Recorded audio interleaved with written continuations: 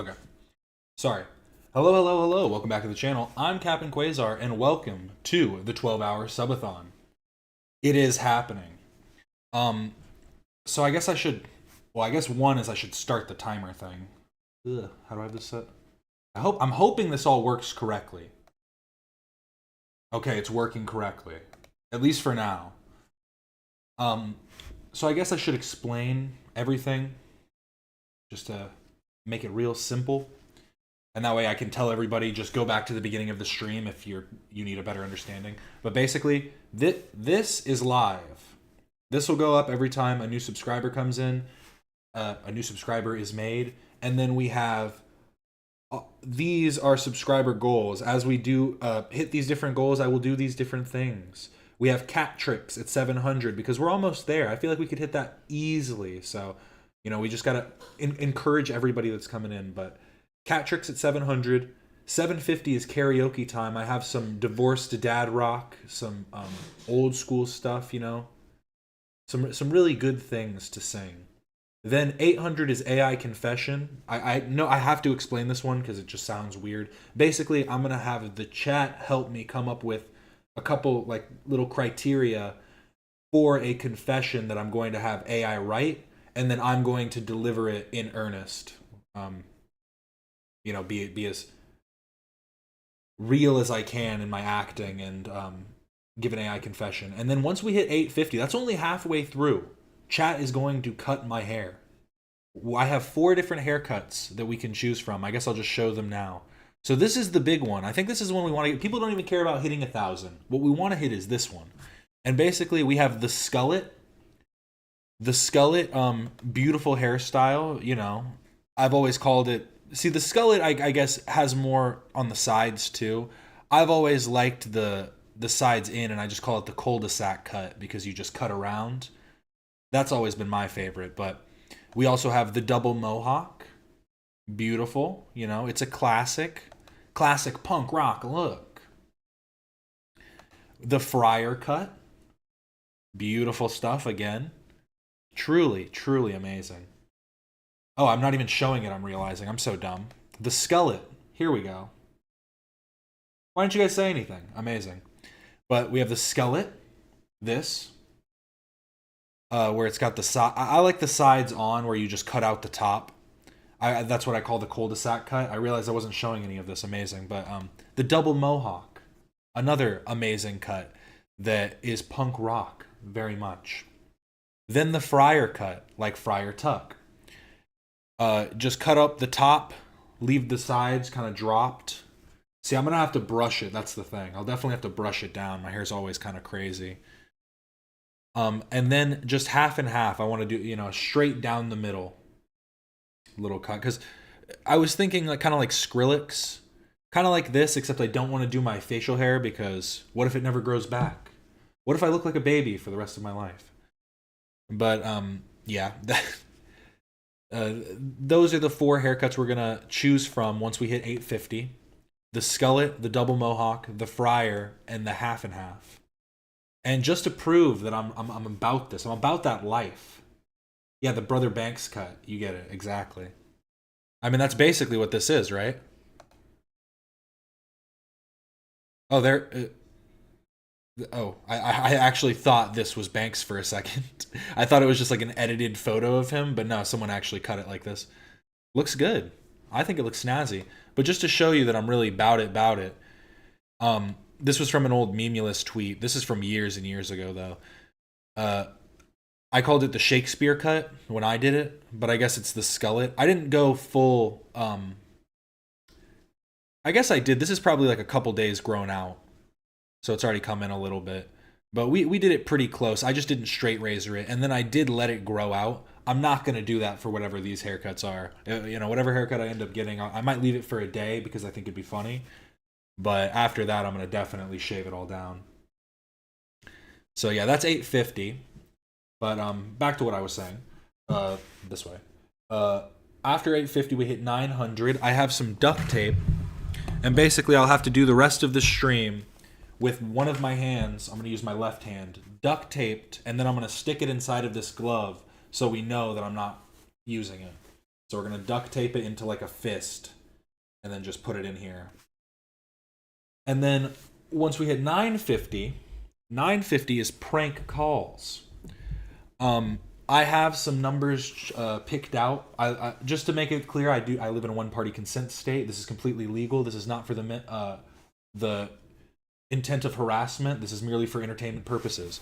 But the purpose that the main thing that I'm doing it for is I just find prank calls really funny, and I want to kind of I want to work on my acting abilities. So I have some concepts that I've worked out for calling different things like libraries, MMA gyms, what was the other one? Oh, a sex shop, you know, the good stuff. And then once we hit 1,000, because I'm assuming that would be at the end of the stream. I'm going to be delirious, whatever. I'm going to count to 1,000. It shouldn't take more than like 20, 30 minutes, you know? But that's if I don't mess up at all. If we mess up, we'll see how long it takes. And then the donation modifiers. These will modify the stream. It's very simplistic. Any dollar amount that I get will add 5 minutes to the stream per dollar.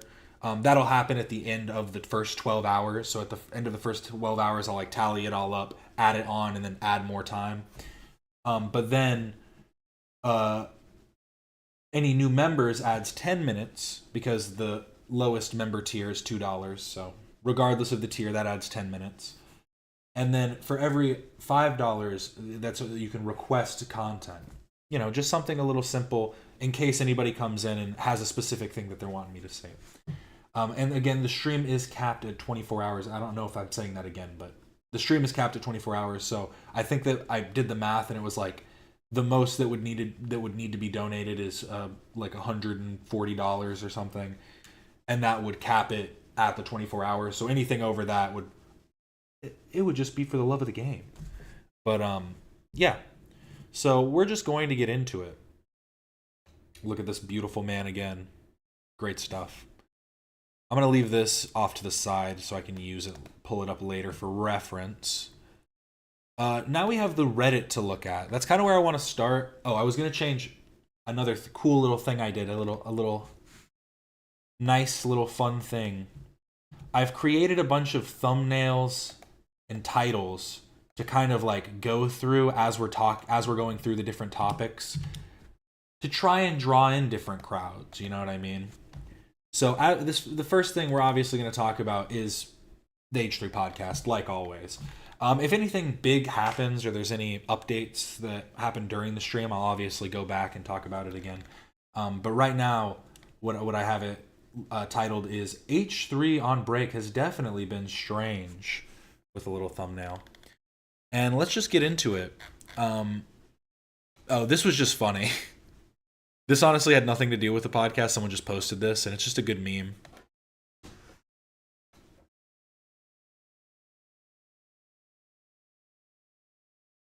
You know what's pissing me off today? These motherfuckers. These fucking, like, whatever fucking bump shit fucking stupid ass things they put outside of grocery stores and airports. Like, what is the purpose of them? Can somebody genuinely explain it to me if you are like a fucking civil engineer? Why, on God's green earth, if I just spent $200 on fucking groceries, would I want to roll them over those fucking bumps? And I feel like I don't even need to read this. Everybody knows what the bumps are for. It's for blind people. It's pretty. I mean, my come entire on. cart a seizure. Like my fucking carton of eggs just sitting in my cart like why? Why? What the fuck? Literally, what the fuck? Like, we just bought a bag of ice, rolled it over. Ew, my fucking hair. Ugh, just bought a bag of ice, rolled it over the thing. Immediately, hole in the fucking bag of ice. Okay, just spilled all over the fucking road. When you go to an airport, like, why am I gonna sit there and roll my fucking luggage over that shit and have everything, like, jumping around inside? It's literally having a seizure. Stop. It just doesn't make any sense to me. Like, what is the point? What is the point of those fucking bumps? Other than making everyone's life miserable. I think it makes blind people's lives a lot less miserable. But I will say it's funny that, like, I agree, not everything's about you, James. It feels like it's just like a level, it's not even ignorance, it's just like a level of arrogance of being like, if everything isn't improving my life, it's clearly only to the detriment of everybody. And then P.S. he deleted this video, but it's too late. I mean, yeah, you're James Charles. You should probably maybe ask a couple friends first. But I mean, he's in the car with somebody, and they were just like, I know, right? What the fuck, stupid blind people? What are they? Why can't they just open their eyes, look around? But now we have this was kind of interesting. We have a little bit of some disagreements happening in the comments down below. But Hassan's moderator is back at it again. I don't know who this is. This is Gorby Chav, whoever that is. But they said, again, I don't know if this is real. I don't even know if this was on Hassan's Discord. This could be in a completely separate thing. But they said, attention, if you're protesting in LA, today, please stop by the Kobe and Gigi mural and make sure it's still ruined. People are pointing out the whole rape case against Kobe and everything, just that whole situation. And even though it's horrible, that is terrible what he did, it still doesn't give you the right to disrespect his dead daughter too. That just feels so honestly, it would be somewhat beautiful to me if they perfectly went around her, graffitied everything else but her. That would be beautiful. That would be actual art. But they're just ruining what is meant to be for a good message. And again, people are talking about it. Apparently what happened was the criminal case was dropped because the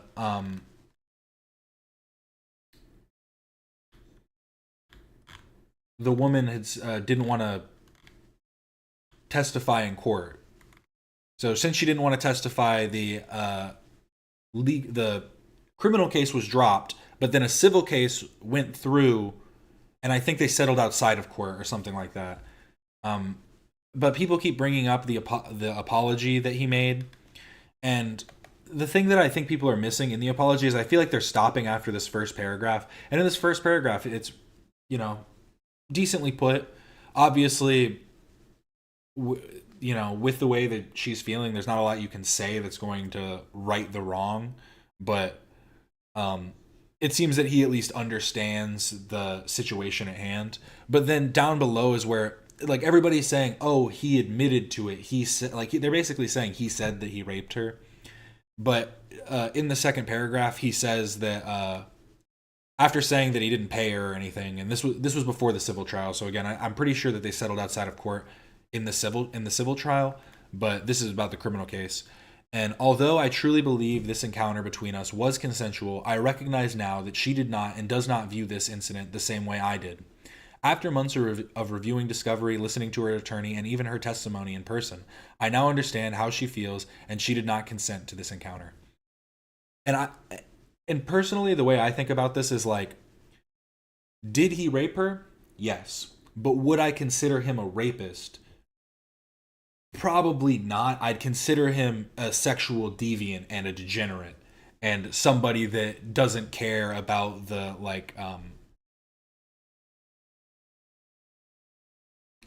I don't even know how to explain it, because it's not, from everything that I've seen, it sounds like he went too far and did things that were past what she had consented to. And I don't know if she had consented to anything. I don't know what the statements made out eventually were, but from everything that I've seen, at least. And again, so I just think that those statements are a bit different. But regardless of anything, whether or not you think he's a terrible person or not, because obviously he ain't the greatest guy, defacing his dead daughter probably isn't going to help anybody. Especially not anybody involved in the protests. Yeah, exactly. But back off of Hassan, onto Caseytron. Caseytron gaslighted into not settling. I'm going to fight it as well. Hilarious seeing all the right-wing grifter law experts trying to scare us into settling too. Imagine them in court telling the judge their life story in a copyright suit. It is just interesting because I really don't think that optically anything is going to change. I genuinely do believe, and we'll get to this in a bit because I watched off. Oh, I, weird. But off air I watched the debate between Pisco and Hutch about the H3 lawsuit, and the contention from Pisco seems to be that Ethan didn't intend to help the commentary community as a whole when attacking these people. It was purely for personal beefs. And I mean, like, is it mostly for personal beefs? Probably.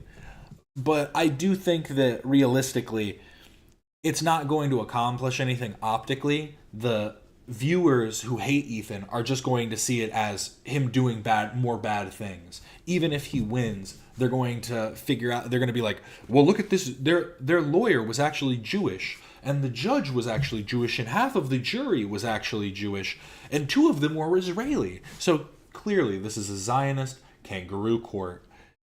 And that's literally what Noah Samson had said, that he had already given them this out by saying that the only way he's going to win is if it's a Zionist kangaroo court. That's not how courts work.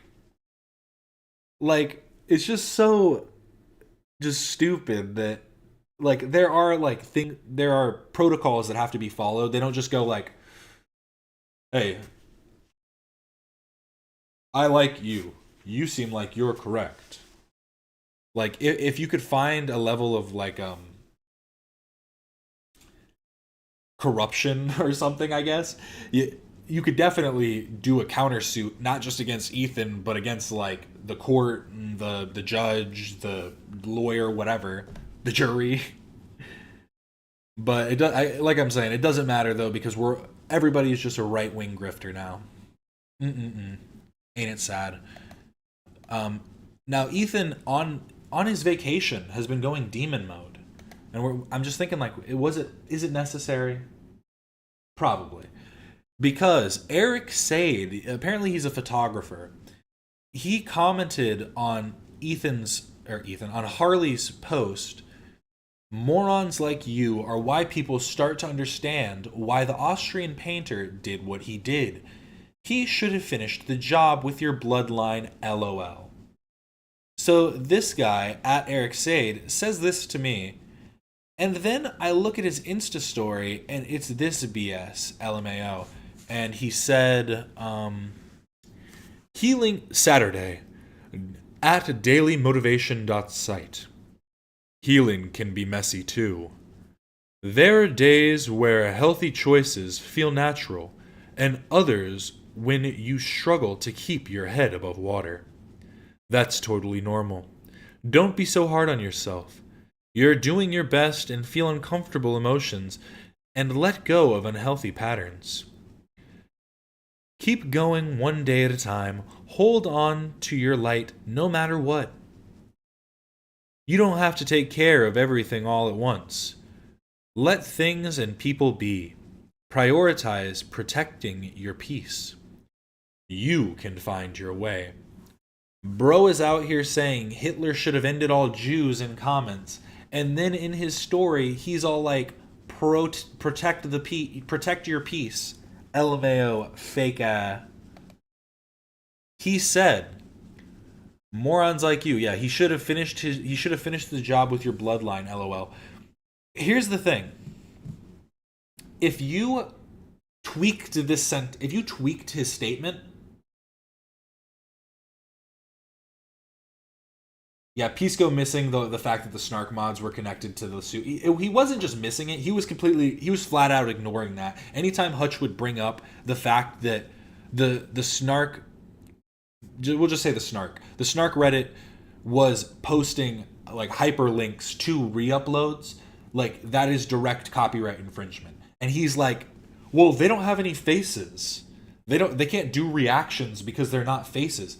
The reaction part doesn't matter in the copyright infringement. Like, you don't need it to be a reaction for it to be copyright infringement, and he didn't seem to understand that. But back to what I was saying. Morons like you are starting to are white people are starting to understand. If you would have changed this, if you would have dropped the final sentence and said, "Our people start to think why the Austrian painter did what he did," or I guess not even that, start to think that the Austrian painter was right or something like that. But to say that you understand what he did is to imply that you think it was correct because of morons like Harley.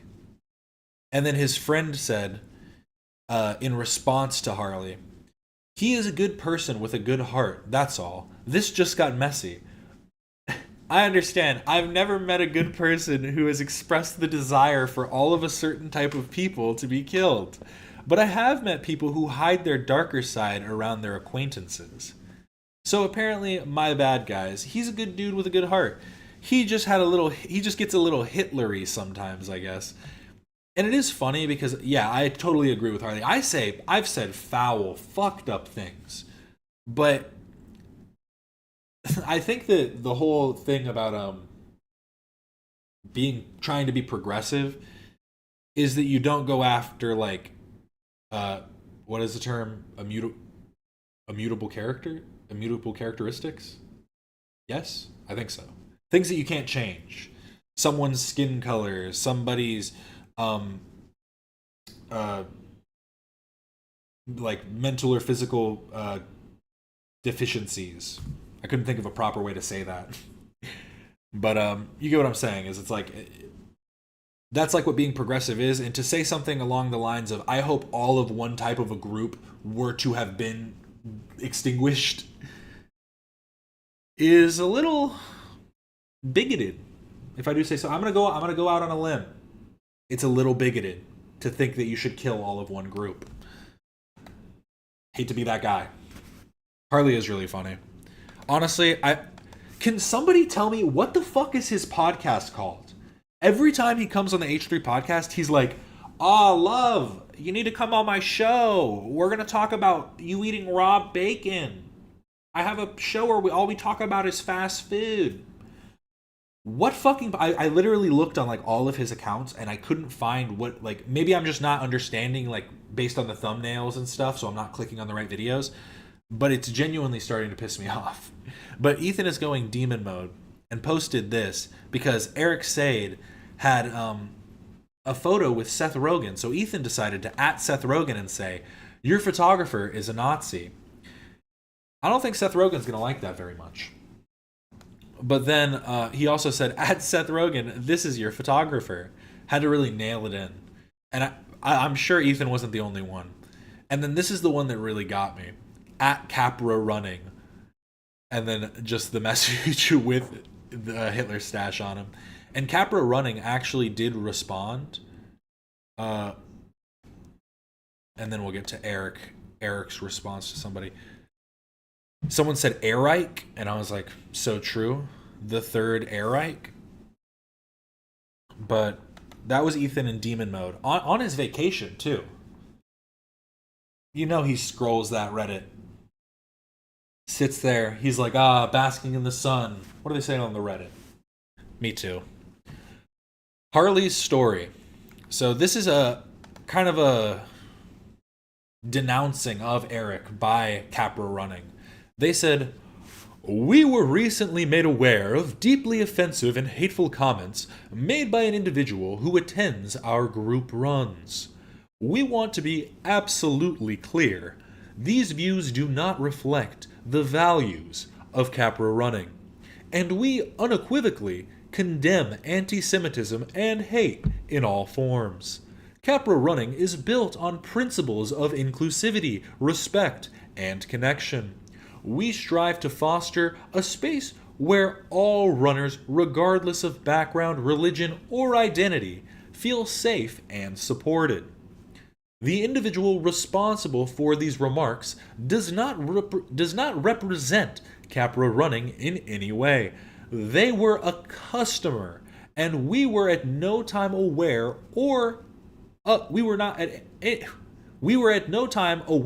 or in support of their hateful comments and views. We understand and echo the anger, hurt, and concern these comments have caused and appreciate those who have spoken out.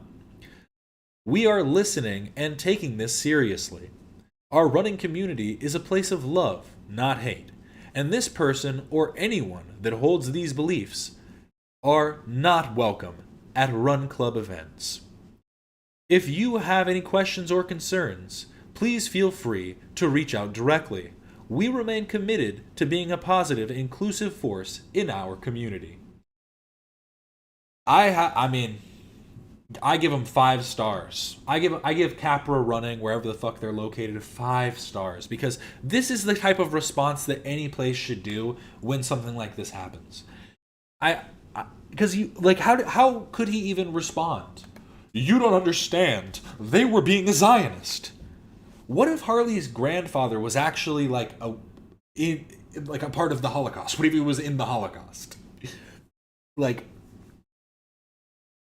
you don't understand how closely people's lives are like associated to this. Literally, Ari Shafir, who's like a 50, maybe 60 now year old comedian, his father was in the Holocaust, and he says terrible shit. He says fucked up stuff.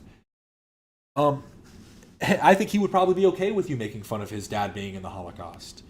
But I'm not saying that one individual's view makes the case, but that it's closely tied to a lot of individuals and a lot of families that have dealt with this stuff. My great-grandfather was a prisoner of war in World War II. My grandfather was in the Vietnam War and was in Japan. He was in Okinawa. Who's the captain now? But yeah, I mean, just big shout out to Capra Running. This is the type of stuff you want to see, because like I'm saying, what is this guy going to say in response? Hey, this guy was being a Zionist. That doesn't give you the right. That doesn't give you the right to completely like I don't know, just be a hateful person. Be a terrible, terrible human being. And this was his response to someone on LinkedIn. He privated his Instagram, and I think people were saying his Facebook is still public, maybe. But this was his response to someone on LinkedIn because he decided that his voice needed to be heard. He's a photographer and filmmaker, commercial, and TV and movie, sports and lifestyle, portraiture, and headshots. Yo, did you really leave that comment on Harley Morenstein's Instagram? Question mark, question mark, question mark, question mark. The reason I read it like that is to show that he's not even responding. For a second, when I first read this, I thought that, oh, he's responding to like someone who was like somewhat professional once I was finished. And then I reread the first sentence and I was like, dude, you're really just hoping that you're shooting from full court, not even half court. This is crazy. No, there was more to the comment that was positive, and he removed it and only put the part directed at him, which I know I shouldn't have written, but he was being an asshole to me and others commenting on someone else's post.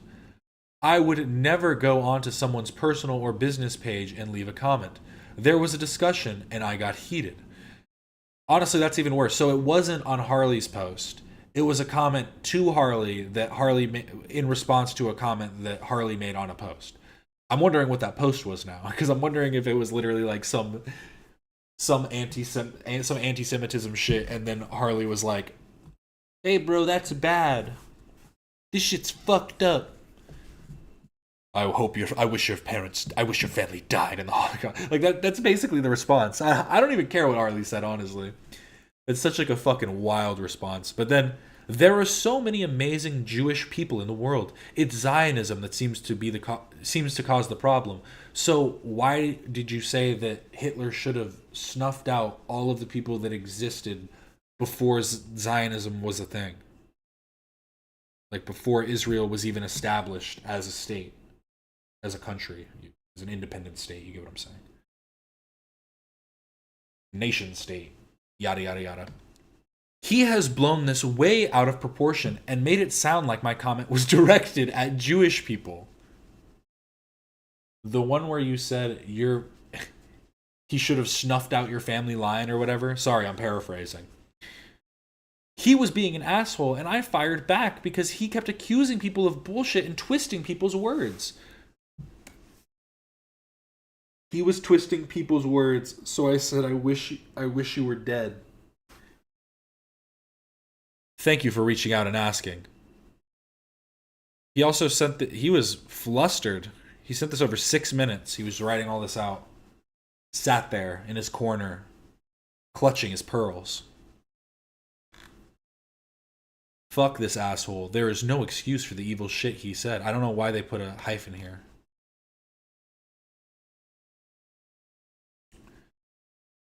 But then other people, someone pointed this out. This was crazy. Clearly this guy must have said more than one anti-Semitic thing that Ethan has posted in his stories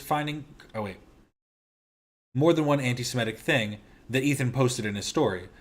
Finding comments from weeks and weeks ago. This is from 81 weeks ago. Someone commented anti-Semitic asshole on one of his posts. And then again, 1 week ago, so again before this whole situation happened, why do you call Jews Nazis again? Asking for a friend. And that had 19 likes. So the likes could be new, I will say that. But a little crazy. And the fact that he leaves them up. The fact that he leaves them in the little like hidden by Instagram section almost tells me that he wants like to signal to people like, yeah, see, I don't care. I'm one of you. I'm cool. Crazy. Oh, that's what I was going to talk about it, yeah. It was on Ethan's story when he was talking about, because Pisco's, it's so weird. Hutch was making the argument that the intentionality of them trying to like siphon the views away, like them stating that directly, adds more credence to the case. And Pisco kept saying stuff like, oh, but that's not one of the 4 elements of fair use. That's not one of like the things that defines fair use is the intent. But I think that the intent, it was the fact that the intent was to disrupt the market value of the original product. That is the reason that it's like important. And Ethan says all 4 factors are weighed together to determine if it's fair use. Again, I remembered this from our lawyer friend. I think it was Legal Mindset that said it. It was either Legal Mindset or the other, or Runkle. But it's holistic. You have to look at it holistically. You have to look at the whole thing. You can't just look at these individual pieces. And I think that the intention would then play into that as a whole, regardless of it not being considered in one of the 4 factors. If you're intentionally crossing these thresholds, I think that it serves more to say in a holistic view that you are, acting fraudulently. But market replacement, the 4th factor, is considered by many to be as important as transformation. More specifically, willful infringement carries a much harsher punishment. Pisco LARPs as an attorney, when he's about as qualified as Mike from PA. I don't actually know what Pisco's that could be defamation, Ethan. You might get a little lawsuit. I don't know Pisco's credentials. Family. Real talk. Ooh, we're jumping up actually, hitting 685. It's going.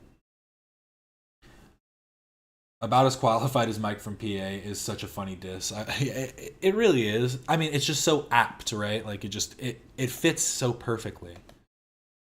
I might watch this later if we've run out of stuff to do, just to get back to it. But we do have a few things to look at from Legal Mindset and our friend Alex the Fiction, because I still haven't watched the Seaman interview. I need to watch it. So we're going to watch maybe the first 15-20 minutes of the Mini Sins of Ethan Klein, because I want to send traffic over there, go watch it. But after that, we'll watch the Seaman interview. But first, a quick 10-minute video. Hassan cries a bias in Ethan Klein lawsuit. And shout out all the regular schmegulas in chat. And shout out the girl with a camera. The girl with a microphone. I was thinking kid behind a camera. I'm sorry, I just completely disrespected you. I'm so sorry. The girl with a microphone. Shout out. My bad. But Hassan cries bias in Ethan Klein lawsuit. Fast facts.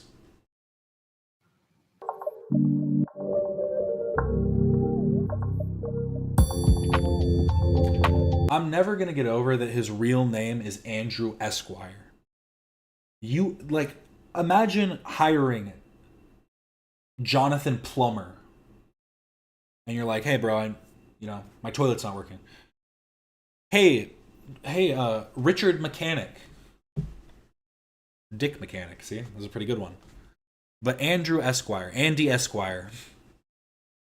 I'd love it if that's like a stage name. He changed his name to that legally just to really fit in. Hassan Piker is crying bias in the Ethan Klein lawsuit, both in the system at large and from law tubers like myself. So we're going to get into that today on The Legal Mindset. We teach you to be your own judge. I'm Andrew Esquire, American attorney, and this is a fast facts premiere, giving you the hot and dirty business in a shorter version, a packed version. If you've been liking these, let me know below. A lot of you guys are new to the channel as well, so welcome, and I hope you love the coverage.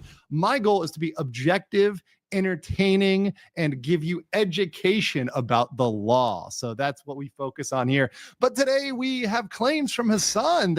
I'm trying to look it up again. Andrew Esquire is a legal professional, internet personality at Andrew Esquire. Andrew Esquire, aka Legal Mindset, downplays Asian slur. I was like, wait, what? Maybe we shouldn't give this guy a shout out. What is he? Is that it depends on the context and how you're using that. Like if you're using it in a clear way that's a slur, then it's a slur. If you're using it in a way that's not necessarily a slur, then it might not be as offensive, right? So to me, I having known people in Japan and having talked to a lot of people there, especially people that are I didn't read what the message was. Oh, Japanese American or both. That's I think it crazy. depends on how you say it. And once again, this isn't like my stream is more free speech, on the side of free speech versus censorship and being, too. See, I think I've made my statement on this pretty clear. I understand what he's saying, and I think mine is similar in the way that obviously there are levels in which slurs are bad. Like people don't seem to have a problem with with anyone saying cracker, but that doesn't mean that it's not a slur, and we should be advocating for the use of no slurs, not to say which is better and which is worse. And I think that's what's important. I like this lawyer. That indeed the system and also the lawyers covering it, like myself, are not being objective. So I want to get into some of his arguments here today, both of those. And we, of course, have clips to back that up. So let's get into the first one here, where he is talking about the lawsuits more at large in the system. Let's hear what Hassan has to say. All this while snark subreddits and similar harassment just caused another creator to commit suicide. Yeah, I heard about that. The Fox Sanctuary woman. It's so sad. I don't know and I don't know what the implication here is, whether he's trying to imply that something might happen, but let's continue here. There's a lot of dead air. The legal complaints are in California for denims and Frogan. Wait, what do you mean? So this is another point which I think is very interesting is, a lot of people can comment on stuff, but I'm not sure whether he doesn't understand what a legal complaint is, or he doesn't understand how lawsuits work. I'm not really sure what he doesn't understand, but it's always very interesting when people decide to comment deeply on stuff that they really have no idea what's going on.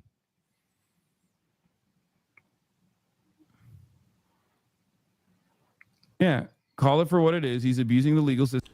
I will say the best racial joke I ever made was when I was probably in like 6th grade, and it was me, my friend, and our friend who was black, who didn't want to, he like wanted to lie about being black. He was like, no, I'm not black. And I think later we found out his dad was like half black and half Dominican. And he my friend asked this girl, like, he's saying he's white, does he look white to you? And the girl goes, white as a cracker. just joking, you know, little punchy joke. And my little clever ass said, saltine or Ritz. There you go. Feel free to take that one. Feel free. You know, I've been cooking them up since a youngin'.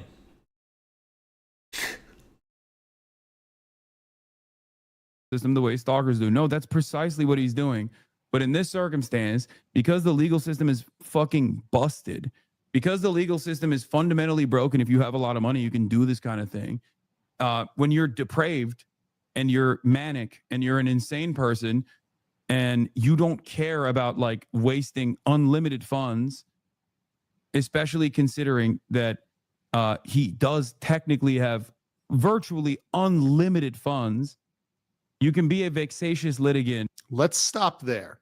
So pseudo-intellectuals like Hassan like to use big words that they don't understand. The word vexatious litigant does not just mean someone who files a lot of lawsuits. That is, you know, it's not just that.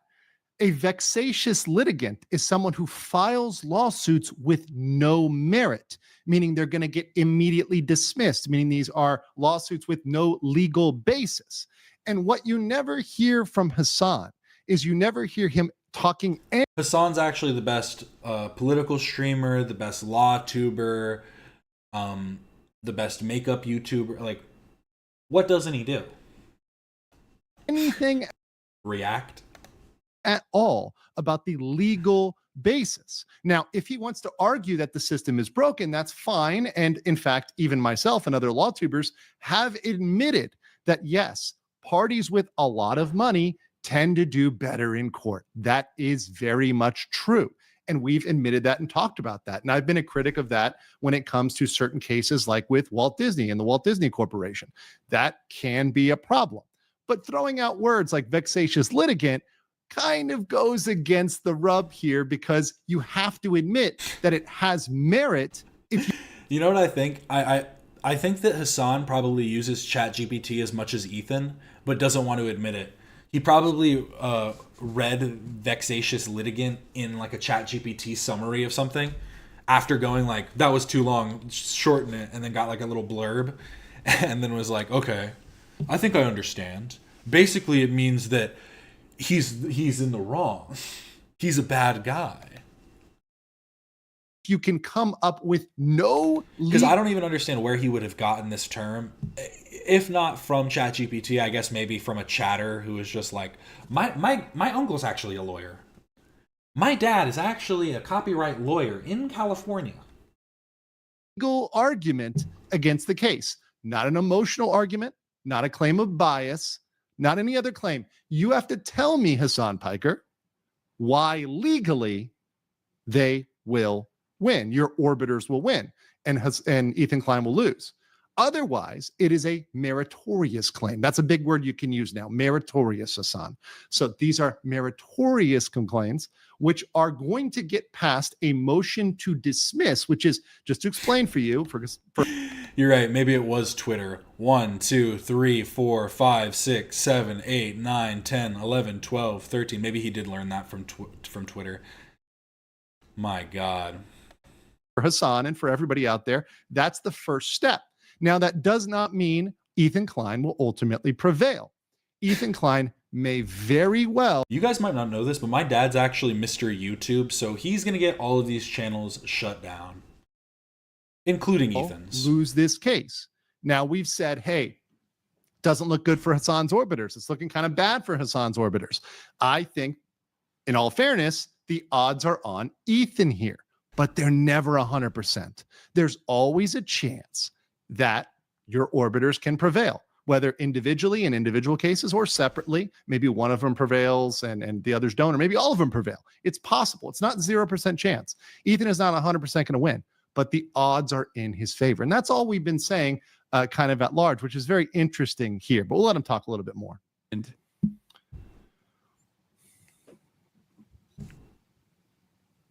it's like having a mental. Words have no meaning to Hassan. Makes up meanings to suit what he's saying. It's like he's trying to turn every single word into a buzzword. Because like buzzwords get thrown around and they lose their meaning, but it's like he wants to do that with every single thing that he says. Here, let's hear this eloquent statement that he's about to make. It's like having a mentally ill stalker who has an unlimited amount of money and power. And not only does he have an unlimited amount of money and power, he also makes content off of this. So it turns into more money for him down the line. Why is he saying it's like that? Wouldn't you just say Ethan's doing that? What do you mean it's like that? You just described what you think Ethan is doing. I guess he doesn't have unlimited money. That's the hyperbole. That's it.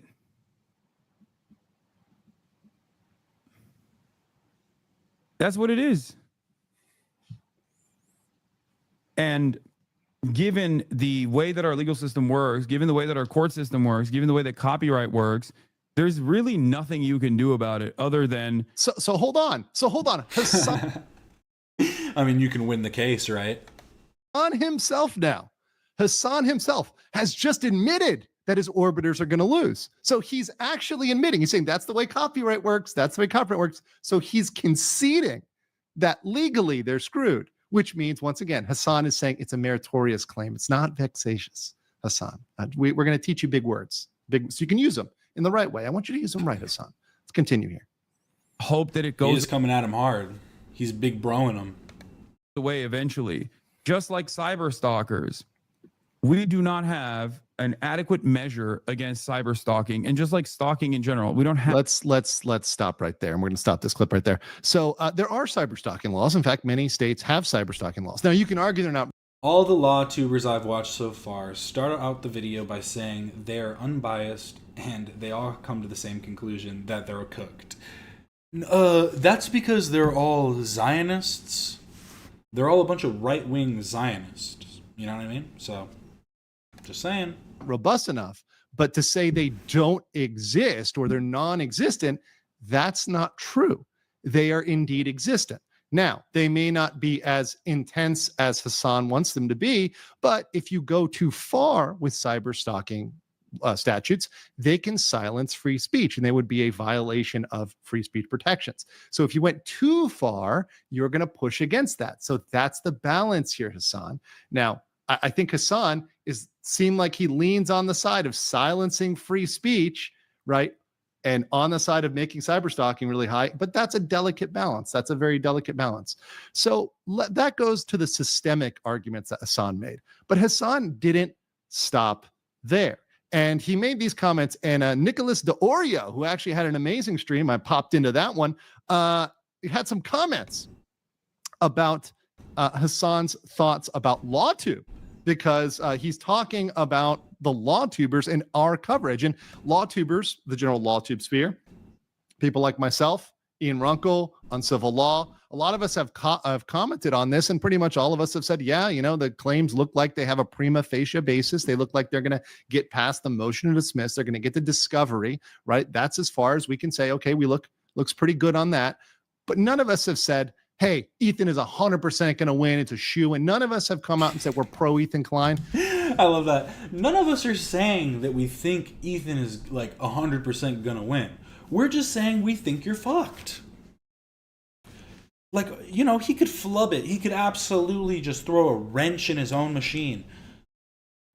But unless that happens, you're fucking screwed. It's a little... I like it. As I've said before, I could care less about Ethan Klein, and I could care less about the orbiters. I care about the law. But let's hear what Ethan has. Let's hear what Hassan has to say about the lawsuit and our coverage. It's legal YouTubers and free speech people are extra quiet. No, I think there's some legal YouTubers who have covered it, but they're like pro Ethan. Yeah. No, they're just telling you the fucking facts of the case. What are you saying? Oh, dude, I'm sorry. They're compromised, dude. They're pro Ethan. To cover this with me, Dude, the lawyers are all compromised. on Israel Palestine, which they are not. It's legal. YouTubers and free speech people are extra quiet. So this is great. I let Nick's comments just go to it. You know, we are just commenting on the facts. We're commenting on the law, right? If you want to say the law is pro Ethan, all that says that means his side has more legal basis. And I would love. Oh, you don't want to go down that road. You're going to end up in some Jewish conspiratorial shit. Of course the laws are pro Ethan. Of course they support the Zionist. To have more legal commentary and have somebody to, you know, spar with and intellectually debate with the law on the other side. If people want to say these legal elements are more pro Denham's, Frogan, and now we have Sean the Black coming in, Casey Tron. If anyone wants to bring up legal points, I'll be happy to analyze those and look at those, and I'll be happy to give them a fair, objective consideration. However, emotional arguments, claims of bias, claims that we don't know enough about Israel and Palestine, that has nothing to do with this lawsuit. This lawsuit has nothing to do with any political element. It has to do with copyright. And I mean, yeah, literally the only factual like things that matter in this case are if they infringed the copyrighted work. The copyrighted work can literally be defamatory and all of these different things, but if you're breaking their copyright, then it doesn't matter. That's a completely different issue.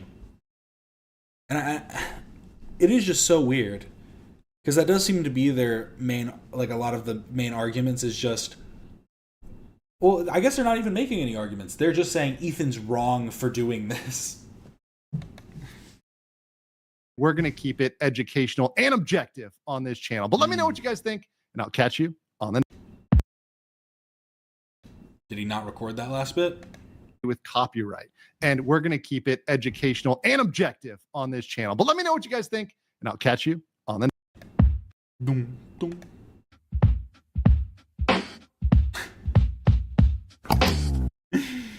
Oh, he just looks like such a happy guy, you know?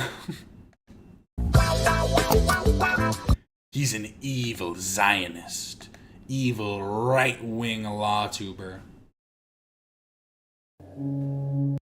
But now we move on to The Many Sins of Ethan Klein by Alex the Fiction.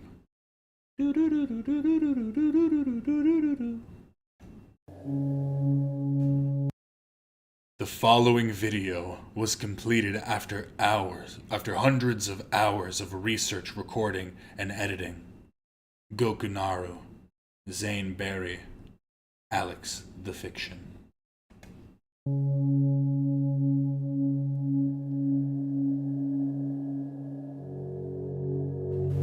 Alright, enough of this positive crap. Ethan Klein is the worst person to have ever lived. And today, I'm going to prove it. Today I'm going to be showcasing the worst things Ethan has done over the course of his career. This is what you get, Ethan. You disgusting Oh, and I think this one actually got... Yep, this one actually got a shout out. It's not Producatons. Alex, I want to say how much I appreciate you and the work you've done to remind us all of the joyous, wholesome, and fun moments we've shared. It's important we keep these memories close to always remember why we do this. Who said I gave you permission to comment on my video? Snarkers, get 'em. Great stuff.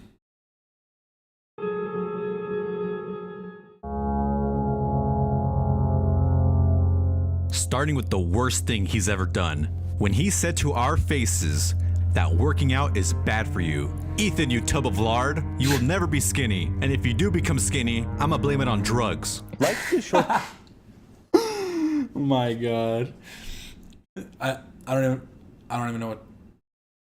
I don't even have anything to say. You're evil, Alex. You're the evil one. To exercise. I'm just gonna be honest. 1 hour Let's a say day. you, how long? Okay, let's say you live to be 5. Okay, 5 years old. And you're exercising every day since 85. So 64 hours So 70 times 365, times 5,500 and an hour every day. times 1. Well, yeah, so that's just What is it? 24. That's a days. Right. Hours. Sorry. How many It's like Ethan doesn't want me looking like this. Ethan doesn't want me injecting synthol into my arms. Who does he think he is? fucking days is that? 24. Divided by 365. 1,600 or Divide. 1,064 days. Here's the thing. Will that exercise? No! It very well may. But that's the thing. People. But okay. You have a heart attack at 50 Yes, it will. because you're slamming Popeye's chicken sandwiches. The thing that I'm saying is that people need to consider Okay, watch it back later. when they talk about. Oh, we didn't even account for leap year. I just realized. This is, Oh yeah. this is so unscientific. Ethan Klein, on every possible occasion, has displayed an unhealthy obsession with cats. We get it, Ethan. You like talking about cats. Just adopt one already and shut the fuck up about it. It's a lot of history podcasts for sure. I talk about cats. Cats. I've talked a lot about. Not Yeah, I can't stop talking about cats. Shit. I'm a cat. Just gotta adopt it. Just adopt a fucking little kitten, dude. You know, we did talk about the cat movie quite a bit. Let's watch it again. Andrew Lloyd Webber. You guys need a cat. Cats. I love cats because the doors are always open. Protect the cat. Important things that I'm so Yeah. Cute cat. She just got that cat. Manipulative. Nice try. Yeah. She just got that cat She did just get that. for this video. No, girl, it was before. Okay. I think. Was it before or That was a cute after cat, the though. 2020 tweets? Can we go one episode without talking about fucking cats? True. I know. I know it's a problem. A cab. All cats are beautiful. But that was cute. Look at this cute cat. Where did she come from? Sweet kitty. the most important thing is that I'm so sorry. Specifically, Well, two things I want to do before I die of fucking whatever kills me. I want to have a cat and I want to have a golden retriever. Aw, I think that would be wonderful. Me too. Bug in my. Love your pets. Especially your cats. And then John D gave $10 and said meow. Meow. Yeah. This is a cat show. All we do is talk about cats on this show. It's I true. appreciate that. Is cat burping a thing? Do cats burp? Petition for HC to partner with a local shelter and bring cats in for me to play with. Oh my god. Let's get like 30 kittens in here. Yeah, you guys are just watching me die. This one really didn't help. What the fuck? Kimi has 2 eyes, a lot of teeth, and dickhead personality. He's the sweetest and has never clawed me once. What's up? What's up, Keem Cat? King Cussy. What's with this sexy cat? Is that from the Cats movie? Ah, shit. Alex registered this video with the Library of Congress. Well, good luck finding me. Good luck finding me, huh? You ain't gonna do shit, you Zionist scum. I have conflicted emotions about this. I don't photo. think this was a costume featured in the film. You can't sue me. I'm broke.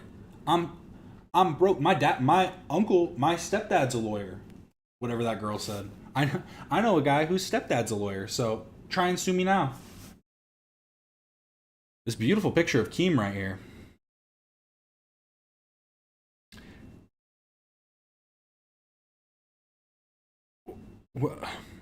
Because I don't know what's worse, them putting Keemstar on this image or the fact that this image definitely existed before Keemstar. Someone just made this sexy cat image. I think there's just a whole genre. Yeah, this is Sexy, so fetish. But that's what I'm saying. Cats People like online. cats, but they also want to fuck cats. Explain that. Well, you could say the same thing about a dog. Yeah, in fact, I think that's a bigger trend. Is it? I Yeah. thought the cat thing, Never- the cat girl. Dude. Good luck trying to fuck a cat. You are going to get murdered.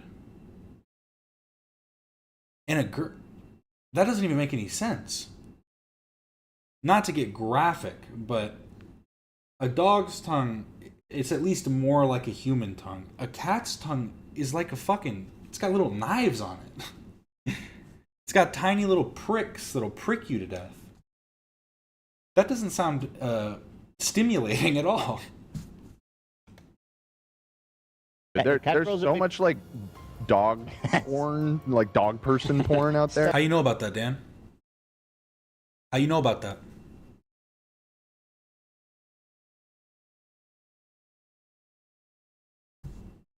I will say one thing that was so fucked up, I remember from middle school. Google used to just be unrestricted. I remember Google Images was unrestricted. You could just look up like horse fucking a person and then just show it to people. Be like, check this out. It was fucking insane. I remember doing that in middle school to somebody, to one of my friends. Don't worry, it was consensual. We'd do that kind of stuff back and forth. I would never mentally scar somebody for no reason. But legitimately, I remember he's not wrong that for some reason bestiality is way more common than you would think. So real. Like all the furry porn and stuff. Okay.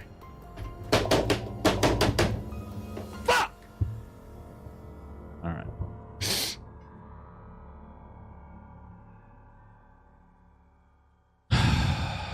All right. I think that's the end of that part. Ethan Klein ignores and starves his employees. Cam quit because they never fed him. Some after. Okay. After. We'll get seconds. Yeah. Can I have some after? No, Cameron. Shut up, Cam. Can I have My some? patented flavor. Can I have some? I have to say, so far, Jimmy's passing the test already. I wonder why Cam decided to quit last week. Just for some backstory, there's been no communication with Cameron in several years. So when he quit and implied that he wanted your money for a lawsuit that does not exist yet, we had not sued Cam. We simply asked him to knock it off. He's actively flirted with violations in the past, talking about how we don't let him eat, you know? And now he's involving himself. I know it's optional to tell the internet my search history. That's why I did it. Think I'm some kind of coward? What do you take me for? In private litigation, for which he was recruited to leverage this company as part of a long-standing plan. Papa Gut accidentally showed furry porn. He really pulled a fucking he pulled a Vosh, a Vouch. How amazing.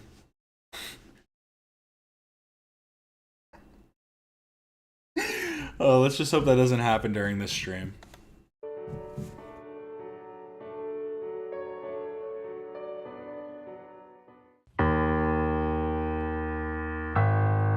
This next one is so disgusting, I can barely even talk about it. Ethan Klein showed videos representing him having sex with Hila on Twitter. This is the worst thing he ever posted on Twitter, which is why he deleted it. Anyway, here's Mark, who started World War III with me. No, but the most uncomfortable thing I've ever saw on Twitter was a tweet from Ethan Klein of H3H3, and I'm sorry for everyone that is reminded of this tweet, but it really existed. Which I forgot. Ethan did the double mohawk. See,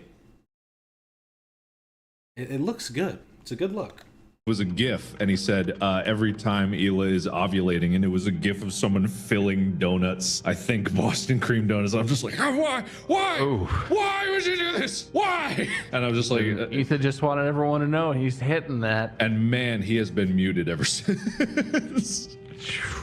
Like, my God. Anyway, I just wanted to remind everyone else that I had to witness that. I wonder how many donuts were bought on that day because of that post. Probably not many. You know, I didn't look at that and was like, boy, howdy, I want a Boston cream donut right now. Why? Donuts Okay, dude, that's the worst thing you've seen on Twitter. By the way, so when I first saw this, I was like, there's no fucking way I ever tweeted that. I think my favorite part of the haircut is Ethan. I think it's probably just his Tourette's too, but he keeps like trying to position his hair as if it matters what it looks like beyond this point. On Twitter. By the way, so when I first saw this, I was like, there's no fucking way I ever tweeted that. Ethan immediately. I just noticed he put nothing behind his ear. He was trying to push hair behind his ear that wasn't there. There's no fucking way I ever tweeted that. Ethan immediately was insistent in our group chat. He's like, I never said that. I never tweeted that. I denied it all the way. And all of us were like, we remember that, actually. And then I went and looked and... So if you guys remember, I guess it did have an impact on you. It was before I worked for you. I remembered it. Was it pretty nasty? It was just like, oh, I'm gonna think about it for a minute. Oh, gross. But I think okay, so I was like, that's disgusting. He's right. But when I saw the tweet, I was like, no, this actually is funny. Yeah, I thought it was pretty PG. He tapped out early. He missed the pesto and the prolapses and all that. Yeah. Yeah, you've tweeted way worse shit. Yeah. Bro, are you even on TikTok? Do you know anything about Howie Mandel, dude? I think what happened here, he made it sound worse. I think what happened here is I was about to have sex with my wife. And so I made this tweet to insinuate that I am about to have sex with my wife. And am going to release ejaculate. There's just like a super foul way of saying it if you really try, but staying completely like educational, like using only like scientific language. I am performing the process of insemination by releasing my ejaculate. My opinion, although he described it relatively perfectly. This clip was going viral. Ela says, I remember it. Oh, she's here. Yeah, she's in the chat. We were talking about like our fertility issues and stuff, so I wasn't trying to be like, yo, I'm hitting it. I was just making a joke, obviously. That's so disgusting, though.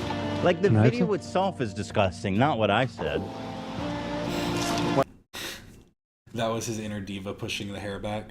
I just like the idea of him just going like this with a strand of hair that isn't there. That video made me kind of hungry. Fat donut, okay. And so I said when Ela's ovulating, which is, yeah, pretty nasty, but it's not that bad, Mark, right? I mean, you're gearing up to show your dick. What's the big deal? Man, how prude are you? You're showing your fucking dick, bro. Or actually, you're not showing your dick because your fans failed to get you to #1. Loser, L. Dumb.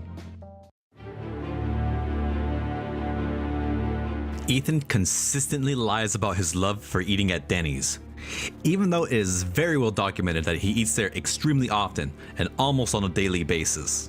My girlfriend works at the Denny's off Ramirez. You saw me. Yeah. You saw me prime pandemic eating at Denny's and farting super loud. I don't know how many other amazing hairline Jews driving Bentleys. I don't drive a Bentley. No, but I was in there. I heard you. I was, obviously nervous. Didn't come over. Probably get that a lot. But yeah, no, you ripped ass like big time. What was I wearing? Hold on. Okay, you need to prove to me. The wearing is not the best angle. Okay, you were wearing sandals, short sandals, you need and to prove Teddy Fresh. to me. Okay, who was I with? Let's start there. Who was I with? You were alone, dude. Yeah, bullshit. I have never been to Denny's alone in my fucking life. Dude, are you sneaking to Denny's beside? Yeah, I'm sneaking up. The fact that you didn't say Ela proves that you're 100% wrong. He was just being respectful to his wife. He was sneaking off to rip ass in Denny's. Don't want to do that around the missus. I've never been to Denny's alone in my life, dude. Here I am outside Denny's. Here I am, just a dude at Denny's. Oh, no photos, please. Oh my God. Check. And this was 2 hours ago. This just happened. Yo, it's a grand slam. There I am. It looks empty, but it was actually so crowded. It was like. It was just. It was a crazy line outside. It was just us and this passed out lady right here. They're like, it's gonna be an hour and a half wait.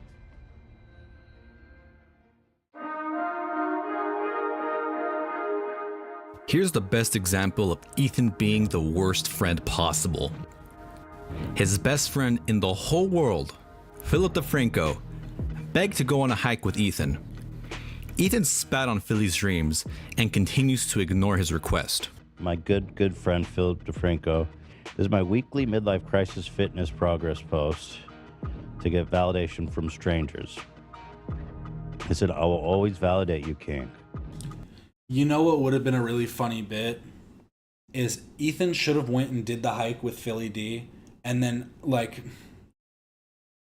I don't know if Philly D knows what the crew looks like. Have the crew come in like incognito with like some camera glasses, and just have them come up to Ethan and be like, "Oh my God, you're Ethan Klein. Oh, are you like his filmer or something?" Just hit him with something like that to Philly. Really make him feel worthless. Make him feel like he's nothing. I just really wanted him to go on the hike. I really think him and Philip DeFranco could have become great allies in the current battle. And then he decided to fuck me. He said, "Come on a hike with me, you fuckface." I was like, "Oh, bitch. Now you got me in trouble because I'm definitely not going to do it." I could have been like, "Yeah, sure, I'll call you." I got to keep it 100, you know? Yeah. Keep it 55th straight. I know. I wanted to say that, but then I was like, yeah, you might know. Yeah. Saying that while in LA, probably not the smartest thing. I didn't want to start a gang war or something. The chat is dominated by people telling you got to go hike. I know. That's what then he goes. Hiker and sub is becoming a champ. Hiker He said and sub. never. I said, "I am now Philip. Ethan Klein makes me a sad boy to friend." No, Ethan, you said never. Becoming a champ. He said never.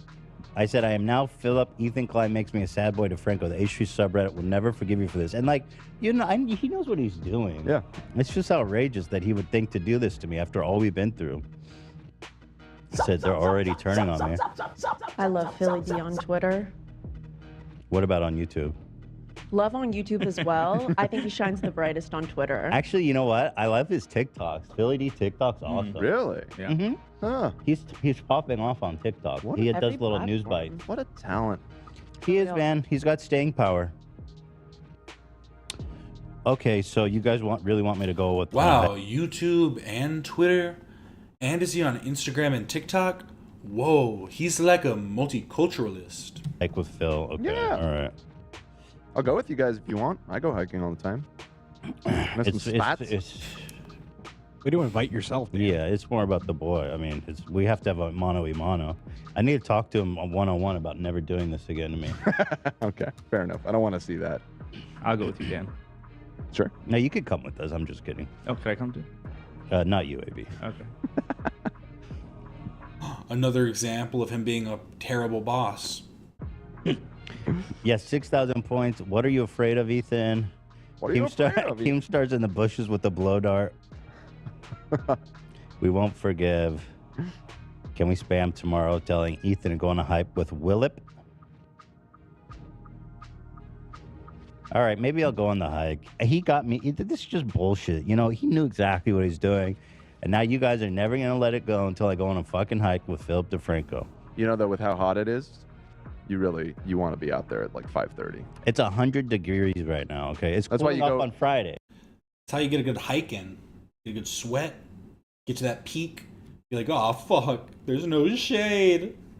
Then start working your way down. That's true. It's supposed to cool off this weekend. It's supposed to rain this weekend, though. You hear that? I did. That's pretty exciting. There's supposed to be... My brother's really into meteorology, and he was telling me there's supposed to be like a monsoon, potentially. Well, there is a hurricane. Or a tropical storm, I mean. Yeah, there's a hurricane down by Baja, California right now, and it's heading north, but it's supposed to veer away from the coast before it actually hits California, but that will likely bring a decent amount of rain. Yeah, I mean, on Saturday... Desperately need. It's not looking that good on Saturday. I was hoping for more rain than that.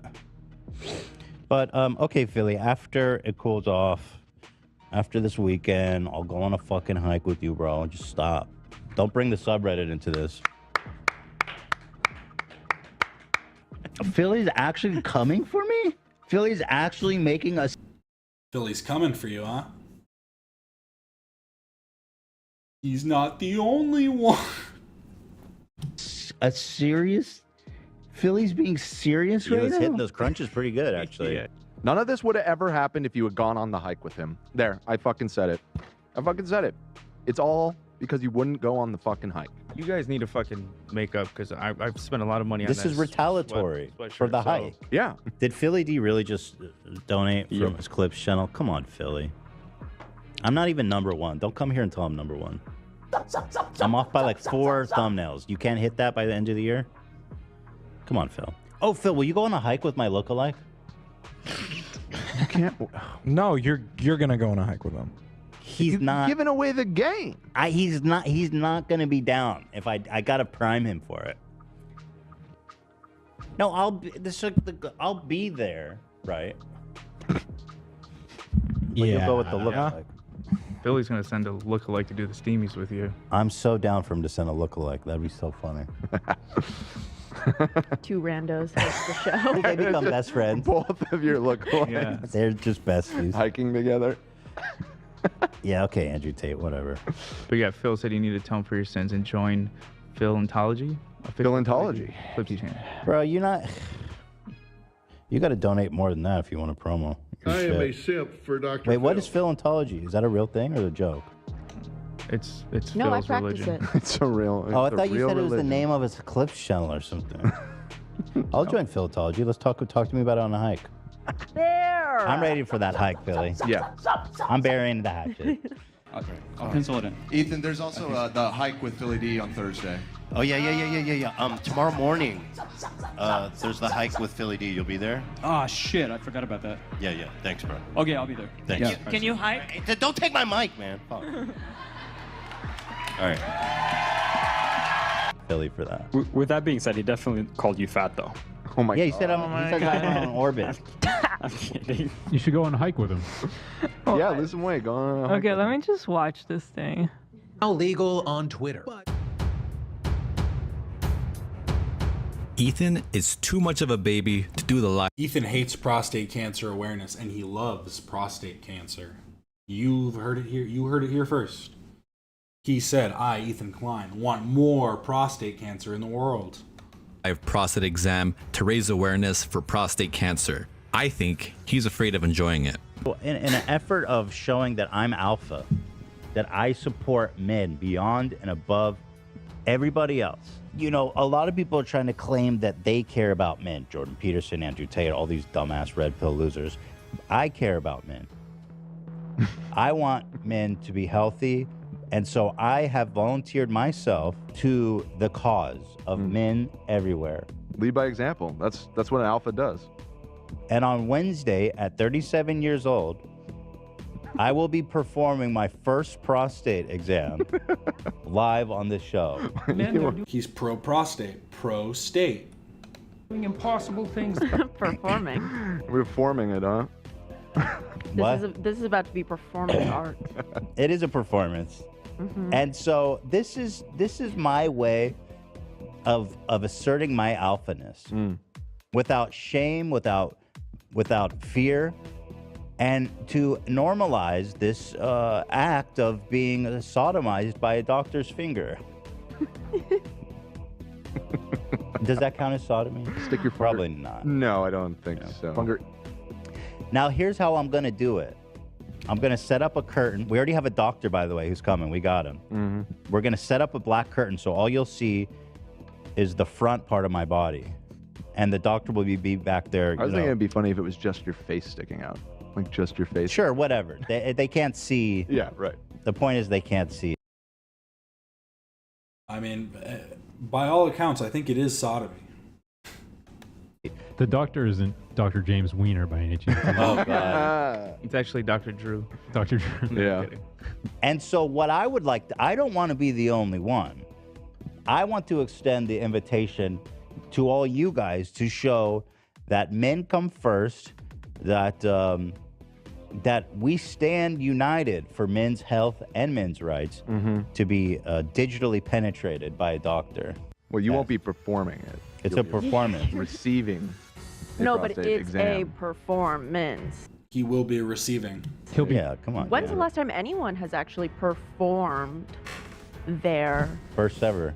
yeah first World ever? first. So I don't want to be, I'm willing to be the only one. I'll tell you right now, I will do it by myself. But as we have a doctor here, and it is a necessary medical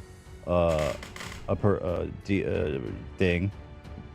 Hold it. I would invite you all to participate. So who's in there? Who's in with me? I will be participating with my general practitioner, which I'll be scheduling, and you will. I will have you. He's to a good thank for that. doctor. He's a good doctor. Yeah, so is mine. So is mine.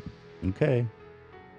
So that's a no for me. That was a no. Yeah, not live on the show. But And I what- respect what you're doing. And here, what I is your respect the reservation message. with it? It just seems awfully personal. Well, but we don't a lot see. to do it in front of a million people. Good Mythical Morning is basically the H3 equivalent of Simpsons Did It on South Park. It's like any idea. It's like, well, Good Mythical Morning did it. Good Mythical Morning did that. You know, Rhett and Link, the guys that are better than you. The two that are super tall and cool, that don't even have to lie about their heights. Just saying. Especially for a first time. Maybe It's not- if it's you know what? Maybe for the second time. This is my second time. I got a finger in my butt when I was in college, because they just for fun. Just for funsies. suspect I had a hernia. Mm-hmm. I don't know if that's how you check that, but it wasn't that bad. I'll be totally honest. Use lots of lube, like Vaseline or something. Yeah, I'm sure they do. I'm sure they do. And so, AB, what about you? It's a necessary medical procedure. I mean, this could save people's lives. Now, AB is a little bit younger. You're what, 30, 31? Mm-hmm. It's never too early to be safe. Is it never too early? No, why? When's it too early? I mean, yeah, 8 years old is too early, Dan, you sick fuck. I didn't suggest that. But he's in his 30s. Okay, right. Yeah. Okay, fair enough. When do they typically start doing it? I feel like I've always heard 40, but yeah, 40. But I'm 35, so it probably is a good idea. It's never too early, man. And people are getting it younger and younger because we're eating all kinds of crazy processed food. And that's not an accusation against you, Dan. You eat good. But AB, what are your thoughts on this necessary, vital medical procedure? Will you be joining me? You know, a lot of people in chat are saying haram, so I'd have to double check with my sheikh. I'll get back to you. Is a prostate exam haram? What? I mean, what the hell? No way. There's no shot. Come on, I'm sure they don't want everyone getting, prostate. I think at 31 it's haram, because it's just for fun at that point. So you are passing on this opportunity of a free, convenient prostate exam? I'm gonna pass for now.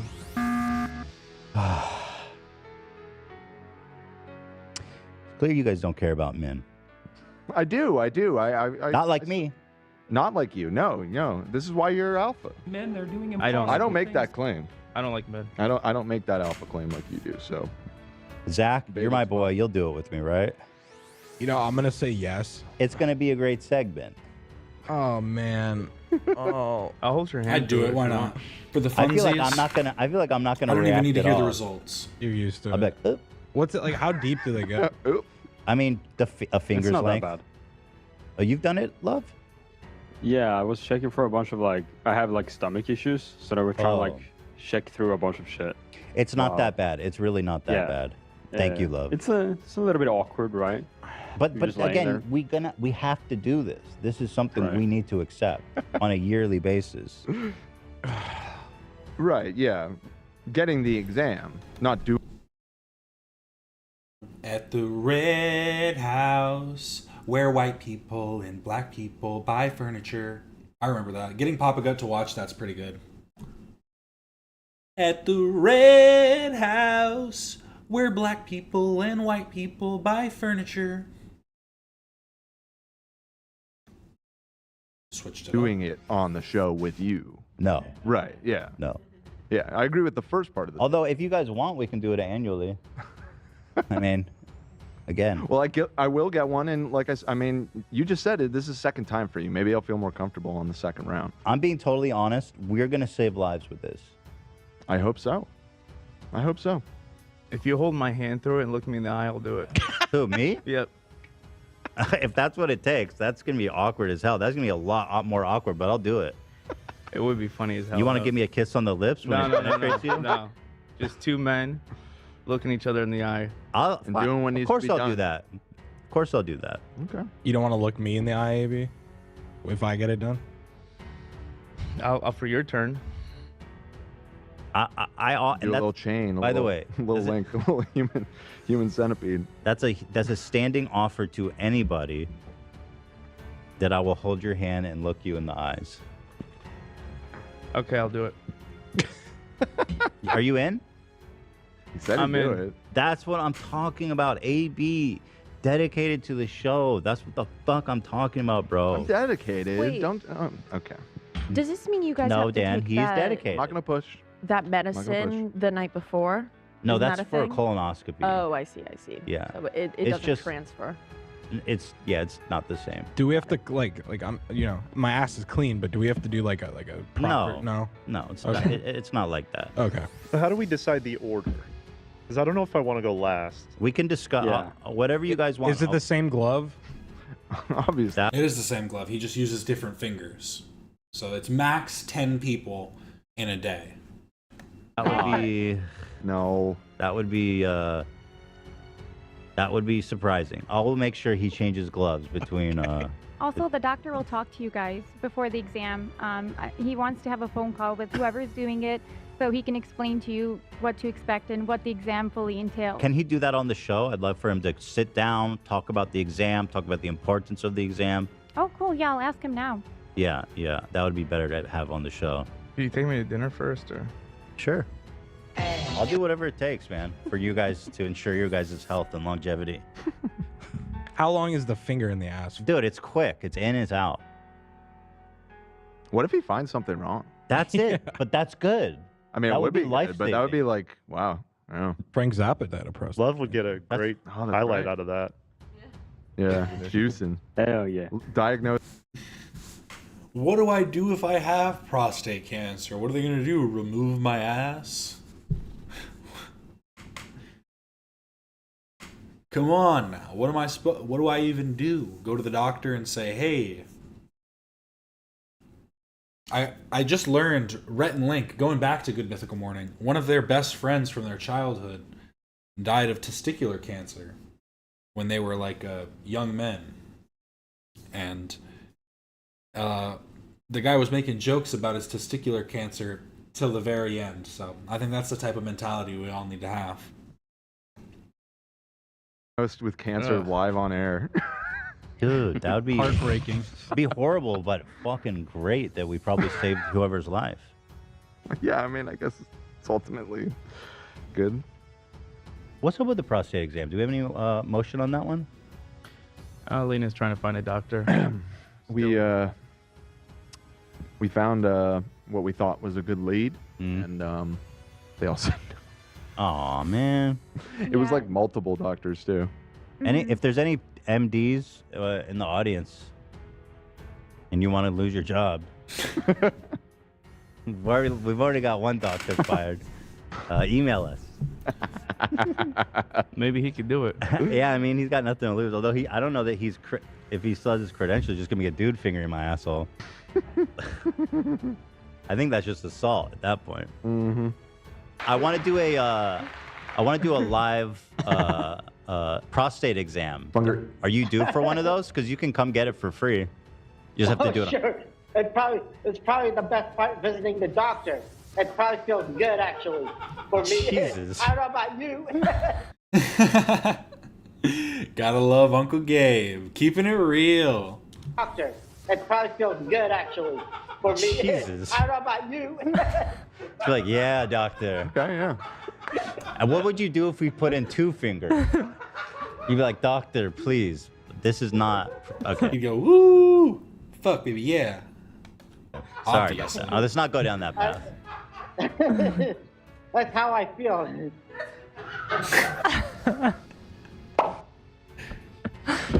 Hey, he brother. likes what he likes. Ethan has the memory of a goldfish and lies to his audience on a daily basis about a segment he had prepared years ago. Every day that passes fuels the anger and rage of the once dedicated viewers of the show. This eel pit thing. Do you know what they're talking about? Oh yeah, I have a whole eel pit segment. Should we do that? Yeah. That I mean, one's if you eel got pit. any, Do it all. People have been really wanting the eel pit segment. And what is it? So many men love to get second and third opinions. Hey. So what if I watch the same video 5 times from 5 different reaction channels? Don't come for me like that. It's just a girl on TikTok. She has a literal eel pit in the basement of her house, and she just has eels there. Right? It's a girl? I thought it was I don't know who. I don't know. It's a guy. I don't know anything about this eel pit. I don't even know what you're talking about. You know who loves eels? We do have to Chicks. save time for eel pit though, too. Oh, should I ask that? Do you want to hear the apology, or do you want to see the eel pit? No, well, that's a good poll. No, I we'll, like that poll. No, we'll do the eel pit later, regardless. I don't know if we're gonna have time. I think it's one or the other. Well, you No, we'll do it later. We're not going to do it right now. All right. Do you want to what? She stepped into the eel pit, Yeah. which is coming up. Eel pit. We have the eel pit. You know. But yeah, anyway, we are going to be doing eel pit at the end of the episode today. Guys, this eel pit is happening at the end of this show, so let's not talk about the eel pit yet. Chocolate. Yeah. Easy. You want to stick around for the eel pit segment? What's that segment? Do you want Are to we stick? finally doing it? Yeah. Or you want to stick around for the eel pit segment, or? What is eel pit? Oh, Eel- so We've taken enough. of there's a our 4 person on months' time TikTok, here. and they have a basement Oh, level, and a pool down there full of eels. That's it. I'm scared. I don't think I should hang around for Okay. for the eel pit. Well, then, if that's Fair the enough. case, I appreciate you being here. Yeah. I would like to have you stay with us all day and night, but I'm sure you have a life. We started on time today. I wanted to do the eel pit segment. We've been putting this together, and it's really interesting. But Which segment? The eel pit. The eel pit one? Oh, right. Well, it's evergreen. We can get to it some other time. Today's what, Monday?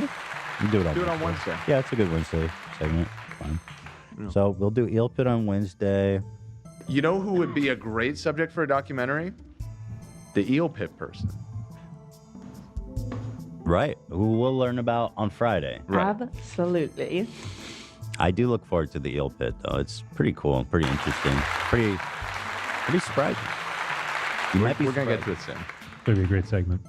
Oh, this guy's fascinating. We have the eel pit too. Oh, we should talk about our. Okay, the eel pit. We've got the TikToker harassing Scientologists. We've got eel pit. We'll get to the eel pit. Right now, I want to talk about the boba. All right, thank you, everybody. Oh, eel pit. Oh, fuck. Friday. That guest would actually be pretty interested in that, I think so. I'm honestly surprised they talked about it so many times. Oh, wait for that. Yeah. Well, did you want to do eel pit? Do we have time for eel pit at least? I'm so sorry, but we have to get out of here. Huh. Maybe next year we'll get to the eel pit? Damn. Maybe. We prepared a whole segment for it. You told us this was an hour. Did I? Yeah. Here it is, the final sin. Many people forget about this, but Ethan literally called Hila a bitch to her face, and the fallout was very messy. Ethan had to sleep in a separate bed for 2 years, and Hila forced him to go on Ozempic after this. I don't know if he said I wonder if that's when he went to Denny's by himself. Kind of adds up. that he sent nudes back. Yes, he did. He said he was flirting back. Flirting back. He didn't say he sent Okay, nudes. correct the record, bitch. The guy, the 16-year-old showed them. You didn't say bitch to me. In consideration of this, Ethan Klein formally requested a You didn't divorce say bitch to me. No. effective immediately. In You didn't say consideration bitch of this, to me. Ethan Klein formally requested a divorce effective immediately. Can I have something? You know, you're here. Okay, watch your back later. Why are you in the CEO outfit, Hila? I just felt like wearing. How many times have they been divorced on the show now? Like, actually, how many times? it today. Okay. You've been served. Can I have some? What are you talking about? What is this? Legal papers. Okay, watch your back later. Why are you smiling? Watch your back. I shouldn't smile, really. It's pretty serious. Hila, why are you smiling right now? Is this a joke? You come No. in here after all of a fight and you're going to say, I'm served? Yeah, I own a business now and I'm an independent woman and I don't need no man. We own a business. Well, Can I have some? yes, but you have been doing all these taste tests lately. Request for divorce?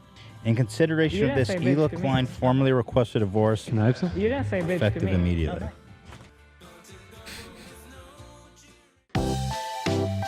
I also just love that. Shout out Alex. This is a great video. I also just love that it's like the fallout was terrible, and then the clip is like a clip from probably how many years before? Like 3 maybe. Consideration You of didn't this, say bitch Ela to me. Klein formally requested divorce. Can I have some? You didn't say bitch to Effective me. immediately.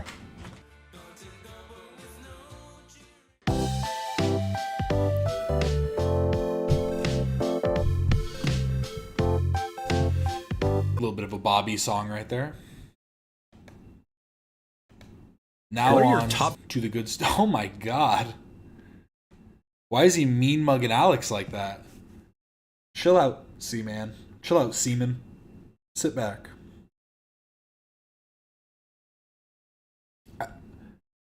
I realized it's literally his name is literally that South Park joke.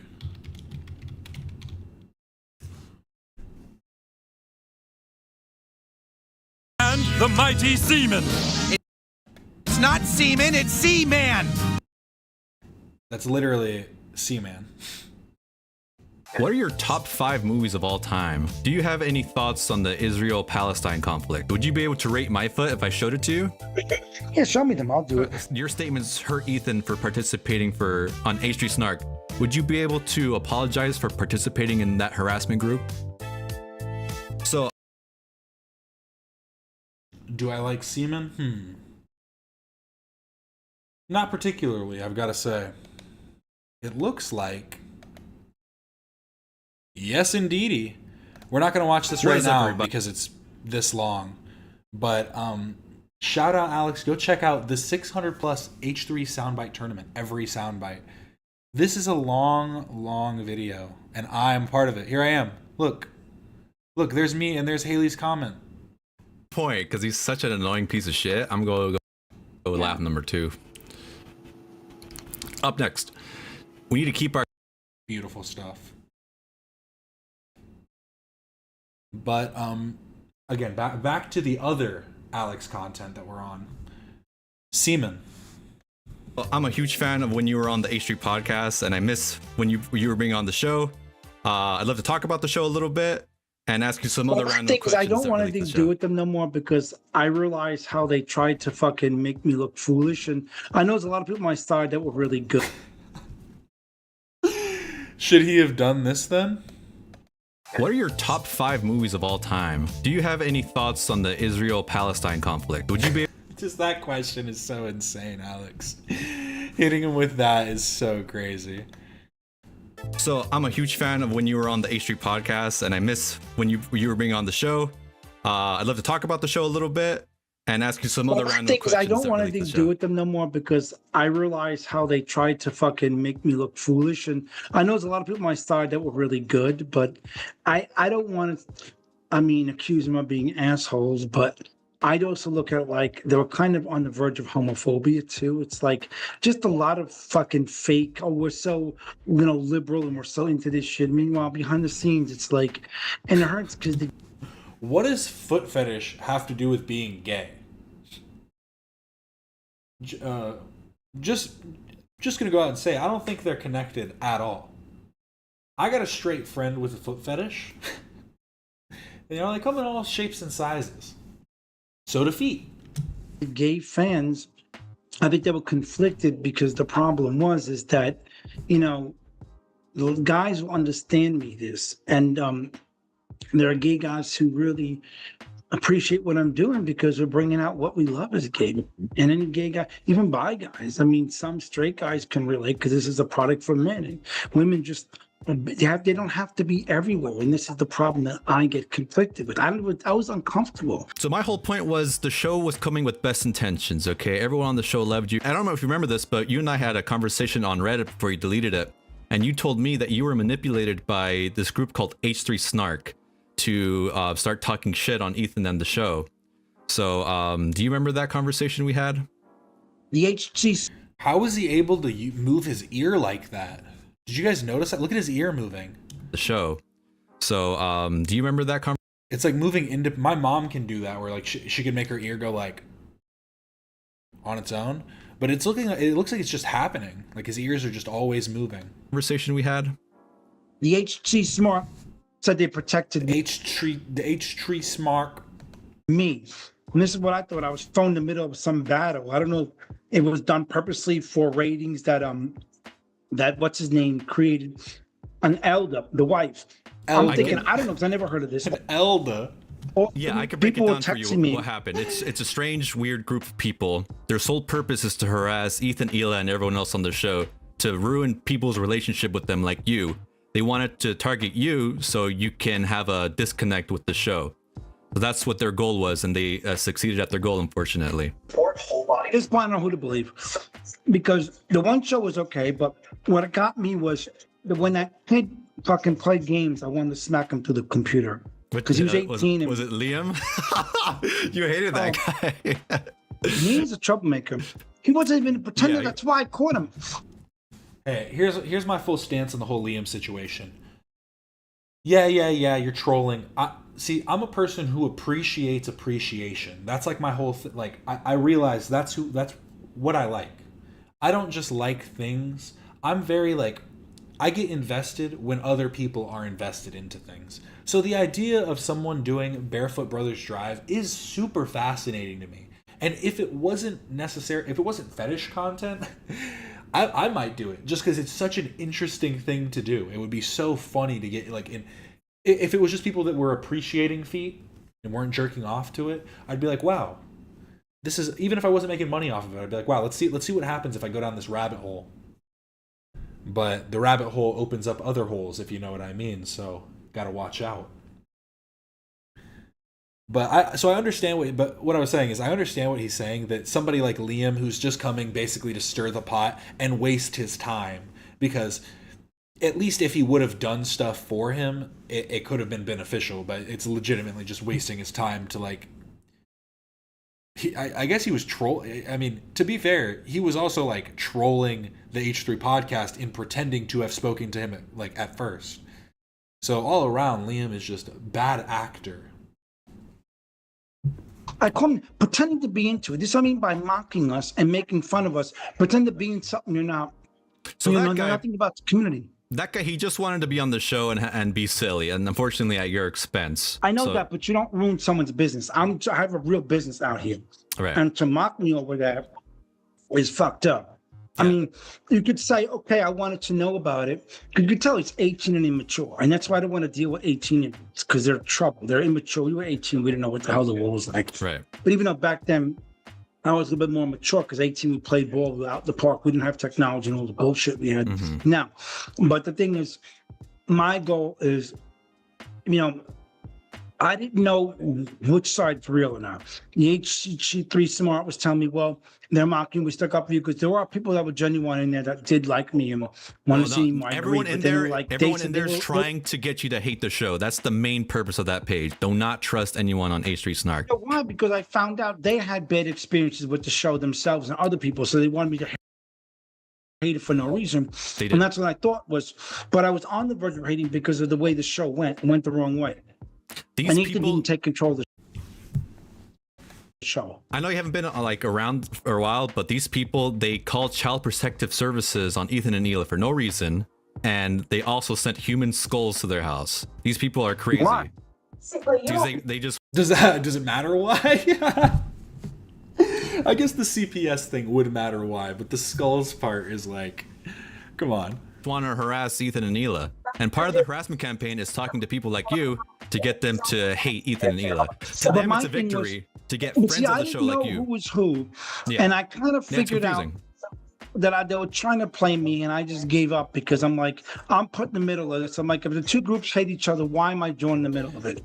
I mean, legitimately, it's so easy though for like a snark page or just anybody in a comment section to be like, even if the podcast was super promoting of Seaman and like super like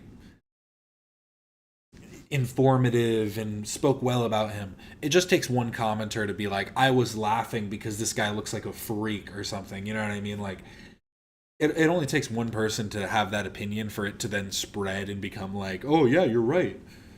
So I don't know, listening to the detractors is always going to just end up with more and more hate in your heart. Yeah. You know, I was trying to be friendly with some people from each side because someone from one group said, you know, I may not agree with what you do, but I believe that, you know, you were brave for coming out. And I respect them. Like I said, I don't hate anybody. And then he started saying, the women started saying that I was bashing straight people. Well, in a way I was, because we have a right to.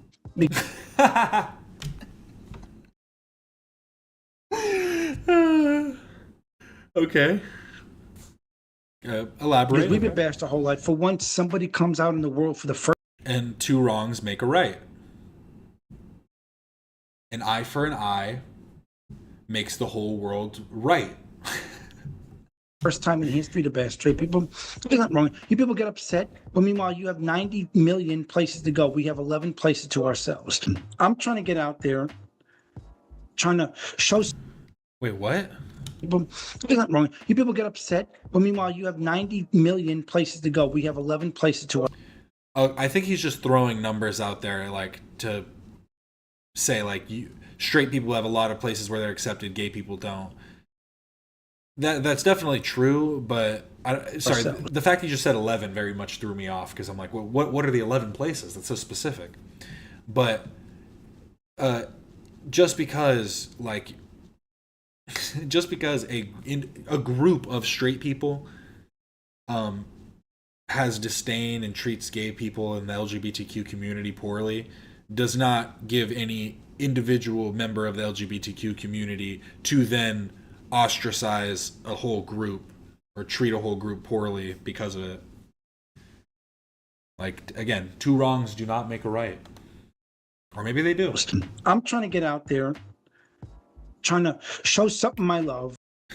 Because they think the skulls are cool, a thoughtful gift. I mean, it wasn't a brain, so I don't know how thoughtful it really was. But, to get guys who love what I do. Like I said, I want to recruit new guys, and that's why I'm doing this whole awesome sleeve training, which is great because I want to, you know, obviously guys love feet. How many people signed up for that? No, I'm trying to advertise more. I had two guys about two. That's what he's doing here. I gotta hit him up and be like, hey man, what are you talking about? You need me to drive around barefoot or what? Years ago, but I didn't. You said arm strap? What the fuck does that mean? Maybe I don't want to be involved.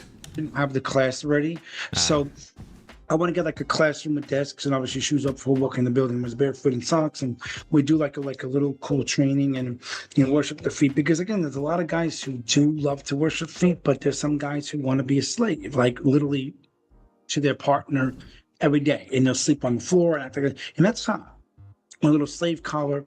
And believe it or not, I had two straight guys who wanted to sign up about 5 years ago. And I remember he's like, dude, I want to do it. But I'm like, bro, you're straight. Are you ready? Because I want to be a foot slave, because I was really turned on by feet, you know, being in the locker room, playing sports with men, you know, you're turned on by sniffing the feet and all this kind of stuff. And I was like, and I kind of believed him. And he said he generally had a foot fetish. I mean, but, you know, he would never talk about it in front of women because he said he really never got a woman's feet, got into men, but all those kind of stuff. And I was like, you know, I was like, yeah, I don't know if I want to take a straight guy, because he may come once, do it, never come back. I mean, if you love this shit, we want to see your heart on rock hard while you're doing it. I'm sorry, he kind of mumbled through that last bit. What did he say? Yeah, I don't know if I want to take a straight guy, because he may come once, do it. You know, I was like, yeah, I don't know if I want to take a straight guy, because he may come once, do it, never come back. I mean, if you love this shit, oh, I don't know if I want to have a straight guy because he may come once and then never come back. You want someone who's really invested. I mean, fair enough, you know. He's a man of the craft. That's kind of the thing. He believes in the art behind it. He's not just trying to get off, you sickos. I want to see your heart on rock hard while you're doing it. And a lot of guys who want him, who do foot worship, maybe they'll do it quite often and they don't do it every day.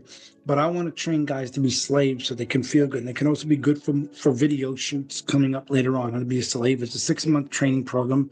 I have it designed like a course, which is really cool. You go in, it's about 6. Bro's trying to get people to pay to learn how to be a slave. I mean, honestly, that's step one. If you already paid to take the course, you're on the right track. 6 hours, you go there and worship a guy's feet all day and 2 other guys' feet, and we grade how good you are and wear the slave collar, and believe me, make it really hot and fun. There's a guy there and he's like, I love your feet. I love them. And then Seaman's behind him with a fucking clipboard taking notes. And like, you really neglected the pinky toe. You were favoring the big toe, which I know, I understand, but the pinky toe needs just as much treatment as you were giving the big toe. And the supplementary middle toes should not be ignored either. Do not think that you need to place them all in your mouth at once. Do them one at a time so that as to isolate the individual sensations.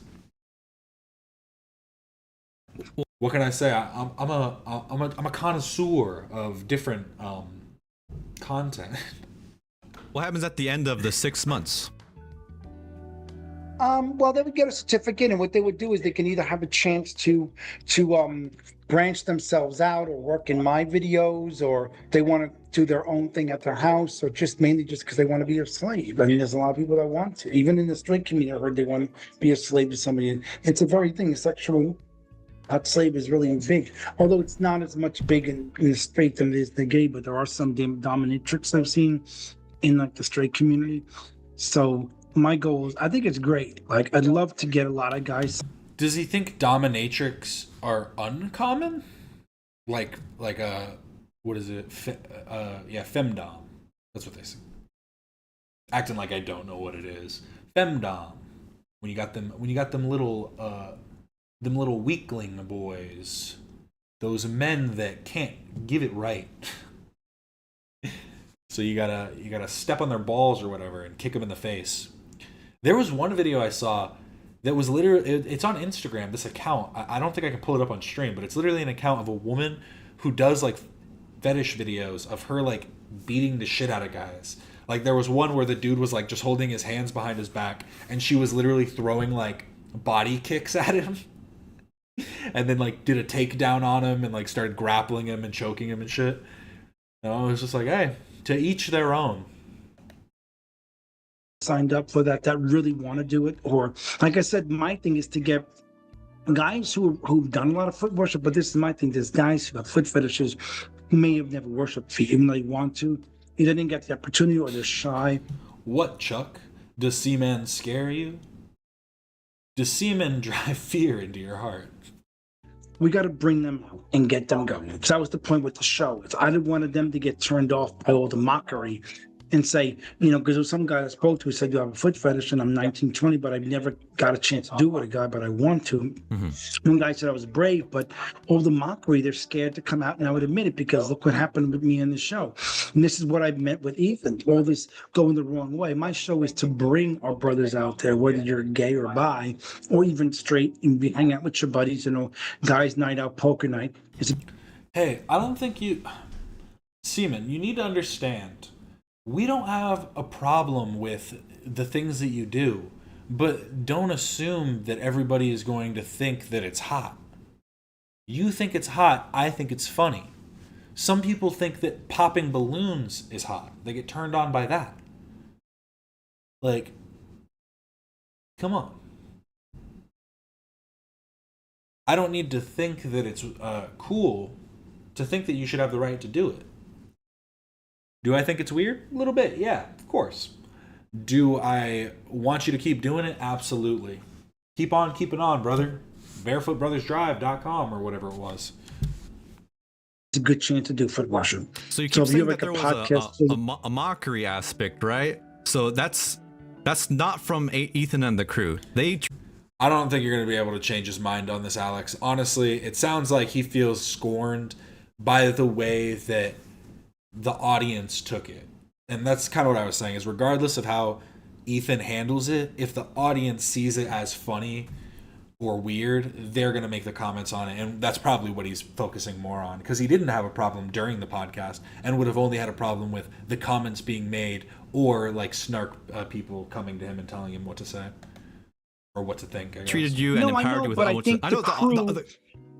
the crew kind of was edging on it, like what the audience was kind of mocking with the stuff, and it was kind of going the wrong way. Any but I online stopped space, it. any online community, there's going to be haters. There's going to be people I pretending know, to but the hate. problem is there's got to be, it should have ended. Like, no more of this questions. I want to talk a little bit more about myself besides my fetish. That's on you. That's on you, Seaman. From what I remember. Alex kind of coming for his head right now, not gonna lie. That's on you, Seaman. If you don't want to talk about that shit, advocate for yourself. Now, I will say, this is kind of the same thing that Ethan was saying to Hassan, that it's like, if someone doesn't like something, then you should do your best to kind of help quell those statements in your audience or whatever, to, you know, against the people that you would consider acquaintances, good acquaintances. But I don't know. It is true though that he would have to say, "Hey, I don't really want to talk about this anymore," and I just don't remember the episode that much.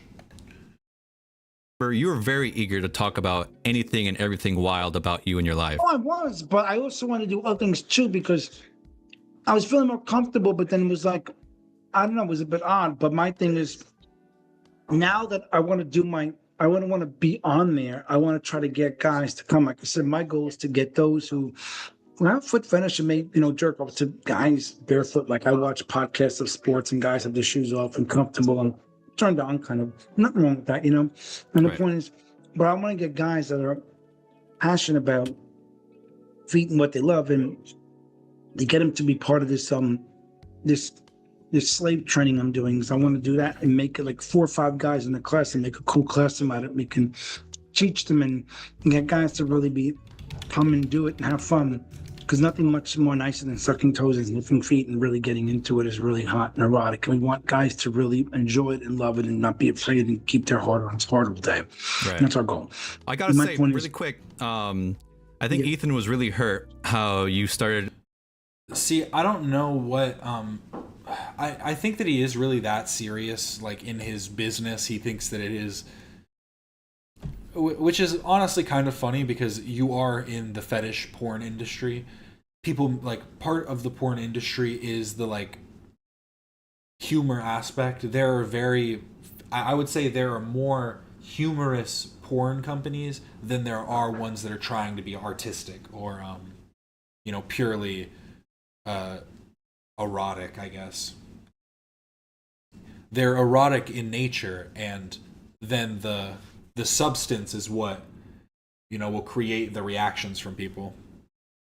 But it's not cognitive dissonance. There's just like this weird thing that people do sometimes. Like, I saw this post on Instagram and people were talking about it in the comments, because this guy was trying to say something, halfway through had like a really bad coughing fit, kind of forgot what he was saying, and then finished the video. And it was like, you could have re-recorded this. You didn't need to post it just as is. And I think some people really just don't recognize it and think, well, that was it. That was the video I wanted to make. That was the thing I was trying to do. I think I got my point across. Move it forward. Or maybe they just don't think at all. They go one step after the other. I want to do a business. Business needs ad. Made ad. Ad need people to see ad. Put on YouTube. YouTube gets seen by people. They're mad. Why? Just made video to go on YouTube to advertise business. And I'm not even trying to call him stupid. I just feel like genuinely it's just, there aren't like that many layers of depth in the thought. Like, you can have very intelligent thoughts without them being super deep. So I feel like he's just not thinking many steps ahead. Interacting with H3 Snark and started to go wild, and how you said you were manipulated. When H3 Snark was trying What the fuck is he eating? The way he's just eating with fucking veins popping out of his head. To get into contact with you, you started participating in that group, the group that harasses Ethan. Well, that's what hurt Ethan. He told you that? No, he told me that, yeah. Mm-hmm. Not personally. He texted me. Said, I can't believe Seaman said this shit to me. I can't believe he said this shit about me. We could see it online. We could see all your interactions on Reddit. Yeah, but my thing was, I got rid of that channel and I was mad because I had a lot of great videos and stuff, you know. But I got rid of it because, again, I got harassed by somebody who was straight who claimed, oh, we're so accepting the gays, homophobia, and I'm like threatening to hurt my community. I'm like, that was it. I'm getting off Reddit. So I wanted to like transition to some more fun topics. So I wanted to ask, what are your top 5 movies of all time? Top 5 what? Movies. Oh, I'm not really too much of movies. I liked Something About Mary, you know, when the cum was in the hair. That was funny. I like comedies. I do. I like the Fast and Furious. I also liked Hangover 1 and 2. I like comedies. Oh, yeah, I like comedies too. And I forgot what it was. I'm not really a big movie person anymore because movies haven't been great anymore, so I'm not really fond of that movies. But I mean, that's pretty much. I don't really watch much movies, so give me one more. I think that was 4. Give me one more good movie that you like.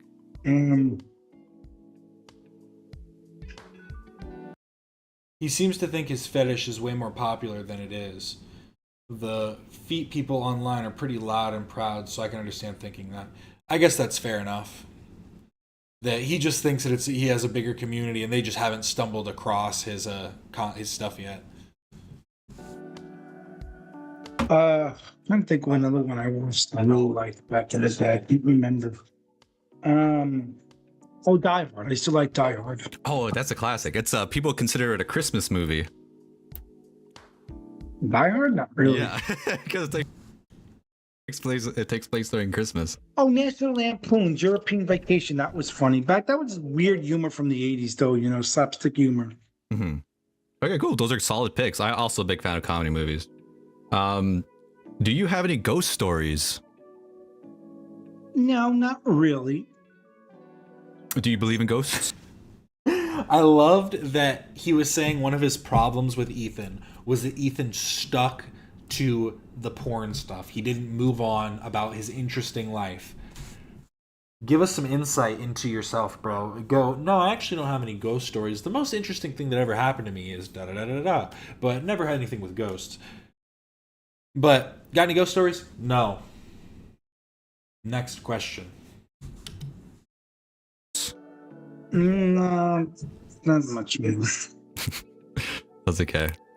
So last time you were on the show, you were talking about how you're taking care of your mom. Is she doing okay?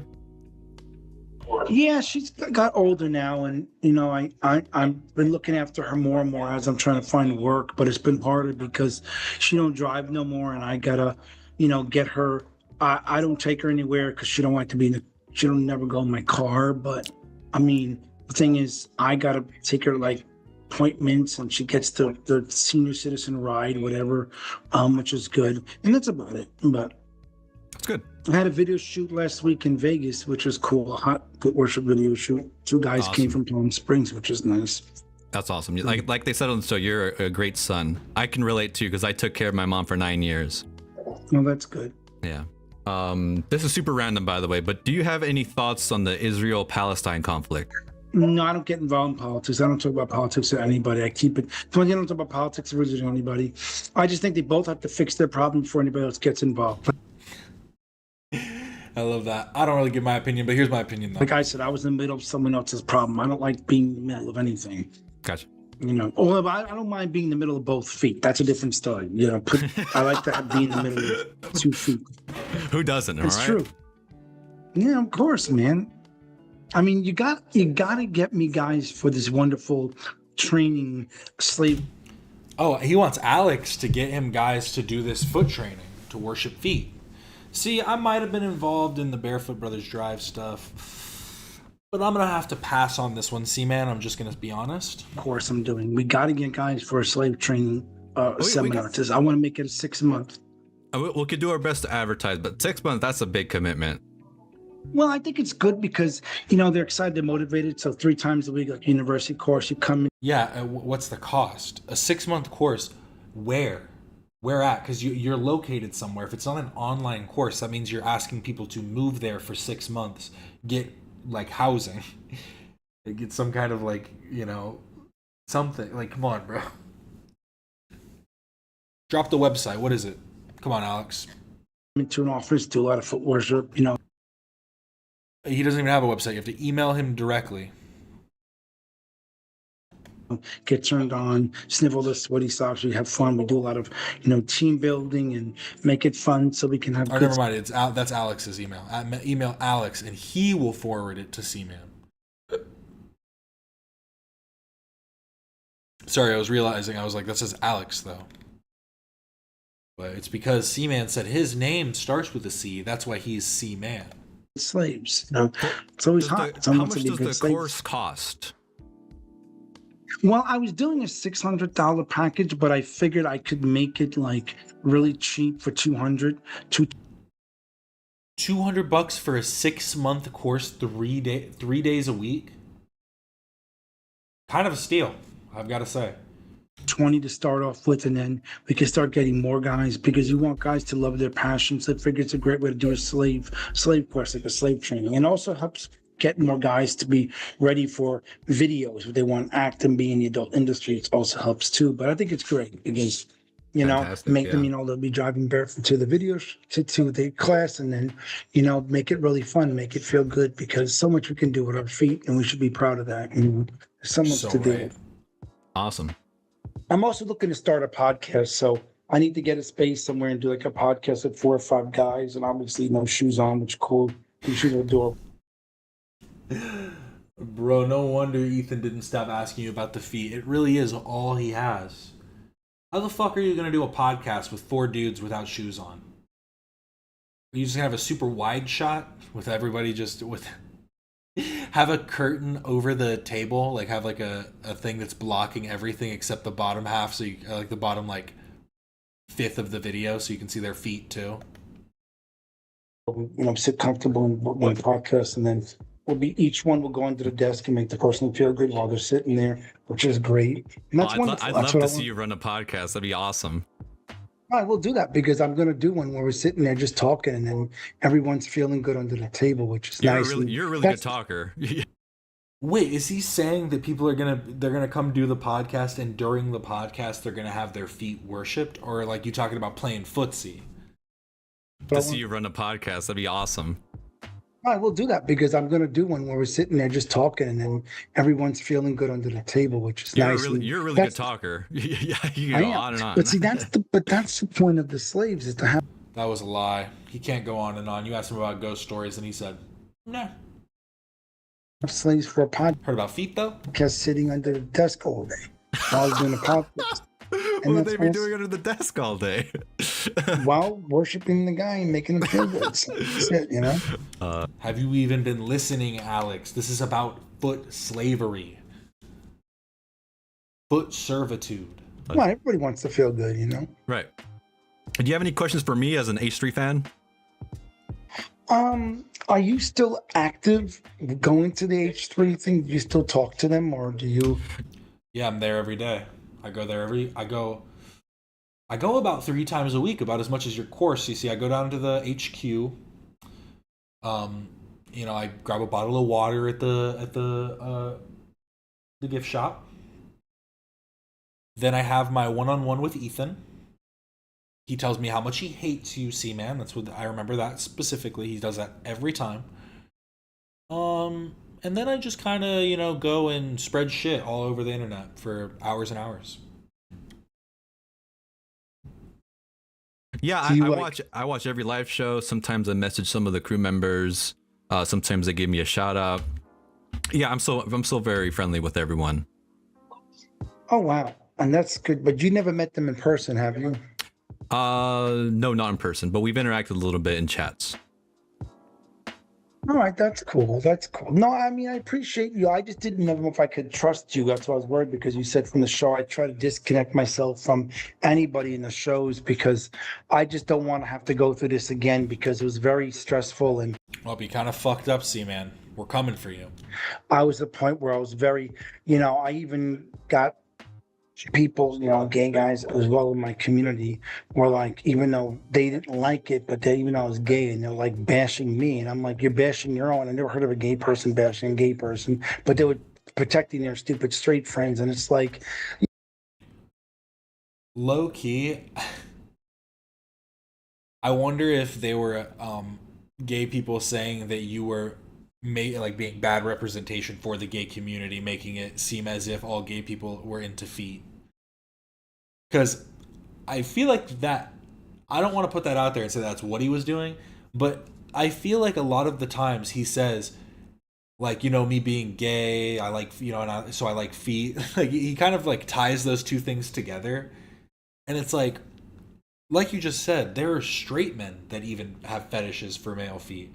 And I don't even think that they're necessarily gay. I think that they probably are just fetishists, whatever you'd say.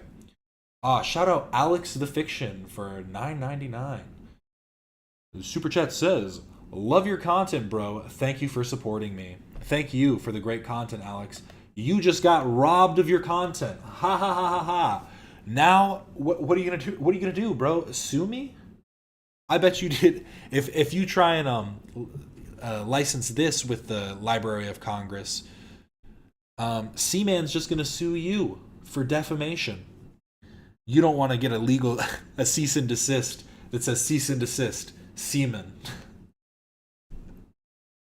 Fuck, what do you do then? you know, why would you hurt your own? You're the one, you know, we've suffered so much in life with our rights, and you're sitting there bashing me like you're a straight person. It's like, you're not. You know, you're going to get bashed out there. What are you going to do? And it's just like, I'm not going to deal with that. Like, you open up a can of worms to pin people against people, and I'm like, I'm not going to deal with that. You know, that's why, and like I said, I was very uncomfortable. It took guts to talk about this in front of women, because not one guy on the planet interfered. Well, you looked very confident.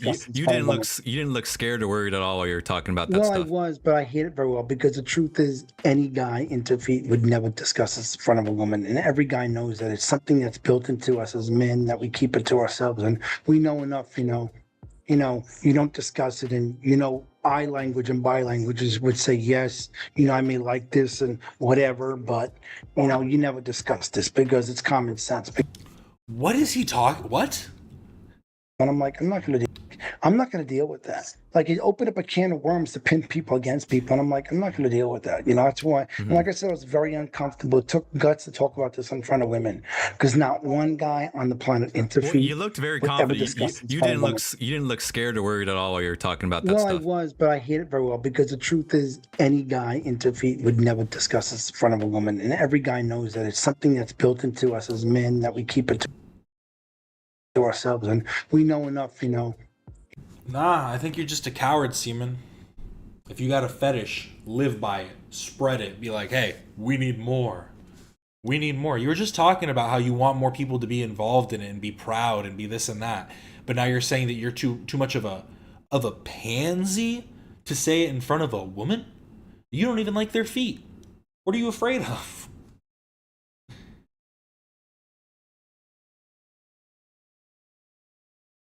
I told Seaman I uploaded the interview, but he hasn't said anything about it yet. He only told me he likes my feet. I believe it, Alex. Was that the prerequisite for him interviewing? You were like, I can pay you. You're like, how much do you need? I can give you a payment for this interview. And he's like, 5-foot photos from different angles, tops, bottoms, sides. You don't discuss it, and I language and bi languages would say, yes, I may like this and whatever, but you never discuss this because it's common sense. You cut 45 minutes of him rambling to leave in 35 minutes of him rambling. Dude, that's kind of amazing.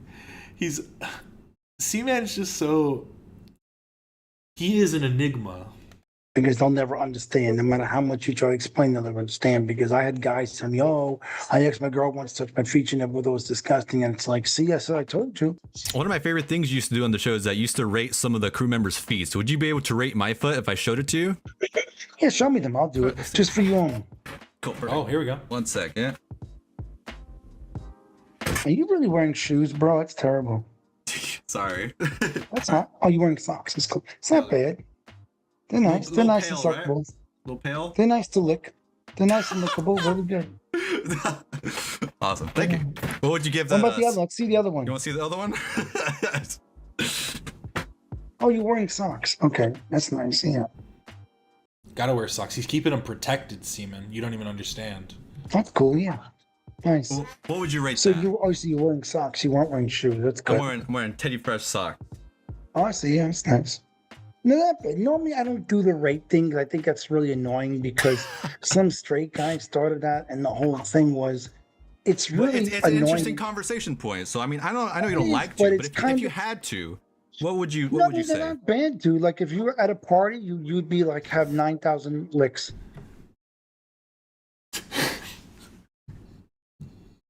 If there was a Reddit for licking feet, your feet would get all the licks. I forgot what I was going to say. I was going to say something before I paused it, but then I paused it right when he said that, and it threw me off. It knocked me off my equilibrium. I'm fucked. 9,000 licks. That's a lot of licks. Probably. Well, they're not bad looking. They see a little more color because you're in California. You should be getting tan, you know.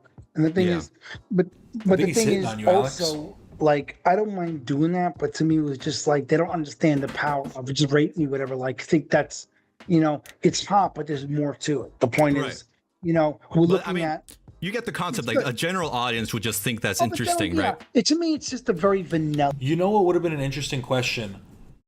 If you cannot rate what foot is good, then how do you at all define what is a good foot? It's just like innate. You just see a foot and you're like, that's the one. Because like I would assume there are criteria, right? Like if someone has huge like gashes on their feet or like you know, has very pimply feet or something, I imagine that would feed into the way that he would scale them in his own head. So I'm not asking you for the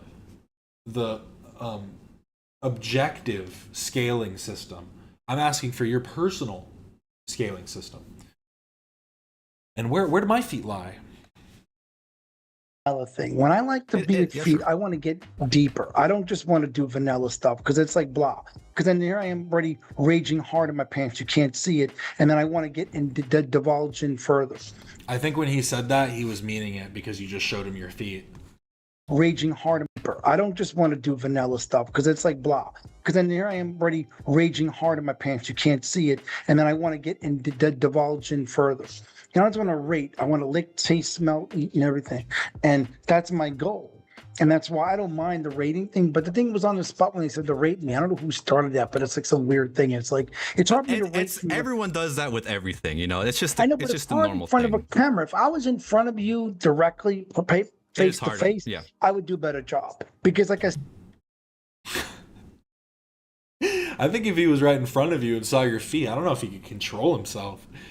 He's like, this is like a visceral reaction right now. He's just like, if I was right there, if I was right in front of you right now, I could give you such a better rating. You don't even understand.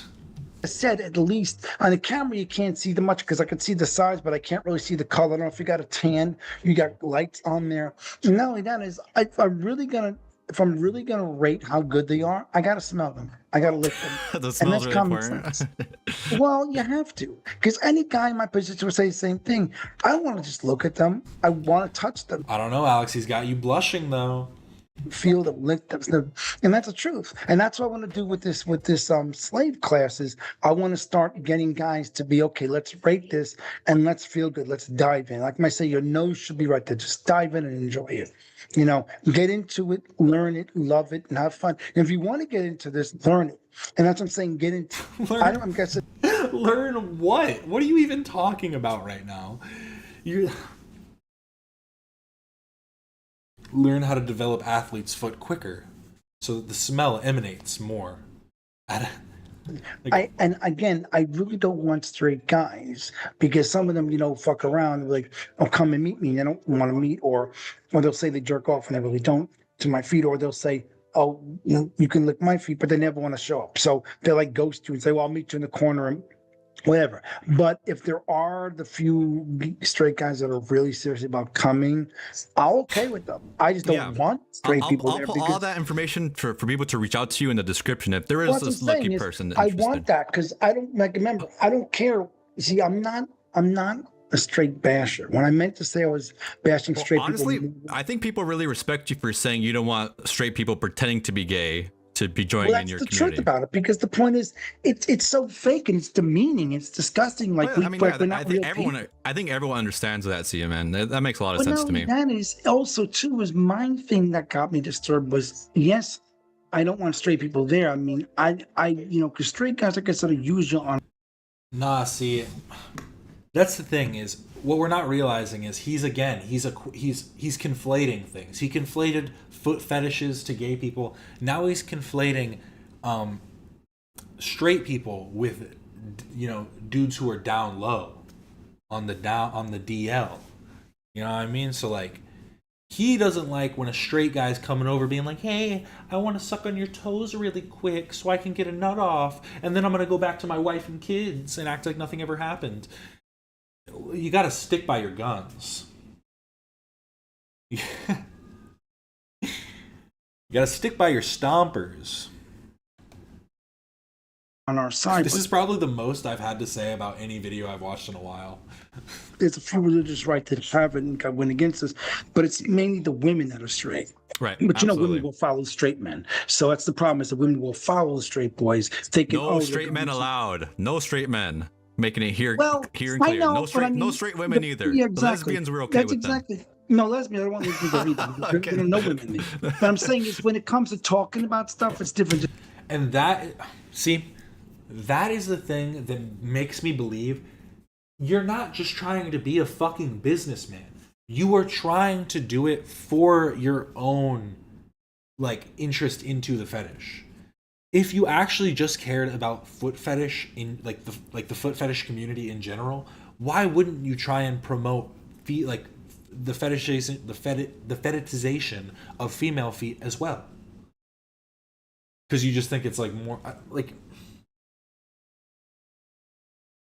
Harley said, there's 9 million people. There's 9 million places where people can, where a husband can suck on his wife's foot. There's 9 million places, but there's only 11 places where two men can suck on each other's feet. Just only gay men or bi men, because it's a product of men. But I mean, straight men want to come and want. Oh, this isn't good. Oh, we're back. Are we back? Crazy frame drops. Okay, I think we're back. That was crazy for a sec. Oh no. Internet is still kind of iffy, I'm not gonna lie. It is only because they're coming to Wednesday, actually. Which is kind of even more annoying, but let's hope it stays up. Fingers crossed, knocking on wood. Yes, I'm at a wooden desk. You're not? Want to participate. I don't want to come and be like, "Oh, this sucks," or "I don't like this, but I'm just curious." Then you're wasting my time, because I'm going to charge a cover charge to go in the fucking door, and you're going to sit there and be unhappy. But my goal is to really just get those who want to do this, or those who might be interested in wanting to be part of this, to make them do it. And like I say, our first thing is just get down there, get your nose in there, and happy sniff. My favorite thing is happy sniffing, I hope because you find those foot slaves that you so desire for your course. I wanted to quickly. I don't want to take too much more of your time, so I have a few more questions I got to ask you really quick. Would you be willing to, now that you know that your statements hurt Ethan for participating on H Street Snark, would you be able to apologize for participating in that harassment group? But I shouldn't have to apologize for anything, because I didn't know what it was. That's what I'm saying. I know you didn't know what it was, but as you told me, you were manipulated to join that group of people, even if it was just for a brief moment. It deeply hurt Ethan for what you did.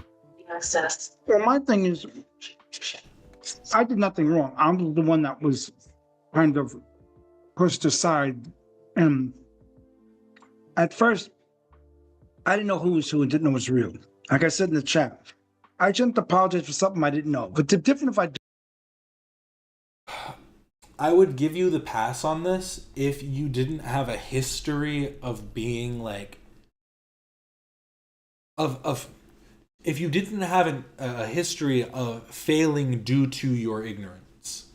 Ignorance only allows you so much grace, Because legitimately, you didn't know. Yeah, you didn't understand. You didn't know what was what and who was who.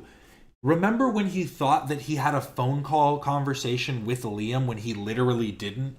And Liam was able to manipulate him so easily by just going like, you don't remember that phone call we had, remember? And Seaman went, yeah, but like on the phone, you weren't talking about this stuff. And it's like, but you guys never even had a conversation. You can't even trust your own memory. Deliberately knew, and I took a side, but I didn't know who was who. I'm trying to figure out who the hell was who. And I found out 2 or 3 months later, and finding out. Has Seaman ever successfully had an event? It always seems like he has plans, but never talks about past events. He talked about a past event when he was on the H3 podcast, and there are videos I think that they found of Seaman's penis. So he's definitely done some stuff, but it does seem like it's a lot of planning, and then like Creator Clash, having to postpone to a later date. And after the fact, I shouldn't apologize for something I didn't know about. I appreciate him having me on the show, but I felt there was a little bit of going too far with the mocking, because I could tell his tone was a bit of a mock as well. I gotta reiterate myself. There was no intentional mocking. Everyone was just fascinated and interested to hear about you because you're a unique person. As you said, everyone's very sexual. I think that the issue is it's a fine line between interest and mocking, because your interest, it depends on where your interest derives. Because if your interest derives from like truly just trying to understand what drives that person's interest, that's one thing. But if your interest is purely in the oddity of it, then you are going to present something differently. So like what I was trying to I think I explained this on like a previous previous live stream, that one of the documentarians that I like a lot is Hunter S. Thompson, because of his gonzo journalism and the way that he put himself into like the action of all the stuff, the crazy stuff that would happen. And so that I think is very different than a lot of these other people that go with the purpose of just like of not engrossing themselves, but to like point at. Because I think if you truly want to be like interested in something, you have to somewhat engross yourself into the culture. Like there's no point in going to a foreign country to showcase the people doing stuff if all you're going to do is point and laugh at them. So like I understand what he's saying, but I also wouldn't say that Ethan was intentionally trying to come off as demeaning. It's a fine line. It is. Actually repressed. You're not. That's interesting. That's what people want to hear. And that's what Ethan was so interested about. It was no personal attacks or any malice against you. It was all peace and love. So I just look at it like, I think it's something that even so, I mean, it was a misunderstanding completely. And I can say, I'm sorry it was a misunderstanding, but I can't act like I deliberately did it. It was a misunderstanding. But you regret participating in that group then, right? Well, I regret because I don't want to be put in the middle of someone else's fight. So I should have never gone in there, because I'm a kind of educated person where I See, I would be worried that Seaman's going to traffic me, but I wouldn't think that he's the ringleader. As soon as I realize that like he's the top dog, I'm like, okay. He couldn't plan that far ahead. I know I can kind of figure out situations because, I'm smart and I know how to critically analyze and break down things in detail. But at that point, I guess I was vulnerable. Yeah. And didn't realize and thought these people, because some of them said, I did agree with you. You're a good person. They kind of mocked, and I agree with them because I did feel in my heart. No, I totally agree with you, Alex. See, I think the thing that I'm trying to say is Seaman's statement is completely valid, but not for his experience, because yeah, he didn't establish boundaries at all and came on willing to talk about any and everything that Ethan asked him. And like I said earlier in this interview, he doesn't seem to want to talk about things like movies he's interested in. You don't like movies? Talk about TV shows you like then. Talk about some stuff you saw in the news. You don't have any ghost stories? What's the weirdest thing that's ever happened to you where you're like, it wasn't a ghost, but I saw this guy and then all of a sudden he disappeared? He doesn't want to talk about any of that stuff. All he wants to talk about is the fetish shit. And yeah, it is dumb for him to try and then come out and be like, you were exploiting me. You were exploiting my fetish. I do totally agree with you. Heart, I was being kind of more That's called yeah, and that's the other part is he's so easy to manipulate that anybody telling him to like anything is just immediate. He's just going to take it as a fact. You said that you had a conversation on the phone with him. He believes it. Why? That's called love bombing. They say nice things to you to get you to join, to get them for you to join their side. Yeah, I know, but the thing is, it's still. You guys want to hear my ghost story real quick? I got you. Here, let me put it on. We're just gonna completely divert. Why does my hair look so crazy right now? I'm gonna need this haircut. Oh my god, it's incredible.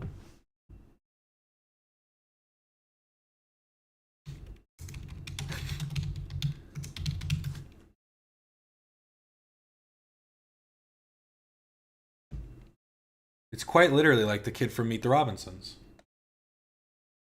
Oh, it's blocked by this. Nice. All right. We're getting there. But here's my ghost story. When I was a young boy, probably around the age of 12, I would say 10 to 12, it was one night I was laying in bed. I was fast asleep. When all of a sudden, you know that feeling where you feel like you've been jolted awake. You feel like you've fallen into your bed. I had this feeling, but when I opened my eyes, I was facing my closet. I was hovering above my bed, facing my closet.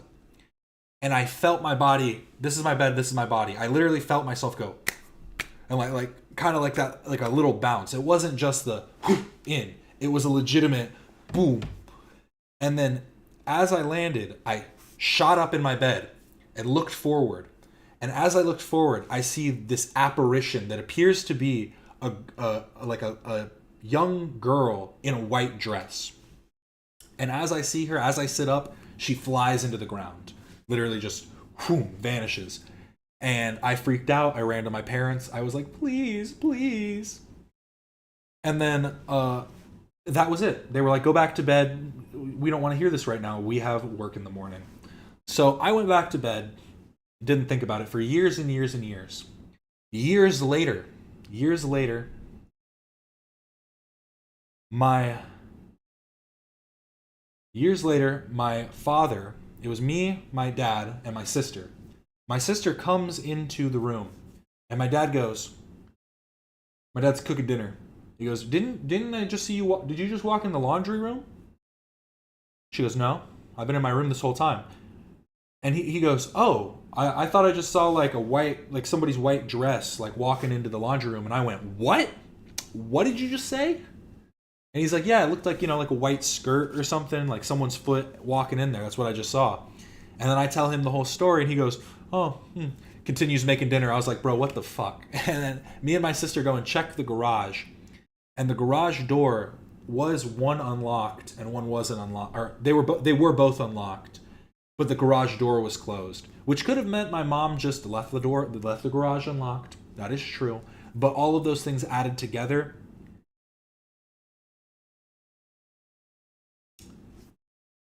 it was definitely strange. And it was in a new build, so like it wasn't like someone died in the house, but it was in like a new area that was like newly built. So I don't know what was there before. Native land runs across this nation. But yes, that is my ghost story. I also have a bit of an alien story that's pretty good one too, but I'll save that for another time. I actually told it on a storytime video that I made, but then I took the video down. Or maybe that video, I don't know. Maybe that video's still up. But anyways, back to Seaman. It's the way it's portrayed. The thing is, there's ways to say things like, I just felt sometimes there's a bit of a mockery or a bit like what I was going too far in some. That's why it was getting, okay, the first episode was fine, the second, but the third it was getting a little bit over, okay, that's enough, kind of thing. I didn't want to do it no more kind of thing. I know that's scary, right? No, see, I've always had this idea in my head about ghosts. you share your ghost story your next podcast episode? I'm ready to hear it. I've always had this thought about ghosts, right? Here's my perfect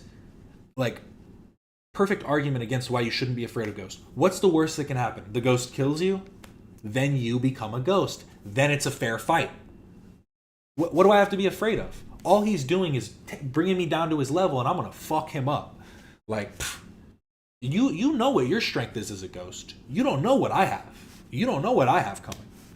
So, what are they gonna do to me? Same thing with aliens. What are they gonna do? Probe me? Wouldn't be the first time. It would be the first time. That was a joke. I swear. I don't think anyone knew that, about that you've had so many reservations about sharing stuff because you seem so open and willing to talk about this stuff. I don't think anyone knew that deep inside. Because you I felt was kinda testing weird about them. it. I really hope the ghost didn't stick to me. I hope that she didn't stick to my spirit. No, yeah. I have to say, in the moment, trust me, I'm saying this now as a guy who's chilling. It's daytime. As soon as it hits night, I might be like, "What was that?" I'm way too paranoid.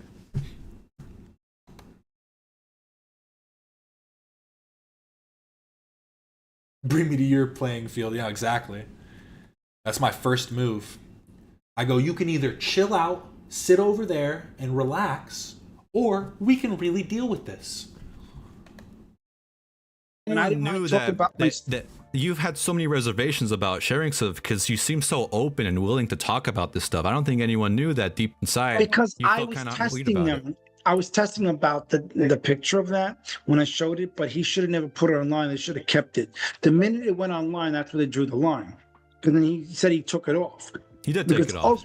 That's the part I was running back a little bit. He said that he was testing them, I guess, in not... He was testing them in not pushing back, I guess. Well, at that point, though, I was not at my highest peak, if you know what I mean. Sure. I wasn't, because I had took the Molly 45 minutes ago, so it had just reached its onset. We are not at our peak of the high. So it's understandable that I might be feeling myself, might be a little, wanting to talk about feet. But I really don't understand what he's trying to say here. wasn't fully turned on, because at one point I was not turned on. When I'm turned on, I'm a different, and obviously I'm 0 to 60 like a Porsche. But he turns into an animal. You saw how crazy he got as soon as he saw Alex's feet. He was talking about being rock hard. the point is, my thing was to put that picture on, and that's what blew the whole relationship, because I feel like, I did it to figure, okay, a quick little, what they call it, flash, and it should never be kept, like, people wouldn't just, okay, what I just see, they don't remember. Like, I did it purposely to make a quick thing. I didn't, like, sit there for 2 hours and say, here it is. So when you put stuff on Twitter, that stays on there until people decide to get rid of it. And when Ethan asked, he asked you for your consent, and you said, yes, I have the clip if you want to watch it. I said I accept you to view it, but not to put on Twitter. I never said to put on Twitter. I accept. He said specifically. No, I like that one better than mine. When I was a kid, I would tell myself I didn't have to be afraid of ghosts because I would make them fall in love with me. That's what we call a baddie energy. We go, do you really want to take down all of this? And then the ghost is just like, oh, sorry, queen. Keep slaying. You won't be slain today because you do the slaying. Specifically Twitter, and you said sure. It was a while ago. I can show you the clip if you want to kind of revisit. No, I don't want to go. But okay. He took it down. It's okay. It was down. It's fine. Water under the bridge, right? Well, what the fuck is he eating? Is he just eating like a fucking can of nuts? Show you the clip if you want to kind of revisit. No, I don't want to go. But okay. He took it down. It's okay. It was down. It's fine. Water under the bridge. Yeah, I think he's like eating some nuts or something. D's nuts. But it's like, that's such like, I thought he was eating a meal, but I feel like he's eating a snack that he could have just waited till after to eat. Right. Well, you're respectable whether it's big or small. It shouldn't fucking matter. So one other thing I wanted to ask. It's been a while since we heard from you. So do you have any funny stories to share from the past year and a half? Oh yeah, I was driving a truck down to Texas. I moved to Texas. And I was driving, and obviously I was driving naked, which was great. And then I was sleeping. That's very much a crime. That is not legal at all. Do y'all remember the Goonacide? Completely naked, no underwear. Yeah, absolutely. Nice. No, it's a rider truck. You gotta be wild. You gotta have fun. You know? Windows down? No sound. And they have great pedals on the feet. I like the pedals are big, easy to drive. It's cool. I wish I had a slave because they can lay on the floor in the rider truck. See, that was the one part I was wondering about this. I think he did clarify this before. Is Seaman a slave, or does he want slaves? Because I think he said that he can do both. He's a switch, which is like good for you, you know. But that also makes me question his like the want in again, like getting like training these slaves. Are you training them to be your slave? Mm-hmm. Have you had that happen before while you're in the truck? A slave feels nice getting your feet licked while you're driving. It's cool. So what happened? How the fuck does that even work? How?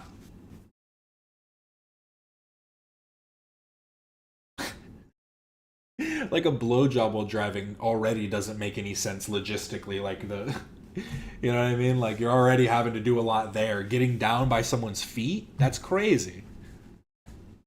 It was while they're driving too. Like they get brake checked and all of a sudden kick the person in the face because they're fucking switching to the brake too quick.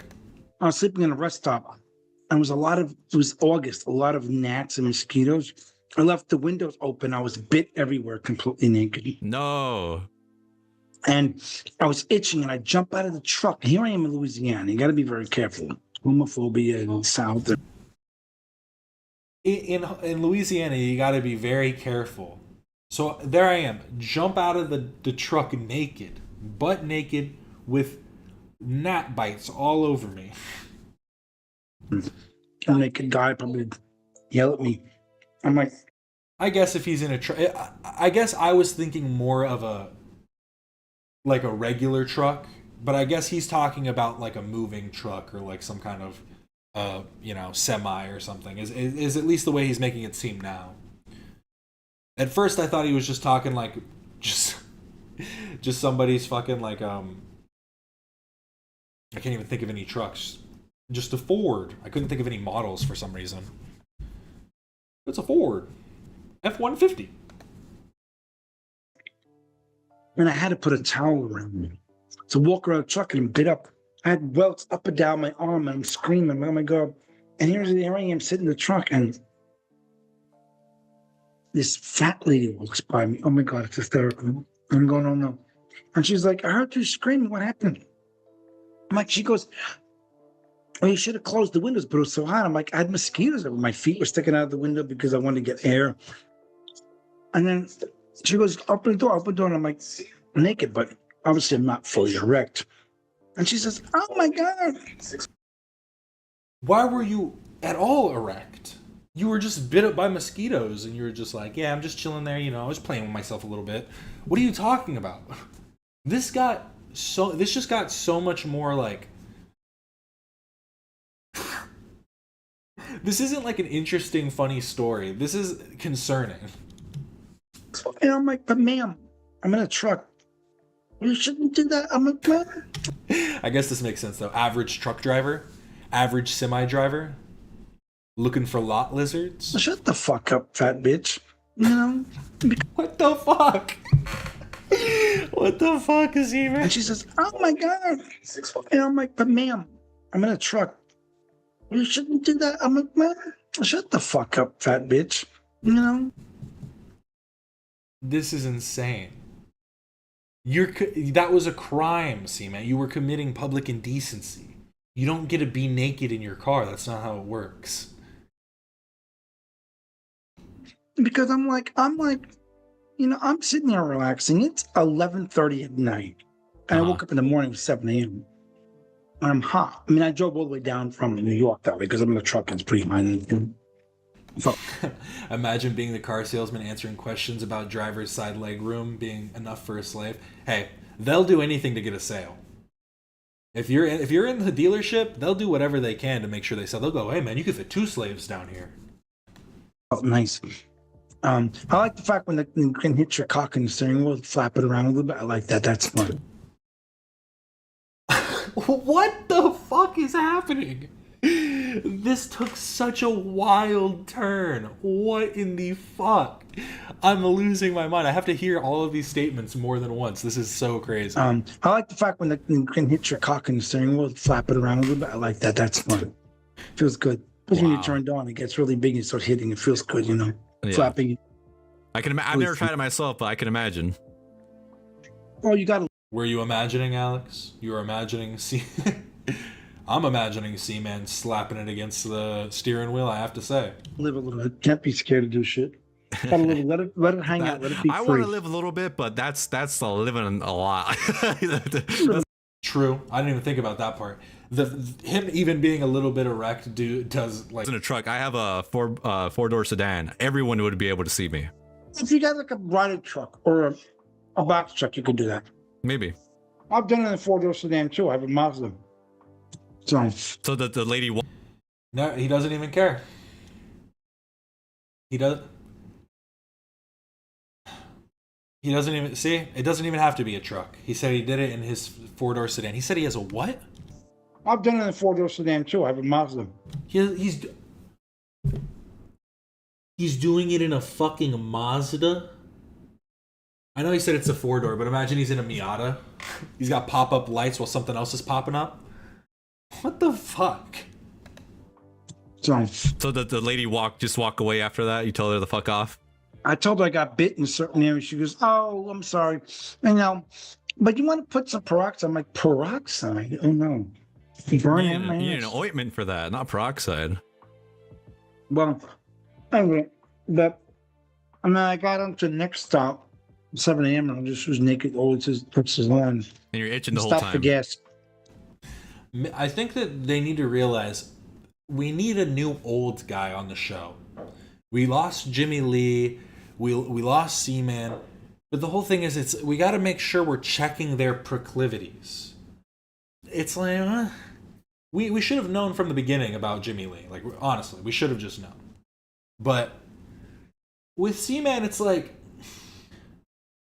we obviously should have known. But I'm saying like this was so clear that like what were we doing?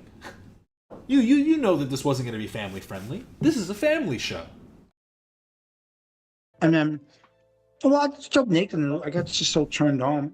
My job was hot and kept banging against the steering wheel, really hot. Fuck. Imagine Seaman pissed off in traffic, just fucking. What the fuck? Yeah. It was fun. I'm sorry, A. I'm trying to eat. My bad. That's a wild story, see, man. Thanks for sharing. Oh, and Neil Diamond. Would you be able to do like before we end? The one good old guy we haven't seen in and Shirtless Eddie. They're all fucking gone. The one good old guy we haven't seen in a minute, and that was the guy that did the Pope and did what was his name? Was it Bob? What was it? What was his name? Was it Bill or something? He was my favorite. Ooh, an Eddie Seaman collab? That's something I could see happening in the near future. They're just on different sides of the country, though. That's the only issue. But hey, it's the way of the internet. And can you just promo your course really quick? Like a quick 1 minute promo for someone to sign up for your course? A hot foot slave course where you can enjoy it. Just get your nose right in there and love those feet. That's literally not what a course is. That just sounds like an experience that you're selling. Nose right on the feet. Pretty hot. You want to get guys to be a foot slave. And how does someone sign up for your course? Well, right now I'm offering a $50 course fee, but it's going to be a stretched out over 6 months. So, I mean, normally $600, but I'm doing a super low. Want to be a slave, do that. But it's also good training for for videos and future adult videos as well too. So it's nice. He didn't explain anything that he's going to be teaching. So would you say people email you if they're interested? They can email me, yeah. Okay. I don't care. All right. Are you? Low-key, Alex, you did him such a favor. The way he said, yeah, they can email me, I don't care. The fact you're going to, like navigate these emails that you're about to get, like, if you haven't gotten any yet, I'd be surprised. Just somebody trying to get in contact with Seaman. Oh no, I unliked it. I was trying to like it twice. Comfortable if I put your email in the description so people can reach out to you? What? Are you comfortable if I put your email in the description of the video? Yeah. Driving back for 3 days without comments. Okay. Hopefully no one. If you have any questions, if you think someone sounds suspicious, let me know and I can review your email too. Just in case, because I know you've had problems in the past with people you don't trust. All right, give or me you your don't think you channel. trust. Give me your channel. What's your YouTube channel? It is. I'll give you a link right now. You have my YouTube channel, right? Yeah. Yeah, that's where I found. That's where we started commenting. I'm like, wow, you're still out here making content. That's I incredible. have a lot of videos on there. You have a lot of videos on there. What's it called? Yeah. And ironically, I mean, I'm also paying guys to drive, like I said. You want to get guys as comfortable, feels good, and show their, you know. Is it this one? I found it. BarefootBrothersDrive.com. The hottest feet on the pedals. No wonder he can't rate feet. Oh no, wait, this is someone else's video.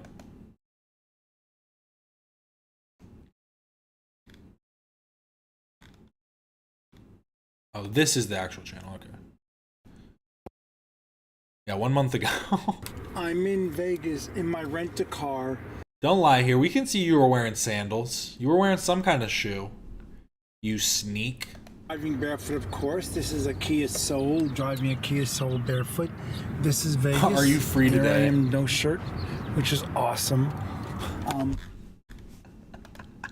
What are these messages? Are you free today? I work until 7 p.m. We can meet after work. Are you still in Vegas? No. Wish I could meet you today.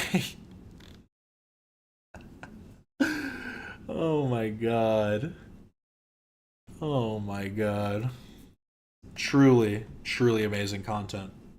Again, I'd like guys who like this more than those who don't, because I didn't mind taking just like random straight guys, because, you know, like he said, the driving, it's so easy. Mm-hmm. You don't have to show your face. But my thing is, you have to be comfortable talking to your brothers, because if you have people who are fans or brothers in the community say they're really hot, can do more videos, do specialize, and want to talk to them, get to know them, they can't be, oh my God, I'm talking to this guy, I'm not gay, I'm just scared. You know, I had a couple guys I took, one guy, because I drive barefoot all the time, because I need to and I want to. I'm sorry, the nuclear soda. It really went south. It's like when you try and it's like when your parents walk in while you're watching a movie. Immediate sex scene. It's great, but I'm like, I'm gonna put you on the channel. I says, are you okay with guys jerking to your feet? He goes, yeah, I don't care.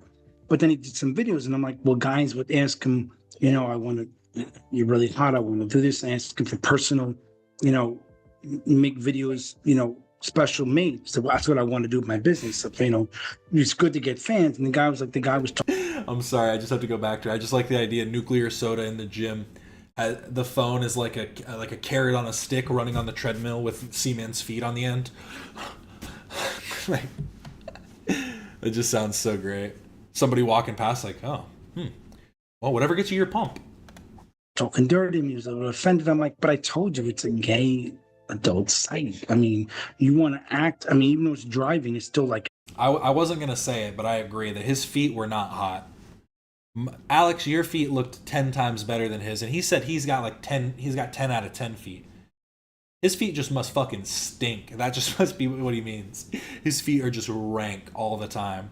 Acting, I mean, you're driving, but you're driving with your legs down, and it's great. And even you can drive and make a video, which is hot, and I can sell that. But the thing is, you got to be comfortable talking to a guy. If a guy gets on my channel, says his feet are hot, I want to see more of him, and you get a lot of publicity.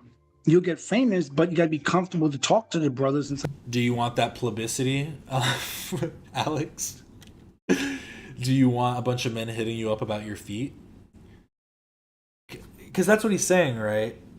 It honestly sounds like he's selling low-key sex work. Like, are we going to ignore that fact? That he's definitely doing sex work through this. The way that guy messaged him, like, are you still in New York? Are you still in Las Vegas? And you get a lot of publicity. Even you could do it, Alex. Even you. You'll get famous, but you got to be comfortable to talk to the brothers and say, hey, bro, that's awesome. I'm happy to make more. I'm happy to talk to you about stuff. But you can't be uncomfortable. Some guy was like, I want to do video, but I don't want to talk. I'm like, you got to say it's bad for brothers drive, the hottest feet on the pedals, this kind of thing like that. But, you know, the thing is, if you're not afraid to be part of anything, why be part of it? I mean, it's not only the money. I mean, the money comes when you're having fun. The money comes with something you love to do in your life.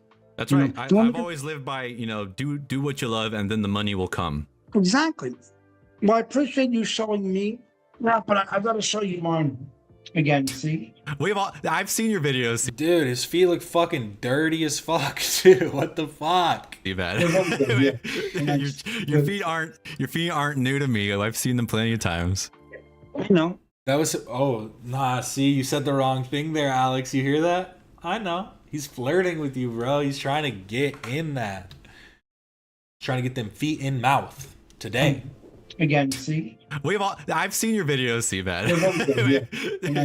Your feet aren't new to me. I've seen them plenty of times. I know. Mine are good. I'm proud of them. That's what I do well. Mm-hmm. I'm very proud of my feet too. Well, they're good. I hope I get one day. I hope I get the day one day I can actually take care of them for you. It's a good.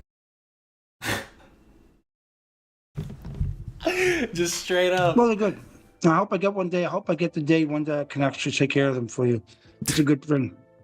Okay, nice. we'll see. All right, you have a great night, Seaman. Thanks for talking to me. That gave me all of the uncomfortable vibes that all of you feel. That was actually insane. He's like, yeah, you just playing hard to get. You'll come around. That was pretty wild. Great video, Alex. Now we move on to another defense lawyer. Now I have to say, I'm sorry, but we are moving away from the H3 content, so I do have to change this up a little bit. I had some different things. Again, if there's more H3 stuff to talk about, I will bring it back up in a bit, but we're going to be moving around. I think I'm going on YouTube for a while, yeah. So I just have some good YouTube videos I want to showcase. And so I need to change this title to this title and this thumbnail to this thumbnail, because that one looks goofy. There we go. Sometimes I make thumbnails because I think they look funny, as opposed to making them because I think they'll be successful. Hey, I'd be flattered too, Alex. You were talking to the best of the best. But now we will be browsing the weird side of YouTube. It's not that weird. I just have some videos picked out. But first we have this video by Bruce Rivers. He's a criminal lawyer. Bruce Rivers, he's a criminal lawyer. And what's he doing? He's something, all the self-snitching, whatever the line is. But yeah, let's get into it. He's going to be talking about the Diddy trial. Criminal lawyer reacts to the end of the Diddy trial. CLR, Bruce Rivers. They don't need to prove beyond a reasonable doubt every single one of the acts that was presented. They can pick and choose. Oh, I believe this one. I believe this one. I don't believe that one. I don't believe that one. Oh, but that one looks probably true. So they only need to pick one or two of them, and that's it. Bruce Rivers, he's the criminal lawyer. Bruce Rivers, he's the criminal lawyer. Bruce Rivers, he's the criminal lawyer. And what he do? And it's gonna react to all the self-snitching. Hi, this is Bruce Rivers. Welcome to another fun-filled episode. He has the best intro out of any of the law tubers. And no, you cannot argue that. That is just the truth. Of Criminal Lawyer Reacts. I'm Bruce Rivers, your very own board-certified personal criminal defense lawyer, and you know who you are, don't you? I think you should. Anyway, today I've got my 24 karat gold shark cufflinks on. And guess what those are? What does it mean when I have those on? It means we're doing business. Today we're doing some business. We're doing the Diddy trial. Sean P. Diddler, the Diddler man, the diddless guy that ever diddled. He's got his case is over. We're going to talk about what that means and the status of the case. And we're going to talk about the jury instructions. But before we get to that, this is brought to you by AskALawyer.com. AskALawyer.com is a very effective and cheap way to get a lawyer's opinion on your current case or whatever you got going on. So let's say you have a landlord-tenant dispute. Well, go to lawyers.com. For $49, you can get a good opinion on what you should do or not do. Usually we're telling people what not to do, to be quite frank with you. And they have lawyers, real lawyers. We have a heart, and these lawyers are living, breathing human beings ready to help you for $49. You can't get any better than that. And we also have an AI component. So if you're doing your own legal research, they've got all the 50 states covered. So it's on AI. So if you have a problem like grandma does in the basement, guess what? Go to AskALawyer.com. And the reason I say that is because, they come to you from the same people that brought you eForms and eSign. Very loyal sponsors to CLR, Bruce Rivers, our channel that was created by our former content genius, Michael Rivers, God rest his soul. So go to AskALawyer.com, because if you don't, it's going to cost you later. All right, so let's talk about the Diddler man, P. Diddler, Sean P. Diddy, Puff Daddy, Bad Boy Records and all this other shit. You talk about somebody who had the world by... Every time I see Bruce Rivers, I swear he's getting like more and more relaxed. Like every time he's just slightly more and more chill. It's kind of insane. Like I feel like he started off way more professional, and now he's just like the Diddler, Big Boy Records, and all that bullshit. I love it. We love a real steppa in the courtroom. The ponytails. I don't know what else to say. You're a billionaire, right? He's supposedly a billionaire or 100 billionaire or whatever he is. He's got a lot of dough. What are you doing? You can't take crazy out of crazy. The perversion was in him all along.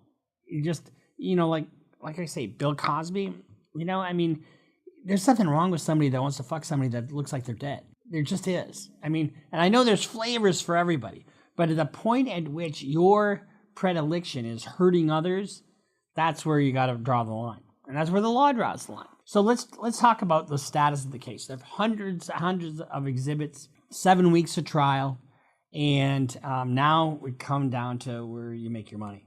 So what kind of a brilliant defense is Diddy's team putting together? Oh, they didn't put up a defense. Guess what? When you have a criminal sexual conduct case, and it's a he said, she said case, and you only hear what she said, that's a problem. Because they only hear one narrative. They did get cross-examined, right?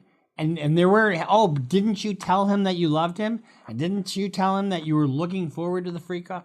Well, yeah. I had to. Because if I didn't tell him those things, he was going to beat me. And he was threatening my career, So you don't have a counter narrative brought on by the defense. Now, here's the deal. The defense does not have to prove a thing. Nothing. They have no burden, okay? Anybody who brings the case has the burden. The government in this case brought the case. So like if I have a car accident case and I was hit by somebody and I want to sue somebody for my injuries, well, it's up to me. I have the burden. So the government has the burden. They're bringing the case. So the defense does not even have to call a witness, and you can't hold that against them. Or the jury can't anyway. But they kind of do a little bit. Let's just be real.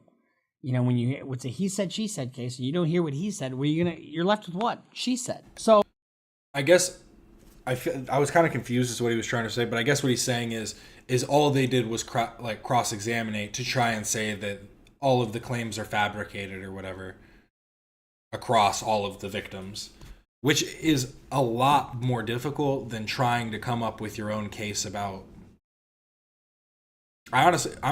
honestly, that might have been the only defense they could use because there's so much evidence against him that the only thing that they could do is just be like, well, they consented to it. It's pretty crazy. So the government went through and did their closing argument. Now, the defense is going to do their closing argument today, so I can't really comment exactly what they're going to say, but I'm going to tell you what they're going to say. But before we get to that, let's talk about what the government did in their closing. In the closing argument, the government, they went through and they tried to simplify things for the jury, which is what you need to do. And it's really tough to go through 7 weeks of trial and sum it up into a short presentation that's going to keep somebody's attention. You know, I just looked it up to see how the deliberation's going. Jury will, this was less than 1 minute ago. Jury will resume deliberation tomorrow morning. The first note from the jury is a question. The other is informing the court that they'll finish at 5 p.m. ET today and plan to return to continue at 9 a.m. ET tomorrow. The judge is bringing the jury out to dismiss them for the day and tell them that he'll respond to their question tomorrow. I tend not to go more than a half hour for my closing arguments. Very rarely do I go more than a half hour. Let's talk about the jury instructions and how that dovetails into what the government was doing. First, an enterprise existed. They have to prove that an enterprise existed. This is for RICO. And that's not going to be hard at all because you have employees, you have a structure, you have a corporation, and you have Diddy at the top telling everybody what the fuck to do. Very, very easy. 2, the enterprise was engaged in or had some effect on interstate commerce, crossing state lines. That's all they have to do. And they bringing hookers in from out of state satisfies that. 3, the defendant was associated with the enterprise. Well, it's his. It's Diddy. I mean, there's no question about that. So, and the 4th element is that that 2 or more persons reached an agreement or came to an understanding to conduct or participate in the affairs of the enterprise, directly or indirectly, through a pattern of racketeering activity, and that the defendant voluntarily joined that, either at the time or sometime later. And it's his organization. So the only question here is really, the only question for the jury is whether there was a pattern of racketeering activity. So then the 5th element is that the defendant voluntarily and intentionally joined in the agreement or understanding, either at the time it was first reached or sometime later. But I mean, the existence of the enterprise and the affairs of the enterprise and the conduct of the enterprise is all the diddler.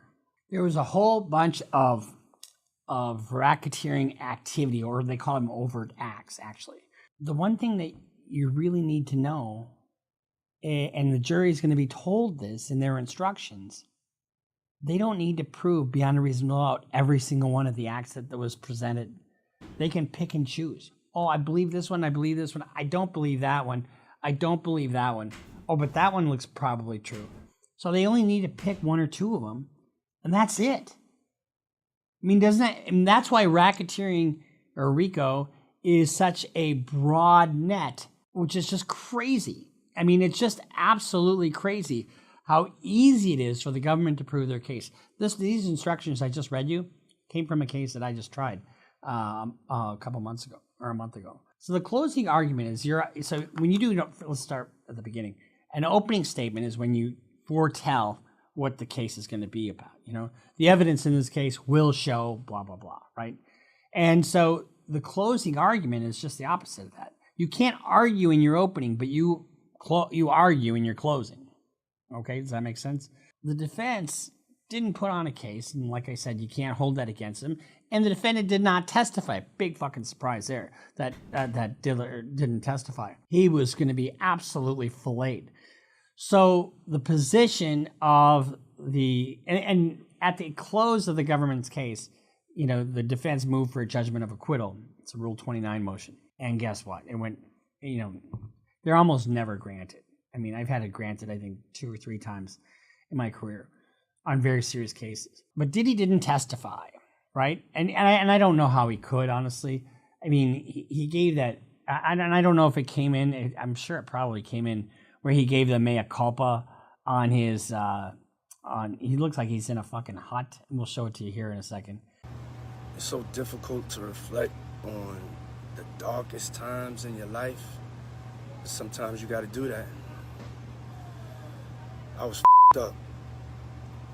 I mean, I hit rock bottom, but I make no excuses. My behavior on that video is inexcusable. I take full responsibility for my actions in that video. You know, I mean, look at him. I mean, he's giving a mea culpa. You know, I'm so sorry. You know, it's a public relations thing. You know, he at that time he was doing that. I mean, so he didn't talk to any lawyers about making that statement. I don't know why the fuck that was so stupid, especially in light of everything that was coming down the pike, right?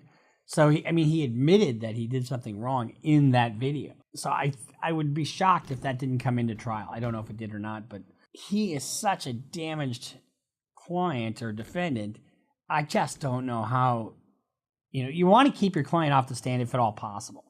But when you have he said, she said, it's my practice to have my client normally testify, because if he doesn't testify, they only hear one story.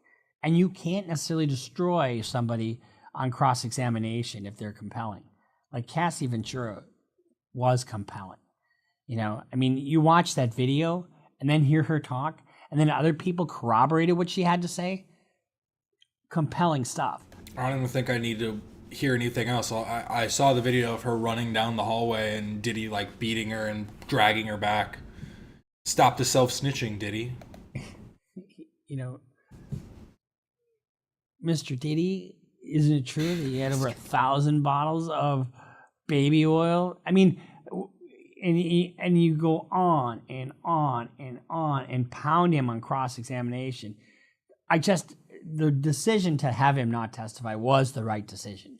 No question in my mind. But what do they do in their closing? They're going to talk about consent.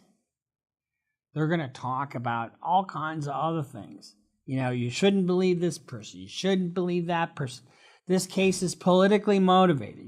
The government in this case only showed you what they wanted you to see. You know, that's the kind of stuff you're going to hear. And it's all bullshit. Let's just call a spade a spade. Was there any challenge to the drugs? No. Was there any challenge that people came in from out of state? No. Was there any challenge that people got paid to have sex with Cassie from out of state? No. You know, so those overt acts are there. And so the defense is just going to have to try to, you know, punch back at the state's closing. You know, they're going to address. But guess what? After the defense is done, then the state gets the government gets another opportunity to do a rebuttal. The government goes first, the defense goes second, and the government goes last. So they have the first and the last word. And that's the way it is in every criminal case. Then then the case goes to the jury and they read the instructions. And I just read you just a snippet of the kind of instructions that they're going to get. And this RICO is so fucking easy to prove. I mean, it is so vague, it is so broad, and it's done that way intentionally, and really because it's to get the higher ups in an organization. It was created for the mob, and the mob. What did the mob have between everybody? Buffers, right? They could never get to the mob. Well, now this organization is doing all this shit, and you're up here, but you're associated with that organization. You're done. So that's why it's really easy. And they only have to prove one of these overt acts. But they have hundreds and hundreds of exhibits. They've got plenty of witnesses testifying, people that were close to Combs, people that were corroborating Cassie, people that, you know, didn't really have a motivation to lie. What's Cassie's motivation to lie now? She's been paid $20 million. We found that out. What's her motivation to lie now? She said she still loved him. You know, but she's a fucking victim. She's an absolute 100% victim in this case. You know, I know some people say free Diddy and, you know, oh, you're biased. And I've like only heard his son saying that. And I am biased against Diddy. I don't like bad people. I'm very biased against bad people. You know, I just call it like I see it. If the government hasn't proven their case, I would absolutely be on the side of the defense. And I'm not picking a side. I'm just trying to give you an accurate vision of where we're at in this case. And so what the defense has to argue is not that he's innocent, right? Because we don't have that in this country. Some countries have, I think it's Scotland's got guilty, innocent, and not proven or something like that.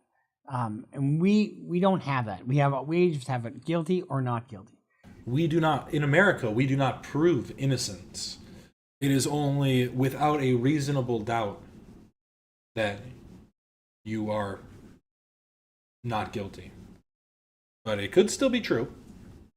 I make no 100% claims. And it's guilty beyond the reasonable doubt. And how much beyond a reasonable doubt, the instruction will say the amount of care one. I will say, I think I'm going to end it here because I don't have much to say about this.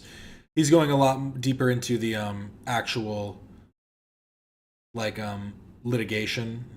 I was expecting more of a bit of an overview of what was happening in the case so far. Obviously that's what he's giving, but he's giving more of his legal insight. So I'm going to skip to this last part, see what this is. Get slippery tonight? I mean, fucking A. So Robert just mentioned that, some of the hotel bills for repairs are like 60 grand because it's like oil everywhere. Photos of Diddy's freak-off damage in multiple hotels has just been released. And now we're even seeing the receipt of damages from the freak-offs at the Intercontinental Hotel of $46,000. This is some of the photos from the many photos entered into evidence of Diddy's freak-off damage that he would occur in these hotel rooms. And right here, that's a whole rug wrapped up in towels and sheets. I don't... you want to get your freak on? Great. You want to fuck with people and hurt people and put them in harm's way? Not great. You're no longer a freak. You're a fucking monster. Seeing that is kind of crazy though. Seeing all the... is this baby oil? Is this more baby oil? That's a whole rug wrapped up in towels and... Interesting. Hits, as we call them. Isn't that what you kids in the business... 4 more subbies. We're 4 subbies away from the first goal. That first goal, just a reminder, is cat tricks. I got my cat. He might be taking a nap, honestly, but we'll wake him up to do some tricks. He knows some good tricks. He knows how to high five and how to speak. The speaking one's a little bit harder, but he does the high fives.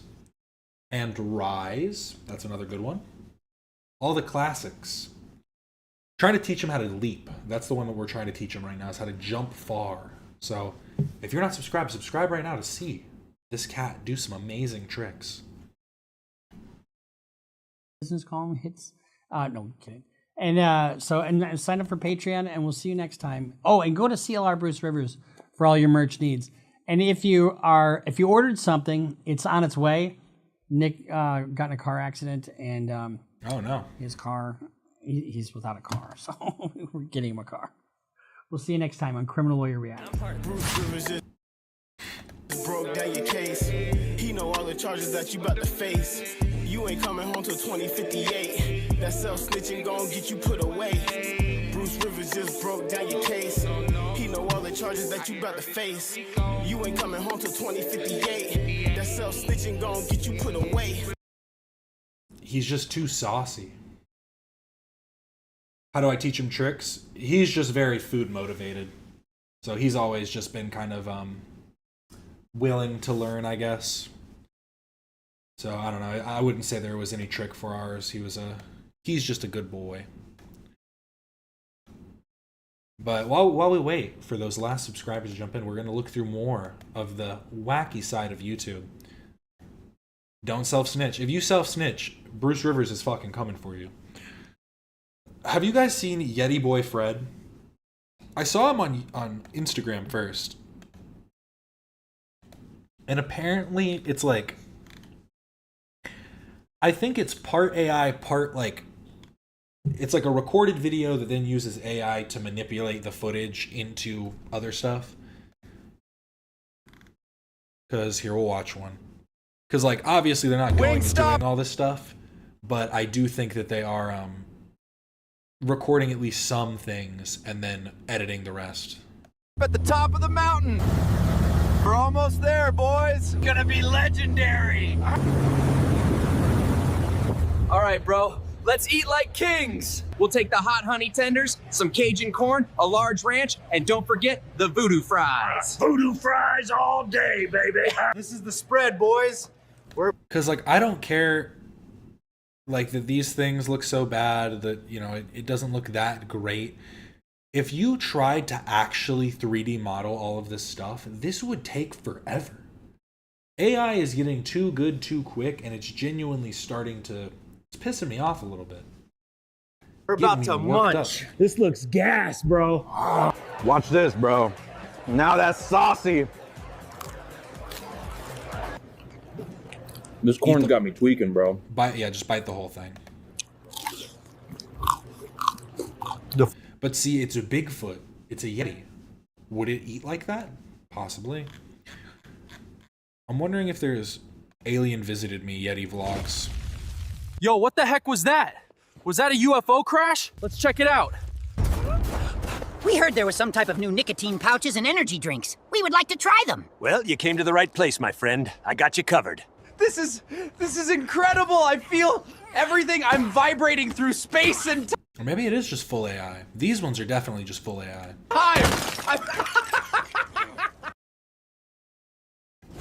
But even just seeing the change within 3 weeks. Yeah, it's only been 4 years since it became mainstream, and I'm already so tired. It's just, it does suck because it's going to, like, just automation in general is going to outsource so many jobs, and it outsources, like, the need for people without supplementing the people's needs, which I think is the main issue. Because it's like, the one thing I was thinking about is, this is, like, obviously a very caveman, archaic, like, very simplistic way of thinking about it. But, like, maybe we should just, like, heavily tax companies that, like, use a lot of AI or automation in hopes that, like, in lowering their, you know, spending into, like, insurance and into other stuff would helpfully benefit, would then be, like, given through taxes and then used to supplement, you know, the lives of the most disenfranchised. But I also don't think that would ever happen, so. But just seeing how different it is from that was 3 weeks ago versus today. And I feel like there's so much difference. Watch this, bro. One second.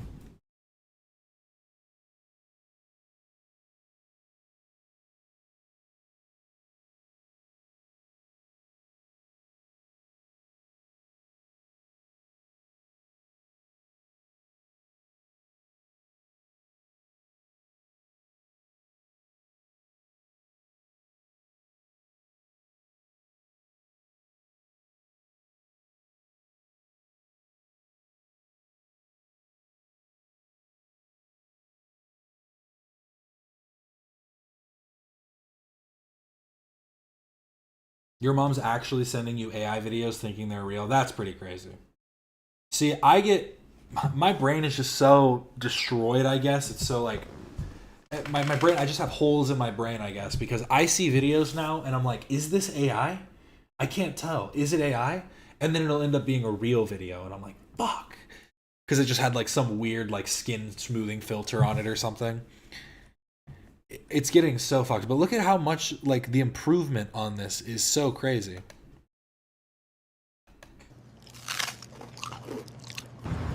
And again, it doesn't look great, but give it a couple months.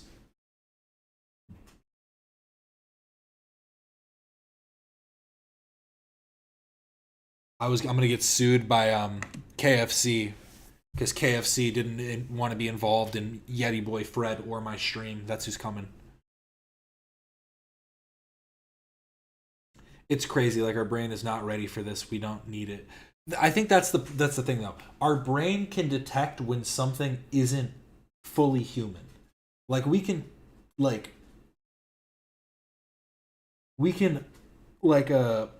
view an image and kind of tell there's a filter on it, but it's going to become so difficult to tell what is a filter versus what is just AI. I think that's kind of where it's going to become such an issue. I did pause the video. I'm you know what? I shouldn't have. I should have chair reacted to this and just left this going. The funny thing is that people like Denims and Frogan and, like, all, they would think that this would be more entertaining. if I walked away and just left this playing, it's like my commentary is what's making this anything. Most of you would watch this and go, you'd say the same thing and then turn it off. But we're having a conversation, we're having a discourse. That's the beauty. This is a real ad? No. This is just I don't know if they're real ads. I'd assume not, and they're just using them like, but I guess you could also get sued for this maybe. So I don't know. It's looking good though. All right, guys, I'm stranded on this jungle island for 7 days. I have nothing, no nicotine, no caffeine, no baddies. Watch the full video to see if I make it out alive. The world according to AI. We're going on an AI, what the fuck? Are these all the same account? I wonder if these are all like from the same creator. Because they're very similar. Hey, cousin, you should really start vlogging your life down under. People would love to see an Aussie yoey on YouTube. I'm pretty busy, but I'll see what I can do. See you later, biggie mate. G'day, mates. Yoey here. Welcome to my neck of the woods, the good old Aussie outback. This is where I hang where I live. So this old Land Cruiser, she's me current wheels. Gets me around out here, can't complain. Just pulled over, found this beauty. Sun-baked roux, my favorite. Nothing beats roadkill aged to perfection. Talking about food, this is the easiest meal. They're an acquired taste, but I've grown to love them. Just gonna see if these campers have a spare brewski. Oh. Where are those bloody beers? Where are the beers? Must be in here somewhere. These humans always hide the good stuff. Humans are so generous, always sharing their beer. I'm so... It sounds like Stein. What, are you saying the other one or this one? Start vlogging your life down under. All right, crew, Yoey here. Just cruising down to the coast, gonna catch some waves. It is so interesting. I hate it. I hate it so much. If I just look up AI video.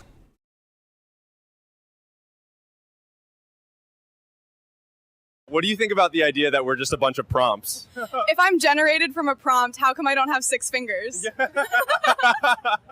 Some people say we're just AI created via some simple prompts. Thoughts? If I'm just a prompt, mine clearly said, add anxiety and a caffeine addiction. Are we entering a Black Mirror episode? Is that what's happening?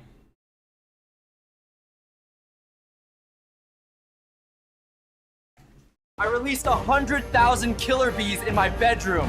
No plan B, no plan A either. I've been buried alive under 10,000 pounds of beans. Let's see if I can get out. I gave my credit card number to the dark web just to see what happens. I'm trying to get... Here's my...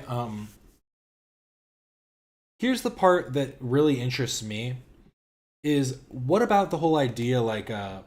the human mind cannot create a face that we haven't seen. So could AI theoretically create a face that doesn't exist using like the things, or would it still have some resemblance to somebody that does exist? I wonder. Because if AI can do that, then it's smarter than us. It's better than us. Because we can visualize. I can visualize a guy getting attacked by I can visualize a guy getting attacked by a lot of things. But realistically, like when it comes to things like that, like what if AI is all of a sudden like, here's a new color, and it's like that looks red, and they're like, exactly, to you it does. And then we're all fucked. AI might accidentally cause nuclear war. AI might intentionally cause nuclear war, if we're being honest. Yeah, prob resemblance of many combined. That's like what I'm wondering though, is like how would that combination end up looking like somebody that does exist or that doesn't? I don't know. Interesting.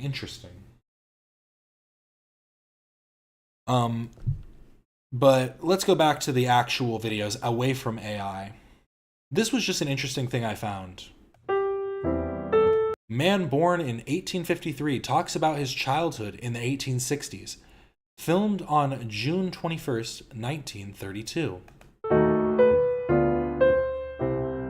65 years ago, about 65 years ago, I came across the ocean from England to the United States, the family settling in Philadelphia. I there attended the public schools and the Boys Central High School eventually, but there was an interval between my attendance of one of the schools. It was not a direct succession. I'm confused as to what he was saying. He attended Central High School, Boys Central High School eventually, but there was an interval between his attendance of one of the schools. So there was like a gap year he took or something where probably just wasn't around any schools or something.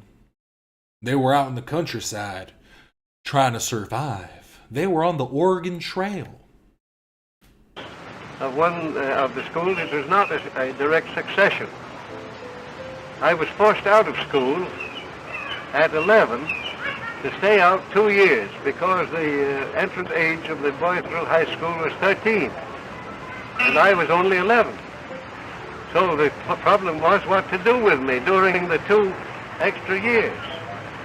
Well, some of them said, some of the advisors said, keep him away from books and let him develop physically. I said, if you do that, you might as well kill me now, because I've got to have my book. So they modified the decision into saying, well, you can have them, all right. So I got hold of a book which was called The Magician's Own Book, a book telling of puzzles and tricks and all kinds of little things, chemistry experiments, electrical experiments.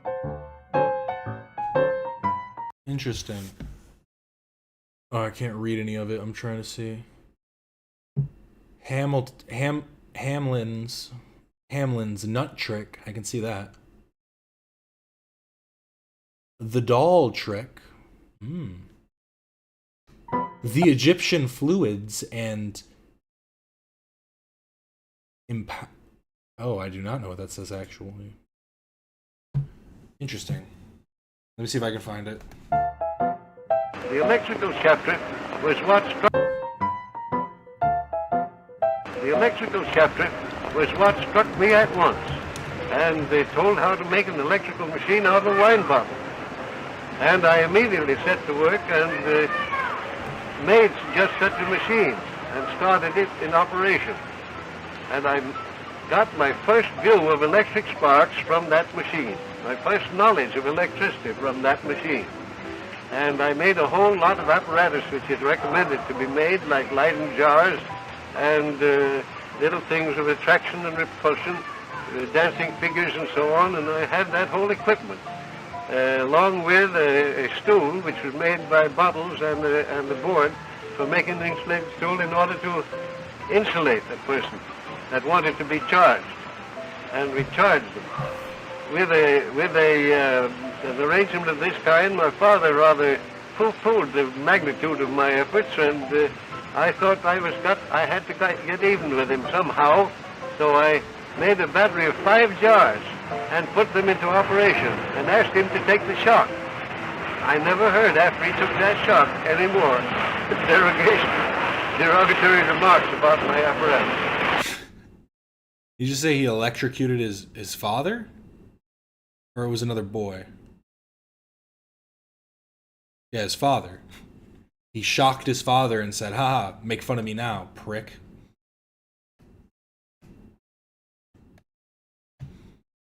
See, I am always interested by this. There's a lot of these videos of people that are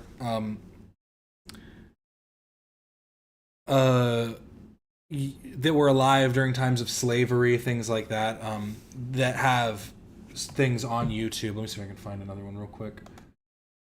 YouTube.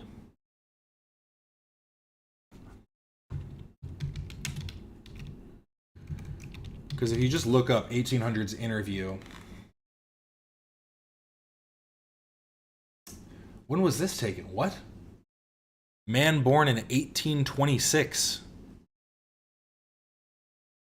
Filmed in 1829, so he was 103 years old.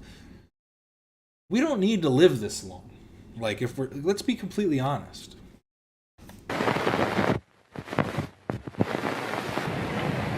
Mr. Cole, what kind of parents did you have?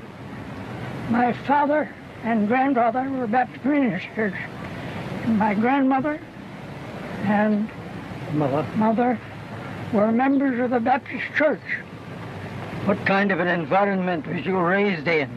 Well, I lived with my father in different places where he was preaching and tried to be a good boy. How much of an education did you have? Public schools in the different towns, academy, and seminary. What habits have you formed? I never drank anything, and I never don't smoke. Sounds like a lousy life. 103 years of nothing? Boring. That's true. I haven't any bad habits. What are your politics? Republican now. It used to be before the Republican Party. Whig. Voted the Whig ticket. What kind of a world would you have if you could have it the way you want it? I would have people honest with each other and do away with their bad habits if they have any. And I guess that's all. What is your outlook for the future? I don't worry about the future. Yeah, he shouldn't worry about the future. He's 103 years old. Just got past World War I. I mean, probably don't want to think about what's coming next. I'm going to live as long as I can, and I'm happy in living. May there be no mourning of the bar when you put out to sea.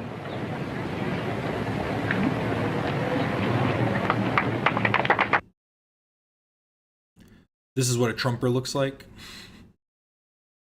I just want to see what this guy sounds like. 107-year-old Irish farmer reflects on change. I'm going to introduce you to a rather remarkable man. He's Mr. Michael Fitzpatrick from Killarney, Maynooth. Now, he started to draw the old age pension in 1927, and 7 years ago he got the President's Bounty on his 100th birthday. Now, he's from County Clare. He came up from Clare in 1940 to a land commission farm in Maynooth, where he lives now. You have seen a lot of changes, Mr. Fitzpatrick, in farming. What would you say was the biggest change? Well, machinery. And what sort of a machine would you think that made the biggest impression? Well, well, the reaper and binder is a great one, but by God, the one for cutting up the ground and throwing a crop is a powerful one too. Well, you were saying at the time you saw the mowing machine first, it made a tremendous impression on you. It did, because it didn't know how could it be done at all. What was the reaction of the people at that time to the mowing machine, Mr. A great many of them wasn't minding it and could afford it, but more of them got happy. And some of them, I think you told me, wouldn't have it on the land at all. Well, that had a good farmer, but I said about our town's land, he wouldn't allow it in it. He used to pay men to cut it at 3 and 6 pence a day. Do you remember cutting the harvest with the reaping hook? Oh, it was all of it. Cut for years and years and years, not years about cutting. And how do you think that the reaping hook compares with the combine at the present time? Oh, well, there's an awful difference. An awful difference, I see anyway. Because the combine is just going one start of the day. The one thing I think that is so interesting about like this time period specifically is how much change happened in the same way that we are seeing such great change now. But in the past, they seem to have had such like a much more positive outlook towards change. And obviously there's always been like conservatism, but I feel like that's always that has been more so in values that you hold rather than just overt like stopping of any kind of change, politically, economically, whatever. It's interesting to see how these people would, take in this information. And like you said, there are people that would deny it, but I imagine that farmer probably fell way behind in his production.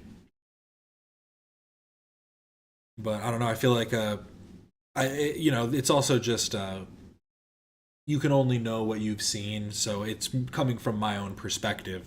But the idea that nowadays it feels like people are so opposed to change, even in the sense of people that that for change don't want change in their goals. Like, there's no way to like change that in like I don't even know how to say that better. There's no way to alter what their changes are. They're very steadfast in that. A Victorian woman. Now let's meet someone who can bring a little history to us. Her name is Mrs. Florence Pannell, and she's 108 years old. Come here. Come here. Oh, come here. So, just a reminder, here's the little star of the show. He will be back in 3 subscribers. Oop, wrong way. There it is, right there. You will do some epic tricks, won't you? Isn't that right? He just wants me to put him down. You were just looking outside. What's the matter? Is it bright over here?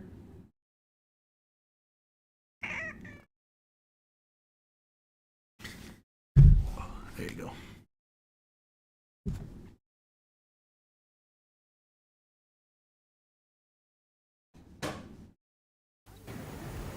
Unlike most women of her time, Florence Pannell managed to set up her own beauty care business. She worked for many years in Paris and in London, and she knows a great deal about fashion. Florence, tell me, was it all right for a lady to show her ankle? In Paris, nothing mattered. But I'm speaking... Honestly? Shout out to her. She has a very powerful voice for her age. I feel like most old people, they start talking like this. They start getting very soft and losing their voice. Listen to this. In Paris, nothing mattered. I just love it. In Paris, nothing mattered. But I'm speaking of years before that. Years. When I suppose I was about 10. Yes. There was a cartoon in Punch of the old-fashioned bus with the seats going parallel with the bus. And all the men going like this. Yes. What were they looking for? There was a woman crossing the road and holding her dress up and showing her ankle to there. Tut. You harlot, you've just done it as well. Florence? Yes. No, yeah, I really like the way she rolled her R's right there. There was a woman crossing the road. Yes. What were they looking for? There was a woman crossing the road and holding her dress up and showing her ankle to there. Tut. Florence? Yes? Tell me a bit about how you managed to start your own beauty business. No lady worked in those days. It was only a companion or a teacher. She could be a hospital nurse. But not private. So it was difficult? Oh, for women, shockingly difficult. I can tell you a story about that. That was also, I think, in Punch. A scraggy woman seated in a chair, little girl playing on the floor, about 4 years old. and an awful-looking man this side in an armchair. Mother, when I grow up, shall I have to be married? Yes, dear. Shall I have to marry a man like father? Yes, dear. And if I don't marry him, shall I be an old maid like Aunt Eliza? Yes. Yes, dear. Silence for me. Say, Mother, it's a hard world for us women, isn't it? Have you ever been in an aeroplane? Never. Would you like to? I shouldn't mind now, but I wouldn't when they first came in. I never fancied them. But I would now because I'm more venturesome. I think you've been very adventurous right through your life. What's the biggest change of all you've seen? The biggest change? Everything. Nothing is the same. Everything is changed.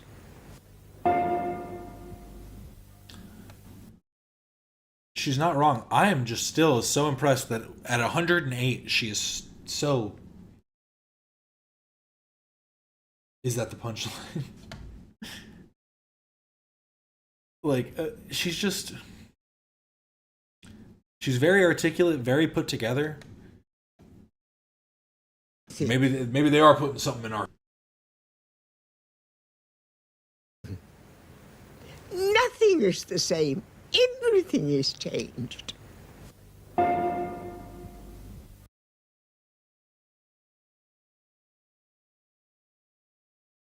Welcome to our forum discussion on the roots of prejudice.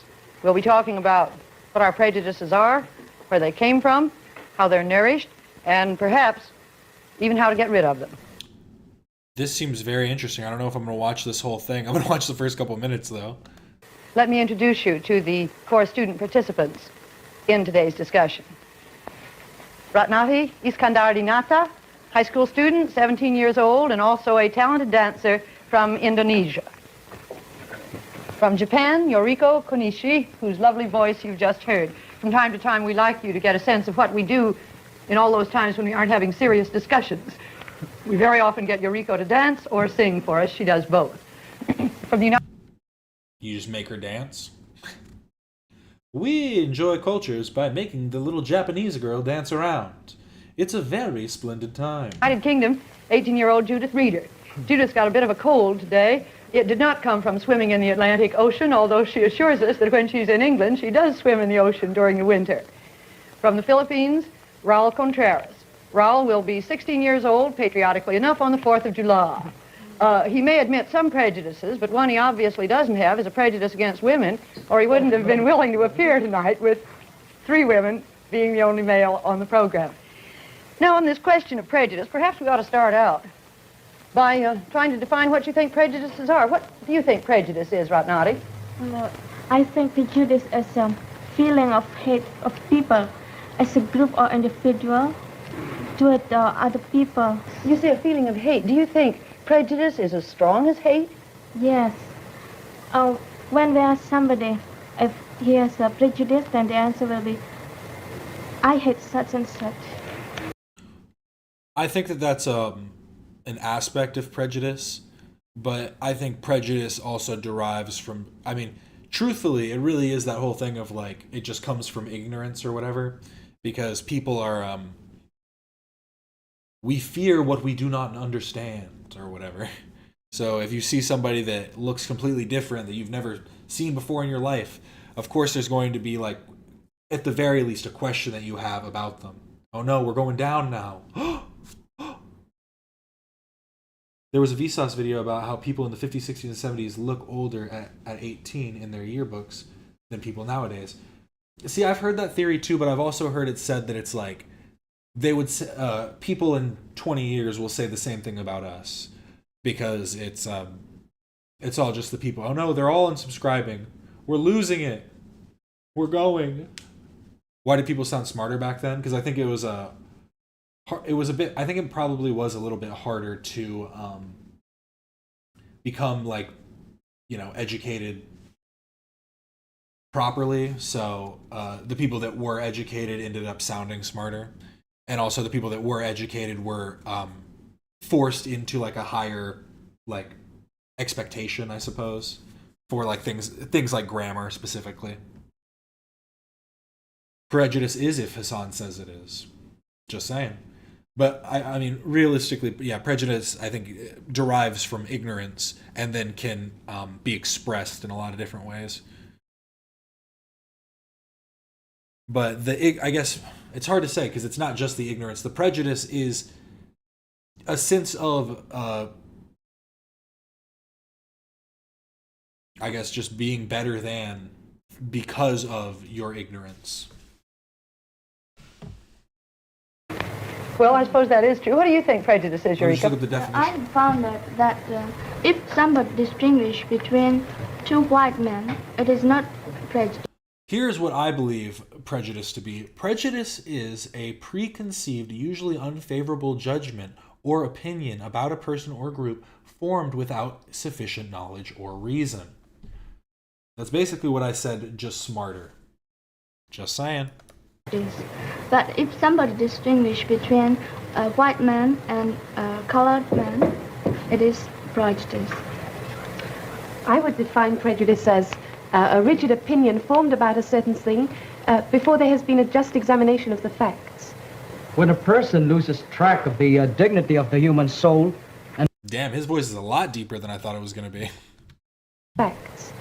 When a person loses track of the dignity of the human soul and begins to judge others not on the basis of their being persons, but on the basis of race, creed, economic status, that is prejudice. Well, is it fair to ask you whether you have any prejudices? Well, I guess so, Mrs. Waller, and being brutally frank, I'm prejudiced against Japanese. Well, not to the extent that I hate them, no, not that way, but I got this, well, as a result of World War II, because, well, I guess I was yet too young to understand what happened during those times, but I think that what my relatives and friends and the people who were witness to that unfaithful occasion, well, they just more than justify the fact, and I think it's justified for me to feel the same way because, well, I know that my people suffered very much under that rule. You still as prejudiced against the Japanese as you were? Well, 5 years ago, that prejudice of mine was, well, slightly fading away. But when Japan stubbornly refused to pay reparations to us, well, the prejudice began to brew again. But now I found out from close contact with Eureka and other Japanese that Japan isn't ready to pay reparations yet, because as Eureka said, some of them, and most of them, even have to suffer the cold in the classrooms because they can't afford to heat the schools. Eureka, you've got any prejudices? Well, I don't have any prejudice for Philippines, but many Japanese people hate Korea because... what about you, Eureka? Do you hate Korea?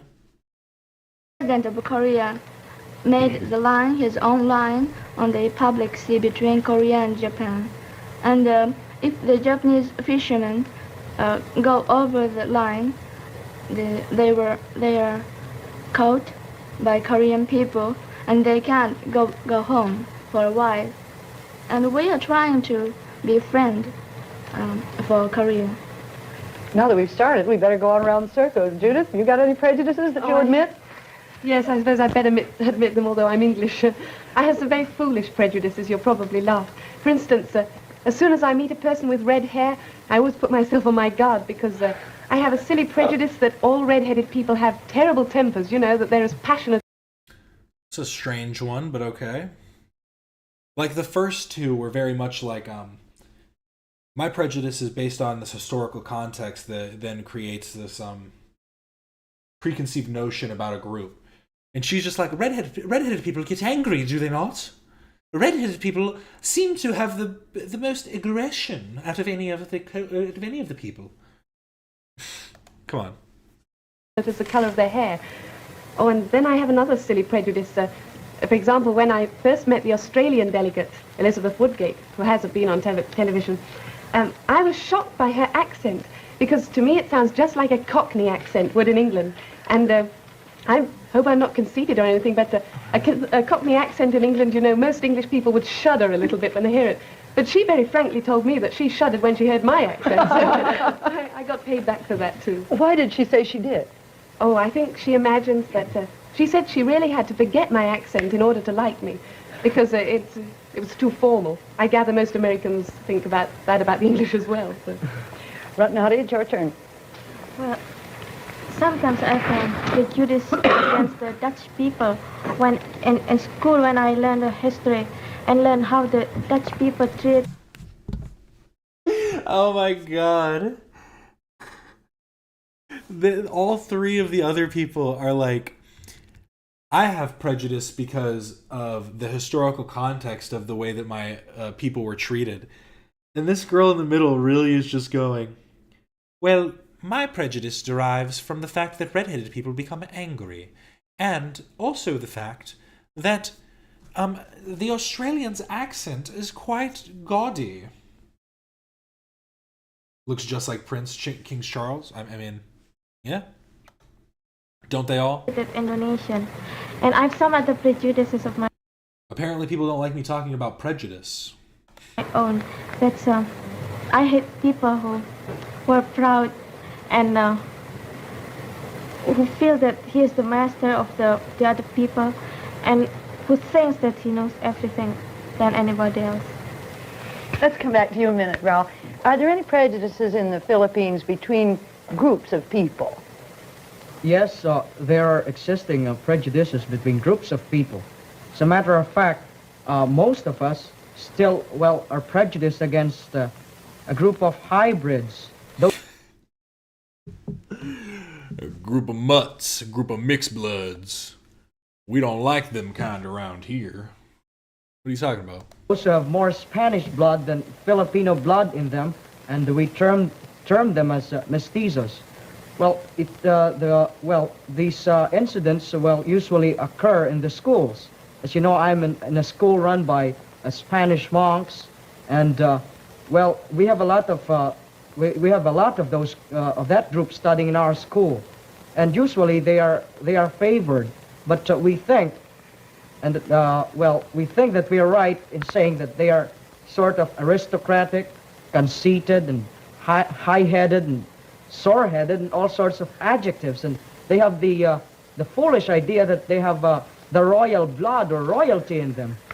Well, how do you get along with these boys in school, Raul? Are there any problems? Well, frankly speaking, I don't get along with them pretty well. As a matter of fact, we usually fight with one another. Oh, is there any problem? Yes, Eureka. Yes, Japan have had many American or European soldiers after the war, and most of them married with Japanese girls, not only formal wedding, and they made children who called hybrids. And I think the hybrids have nothing to be punished, but some grown-ups didn't used to treat as the Japanese children. And grown-ups also used to treat the mothers of children.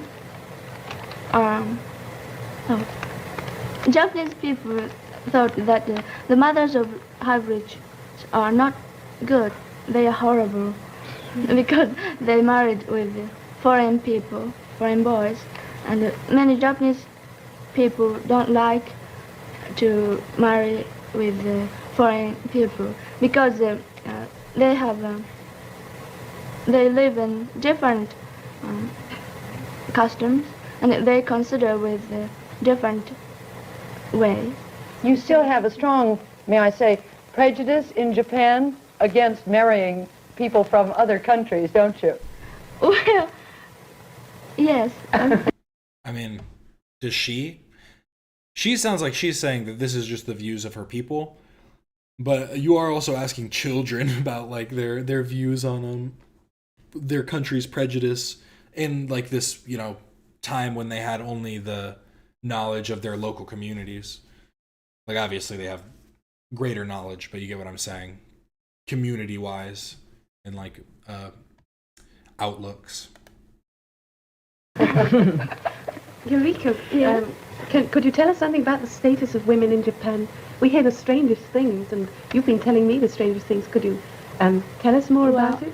Before the war? Yes, and now.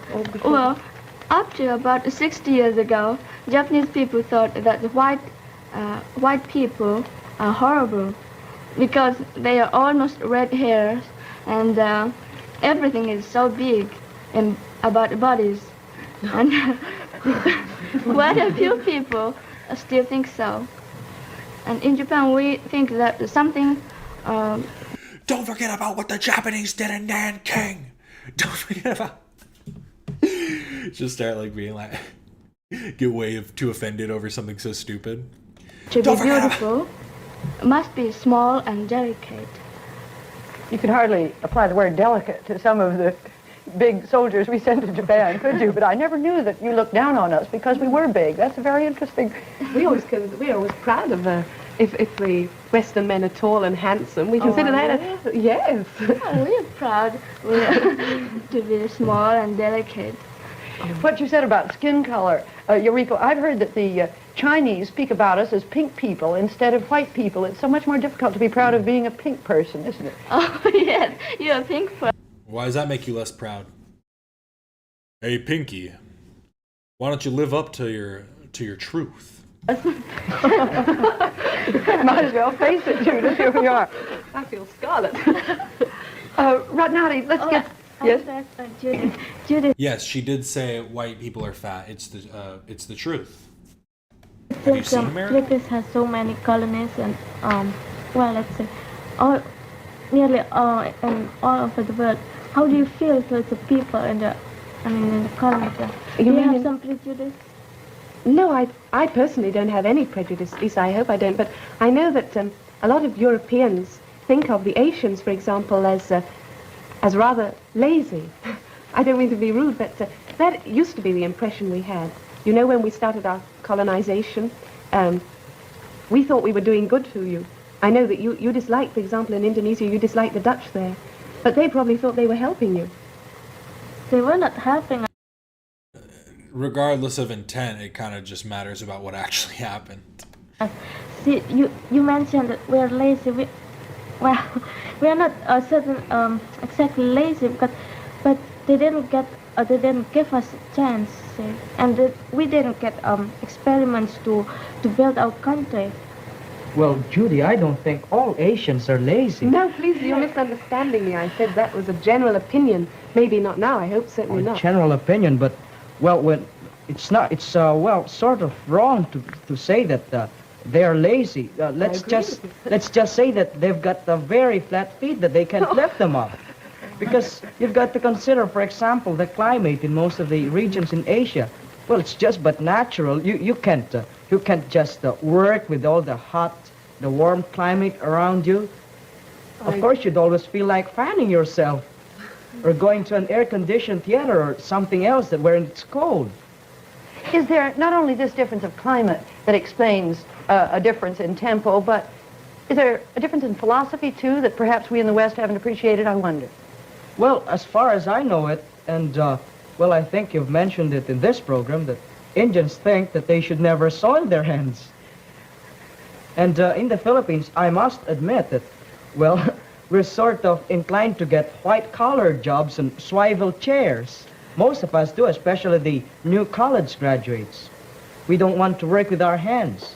We want to have, well, big bosses and with pretty secretaries around us. That's the common tendency. Could you give a proof that we are lazy? Oh, gosh, now you put me in a corner. I was trying to give you an example. You criticize the countries which do... You criticize the Dutch, for example. But I know the British, when they started doing their colonization, they tried to help the countries they were in. But... Oh, this is why it's like asking these kids is not... It's not the best way to do this. Like, oh my god. Well, I'm just trying to tell you that they were trying to help you because you're just a bunch of dumb little animals. You do not know how to create a society. That is why all of your people live in huts. Is this... No, I do not understand why this is not transferring. So, you think that we were butting in and taking away your opportunities? Well, yes, I think so. I'll give an example about the Dutch that we didn't get a chance to be educated, for example. That was when the Dutch were there? Yeah. And do you think if the people in the colony get a chance to get free, you will get them? Do you think? Oh, now we're going right off the subject. Yeah. See, my friend from Malaya is very glad that Malaya will get the independence next year. She's very proud, and she tells everybody that Malaya is going to be independent next year. Do you think that if you do that to the other places, then you yes, will make them satisfied? Well, we hope it will make them satisfied. Every country wants to be independent. That's only natural. But there comes a point somebody to decide whether they're ready to receive their independence. But I know we could go off on another long... That made absolutely no sense. Every country deserves independence, but it comes down to who's willing to give them that independence. I mean, maybe, I guess. If you're also including, like... Because, like, that's basically just the advocation of war. To say, well, to gain independence, somebody has to die. Somebody's got to rise up and gain the independence for their people. Got to fight against them if you want independence. Long argument about that. Maybe we can have what... I'm sorry, Rob. Well, I was about to ask them, what do they think are the most common or basic causes of our prejudices? Is it mainly skin color? Well, maybe. I mean, it's exactly what she was saying. It's not... It's obviously not true, but it's the idea that the British, when colonizing these countries, assumed that these people were lowly, that they didn't have anything, that they weren't able to accomplish anything. And the evidence they had for that was a lot of these societies were underdeveloped for the reasons like he was saying. When you're in certain climates, certain regions, you're less inclined to start building like these, tall buildings and all this stuff because you're out in the heat all day. So like, it's like there's like a push and a pull effect. You know what I mean? The same thing with like America. Like why were the Native Americans so far behind or whatever comparatively? And it's because of the land that they were in. Especially when you think about all the like nomadic tribes and stuff. But yeah, I don't know. This girl loves colonization. Do you mean, for example, taking the American trouble in the South? I guess taking the American side of it, it's just that the white people don't want to mix themselves up with the colored ones. But what about the colored people? Perhaps they don't want to mix with the white people either. Well, what about, since you brought up the American... Low-key, I was going to say, well, I mean, you would have to... That's just like well, what about you? Like you didn't really answer the question, but his smile almost says, well, I don't know.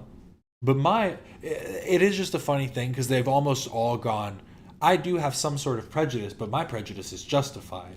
Or the prejudices that I could hold are justified. I'm wondering if this like show or whatever this is going to like call them out on it or not. This lady's just kind of going, so what do you think? But what about the colored people? Perhaps they don't want to mix with the white people either. Well, what about, since you brought up the American race problem, I'd like to ask you, is it as bad as you thought it was going to be before you came, or is it better or worse? Well, I think it's what I've seen here and what I've heard while I am here and what I have read in the newspapers, it's just worse than I expected. Don't you agree, Judith? No, I don't agree. In England, we don't hear too much about the American problem, except, of course, when a certain case came up and the Supreme Court decision, we heard a lot about it then, but not too much. And when I came here, I had imagined from the Tiller case that things would be really terrible in the South. And I found that there's a real feeling of optimism here. I stayed... Again, it's like coming from a white person. I stayed in a Negro she's saying she stayed in a black family's house. In a Negro family, and I was able to see the position, really a bird's eye view of it, you might say. And Or I guess maybe she's saying that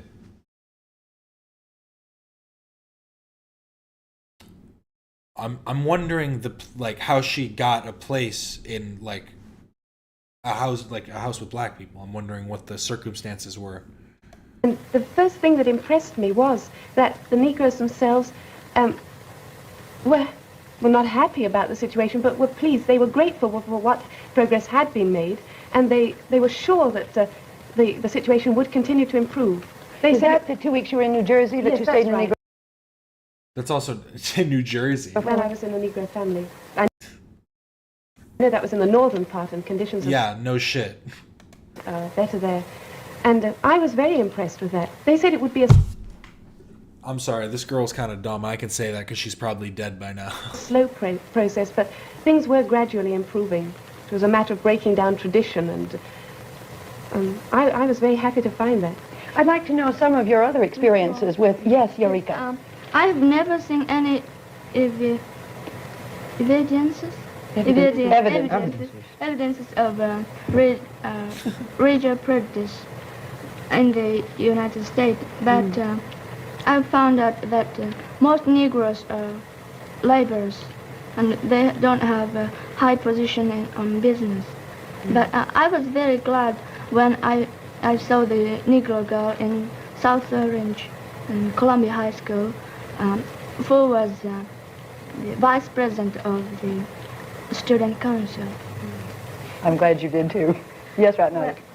Here in New York and New Jersey, I don't see any racial segregation or something like that. But when we stop in Williamsburg and we stop in Negro school, I saw it's very strictly.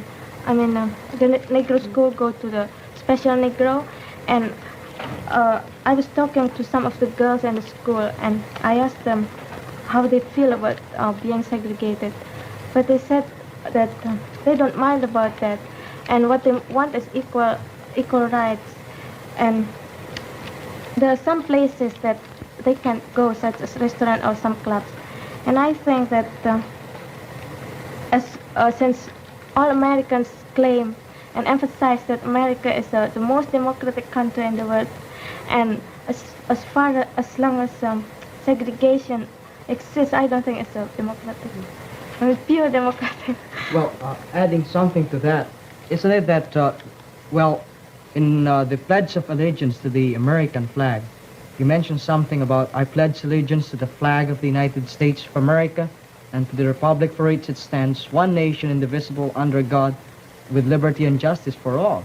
Well, the last phrase just doesn't suit everything. I mean, with this segregation problem here and the discrimination against colored people, how in the world could you have liberty and justice for all? And in one of my hospitality periods, I didn't expect that even the kids could carry it that far.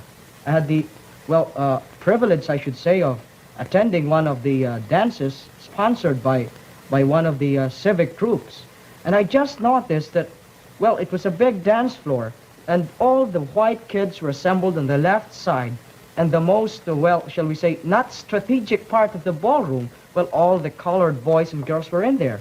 And I never saw a white boy asking a colored girl for a dance, nor did I see a colored boy asking a white girl for a dance. I had a nasty experience too. When I first arrived here, and I happened to mention to a group of... You were the one that was just talking about how it wasn't that bad. And now she's going to chime in. I'm sorry. The Brits, am I right? Young people that I was going to stay with the Negro family. One of the boys got up and walked out of the room. And I felt awful. I thought, well, we're in the north now, not in the south. And then when we did go into the south, I really came against it pretty hard.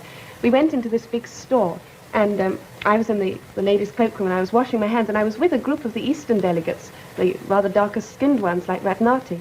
And I was standing a little apart from them, and this lady came up to me, And she pulled me to one side, obviously assuming that I was American, and she said, what are these Negroes doing in here?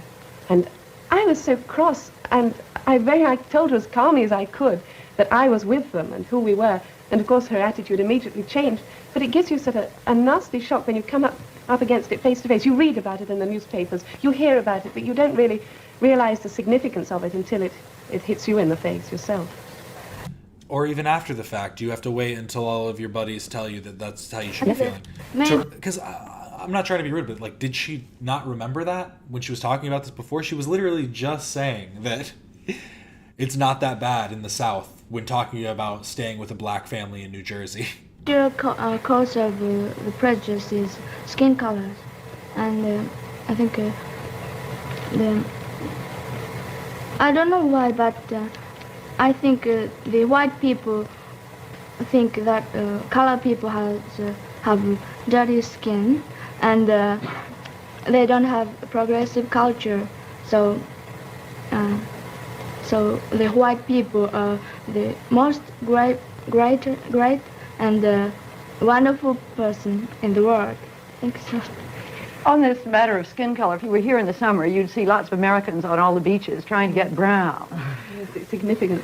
I wonder what that really means. I think we white women have an inferiority complex. The Eastern women and the Negro women have a sort of reputation for being so beautiful. We're a little jealous of them. I guess you just envy us colored people.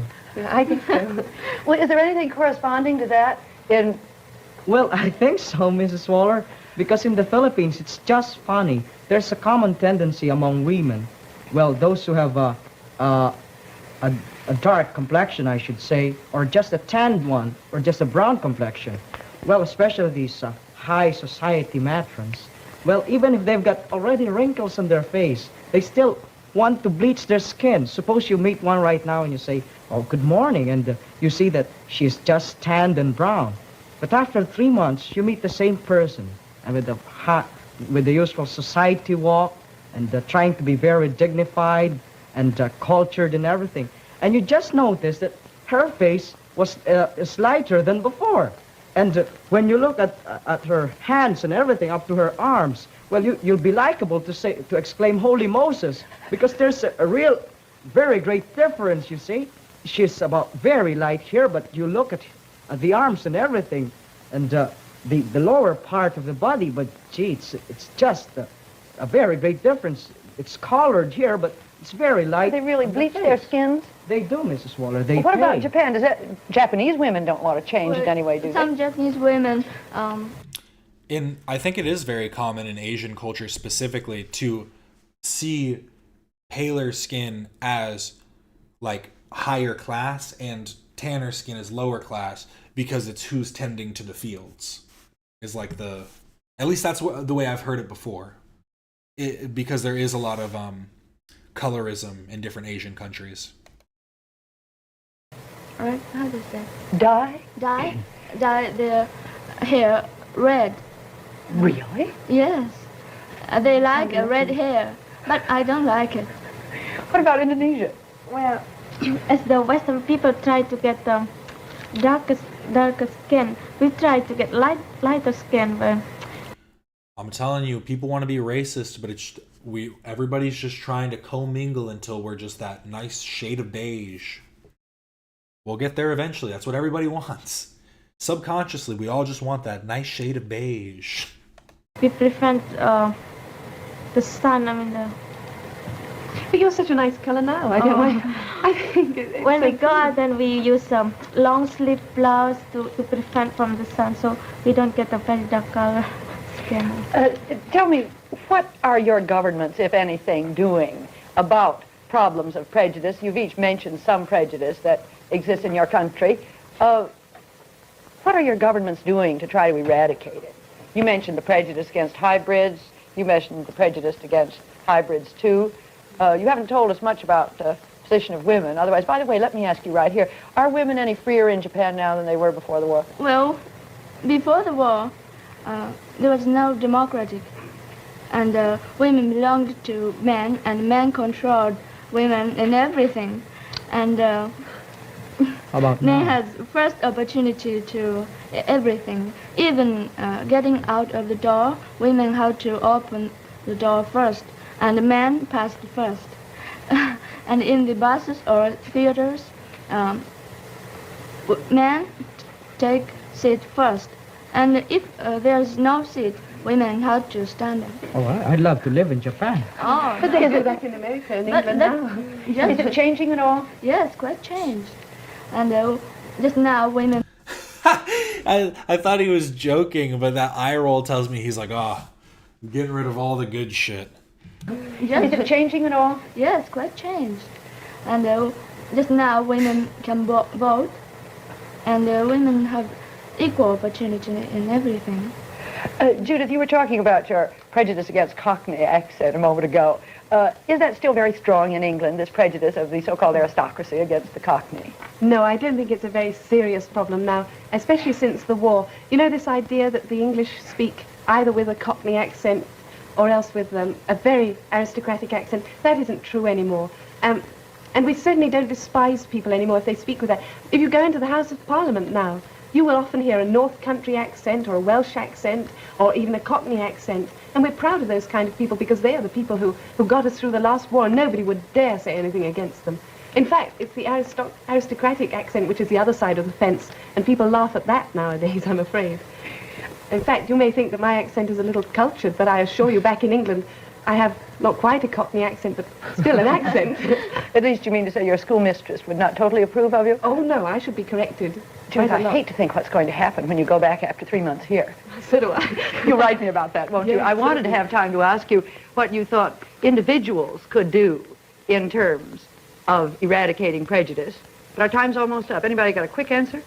Well, I guess we should carefully examine the individual first before passing any judgment on him. And if we ever pass a judgment, we should be just with it. That's a good note to end on. Thank you, Batnati, Yoriko, Judith, and Raoul. Next week, we're going to continue on this subject of prejudice with 4 delegates from Africa, 1 white and 3 colored. The delegates from the Union of South Africa, Gold Coast, Ethiopia, and Nigeria. Honestly, I'm surprised they were even doing a show like this back then. It's kind of impressive that they did this so consistently to have just like these different cultures talking. Kind of a nice thing, you know? On these quiet streets... So now we have interviewing Bin Laden's neighbors. But before I get into that, I'm going to go use the restroom really quick because it's been 4 hours. It's been 4 hours. Remember to like and subscribe, or resubscribe if you unsubscribed for some reason. But I will be back and we will continue. Or feel free to leave. It's up to you, really, you know. We're all here for different things. Like 2 minutes.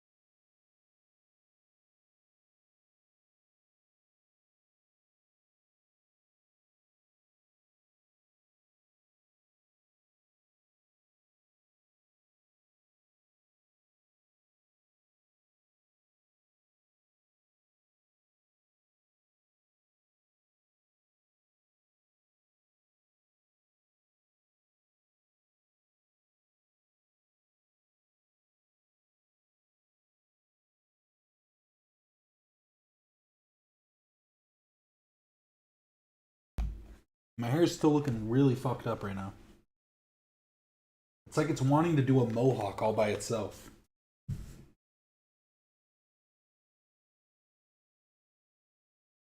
Odd. Okay. Well, let's get into it, shall we? On These Quiet Streets, interviewing Bin Laden's neighbors by Roca News. The world's most wanted man was killed.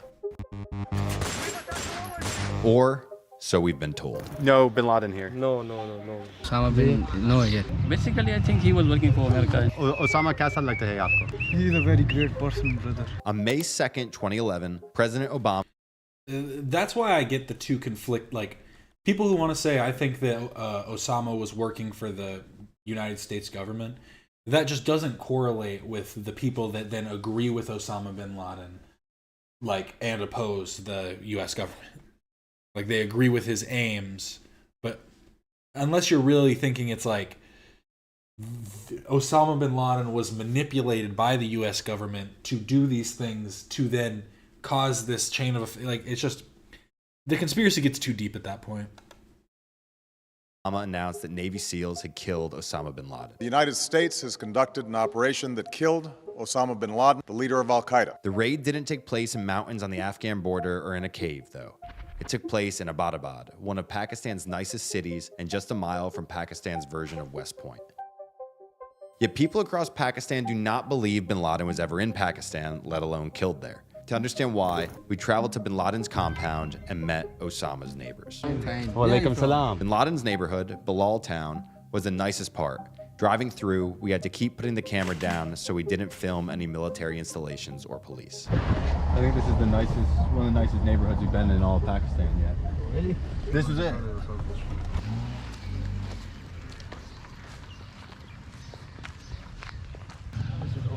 This is it. So this was exactly where his house was, right in the middle of a really nice neighborhood, less than a mile from the West Point of Pakistan, their military academy. Did they get rid of it because they didn't want it to become an attraction? Yeah, I think that is one of the reasons, because they did not want it to remain. It's just like as a place of, like a shrine, or like a place people come here. Assalamu alaikum. Kya haal hai? ठीक है? I'm fine, thank you. How are you? Fine. Walaikum salam. Thank you. I'm from the U.S. Okay.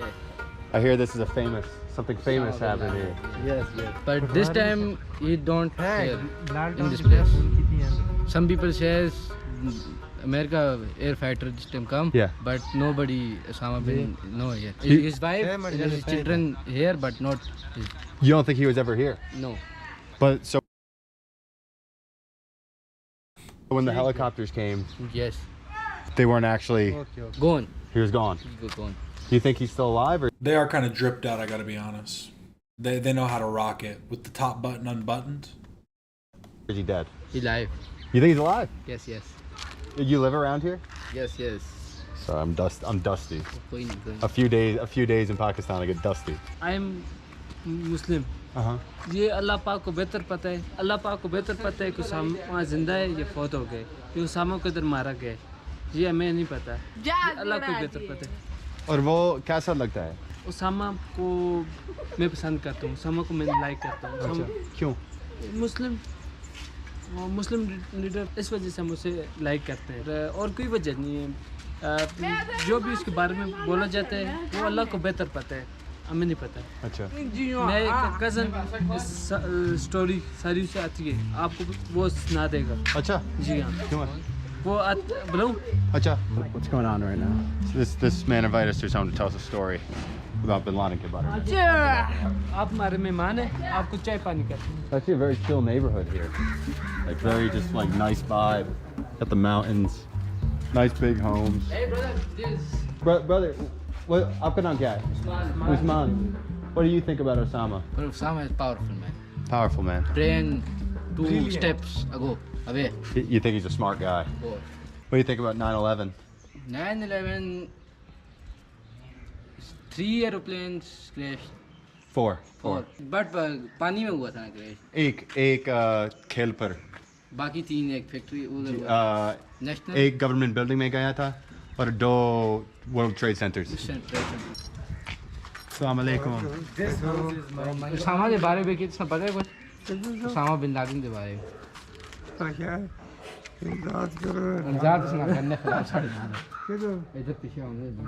When the bin Laden thing went down here and the Americans crashed, he was living right here. आपने कुछ सुना? Hospital ले गए थे, पाँव में गाज वगैरह लग गए थे। क्या आपने कोई देखा? हेलीकॉप्टर्स देखे? गिर गए थे, पुलिस आ गई, फिर जगह बंद कर कम ही रात कर पाए। अच्छा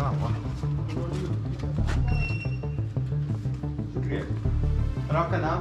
मोहम्मद तिमूर। मोहम्मद तिमूर। मेरा नाम मैक्स है। ये बात 2011 में हुई थी, 11 मई को हुई थी। हमारे स्कूल और कॉलेजों की छुट्टी हो गई थी, उनके शीशे टूट गए थे जब हादसा हुआ था। ये ओसामा बिन लादेन शहीद हुआ है, जैसे जो मारा गया, इस बात का हमें कोई इल्म नहीं है। ओसामा बिन लादेन एक मुस्लिम था, एक मुसलमान था। अल्लाह पाक उसे जन्नत फरदौस में जगह दे। अगर उसने कोई गलत हादसा किए, कोई गलत वो किए, तो ये पकड़ अल्लाह पाक करे। Cold drink would be nice. Now, if you're enjoying this video, please subscribe. My friends and I started Roca News back in 2020 because we are tired of mainstream media spreading fear and bias. We just want to know what the world's actually like, and we're out there telling it on this channel. So please subscribe, and thank you for watching. 9/11 क्या सोचते हैं? 9/11 Actually, many people in Pakistan don't know because Bin Laden was not from here, so many people don't know and don't really care. So,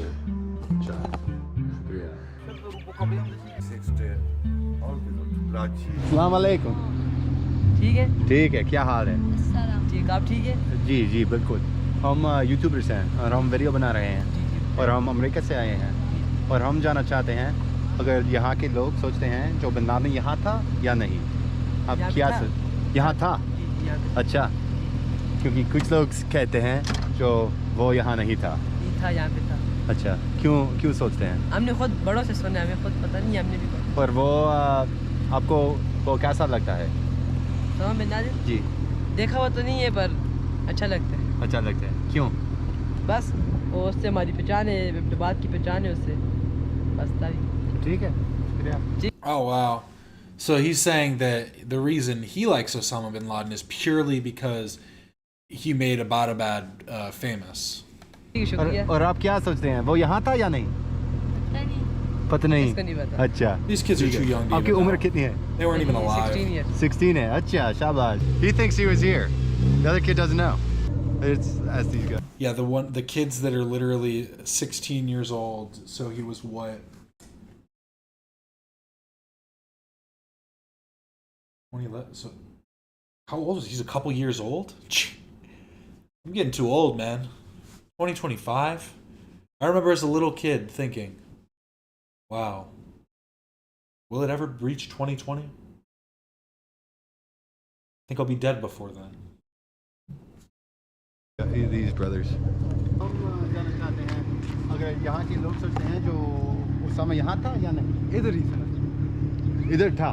इधर नहीं था, इसके नहीं था। हाँ। अच्छा, क्यों नहीं? क्यों आप ये सोचते हैं? हम ये सोच नहीं क्योंकि वो भाग गया। अमेरिका आने से पहले भाग गया। हाँ, नहीं, पहले का था ही नहीं, बस उसका एक घर सा बना हुआ था, बेस सा, वो इधर नहीं था। अच्छा। लोगों की एमी में थे। और सुने, where are you from? America से। अमेरिका? जी। Very bad, brother, very bad. Yes. Too bad. Because of Trump. Because of Trump. Yes.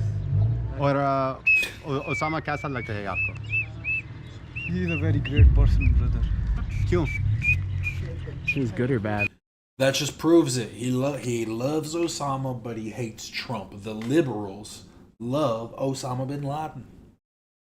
He's a very great person, brother. Because people, they think that Pakistan is a dangerous place, but you can go anywhere, no problem. Well, they think that because of this.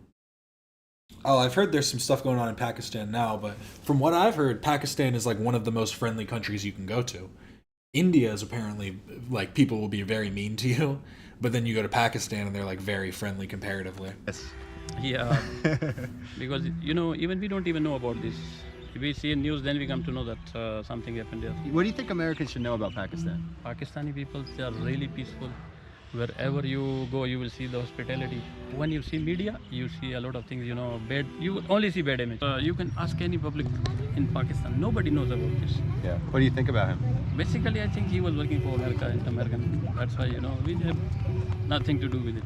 This conspiratorial thinking has been core to Pakistan's politics since 1951, when the country's first prime minister was mysteriously assassinated. In 1988, an influential dictator with close ties to the CIA had his plane inexplicably blown out of the sky. And in 2007, the opposition leader was killed under unusual circumstances in the same exact place as the prime minister was in 1951. The result is one of the most conspiratorial countries on earth. Many Pakistanis blame the US, India, and Israel for all sorts of plots, including 9/11. It doesn't matter that Al-Qaeda claimed responsibility or that Al-Qaeda admitted to bin Laden's death in Abbottabad. यहाँ पर वो तो बोलते हैं उनके अपने रहते थे लेकिन वो नहीं रहता था। अच्छा। हाँ। मतलब उसके रिश्तेदार शायद यहाँ थे। जी। उसकी दीवारें इतनी ऊपर थी कि कोई देख भी नहीं सकता। हम जानना चाहते हैं अगर यहाँ के लोग सोचते हैं जो बिन लादेन यहाँ था या नहीं। अब क्या सोचते? नहीं यहाँ पे उसामा बिन लादेन नहीं था, उसके भाई लोग यहाँ पे रहते। इधर के दीवारें बहुत बड़े उस समय लगाए थे, यहाँ पे कुछ नजर नहीं आता। पता नहीं वो कौन भी यहाँ से निकलता जो गाड़ी वो बुरके में ही जाता था, वैसे बुरके के अलावा नहीं जाता। तो बिन लादेन यहाँ नहीं था? नहीं यहाँ पे नहीं था। फिर जब अमेरिकी फौज जहाँ आया था फेक था। अच्छा, आपको उसामा कैसा लगता है? अच्छा लगता है। क्यों?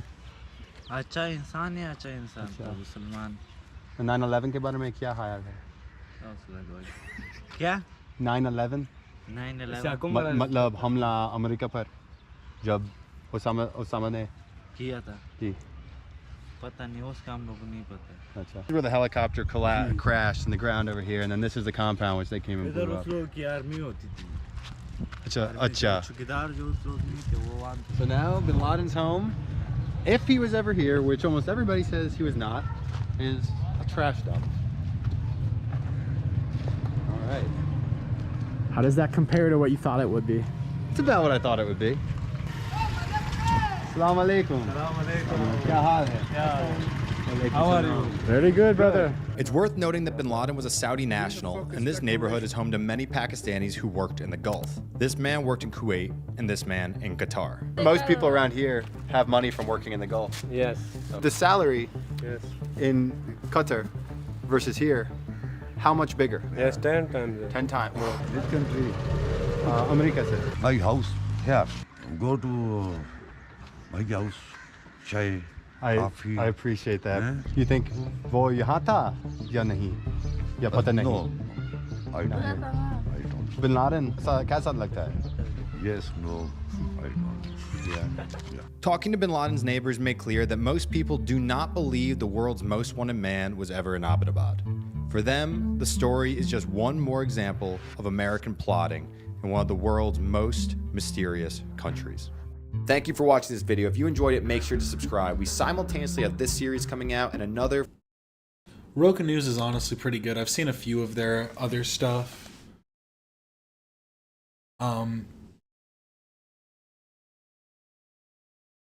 Oh, he did a video on this. I forget what this game is called. This game seems very interesting. I'd love to play it. Do I still play Project Zomboid or did I quit? I do it here and there. I don't do it super often, I gotta be honest. It's a great game, but it's very difficult. But I haven't done it on stream in a long time.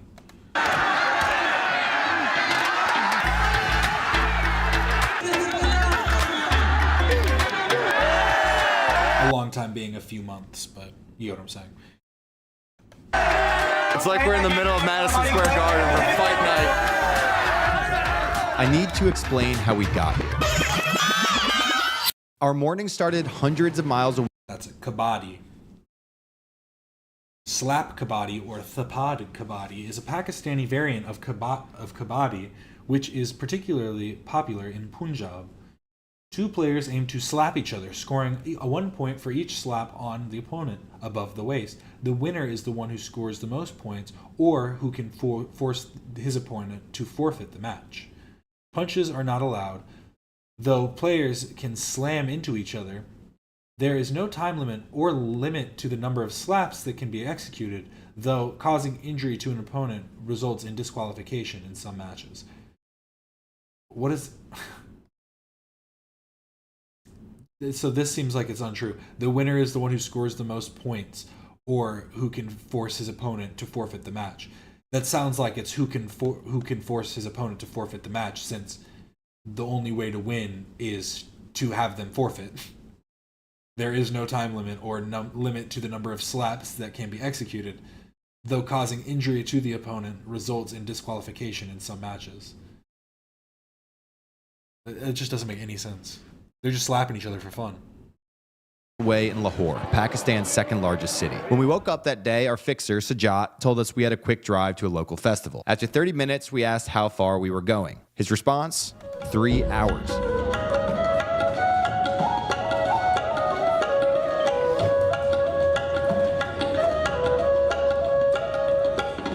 Three hours later, we pulled off the highway to a rest stop where truckers were stopping on their way from Afghanistan.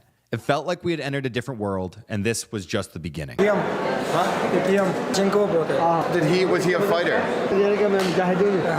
Yes, I like Mujahideen. That's why I like it, weapons. AK-47. मैं अफगानिस्तान से इधर आया हूँ। अच्छा, America से हैं। अब America कैसा लगता है? अच्छा लगता है, लेकिन कोई वीज़ा निकाल के दे रहे इसको बोल रहे। The Taliban, how does he feel? अल्हम्दुलिल्लाह, बिल्कुल सब कुछ सही जा रहा है। तो अब सेफ है अफगानिस्तान? जी अल्हम्दुलिल्लाह, बिल्कुल। अभी करेंसी भी ठीक हो गया, सारा कुछ माहौल ठीक है।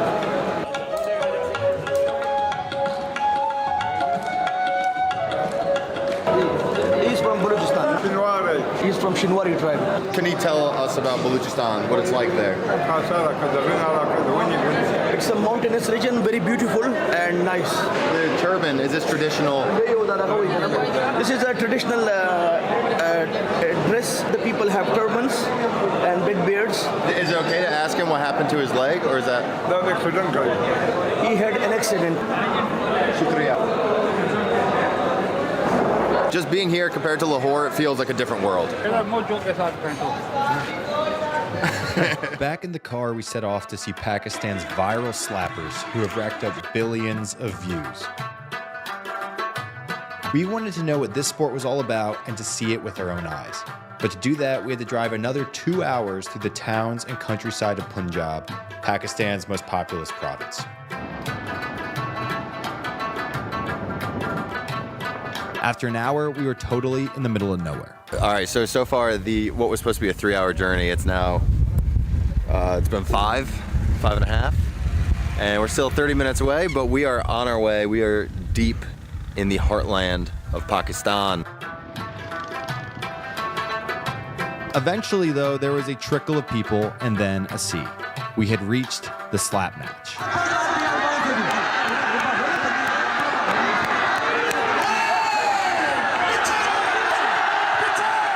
There were over 10,000 people here, with thousands surrounding the pit and even hanging from the trees. We were given the VIP treatment, though, and led right to the ring, where the fighters were getting ready. It's like we're in the middle of Madison Square Garden for fight night, UFC, whatever. That's even better. I think these people are more hyped up for this.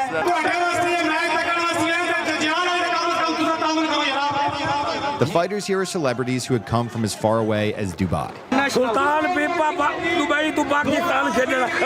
And one by one, they came into the pit, and the crowd went wild. What does it mean to the Punjabi culture? What does it feel like to be fighting and to have all the thousands of people screaming?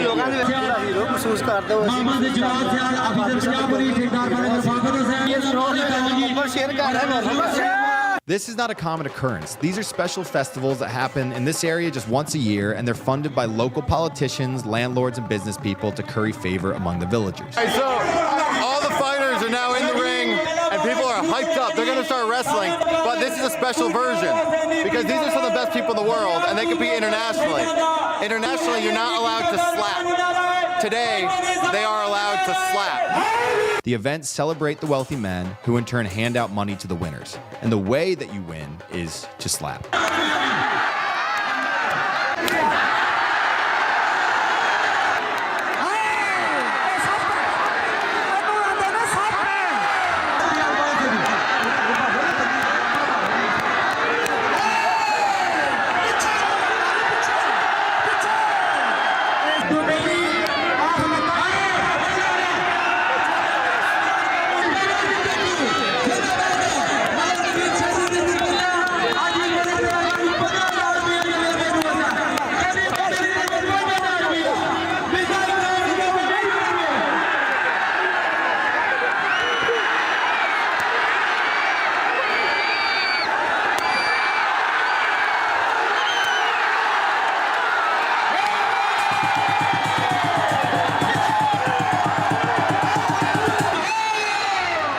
Now, making videos in a place like this, one of the biggest challenges can be connectivity. After all, there's no Wi-Fi for miles around.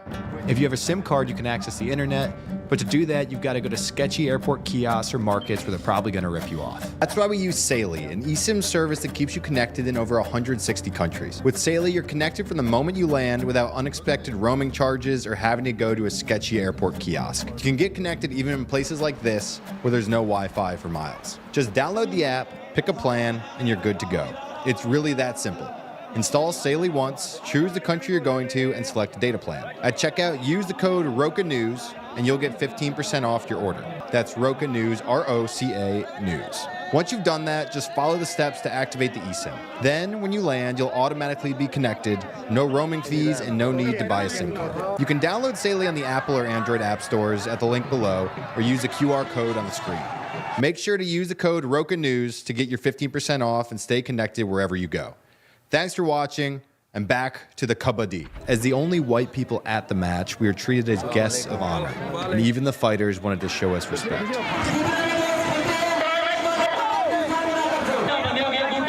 लोगों के लिए जो दुनिया में ही इसके बारे में जानता है, बताएं इसका मतलब क्या है? पाकिस्तान पंजाब उसका ये फेवरेट और बहुत ही अच्छा खेल है। इसमें इंसान मजबूत रहता है। तो अपने आप को जवानी में साम लिया, खाया पिया और जान बनाई, और लोग ऐसे दंगल लड़ने के लिए हमने बहुत कोशिश की, मेहनत की, तो इंशाल्लाह हम ग्राउंड में कामयाब हुए हैं। हम मीट खाते हैं, ठीक है, गाय, बकरा, भैंस, भेड़िया, भेड़, ठीक है, ये और इसके अलावा हम खाते हैं। Pakistan This really is like their UFC. They're like, we've been training for this since I was a young boy, eating my vegetables and my meat. Pakistan बहुत अच्छा है। पाकिस्तान ऐसा है कि दिल जाने को नहीं। इतना मजबूत होने के लिए क्या करते? बकरा, मुर्गा. There were only men. Women didn't come. बकरा, मुर्गा. There were chicken is burger in Urdu, I think they speak in Pakistan.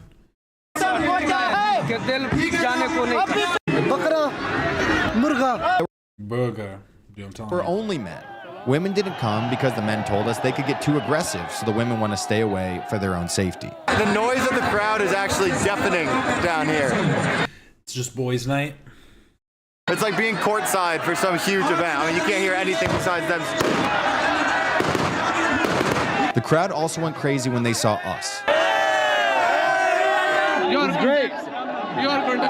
मुझे कबाडी के बारे में कबाडी एक मशहूर गेम है पाकिस्तान का, मशहूर गेम है। और क्या ये जो जवेद जट्टू नहीं है, इसने बहुत मारा आज। जी बहुत। क्यों इतना बढ़ रहा आज स्पेशल डे है ना। I'm traveling Islamabad 100 kilometer ago. आज? Yes, इधर travel करके यहाँ पहुँचे कबड्डी का मैच। क्यों? I like this. लेकिन क्यों ये मैच इतना अहम है? This is हमारा सकाफती मैच है, हमारा पाकिस्तान का सकाफती match. There were no tourists in sight, and many of these villagers had never even seen white people. Assalamu alaikum.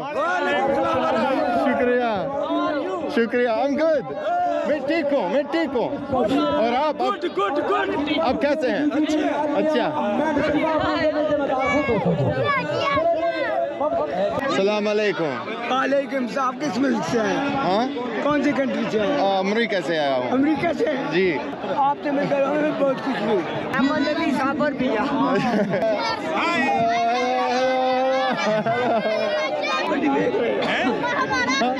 If you're enjoying this video, make sure to subscribe. We started this channel to take the bias and fear out of news. That's taking us all around the world and also around the USA. If you want those videos, subscribe for more. The slapping went on for hours with one fight after another. People told us different things about the rules. So they slap each other? Yes. How do you win?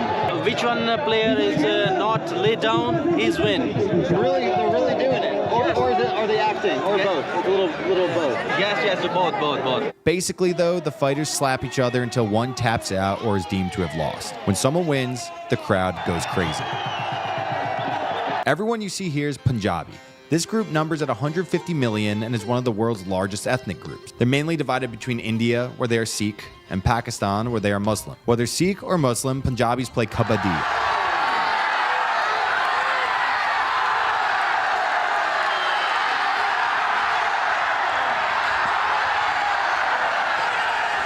I think I had read that rule somewhere before, that this is Creator Clash 3. It's got more fans and honestly probably a bigger arena now too. But when the match ended, our fixer told us we needed to get out immediately in case there was a stampede. They do a stampede. That's pretty cool. But what I was going to say is I'm pretty sure one of the rules I had read before, because I heard about this sport a while back, I'm pretty sure if you make them land on their back 3 times, that's a loss.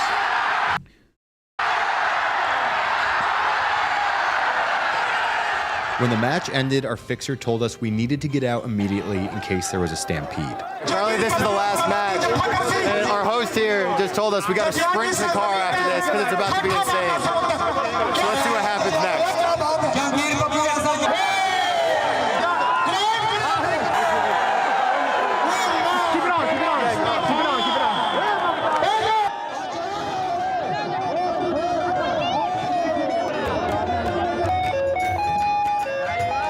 He does not want to be stuck in a stampede when all these people get out of here. Hello, how are you? I'm good, how are you? Thank you.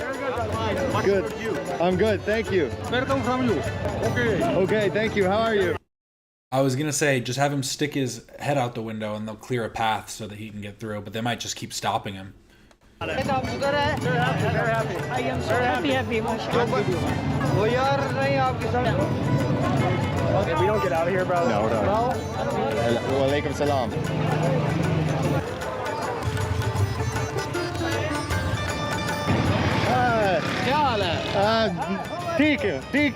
Yeah, this is... If we're stuck here with these 20,000 people trying to get out of here on their motorcycles. And there's only one road. And it's about to be dark in like 30 minutes. We're not going to be on that mountain-ass road. Yeah. The adventure is just getting started here.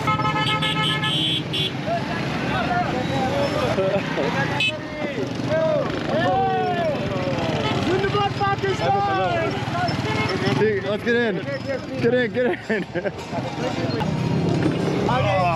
That was insane. Now the 5-hour trip home begins. Between the slapping, the cheering, the thousands of friendly people, and the absolute remoteness of where all this took place, we felt like we had come across one of the most unique events that we would ever see. And when we started our 5-hour drive back to Lahore amid the exodus of villagers, not even the potholes could knock the smiles off our faces.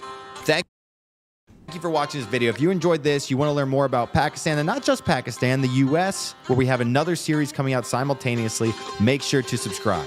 We have amazing... So that's another one from Roken News. Good stuff.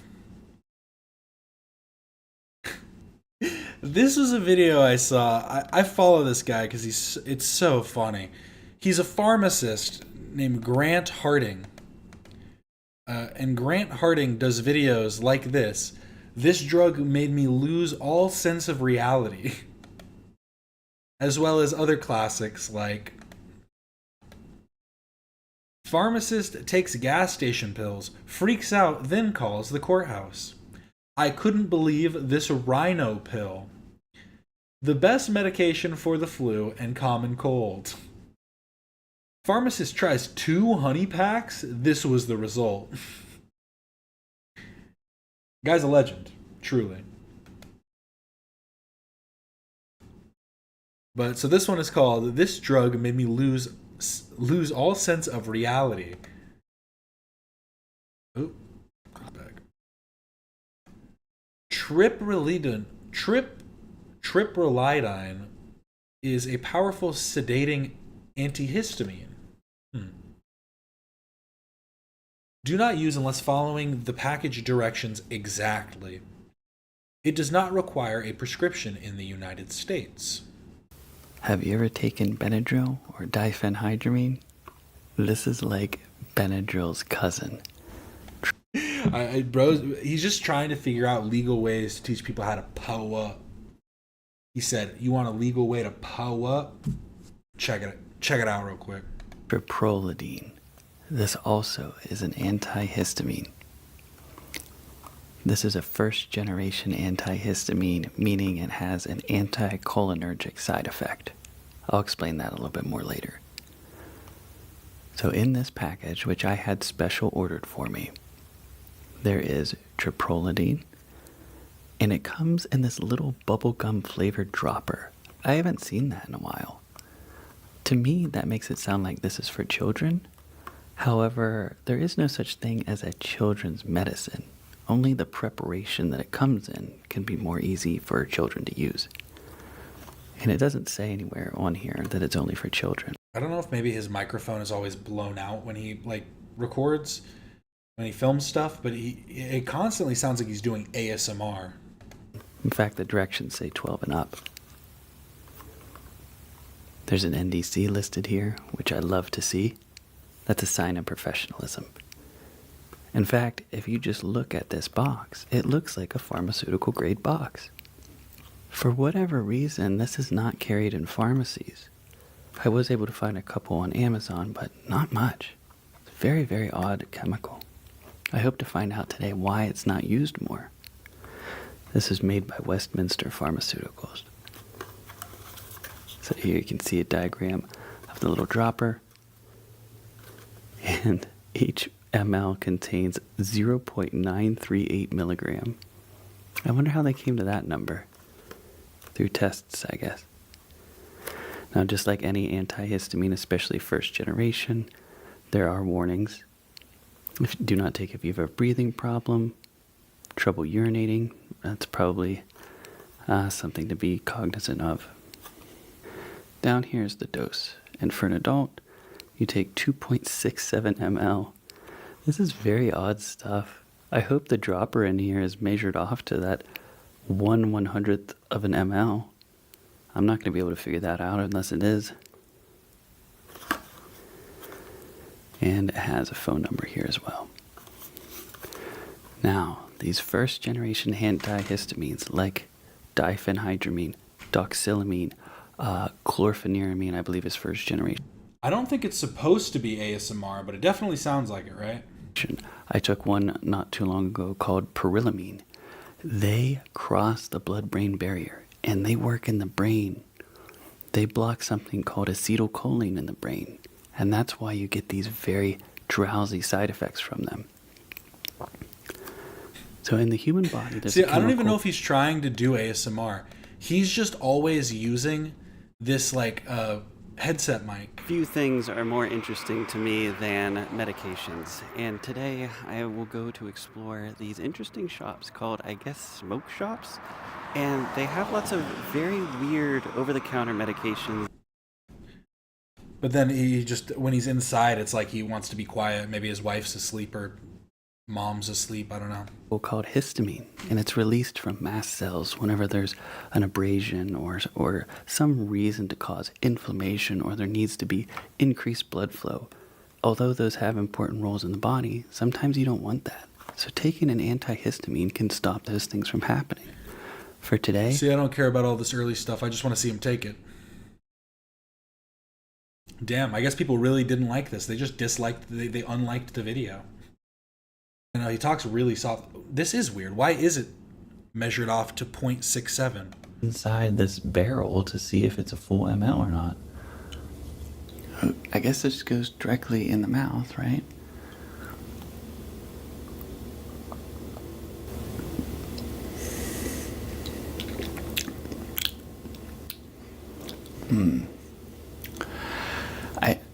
I know this is weird, but it has an antihistamine taste to it.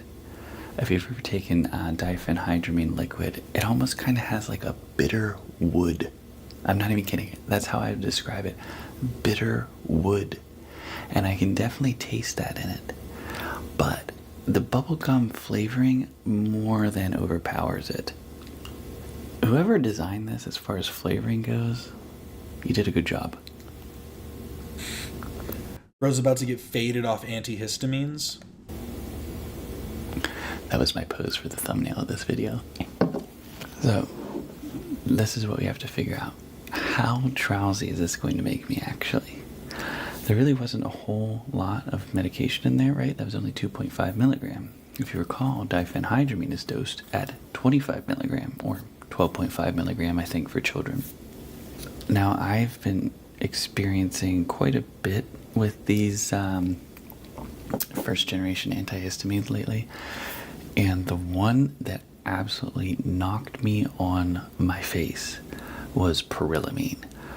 I didn't even have, technically speaking, pharmacologically speaking, the pyrrollamine shouldn't even... See, the ASMR does seem intentional, but it's just not consistent throughout his videos to where I'm like, I don't know. I don't know if he's meaning to do it or if he's just like trying to be quiet while he's inside.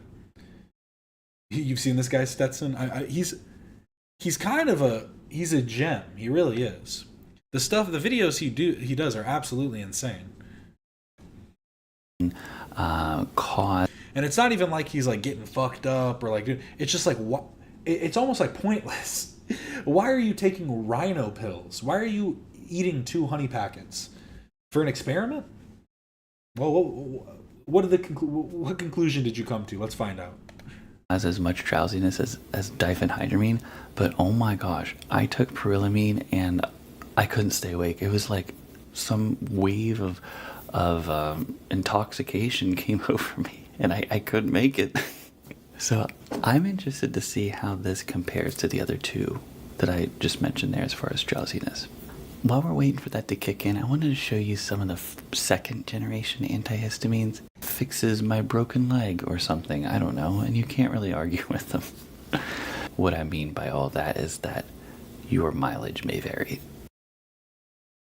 Then things got weird.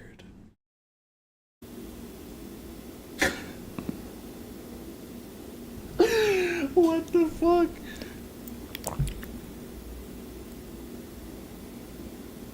It's in your blood now, bro. You're screwed.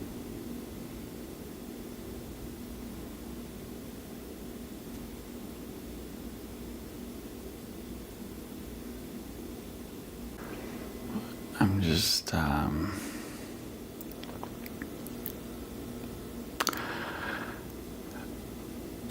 need to... I'm go to the doctor, maybe? Go to the ER? I'm just gonna lay down. Like, I don't...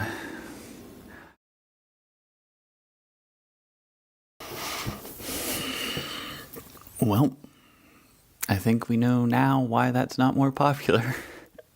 That thing, that little dropper full, knocked me on my butt. Oh my goodness, I couldn't stay awake. By the way, to give you some context, I had just woken up. This was at 9 or 10 in the morning, I think. And I fell asleep for 3 hours. And before I fell asleep, I felt a very weird sensation come over me. It was like a cocoon of like serenity. I don't know. I felt very comfortable after I laid down. And then I had dreams where I could see the words coming out of people's mouths. When they would speak, letters and phrases would come out. And before I fell asleep, I mean, I don't know how much of the footage I have of myself, but like, I definitely wasn't with it. But one of the most striking things about this, it didn't do anything for my nose. I still have a runny nose.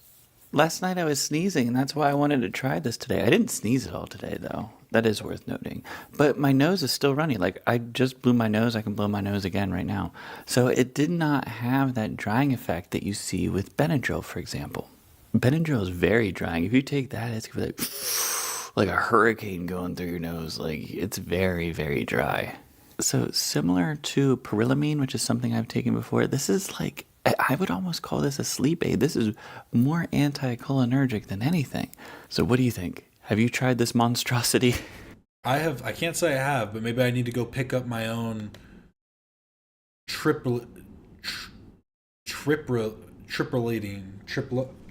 however he said it. Triprolidine. Need to go pick up my own. Now I'm kind of stuck between what I want to do next, because we have some interesting longer videos that we could look at about things like a video from Terrence McKenna. If any of you have ever seen Joe Rogan, talks about he used to talk about Terrence McKenna more, but maybe he just got out of the mushroom world. And Terrence McKenna is just like a mushroom philosopher. No, yeah, he definitely got a lot more energized at the end. But so I have a Terrence McKenna video, a documentary about Hunter S. Thompson, a Manley Palmer Hall video, which will actually bore everybody to sleep. So I'm thinking I'm going to do that one later. But then I also have, where is it? I have a bunch of FOIA documents that I could start reading through. That is another option.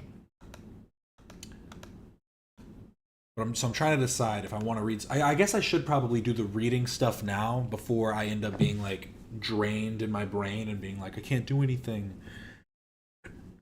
So, yeah. Before we watch any of the other little documentaries, we're going to do some FOIA. For anybody who doesn't know what that means, that is the Freedom of Information Act, which basically means a bunch of government documents have been let out to the people. You can find them on Freedom of Information Act electronic reading room at cia.gov/readingroom/home. And I've done the liberty of finding just a small collection of some different articles about astral projection, psychic children in China, UFOs, drug lords, and MK Ultra. So, you know, some fun stuff. You want to hear the whale noise? Put that in the background. I was going to put on some music while I'm going through this stuff.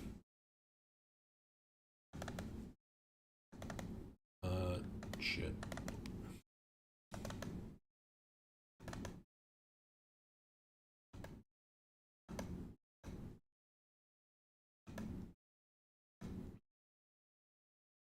It's my classic playlist. This is going to end up getting played out. I'm going to need to add more songs or something. Turn that down.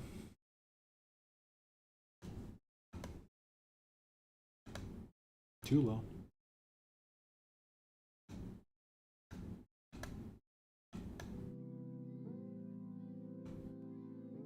Okay. That actually works fine. Perfect.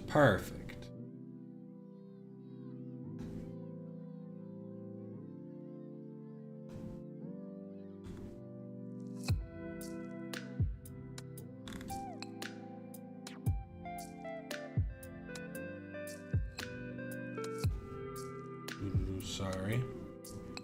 I guess I'll just start with the astral projection stuff.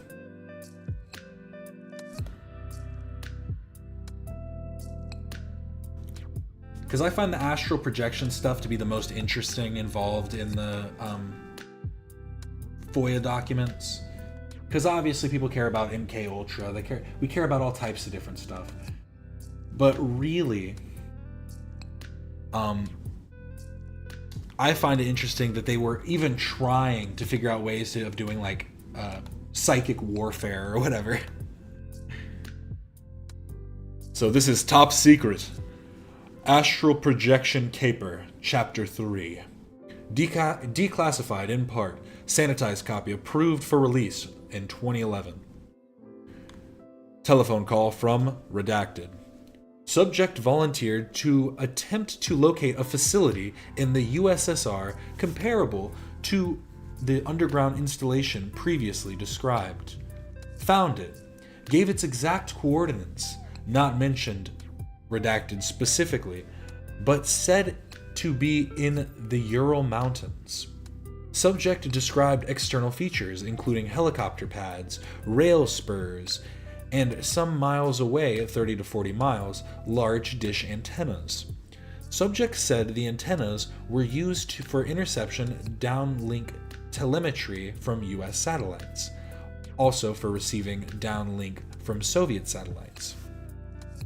CIA Redacted found such a facility at the coordinates given by subject. Photos, redacted throughout, show large dish antennas.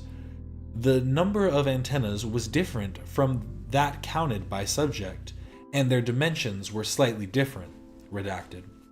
In a double-blind experiment, subject was fed the coordinates of a small Soviet-occupied island in the Indian Ocean, redacted. The island did not show on the map used by the experimenters. In fact, the latter assumed the subject was being targeted against open ocean as a test. Subject began to draw a large-scale map of an island. Following its periphery, he soon ran off his blank. Oh, and that's it for that one. Limited distribution.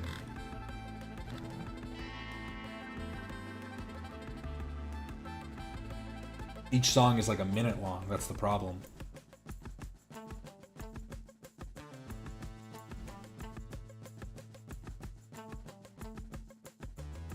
Sheet of paper continued on another sheet and continued this process until several separate sheets had been filled in and subjects had returned to his starting point. When the pages were joined together, the result was an exact match and an absolute accurate topographical map of the island. Subject also described exactly what was going on the island. You find the song funny? Hey, it's a good one. I think I picked this one because I just was like, it's so stupid sounding. Astral Projection Caper, Chapter 2. Why wasn't this one first? You have me read this backwards? No, that's 5. They're all out of order. July 23rd, 1973. Telephone call from Redacted. Subject has made a visit to the underground installation. This occurred at 1930 hours on July 15th, 1973. Price's description. Surprised at the number of governmental personnel working on a Sunday evening. 2 military officers having a conference. They were Colonel R.J. Hamilton, Chief of Security, probably newly assigned, and MGEN George R. Nash. Nash was upset about the security leak and emphasized that it must be stopped. The name of the underground facility is Hayfork or Haystack. Other code words on paper and documents in the facility are Flytrap and Minerva. On the north wall of one room are a series of gray locked cabinets. Inside the cabinets are a number of folders marked with code words. Oh, I just realized I need to change this real quick. My bad. I forgot I had this ready to go.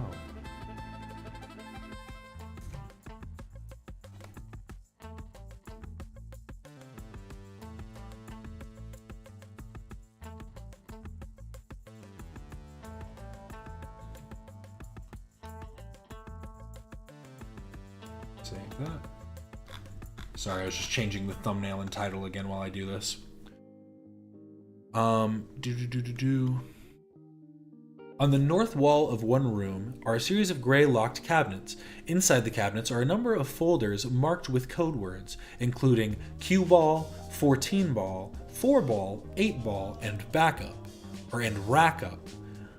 On the outside of the cabinet is the word pool. Subsequent actions. Has been with USAF Security Service for many years. I know him personally. Top secret. Found nothing close in either rank or name to MGEN George R. Nash.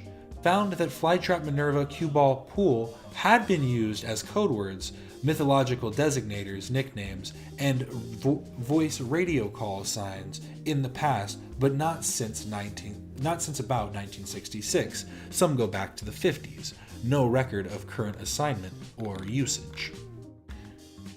A brief summary of new developments on September 17th, 1973. A brief summary of new developments, findings, and observations.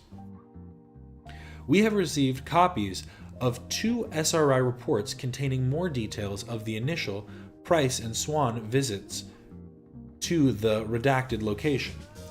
One of the reports states that Price was given the target coordinates by phone, that he mailed his response back to SRI, and that he took about 24 hours to begin writing his description of the area.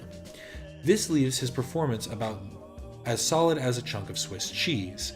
There was plenty of time for him to look at a map, refer to aerial space photos at a library, etc., perhaps even to confer with Swan.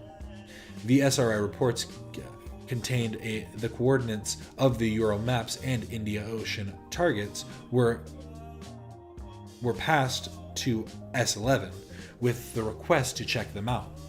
The result? Redacted available to NSA does not show anything within a 25-mile radius of the target in the USSR.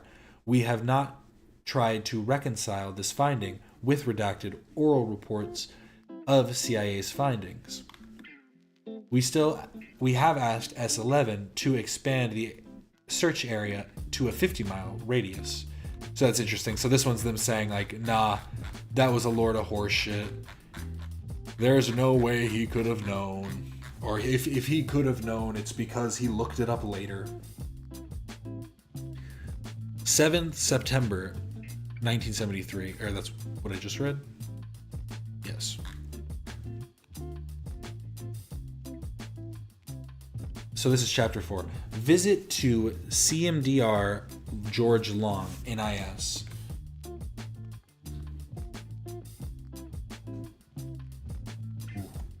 Okay. I got scared for a second. I thought I almost accidentally ended the stream. But I think we're okay. Visit to CMDR George Long, NIS. By way of background, on August 14th, 1973, I briefed CMDR Long, I guess it's Commander, I don't know why, sorry, I couldn't understand what the other one was, but that's just Commander. Commander Long generally on this caper and asked him to personally determine whether the redacted bore any resemblance to the subject description of the so-called underground installation. I provided Long with a copy of both the Price and Swan narrative descriptions and the 2 maps drawn by Swan. Long visited the facility, and the following are his general comments, written details to be furnished me in a day or two. This is an astonishing similarity between Price's narrative coupled with Swan's maps and the real thing. The general physical layout of Redacted is almost identical with the Swan map, including the depression of some sort, the something round, the flagpole, the road, and some of the buildings. There is an underground facility at Redacted consisting of a number of floors. The first floor is unclassified, while the one below, a classified record storage unit. The dimensions of this latter room are the same as given by Price, is what I'm assuming this is. There are a large number of gray filing cabinets in the room, and that's the end of that. There are not now, and so far as Commander Long could determine, never have been people assigned to the facility with the names of Hamilton, Nash, or Long, as claimed by Price. No one Commander Long contacted at the facility admitted to recognizing any of the so-called code words seen by Price. A guide escorting Commander Long on a tour of 2 of the buildings volunteered that this is our haystack facility. The result of some independent actions I have taken over the past several weeks to confirm deny the validity of the Price Swan information. So this stuff is all redacted out. There was an NRL experiment run at Redacted circa 1969 to see whether CVAs could be tracked via moon-bound signals. The equipment employed at Redacted was called the Haystack Installation. It probably is still used by the Navy, but presumably NSA doesn't know what for. And then more redacted stuff there. They don't want us to know about this. I hope this is keeping you entertained. You're learning about deep government conspiracy theories right now. Didn't you hear about how that one guy said that it's kind of bullshit, but now this Commander Long guy is saying, maybe not. And while we're talking about things like government conspiracy theories, UFOs, government plots, all of the good, deep, dark things around the world, we have to stop and look at the time. Look right here. What does that say? What does that say? Weed chat, unite. Cheers. Clink.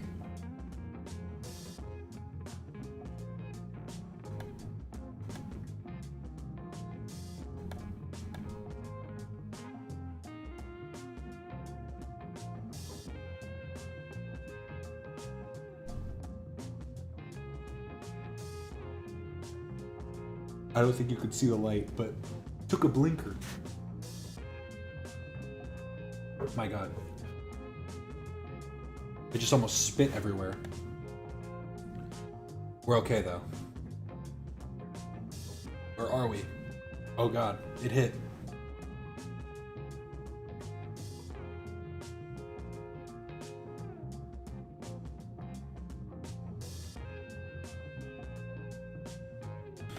That was merely a nicotine device. Nothing more, nothing less.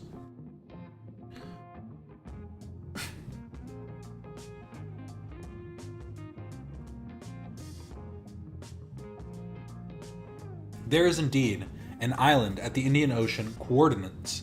It shows prominently on a map in a commercially available atlas in S13. Its name is Kerguelen Island, and it belongs to France. Redacted. The outline of the island, as shown in the atlas, does not bear much resemblance to the price drawing, reproduced in one of the SRI reports. We seem to have both hits and misses here. Redacted called again, stating that he and others in CIA were so concerned that he, Redacted, had briefed the director of security on the full details and recommended that there be a high-level meeting between CIA and NSA on the matter. I advised him that Mr. Tate, Andrew Tate's involved? I advised him that Mr. Tate would be the NSA point of contact for such a meeting. Sorry, I was trying to make sure that's B. Whoever scanned these in did a terrible job. It's like they didn't even try. So, from this first one,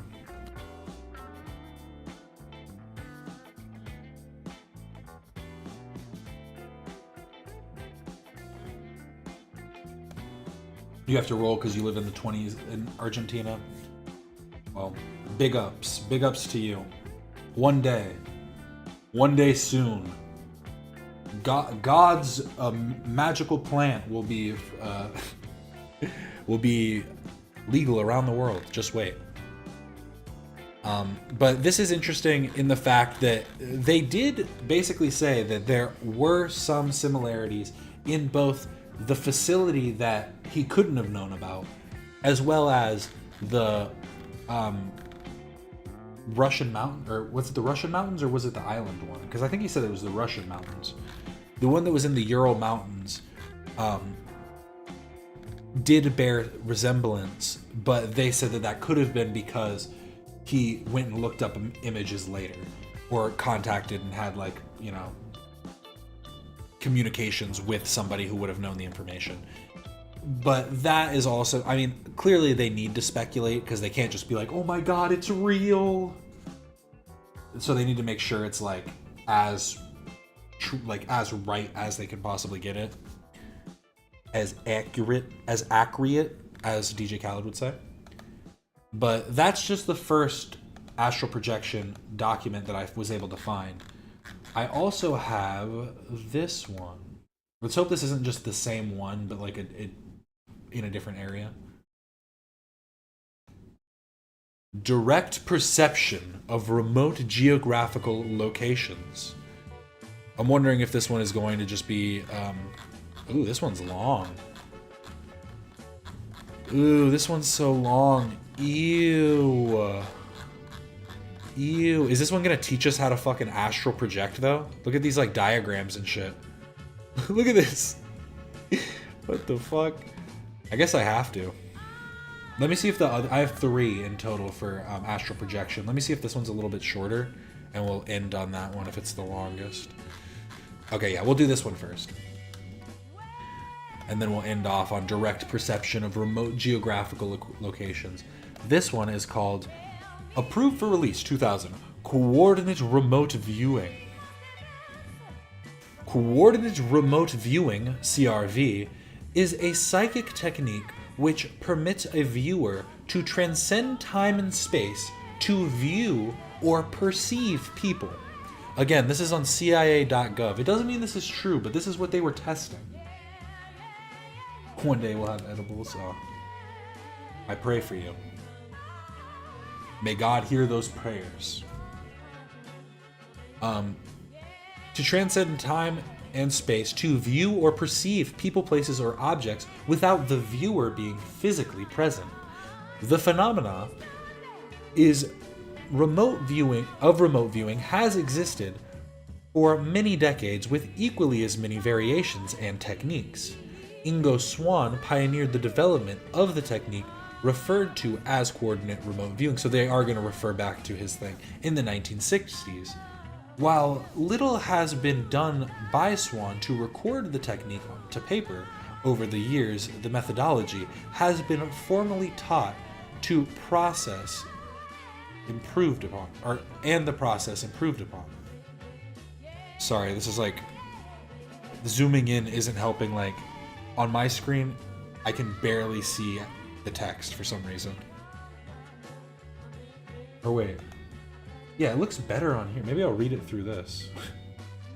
No, that's too small. What years were they testing this? So this document, I don't know, but this one was during the 70s. And then this one... This one I don't think says either. These ones were released in the early 2000s, or in, 2000 and 2001. So obviously before that. But where was I? While little has been, and the techniques, the methodology has been formally taught and the process improved upon. Project Sunstreak, a SAP under DIA, has refined the process of teaching CRV to the degree that individuals possessing no known natural psychic abilities can be taught to remote view with extreme accuracy in a relatively short period of time. The training program for CRV takes approximately 6 months. Is this what fucking Seaman's doing? He said it's going to be a 6-month course and he hasn't explained what it is. Is he about to teach everybody how to CRV? But the CRV program takes approximately 6 months to complete, depending on the individual being trained. The training program is divided into 6 stages, with each stage increasing the scope and ability of the viewer. The stage must be completed in sequence, and there are no time limits in the training progression. Movement to the next stage of training is entirely dependent upon successful completion of the preceding stage. Stages 1 is divided into 2 phases of training or focus. Phase 1 is designed to develop the viewer's ability to discriminate aspects of terrain, such as mountains, water, deserts, etc. Phase 2 trains the viewer to work the encrypted coordinates which are keyed to a specific geographical location, and to view this site or target. Stage 2 of training the viewer is taught the interpretation of sensory impression, color, smell, temperature, etc. Stage 3 deals with recognition of dimension at the site. Stage 4 training introduces the viewer to abstract concepts. Stages 5 and 6 are considered advanced stages of training, where the viewer will experience a bit more flexibility in the training program. I'm wondering what that means, though. I want to know what 5 and 6 are. Pre-Unabomber. So it's post. So if I'm thinking about this logically, if we think about things that are post Manson, or would that be just only think about historical events based on how relative where they are relative to the nearest serial killer? Was this before or after Dahmer? Can't say. No, honestly, what you're saying might have helped them, though. If this is pre-Unabomber, this should have helped them figure out where the Unabomber was. They didn't need fucking Ted's brother. But during the CRV training process, as with all training, it has been found that the learning curve of viewers will establish a normal wave pattern that is increasing rapidly, peaking and tapering off until it encounters the next training stage. See illustration number 1. This normal wave presents no problem as long as the viewer and monitor are aware that the tendency exists. Otherwise, there is the opportunity for a decrease in the retention curve due to frustration. This is a very poorly, unless it's who hand drew this. But anyways, I get what they're trying to say is, as things are tapering down, you want to like increase, like you want to change the level of learning or whatever, move on to the next step, because if you stay here, then they're going to be too focused on the terrain. They're going to get muddied down in the water and the mud. What do these say? Misses first time effect. And in structure, concrete clammed? Is that what that says? Clammed? Documentary brain rot? For real. CRV is... Why aren't there any documentaries on this? It's because the government doesn't want you to know about it. CRV is taught as a dynamic team process. Each session is conducted using a monitor and a viewer. The job of the monitor is to act as co-pilot to the viewer, keeping him on track, on site, and in perspective. The function of the viewer as part of this team is to enter an altered state of remote view and remote view the given target. Do they have to like take mushrooms? Is this linked to MK Ultra? The basic theory of how CRV works is very logical and is easily comprehended, even by a non-psychic. While many theory questions remain unanswered, the fact is, the stuff works. A summary of the CRV theory would follow these lines. Somewhere, perhaps in the unconscious mind, there exists what we will label the Matrix. The Matrix knows no boundaries and has no limits. It contains all information about all things. It could be thought of as omnipotent, or you could think of it as a database, etc. So this theory is literally hindering on a soul, on the idea of there being a controlling body or something, a controlling force that works is interdependent, right? It works interdependent to the body, where the soul and the body act parallel. Yeah, I guess it's not parallel though, because I would say that, like, in my view, the soul and the body would be like two things that have influence over each other but are working independently. So then I could see in this how they would say, like, the soul could then separate from the body and go to the Caucasus Mountains and tell you everything you need to know. The Matrix has within it patterns. Think of these points within the three-dimensional box. See illustration 2. What are the patterns? Okay. The patterns within the Matrix each poses and radiate their own energy. This energy is emitted in the form of a signal or signal line, which is peculiar to that specific pattern. Yo, I'm going to start doing this. And watch out for me, Banks. You ain't even gonna see me coming. This pattern has other names by which it is known. It can be referred to as a thought ball or a gestalt, or as a gestalt. Gestalt, I don't know. A gestalt, I want to say gestalt. A gestalt can be described as the pattern and all of its associated patterns. See illustration 3.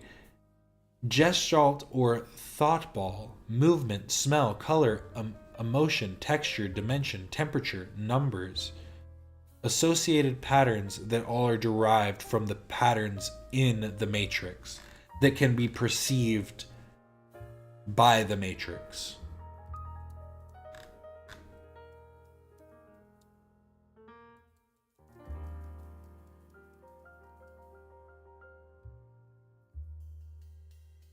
That kind of doesn't make sense either. How would the Matrix be a box if it is like omnipotent and would then in some way know no bounds?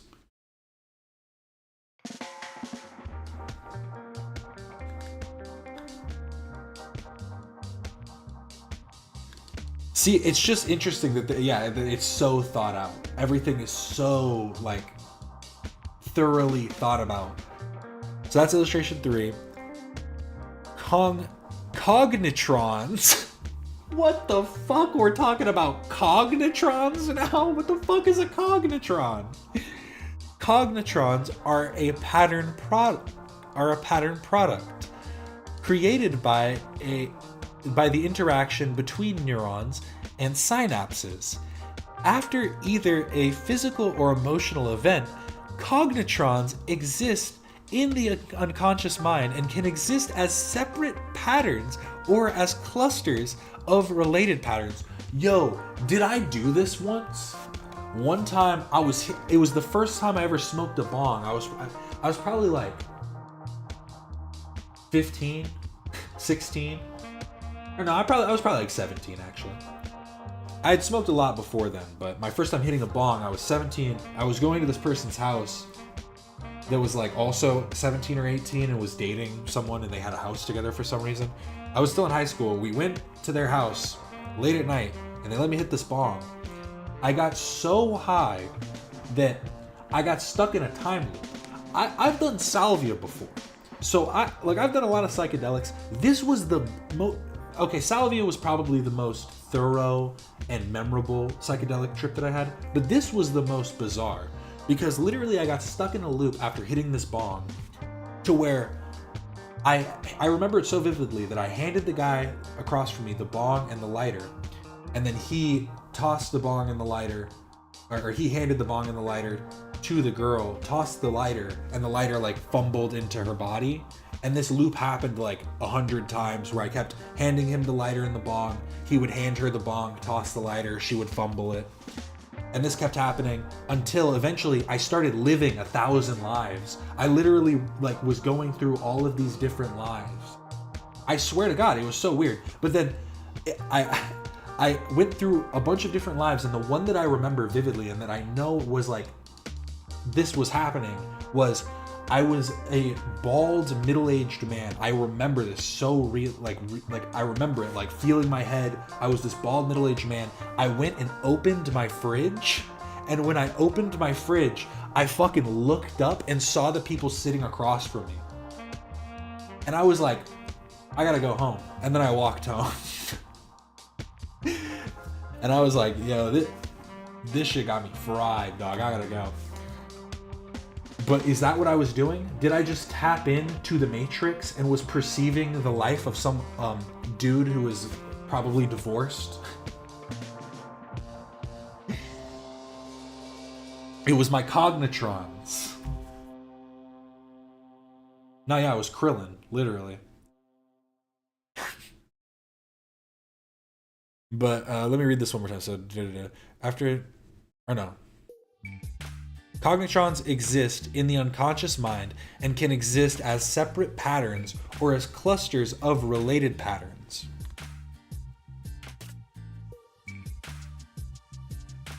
So our gestalt is in I'm trying to understand this. So it's saying the gestalt is defined by the patterns created in the Matrix, and all of that is what controls the unconscious mind. And the unconscious mind creates single cognitrons, which is a signal line. So these are signal lines, and these are cognitron clusters, which are a collection of cognitrons. And then the signal lines, color perception, cognitron resonates upon receipt of signal. Okay, wait, sorry. Cognition resonates upon receipt of signal line producing perceptual feedback.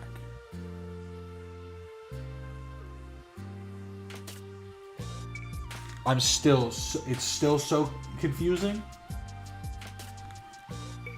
But it's not like they just had a couple stoners in there writing some shit down. These are fucking... Wouldn't these be the elites? Or this is just what the elites want us to see. Maybe all of this is fake. What's real? As the music stops.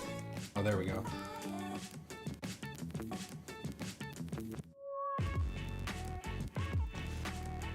But a practical explanation of training theory and how cognitrons apply to learning could be accomplished using the example of an athlete. An athlete practices to reach a training objective. This objective could be skill-related, like a wrestling move. The move is rehearsed time and time again until it is done correctly or until significant improvement is made. Once improvement is made, training is ended. On a positive note, to allow for the formulation of cognitrons in the athlete's memory. Those cognitrons will enable the athlete to accomplish the task spontaneously the next time the move is attempted. The same is true of psychic training. Clarification of this growing list of terms and definitions can be accomplished by walking through the process to this point. Need to mention overtraining and how this is avoided.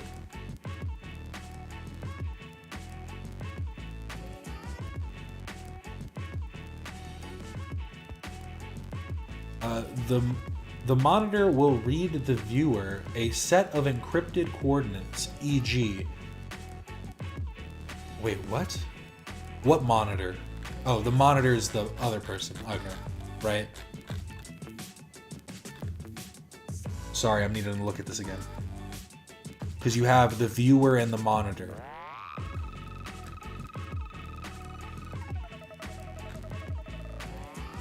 The monitor will read the viewer a set of encrypted coordinates, e.g.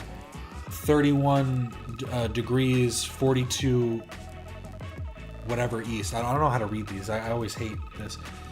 Giving coordinates in very basic terms, the viewer's autonomic nervous system will respond to energy produced by the gestalt or pattern, and this response will manifest itself on the ideogram or ideogram. It is the registration on the ideogram that indicates that the viewer is receiving the signal line of the gestalt. The viewer will begin receiving impressions or perceptions of the target area site keyed to the specific issues he is concerned with, e.g. structure, terrain, emotions, etc. See illustration 5. Sorry, restart this.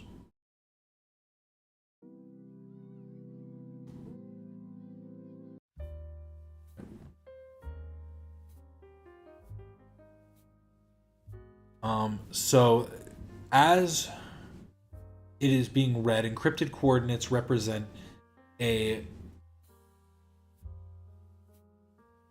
something on the face of the earth. Oh, a location on the face of the earth. That L is so weird. Encrypted coordinates represent a location on the face of the earth. The coordinates evoke the signal line corresponding to the pattern gestalt at the set of the coordinates. So as they're being read this, their body is going like, I know directions. I know where that's supposed to be in relation to other dimensions. And then signal line impinges. What the I can't read this handwritten stuff. Signal line impinges on the autonomic nervous system, causing a reflective response which using the energy from the signal and the generated will produces a registration of produces registration on the ideogram that's supposed to be crossed out. So again, that's just bouncing off that. So as you are fed this information, signal waves come out which feed the brain information that you can then use to describe it.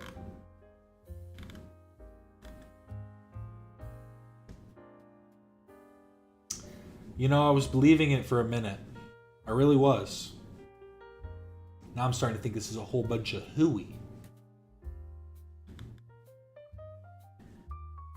When speaking of the matrix or of the gestalts and the related patterns, we are dealing with information which exists in energy form in the unconscious mind. The purpose of CRV training is to enable the viewer to extract the information from the unconscious and bring it into the conscious mind, where it can be used for whatever intended purpose. All information and perception drawn from the unconscious must be processed through the Lyman threshold, or the conscious mind will not be able to receive it.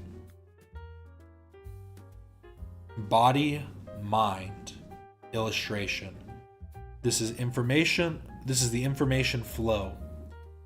The Lyman threshold. I've never heard of this. The Lyman threshold.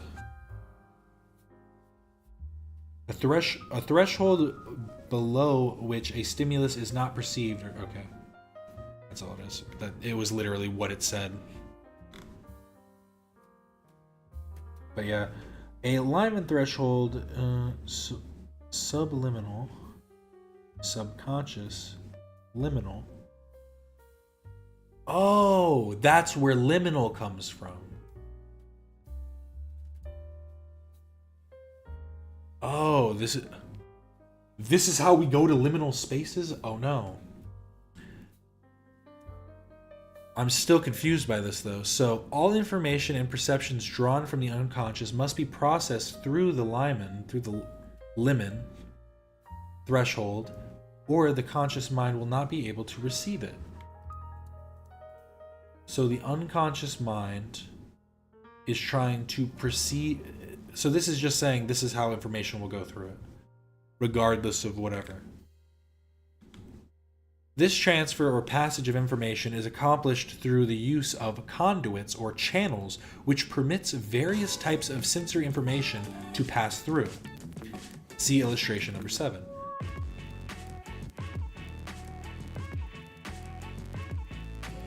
Unconscious mind, information pool, conduits, channels must remain cleared as many as possible for effective viewing.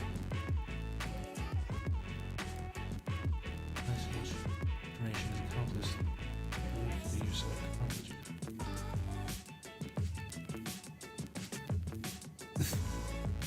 of the way this is. There's also limerence. I've never heard of that. Limerence. State of intense involuntary infatuation and romantic obsession with another person. I've never heard of that before.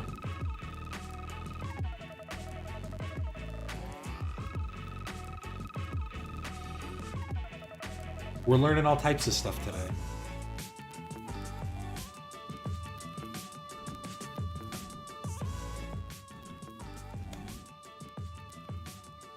But so the unconscious mind has an information pool, and they're saying that information pool is basically unlimited.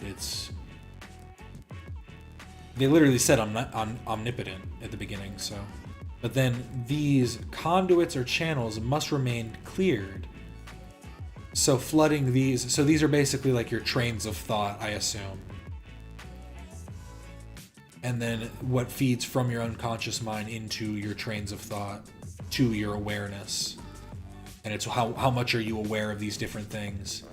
And then there's higher or alternative uses, or survival, which you can use this awareness for. Okay, I'm understanding what they're putting down, but I do not understand how any of this can be utilized for the purpose of remote viewing. But I guess maybe in the next document we'll learn about it more. There are a number of inhibitors called physical inclemencies, which shut down a viewer's ability to pass information from the unconscious to the conscious or awareness. Each viewer has only a specific number of channels or conduits available in which to pass information through the Lyman threshold, separating the levels of consciousness. If inordinate number of these channels are clogged with other functions, e.g. survival, movement, sickness, fatigue, hunger, etc., then the viewer's ability to pass information will be greatly impaired. In order for the viewer to be effective, the greatest number of these channels possible must be made available. Viewing when sick, hungry, etc. is not recommended. What has been discussed here is theory. Much cannot be explained, measured, or quantified to the standards demanded by the scientific community. While analytical data may not be in abundance to support this theory, session reports and historical and experimental data exist to substantiate the fact that CRV is a reality. That's a strong claim to end it off on, I have to say. That's the end of that document. So that's the explanation of how CRV works. That is fucking confusing. That is... I like very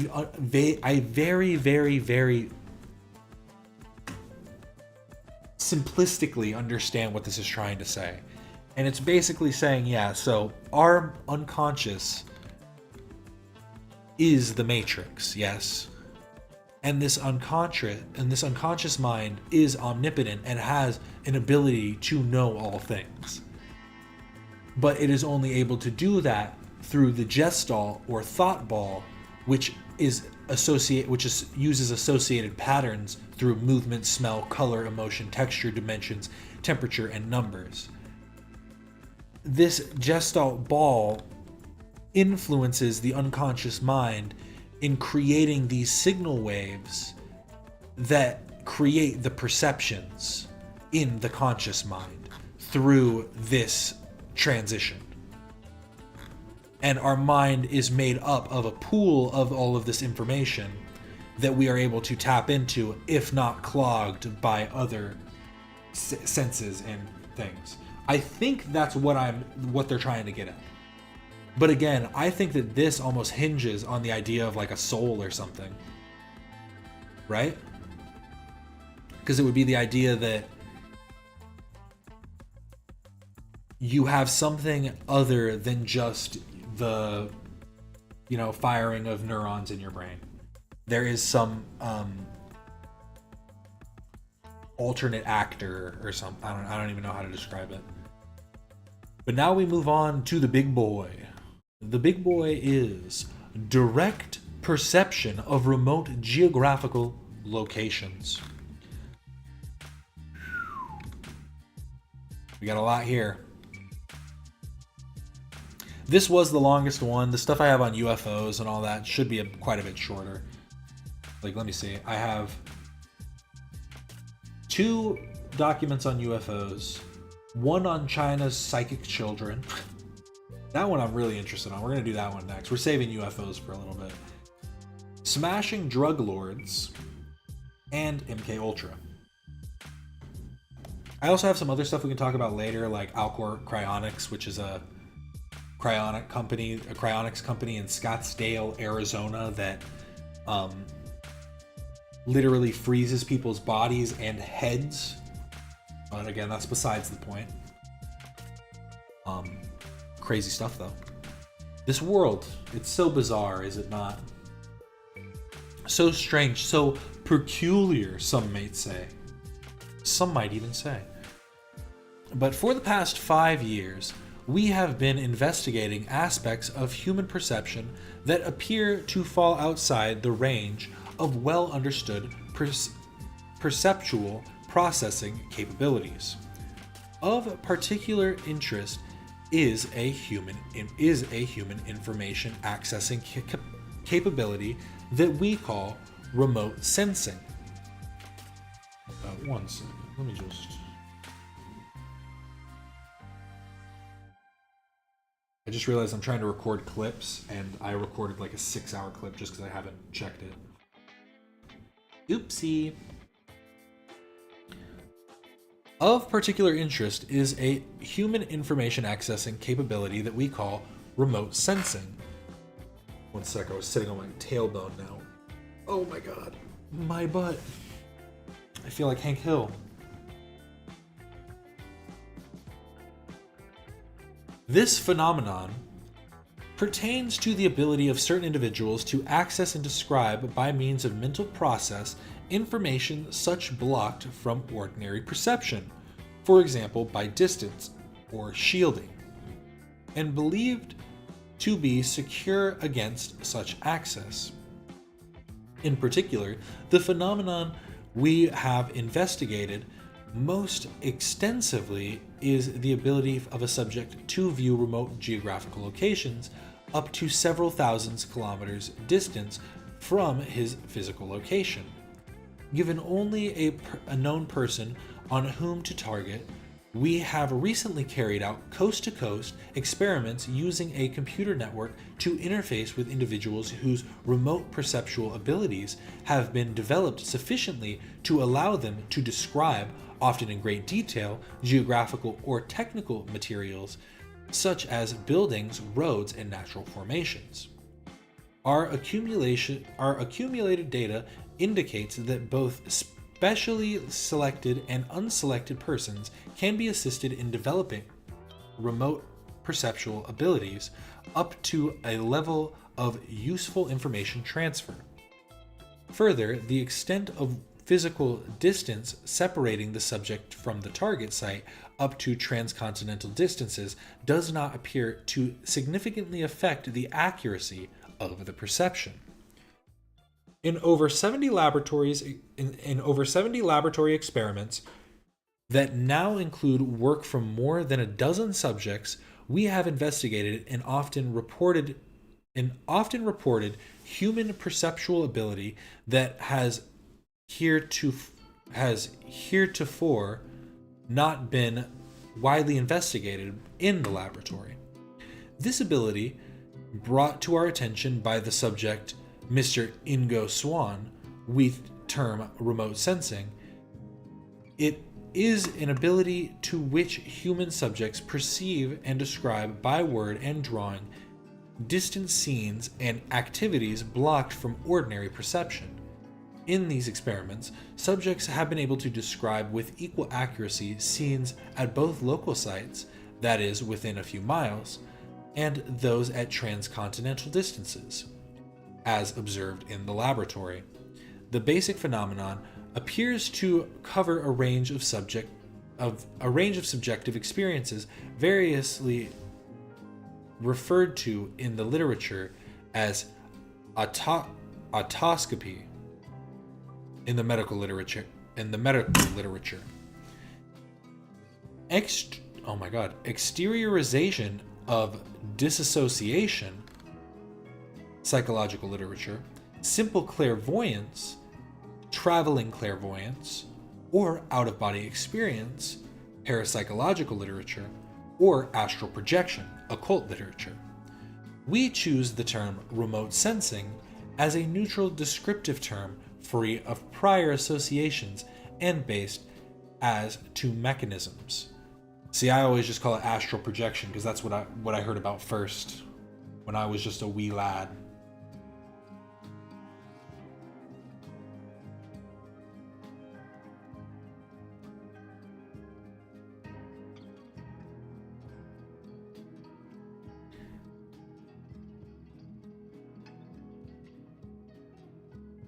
Sorry. I was looking at this and I'm trying to figure out, I think it's A.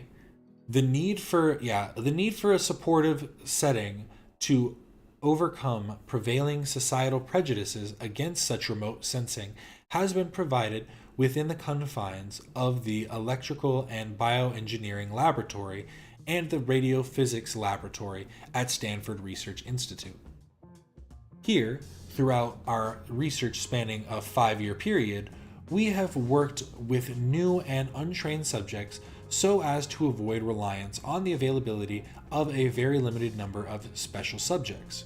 Remote perceptual abilities in several individuals have now been developed sufficiently to allow them to describe, often in considerable detail, geographical or technical material, such as buildings, roads, and real-time activities.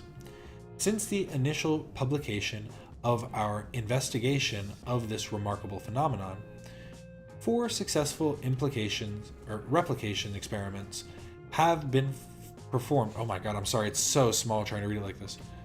Gotta read it really weird.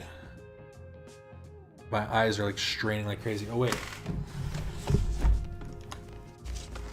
There's some blue blockers in here. Where they at? Where they at?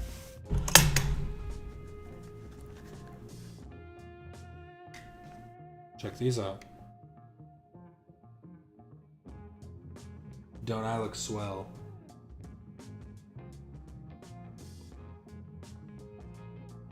Not gonna be able to see anything in the reflections, right? Don't got anything crazy? I don't think so. There we go.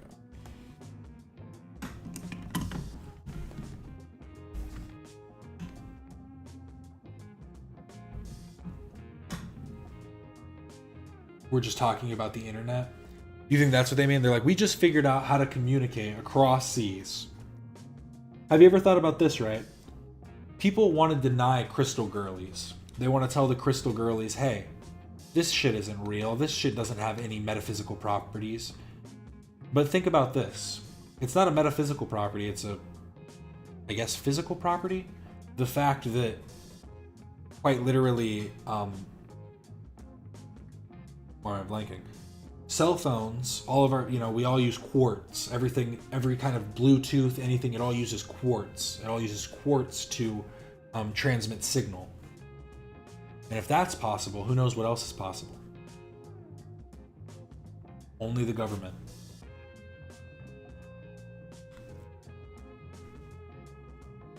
And real-time activities. Sorry, I was trying to find where I was at.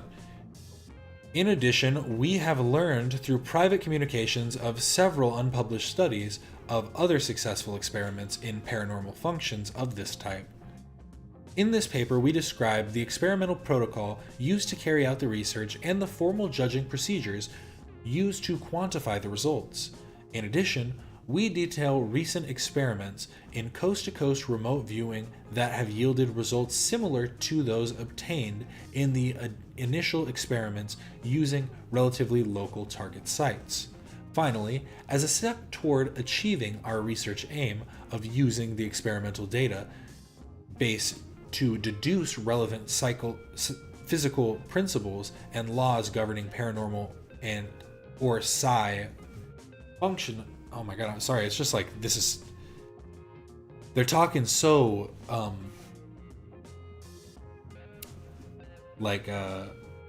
academically right now. It's hitting my dumb brain the wrong way. Let me reread that last sentence. Finally, as a step toward achieving our research aim of using the experimental database to deduce relevant physical principles and laws governing paranormal or psi functioning, we examine some physical models potentially applicable to remote perception. I just had to slow down my reading by 0.25. Description of the protocol. Local targets. The general protocol is to closet a subject with an experimenter at SRI and at the prearranged time to obtain from the subject a description of an undisclosed remote site being visited by the target team. In each of the experiments, there is an SRI experimenter on the target demarcation team at the remote location. Oh, now I gotta zoom out. So here's an example of a drawing by price and a city map of target location. This is not close at all. Some yard, playgrounds. Can't even read what the fuck that says. Tanks. No tanks there.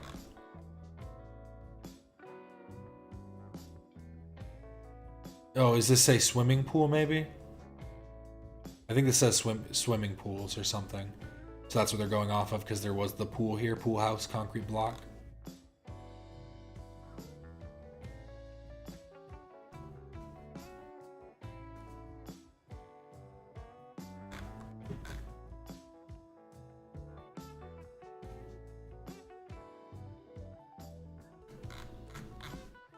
Oh my god.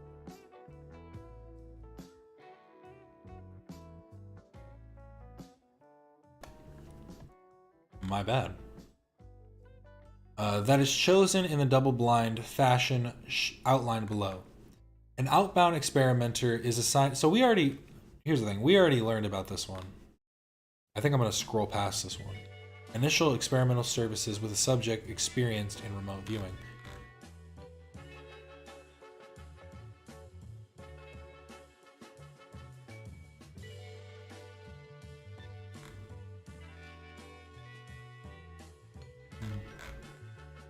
I guess I do have to read it all. Who'da thunk?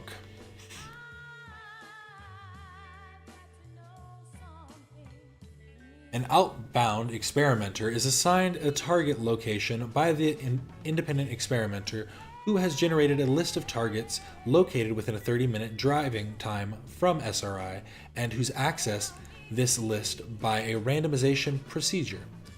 The target pool consists of more than 100 target locations chosen from a target-rich environment.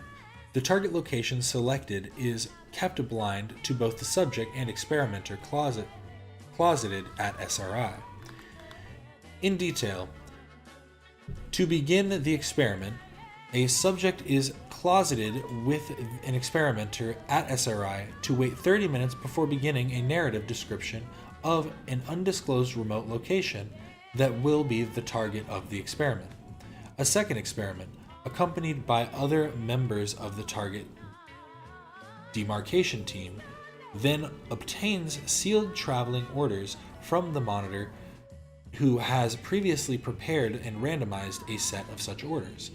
After leaving SRI by automobile, the target demarcation teams open the traveling orders and procedures directly to the target without any communications with the subject or experimenter remaining at SRI.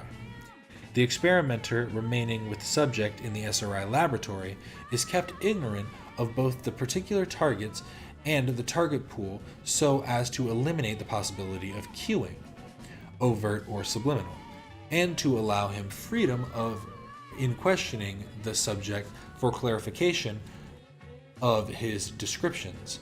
The target I can't like say this word fluidly. The target demarcation team remains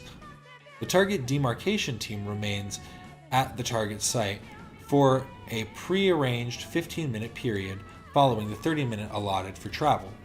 During the observation period, the experimenter is the lab tape record. The experimenter in the lab tape records the subject's remote viewing impressions of the target site and collects any drawings made by the subject. After the target demarcation team returns to SRI, the impression obtained from the subjects are compared with the actual observation of the team. Finally, following the experiment, the subject is taken to the site so that he may obtain direct feedback. Initial experimental series with a subject experienced in remote viewing. Our first subject in the formal series of experiments to investigate the remote viewing function was Mr. Pat Price, a former California police commissioner and city councilman who participated in 9 experiments. Mr. Price came to our experiments with a reported history of spontaneous remote viewing experiences. In general, Price's ability in our experiments to describe correctly buildings, docks, roads, gardens, and the like, including structural materials, colors, ambience, and activity, sometimes in great detail, indicated the function of a remote perceptual ability. A Hoover Tower target, for example, was recognized and correctly named. Nonetheless, Price's descriptions generally contained inaccuracies as well as correct statements. A typical example is indicated in his drawings, shown in Figure 1, in which he correctly described a park-like area containing 2 pools of water, one rectangular, 60 by 89 feet, actual dimensions 75 by 100 feet, and other circular diameters 20 feet, actual diameters 10 feet, or 11 feet, and then he guessed 120 feet. As can be seen from his drawings, he also included some elements, such as the tanks shown in the upper right, that are not present at the site. So yeah, that's what I was saying, is the tanks just, he sold, that's it.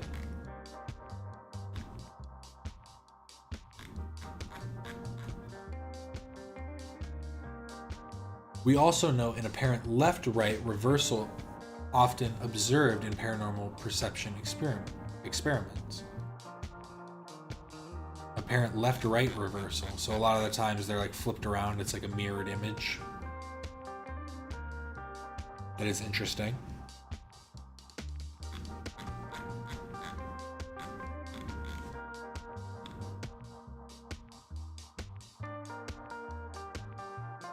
Further, he incorrectly indicated the function of the site as water for purification rather than recreational swimming.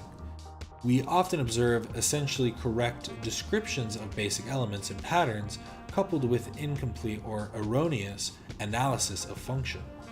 This theme emerged as a thread which continued throughout our work and eventually led to a breakdown with regard to an understanding of the interrelationship between paranormal perception and cerebral function. Namely, that paranormal functioning may involve specialization characteristic of the brain right hemisphere, which predominates in spatial and other holistic processing, in contrast to the left hemisphere, which predominates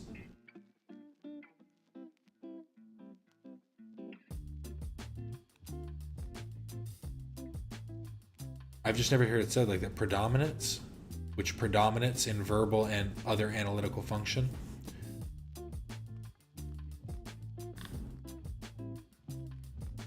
Very interesting. Judging of results. To obtain a numerical evaluation of the accuracy of the remote viewing experiment, the experimental results were subjected to independent judging on a blind basis by an SRI sub-research analyst not otherwise associated with the research. Price's response oh my god. Let me take a drink real quick. Clear my head.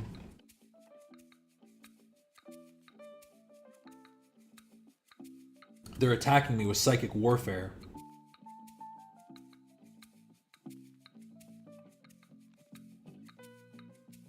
They're in my brain. They're trying to stop me. They don't want me to read it anymore. No.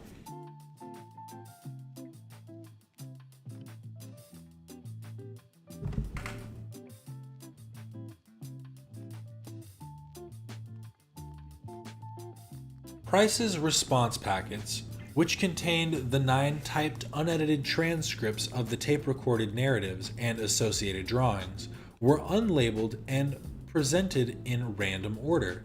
Working alone, the analyst visited each target location in turn and in a blind fashion rated Price's descriptions on a scale 1 to 9, best to worst match. The statistic of interest is so 1 is best, 9 is worst, and the statistic of interest is the sum of ranks assigned to the target associated transcripts, lower values indicating better matches. For 9 targets, the sum of ranks could range from 9 for perfect matching to 81. The technique for calculating the probability that a given sum of ranks or less will occur by chance is given in reference to. The results of the judging shown in Table 1 included 7 direct hits out of the 9. The overall results was statistically significant at p equals 2.9 times 10 to the negative 5th power. Table 1 also indicates that various types of targets used in the series further in experiments 3, 4, and 6 to 9. The subject was secured in a double-walled copper screen Faraday cage, which provides what is a Faraday cage?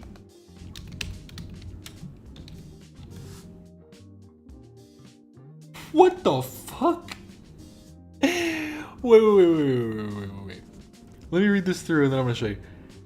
In experiment, the subject was secured in a double-walled copper screen Faraday cage, which provides 120 decibels attenuation for plain view radio frequency radiation over the range of 15 kilohertz to 1 gigahertz. The result of rank order judging indicates that the use of such shielding does not prevent high quality descriptions from being obtained.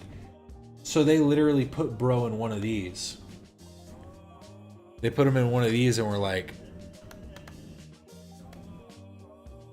we need to test it. We need to test his mind. Can his mind make it through this cage? Like, I'm sure he consented to it, but that still just seems crazy. Replication series with a subject inexperienced in remote viewing. Having completed this initial series of experiments with Price, we concluded that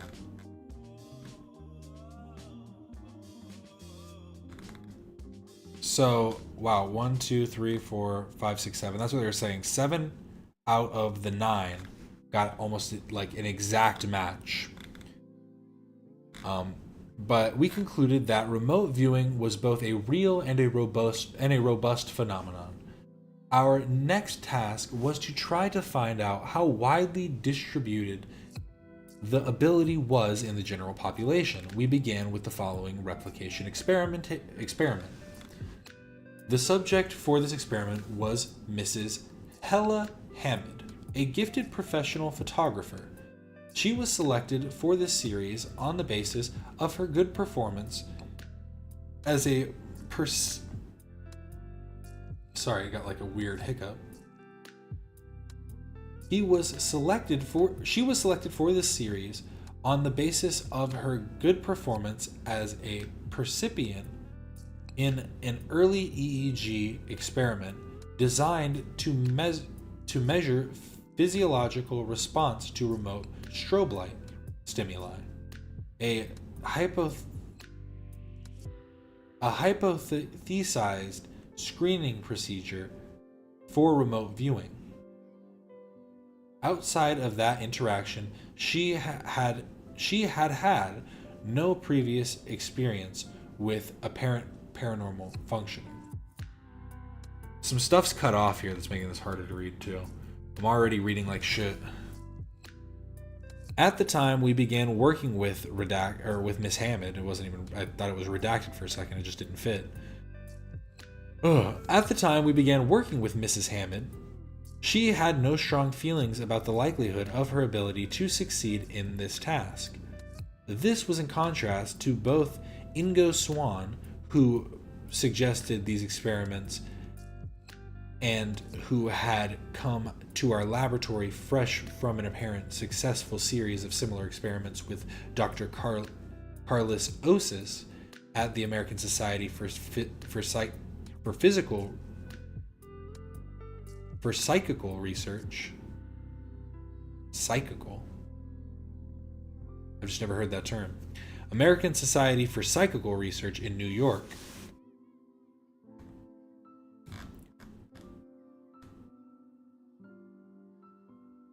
And Pat Price, the first subject in our formal series of experiments, who felt that he used his remote viewing ability in his everyday life. In working with an experienced subject, we must take it into account that the fact that many people are influenced to a large degree by their environment and by public scrutiny when it comes to activities generally considered to be impossible. A reluctance to cope with negative feedback from society often inhibits individuals from exploring a potential for paranormal perception.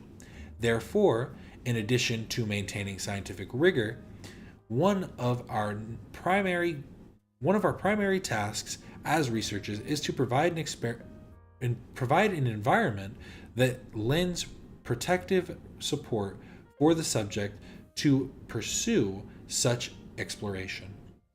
With a new subject, we also stress the non-uniqueness. Am I dyslexic? I cannot read today. The non-uniqueness of the ability, because our experience indicates that paranormal functioning is a latent ability that all subjects can demonstrate to some degree. We observed in working with Price that remote viewing structure and form tend to be correct even when interpretation was incorrect. We therefore found it an advantage that Mrs. Hammond's artistic background enabled her to draw and describe visual images that she could not identify in any cognitive or analytical sense. When the target demarcation team went to a pedestrian overpass target location, for example, the subject said that she saw a kin of diagonal trough up in the air, which she indicated in the upper part of her drawing in figure 2.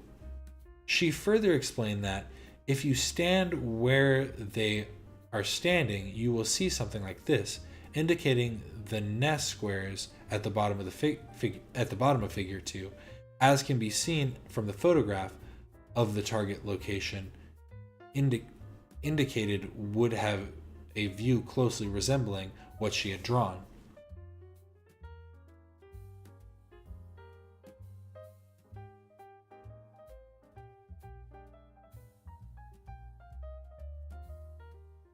So these are the target images they took, and these are what she drew up.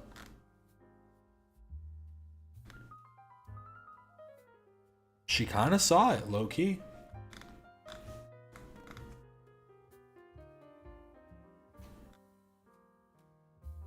We emphasize, however, that judges did not have access to our photographs. What? Ooh. Our photographs. The site used here for illustrative purposes only. Wait, what? We emphasize, however, the judges did not have access to our photographs. Oh, okay.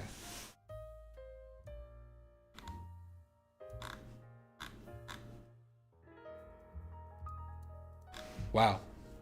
She got a better score than him.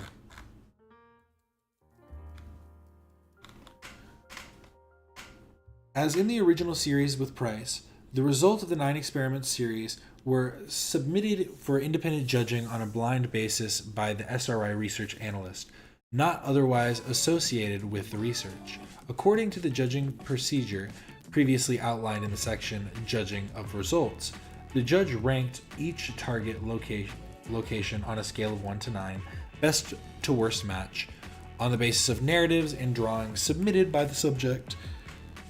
The number of the sum of ranks assigned to the target associated transcripts was statistically significant at this includes 5 direct hits and 4 second ranks as shown in table 2, along with the location of the 9 experiments in this set. In comparing the results of the Hammond and Price experiments, we observe a difference in the subject's styles and that evidently affected the pattern of results. The description from Price was usually more detailed than those of Hammond, and thus led to more first place matches. That is, direct hits that are rank order in the rank order judging. At the same time, his striving for detail produce erroneous analytical interpretations that resulted in two distinct mismatches. On the other hand, the more restrained narratives of Miss Hammond resulted in fewer first place matches, but none fell below second place. A comparison of results does not indicate that one subject necessarily has more paranormal perception than the other, but rather shows the effects in this type of judging procedure due to differences in style.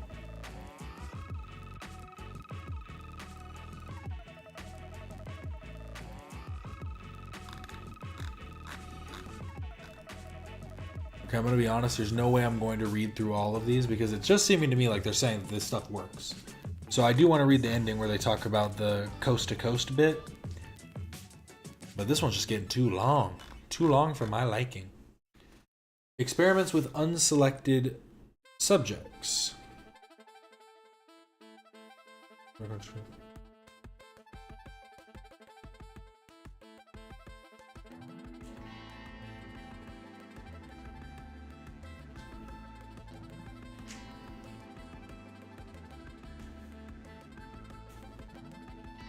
So they did a test in the Bay Area where they were getting people to come up with images.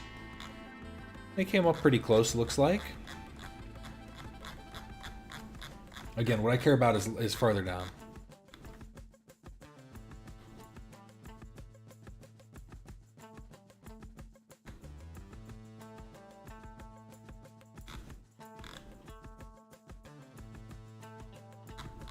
I guess honestly I can just read the conclusion if that's all that's necessary. I mean, we've gotten most of the information. The UFO? Oh.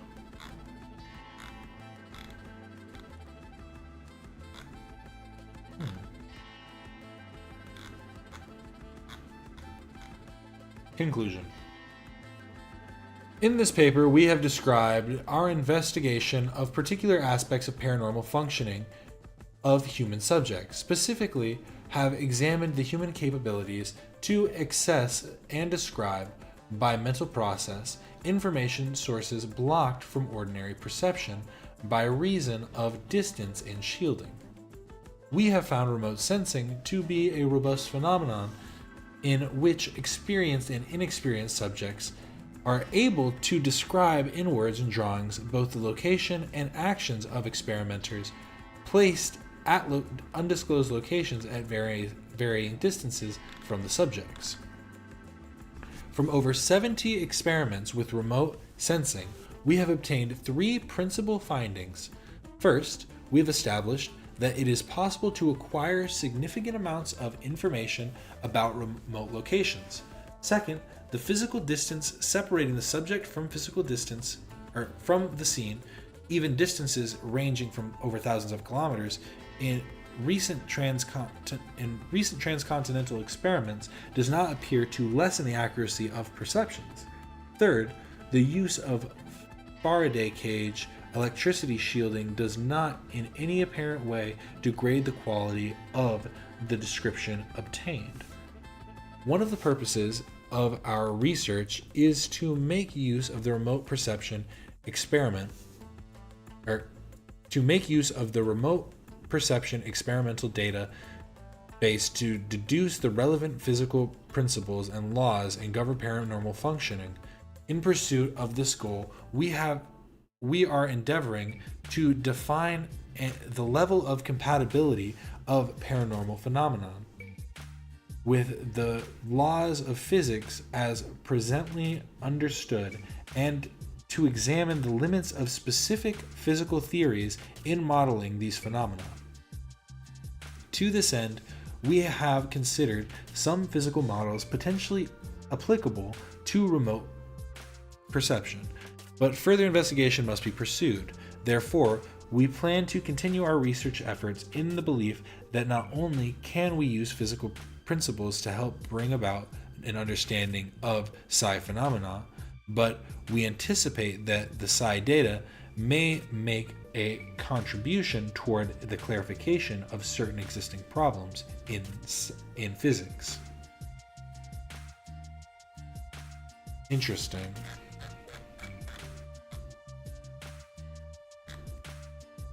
But that's it.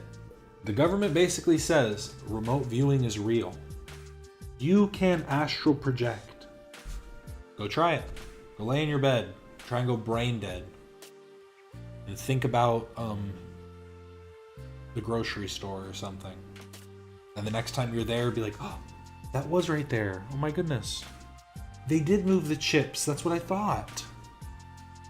Incredible stuff. So that is that. It comes with a lot of references too. They really did their thing. They did their thingy thing. But that is that one.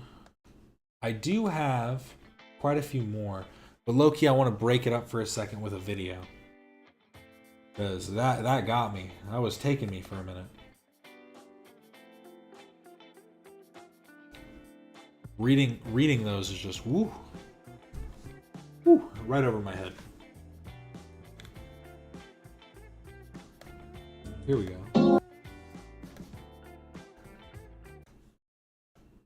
Let's look at this. I have this on my in another folder that I made. It's called this is Zen TV Frutiger Aero Vaporwave Mix.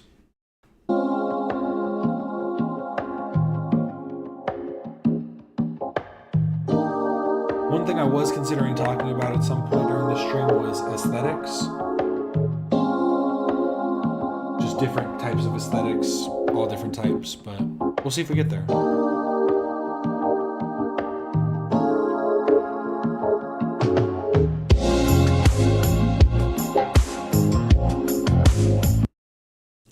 Oh, this guy just sits here for like 3 minutes.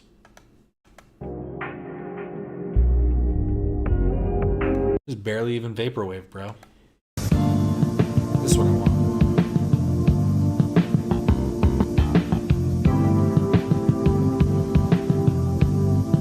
See, what if I chair react with this on?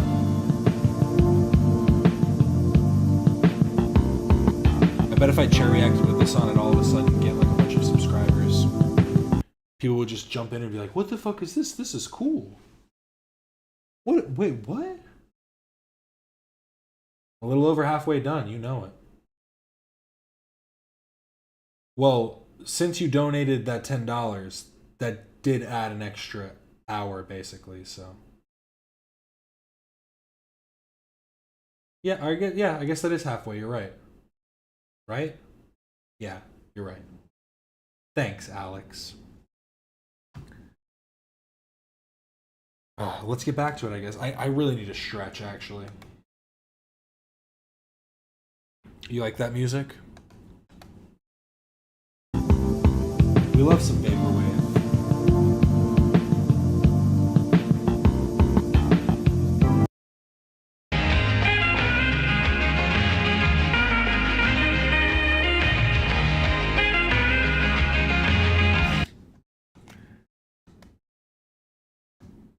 Incredible stuff. Give me 1 second to stretch. Oh no, I'm chair reacting to music?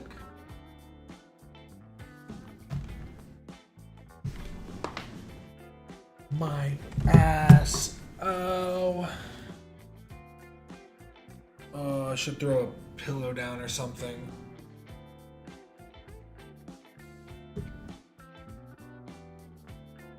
Me ass. Ouch.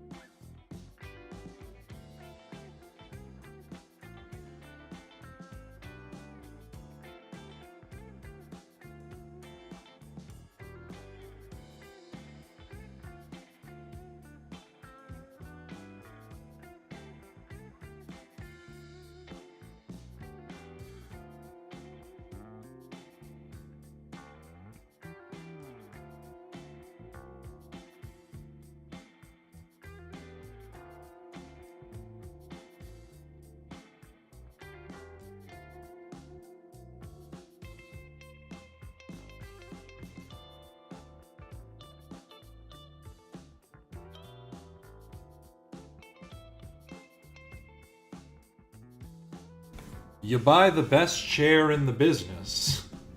And for what? This is nowhere near the best chair in the business. But for what? Well, imagine if it was. Imagine how I'd feel.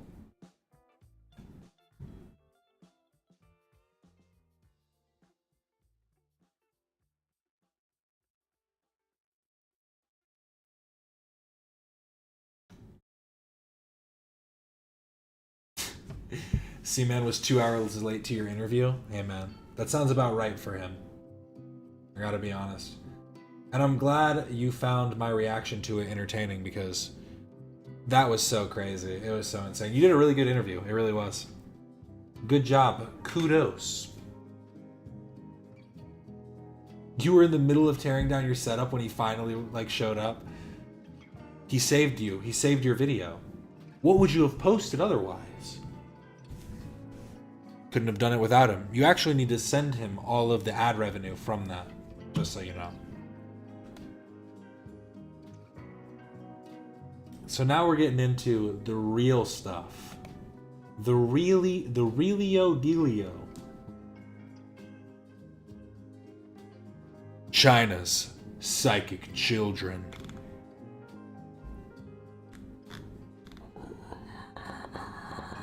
The fuck is this? It's a little goblin. The hell is this? The fuck is this image supposed to be?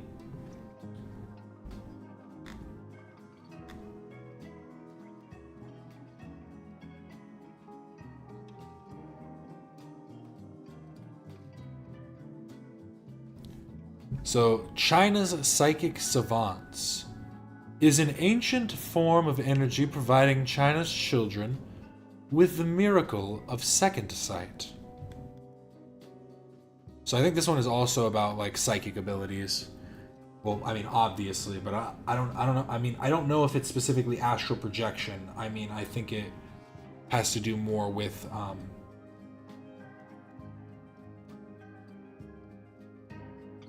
don't even know. I guess they're all the same, right?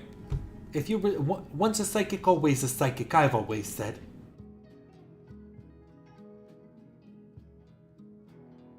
Next interview with OWT Wales and Tall Skeleton, it's a meme off. They're definitely going to be going crazy on that, I have to say. Ask them questions and tell them they only get to answer in meme form. They can describe their meme after the fact, but their answers have to show up as a meme. But let's get into this. 11-year-old Tang Yu and his friend Chen Xiaoming were on their way home from school in the remote mountain village of Dashu County when they began to wrestle. Tang brushed against Chen's coat pocket, the story goes, and had a sudden vision of two Chinese symbols. He describes the vivid symbols to Chen, who pulled a package of Flying Wild Goose cigarettes from his pocket. The label on the side of the package, the boys reported, consisted of the two symbols Tang Yu had seen. Tang Yu was reluctant to share his discoveries with Tang Kiming, his 50-year-old peasant father. He knew his claim would sound like a lie. Instead, he began to play guessing games with the village. He asked them to write random characters on pieces of paper, crumble the paper into balls, and hold each ball in turn next to his ear. Tang then guessed the messages within. His guesses, it was said, always proved right. Word of the boy spread beyond his small town and to all of the Sichuan province in central China. Soon the region's Science Commission and its Bureau of Education and Culture had asked to examine Tang, and researchers there confirmed his ability to identify words and colors on small wads of paper held to his ear. news reporters, and awestruck officials of the Sichuan Provincial Party Committee quickly backed those results, and on March 11, 1979, this remarkable tale was published in the Sichuan Daily. They began what today is viewed by both in China and the West as either a major breakthrough of parapsychology or a remarkable outbreak of fraud and pathological science. Indeed, over the subsequent few months, as news of Tang's ability spread throughout the People's Republic, more than 10 other psychic children were supposedly discovered in Beijing. Anu Hober, I think that's what it says. Anhui, I can't read it, whatever. And other parts of China. Boasting a skill that Chinese researchers had by now named extraordinary functions of the human body. These children claimed to do far more than read with their ears. They could, they said, decipher hidden messages with their fingers, palms, scalps, abdomens, feet, armpits, and buttocks. One 9-year-old girl even claimed she could read messages by touching a crumpled paper with the end of her pigtail. Reports began coming in about children with powers of telepathy, clairvoyance, X-ray vision, and psychokinesis. The typical child was between the ages of 9 and 14, but a few were as young as 4 or as old as 25, and it was estimated by Feng Hua, a traditional Chinese physician, that there were about 2,000 such gifted children within the Chinese population of 1 billion. By early 1980, these remarkable children had made their way to the pages of China's prestigious national journal, and that February, the surge of interest prompted Nature Journal to sponsor a huge conference, the first science symposium on the extraordinary function of the human body, for participants from more than 20 colleges and medical students. The proceedings were filmed by the Shanghai Science and Education Studio, and the film, called Do You Believe, was shown over national television to millions of Chinese. So what year was this in, actually, now that I'm... So over here it says 1980. I guess it didn't say a year on this. This one was also released in 2000, though.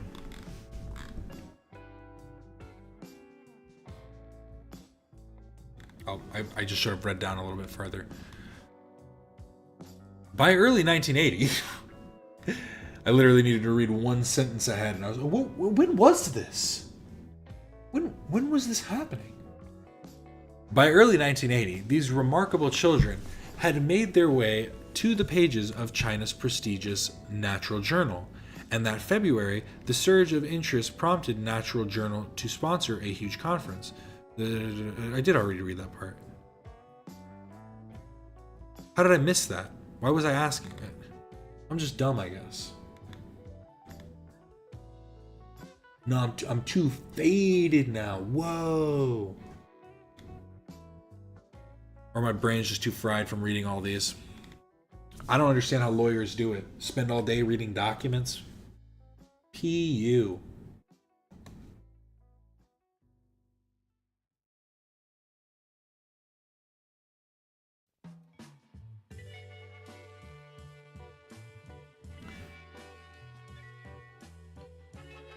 As publicity-mounted interest spread beyond the mainland to Hong Kong, Japan, and Taiwan, and it didn't take long for the news to pique the interest of parapsychologists throughout the West, because Western researchers are less inclined to associate such abilities with the body, though they relabeled the supposed phenomenon exceptional human functions. I first learned of exceptional human functions, EHF, from the Los Angeles Times article, Chinese scientists were baffled by studies of children who could see objects hidden in boxes, read Chinese characters tucked under their armpits, and identify colors without using their eyes. As a sociologist, a sociologist of science at Eastern Michigan University and director of the Independent Center for Scientific Anomalies Research, I was anxious to investigate further. Through my center's many informants, I was able to obtain a steady stream of Chinese articles translated by the American government. This documentation, often terribly vague in its detail and usually opaquely translated by computers, demonstrated that Chinese scientists were serious about something that seemed quite preposterous.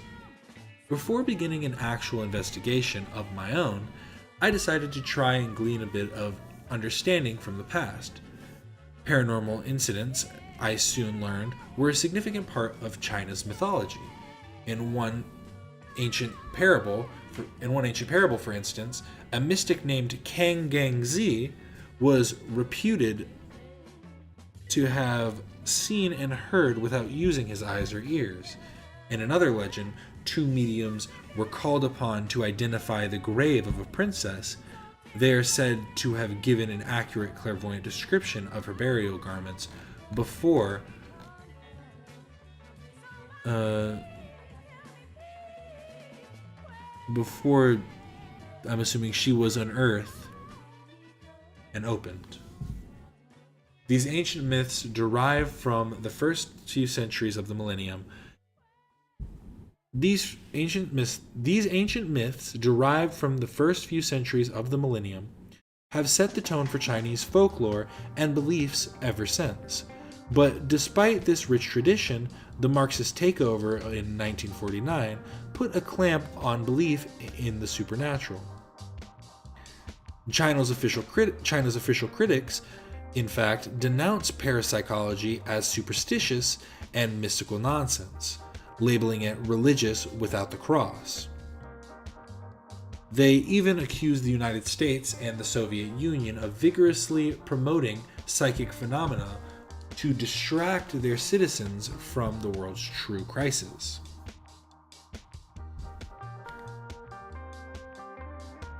A softer line didn't emerge until early 1980, around the time of Nature Journal conference.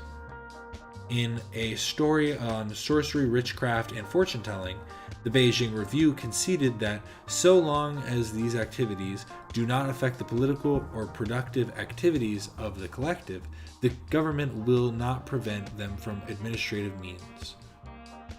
In other words, according to astute China watchers Martin Eben, the government was admitting that perhaps some of the phenomena could be scientifically observed, traced, controlled, recorded, manipulated, or provoked. Chinese scientists would be allowed to prove what was superstition and what was not. Given the go-ahead, a number of Chinese scientists leapt to action.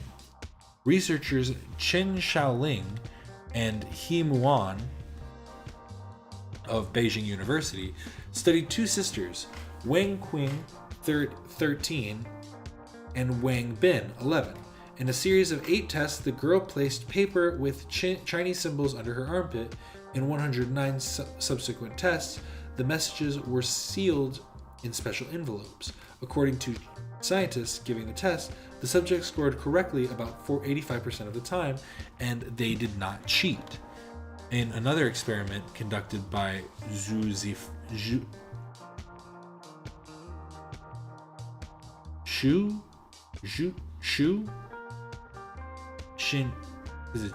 right?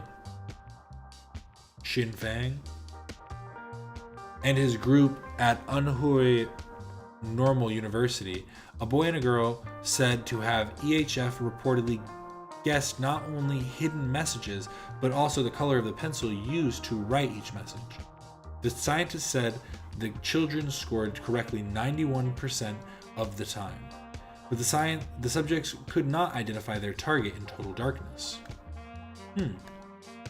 That's kind of interesting. They were liars. They were lying, cheating children. The result, in May 1981, with the second Science Symposium on the Extraordinary Functions of the Human Body, according to reports arriving at my Michigan office, the conference was spectacular. A special physics research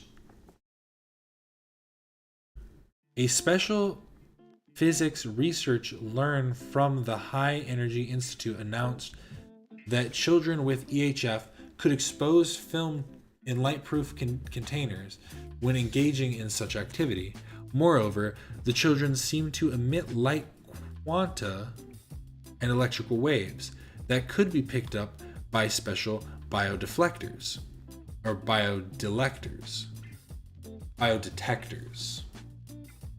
Sorry. Again, who scanned this shit? They were bullshit.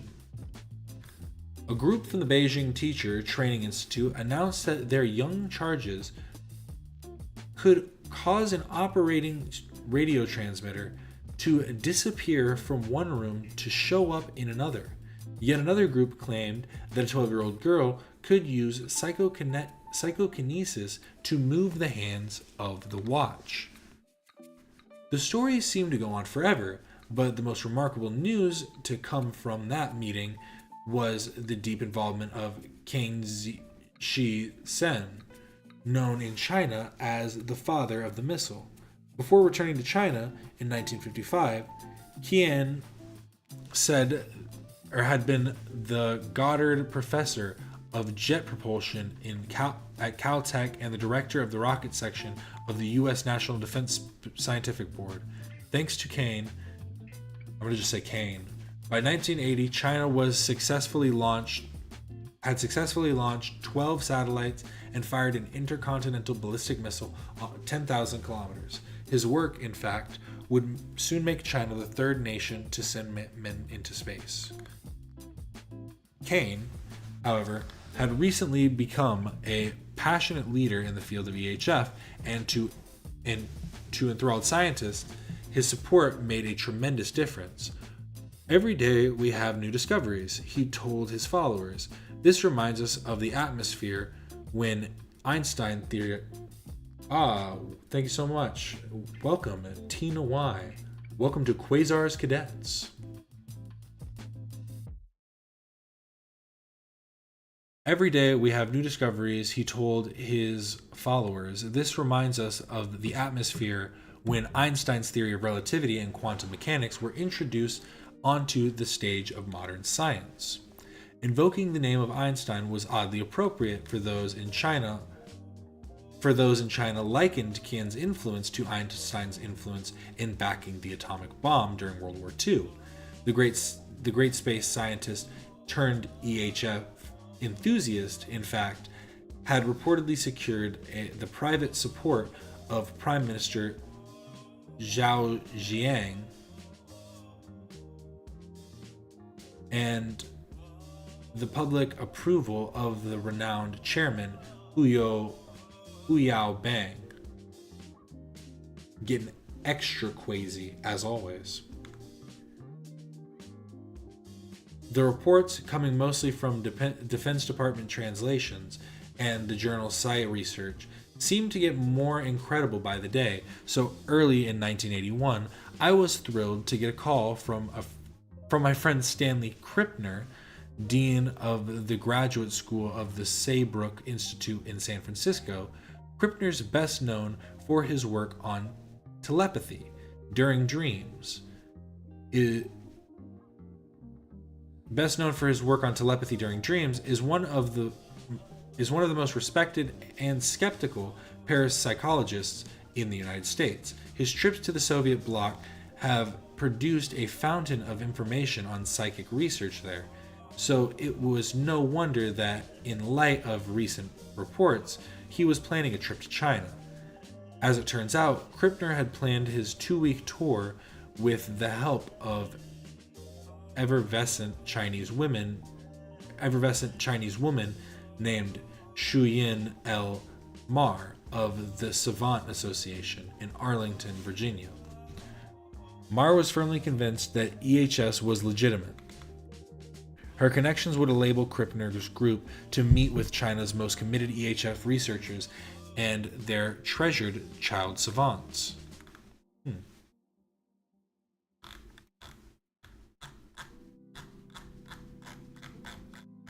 2 more pages like this. Oh my god.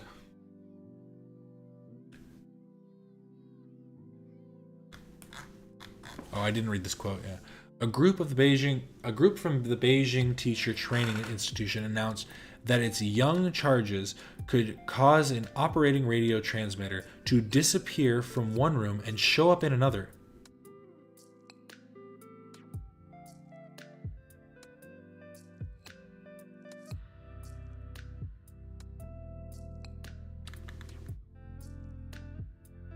This feels like a bunch of hooey.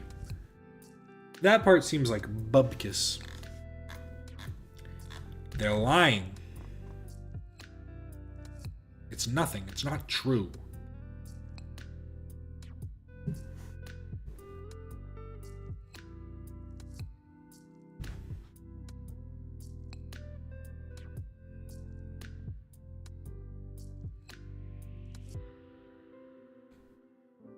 Krippner told me that he had already invited physicist Harold Puthoff of SRI International, physician J. Tashoff Burnton, and Kenneth Zirinsky, Los Angeles psychologist Thelma Moss, some graduate students from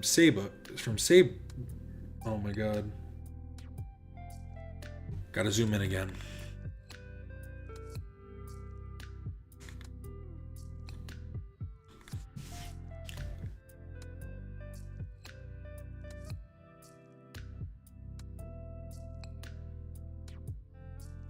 A professional who knew just how sleight of hand could be used to simulate ESP, I accepted his invitation gratefully, delighted by the chance to get a first-hand look at China's newest craze. We left that October, arriving in Beijing on the 18th. The thing that struck me most was the looseness of things. The airport was nearly empty, practically a mausoleum. And our lodgings, named the Friendship Hotel in honor of the once great bond between China and the Soviet Union, was a strange amalgam of the two cultures. It was a monstrous Soviet-like structure, something you might find in the middle of Moscow, but with a Chinese roof. The elaborate inner lobby had a carpet patterned with little peace doves, and the rooms had large mattresses atop massive Russian beds. In difference to the Chinese, there was an impressive oriental garden out back. It was in the conference room of the Friendship that we had our first series of meetings with Chinese. The resident luminaries, mostly from Beijing Medical College, Beijing University, and the Chinese Academy of Sciences, first explained the relationship between EHF and Qi. Talk about Qi now. According to the researchers, Qi is psychic energy that runs through the body just as blood runs through the arteries and veins. The pathways through which Qi travels are essentially points of high electrical conductivity. When the pathways are in repair and the Qi is flowing smoothly, an individual stays healthy and strong. Acupuncture needles, the scientist said, stimulate the main Qi channels, and a breathing exercise called Qigong prevents the channels from getting clogged. As for EHF, why children reading messages in their armpits are simply tapping in a little explored tactile sense. They're gleaning messages through the skin, which is laced in channels and energized by the power of chi.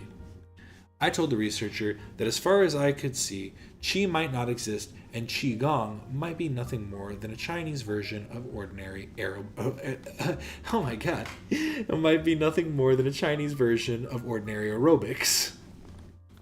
But I wasn't expecting that in this. But the Chinese persisted. I guess this is just like someone's paper that they wrote. This isn't like a government document. This is like just a paper that was released by the CIA. But the Chinese persisted. People known as Qigong masters, I was told, were capable of extraordinary physical feats, including the ability to emerge unscathed when struck on the bare chest with a huge stone slab or at the blade of a sword. Moreover, I was told out of 3,100 chronically ill patients practicing Qigong from 3 to 5 years, 25% recovered completely, 45% showed marked improvement, and 22% showed moderate improvement.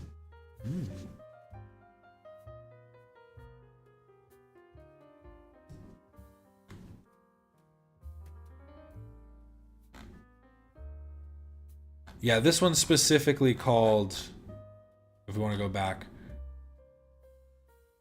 this is here, it actually, duplicate this real quick. Duplicate, and then go back. I was going to see if this had anything that was relevant, but I guess not. The document type was Crest. The collection was Stargate. The document was released in 1999. It was published in 1985, though, so that's when this was written.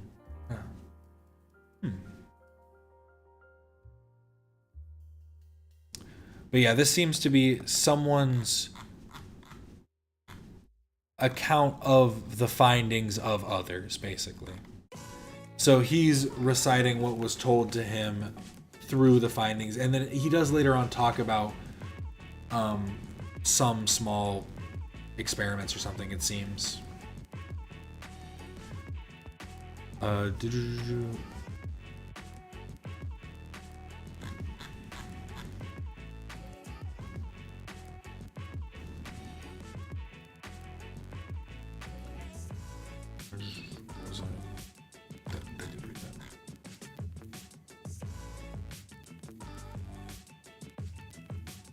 I forget what it is. CIA, Stargate. The Stargate project refers to a former U.S. Army unit focused on investigating psychic phenomena for potential military and intelligence applications. Yeah, that's what the Stargate thing is it's all of the different. I bet if I go and click, this will probably just have all of the different stuff. Yeah. Anglo-Saxon versus Latin parapsychology, underlying the communication barrier. Grill flame meeting. Magician walks into the laboratory. Sanitized. But yeah, there's all types of stuff in this sector. I just chose what I thought was like kind of the most interesting to me, because a lot of these, again, yeah, it's like, what am I gonna do? Scrub through this? It's plain. What does it mean? What does it mean?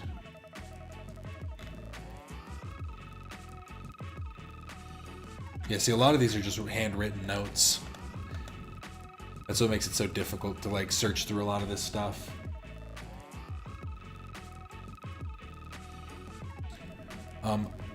Woman even claimed she had invented a machine that produced the chi energy artificially.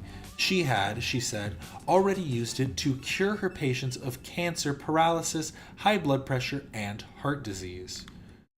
After 3 days of such discussions, we were allowed to meet the savants. The children, 4 young girls, entered the hotel, kicking off what seemed like a 3-ring circus. 50 researchers were milling around, and we were all so excited that we started our tests right there in the lobby. First, the Chinese researchers gave the girls folded pieces of paper marked with symbols. Then they were given canisters that we had filled and sealed in the United States. In both instances, they were to guess the contents within. But our experiments were foiled by the chaos. Even Mar, our translator, seemed to complicate the situation. She was so set on seeing the girls succeed that it was hard to trust what she did, and while we were trying to impose tighter controls, she was jabbering away in Chinese. You should... I get it's your translator, but like, I imagine what she's trying, or I'm assuming it was she. But what they're trying to do is probably keep a bit of the peace, you know, because the cultural differences. Just straight up being like, no, I don't really believe you. Let me try this. For Qigong masters, I was told, were capable of extraordinary physical feats, including the ability to emerge. I already read that. For all we knew, she may have been revealing the answers. When we finally did move into the conference room for a formal demonstration, it hardly mattered. The children were so fidgety and restless, they couldn't help but manipulate the wads of paper. Any skilled conjurer would have been able to use that technique to take a peek. Despite the chance for cheating, though the girl didn't score a single hit, finally Krippner stood a few yards away from them and drew a big red star, perhaps the most pervasive symbol to all of China.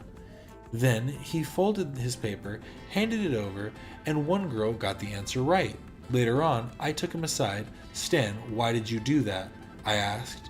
The girl probably saw the red pin, and it would have been simple for them to trace the movements of your hand. Of course I realized the problems, Krippner said, but the girls and our host seemed so embarrassed. I was just trying to end the session on a friendly note. It was on that friendly note that we left for Cheyenne,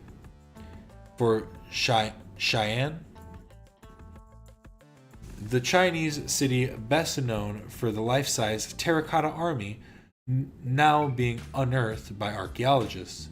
But our destination was not as grandiose.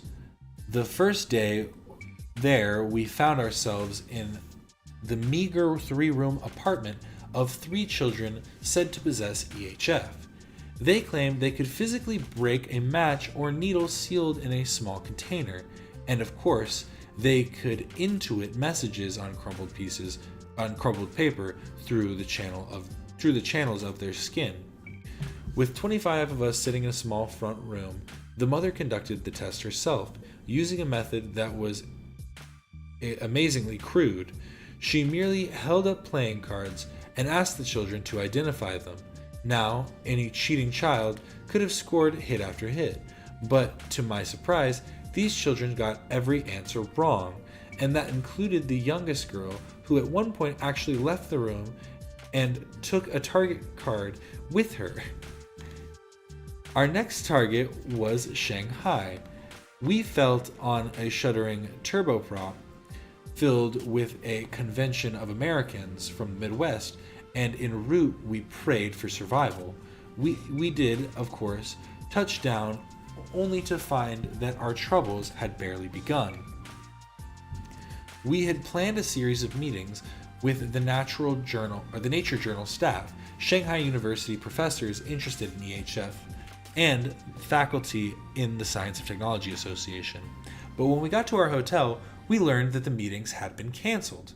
While we were again, I don't know how to say this, Shenzhen, it seems Yu Guangyan, Vice Chairman of the Chinese Academy of Sciences and Vice Director of the Institute of Marxism, Leninism, and Thoughts of Mao Zedong, had attacked parapsychology in the press, Writing in the People's Daily, he denounces EHF research as nonsense and superstition. His article specifically criticized He Chongyang, publisher of Nature Journal and one of Ma's main contacts in China. Moreover, he organized a committee called the EHF Investigation and Liaison Unit. Its purpose? To expose deception in claims of the paranormal. With the purge of the Cultural Revolution fresh in everyone's mind, EHF researchers felt compelled to fade into the woodwork. Nonetheless, some of the more enthusiastic made quiet visits to our hotel. Of specific interest were the claims of a husband and wife team named Zhu Romlong and Zhu Yi, both of Nature Journal. They said I like that he just named them both, bro. You're gonna get them killed by the Marxists. They said that children with EHF emitted infrared radiation, unusual brainwaves, and magnetic signals. These same children reported a flashing of the target image on the forehead before it hit. The Jews also told... Sorry, I almost said the Jews, and that's why it threw me off. The Jews also told us about a 4.5-year-old who could solve complex math problems, but only when his father was in the room. And they mentioned another young boy who peered inside the womb of a pregnant woman, only to announce that the fetus had no head. According to the Jews, the diagnosis proved correct. These incredible tales went on and on until I realized that the Jews had little scientific or conceptual sophistication. That evening, nonetheless, we all went to the EHF demonstration. There, I found 4 young savants, 3 girls and 1 boy, primly seated on a sofa. Once again, their goal was to read folded messages with their armpits. It just feels like it's such like the weakest way.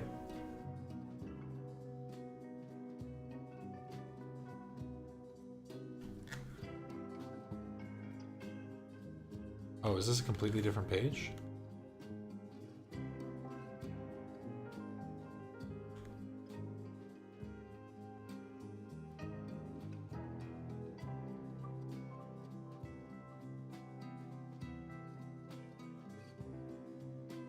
I'm so confused by this.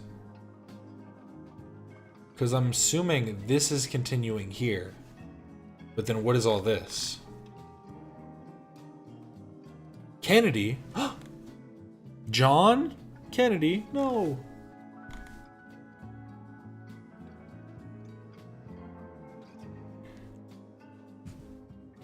Okay. For the first time in 2 weeks, I saw these children score several hits.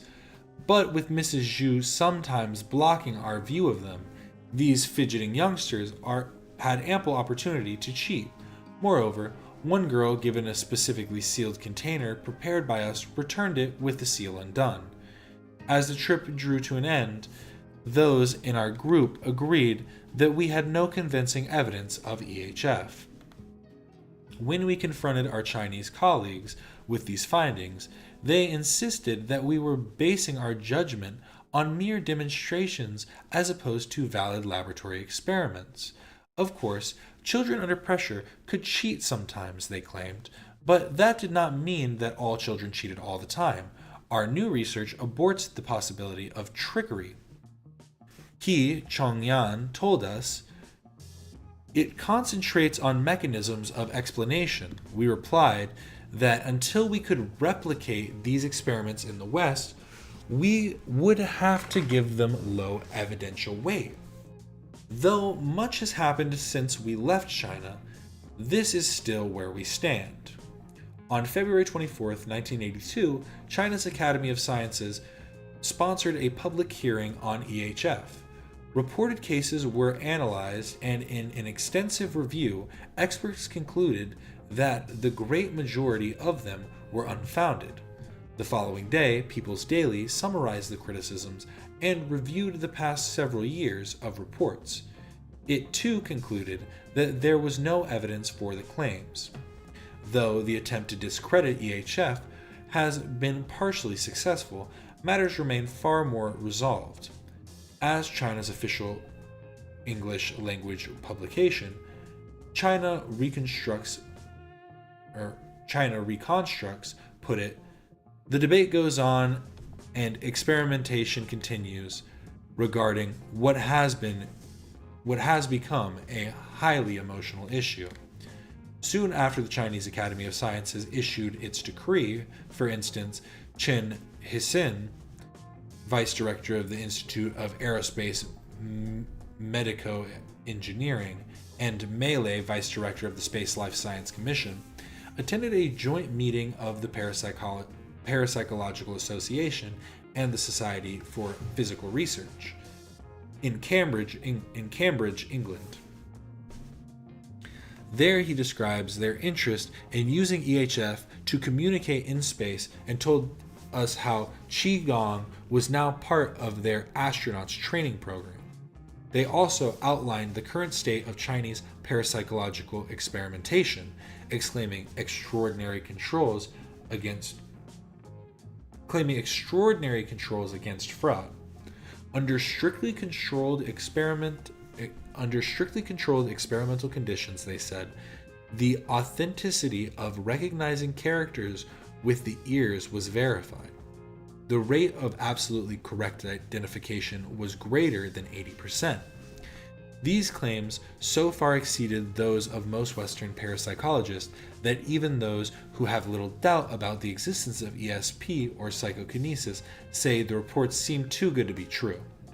Psychologist John Bailoff, a past president of the Parapsychological Association, even urged the Chinese to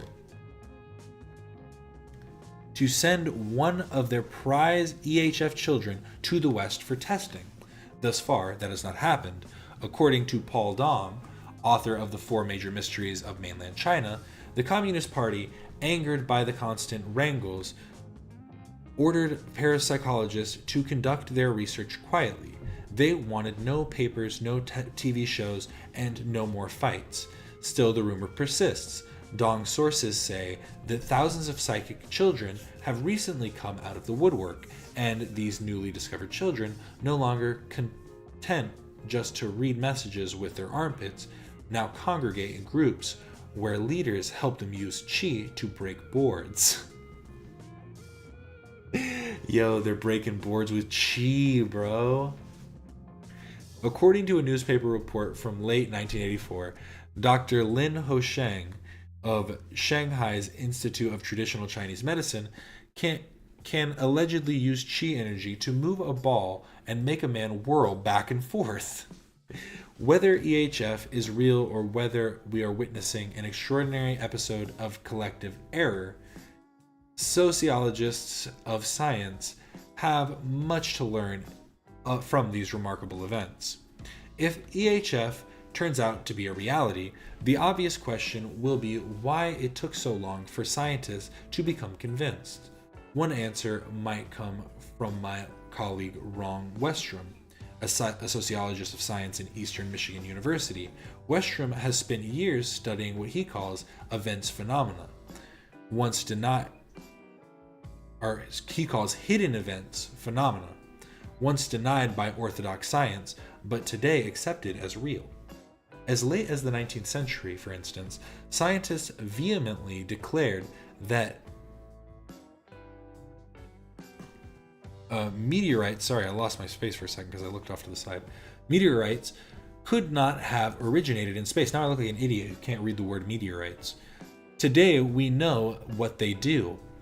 It is possible that EHF falls into a similar category. It is, of course, far more likely that EHF will be rejected, forcing us to ask why so many scientists currently accept it as valid. One reason may be that Chinese science is a relatively closed system, isolated from the rest of the world by a language barrier and ideological pressures.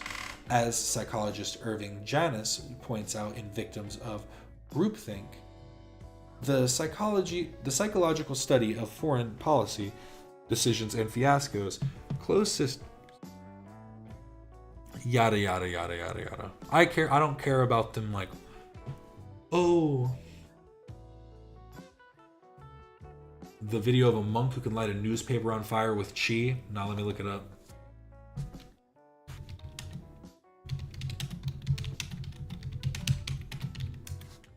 You ever seen the video of the monk lighting himself on fire?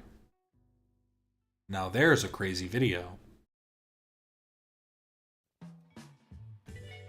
What's this? Which one is it? No, it's not this one.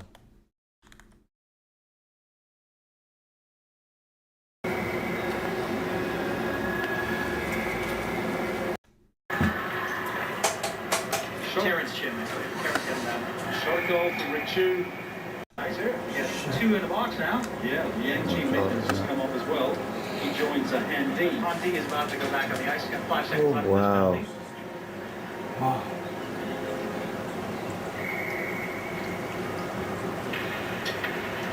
And the taking 2 down for a few seconds there now. At least 1 man down. Yeah, this could catch Hong Kong by surprise. Han D comes rushing back onto the ice, gets involved in the emotionally strong. It's always a tough call when you get a tough situation to be in. If you have a short-handed goal, and that's Beijing is holding the head. It's kind of a blow. I would have believed. See, I don't know if I believe this.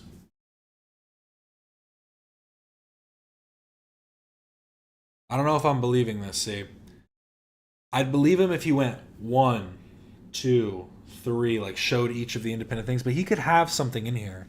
The way that it sparks is what gets me.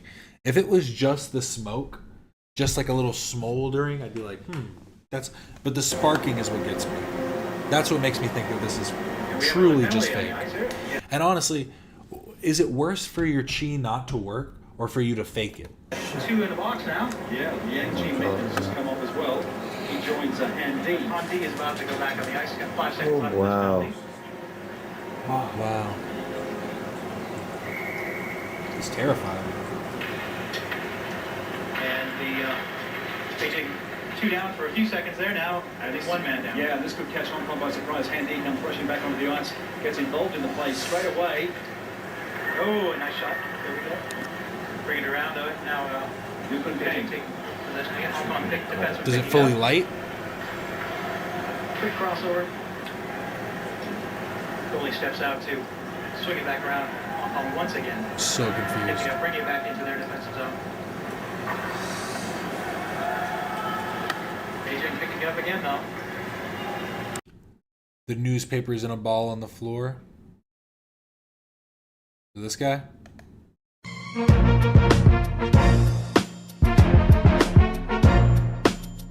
Why does this one look like it's going to be older than this one? I first met him in the early 80s in a Chinatown of urban Java. He didn't want his real name or address revealed, so we called him DJ for Dynamo Jack. He was only a healer, he said, but he did direct a powerful energy generated from his own body into his patients.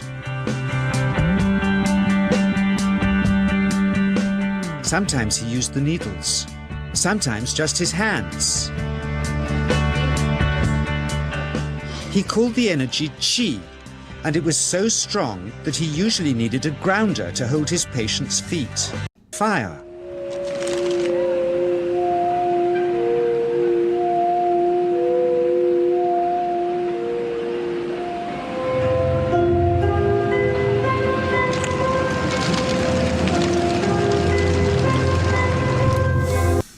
Pretty wild. And to do that, okay. That save this video, guys. Don't let it disappear, bro. It's literally 12 years old, but I'll do it right now. When he heard we'd shown this footage in public, he was very upset and refused all our future efforts to contact him again. As the years passed, we sadly resigned ourselves to never seeing him again. My brother Lorne never did, for by 1997 he was already dead, when I again found myself with DJ, now treating me for an eye problem. Come on, man.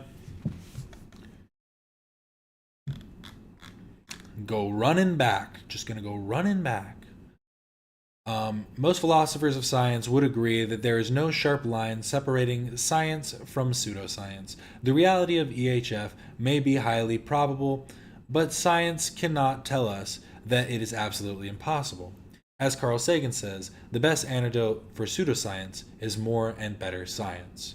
Only further controlled demonstrations will demonstrate whether EHF is real or nonsense. If EHF is valid after all, the payoff would be immense, as Professor Dong Taihai and Zhang Zhang of Zhejiang University observes, a whole new branch of science could be waiting to be discovered. So that's the China's psychic children. Here's the thing I would think is, if it is real, it's being it ends up being hidden behind all of the people that just kind of bullshit, you know what I mean? That just kind of like want to have the powers. But I remember as a kid, anybody watch Stanley Superhumans? Stanley Superhumans had a guy like this. Did he do fireballs? Let me look it up. I can't play it, obviously. Stanley Superhumans episode list. Because there's the Electro Man, the dude who can like magnetically hold stuff onto his body, but then they're like, you're not actually electric, you're just really tacked. And then also he like but that also prevented him from being electrocuted at one point. But then there was one that was like a monk or something, I thought.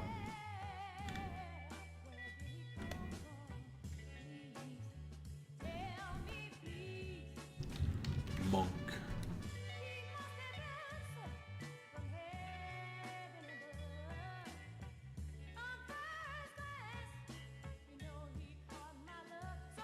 Maybe I'm thinking of multiple things at once. Because wasn't there like a whole thing about like a monk making a soccer ball explode or something? He made like a soccer ball pop using his mind. Using his chi, not his mind.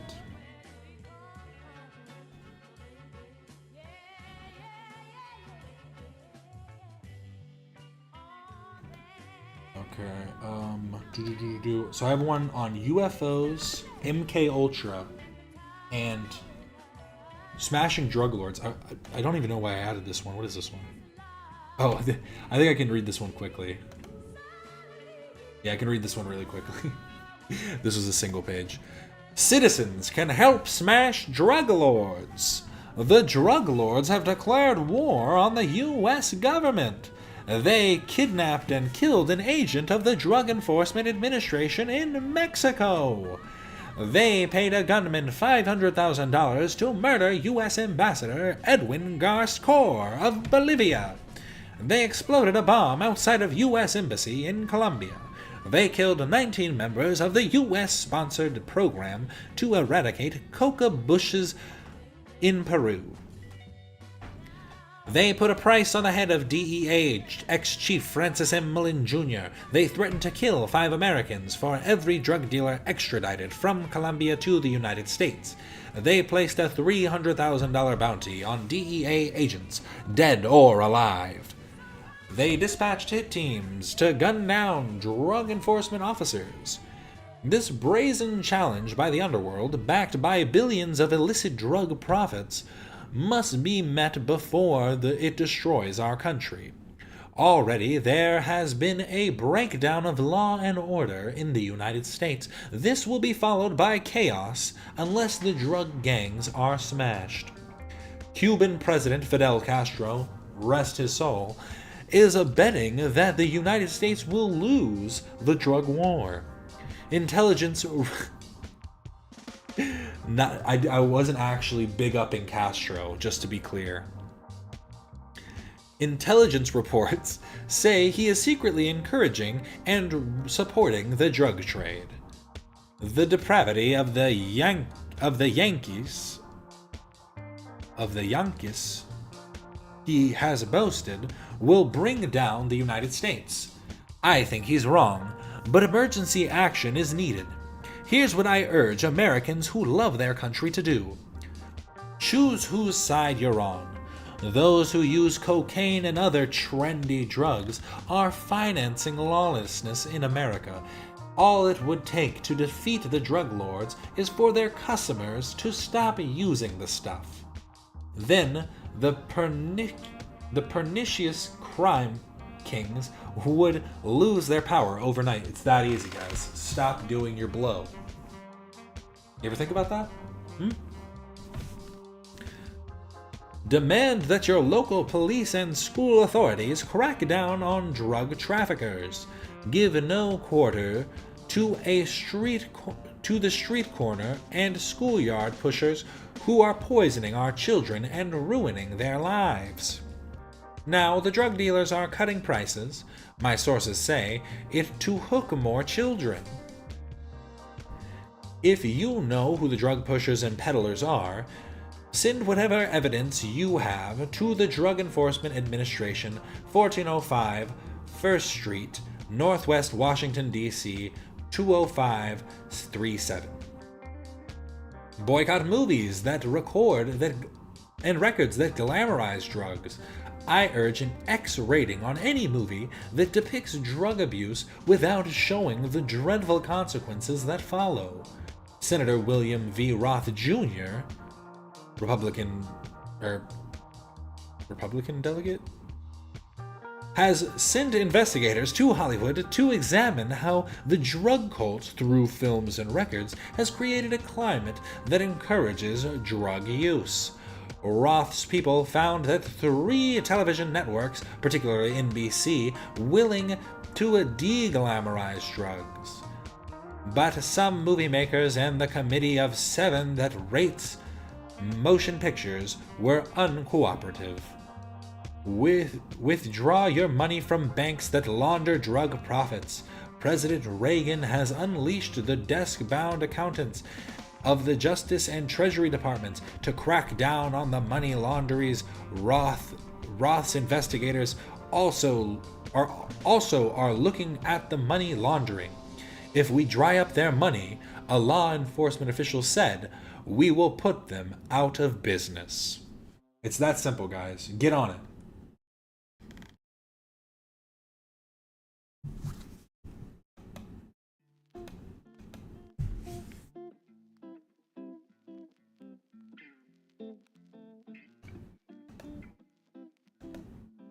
That's that. I mean, that's all I had to say. That's all. That was the importance of that clip, of that document, was just so that you guys know to stop doing drugs. It's bad.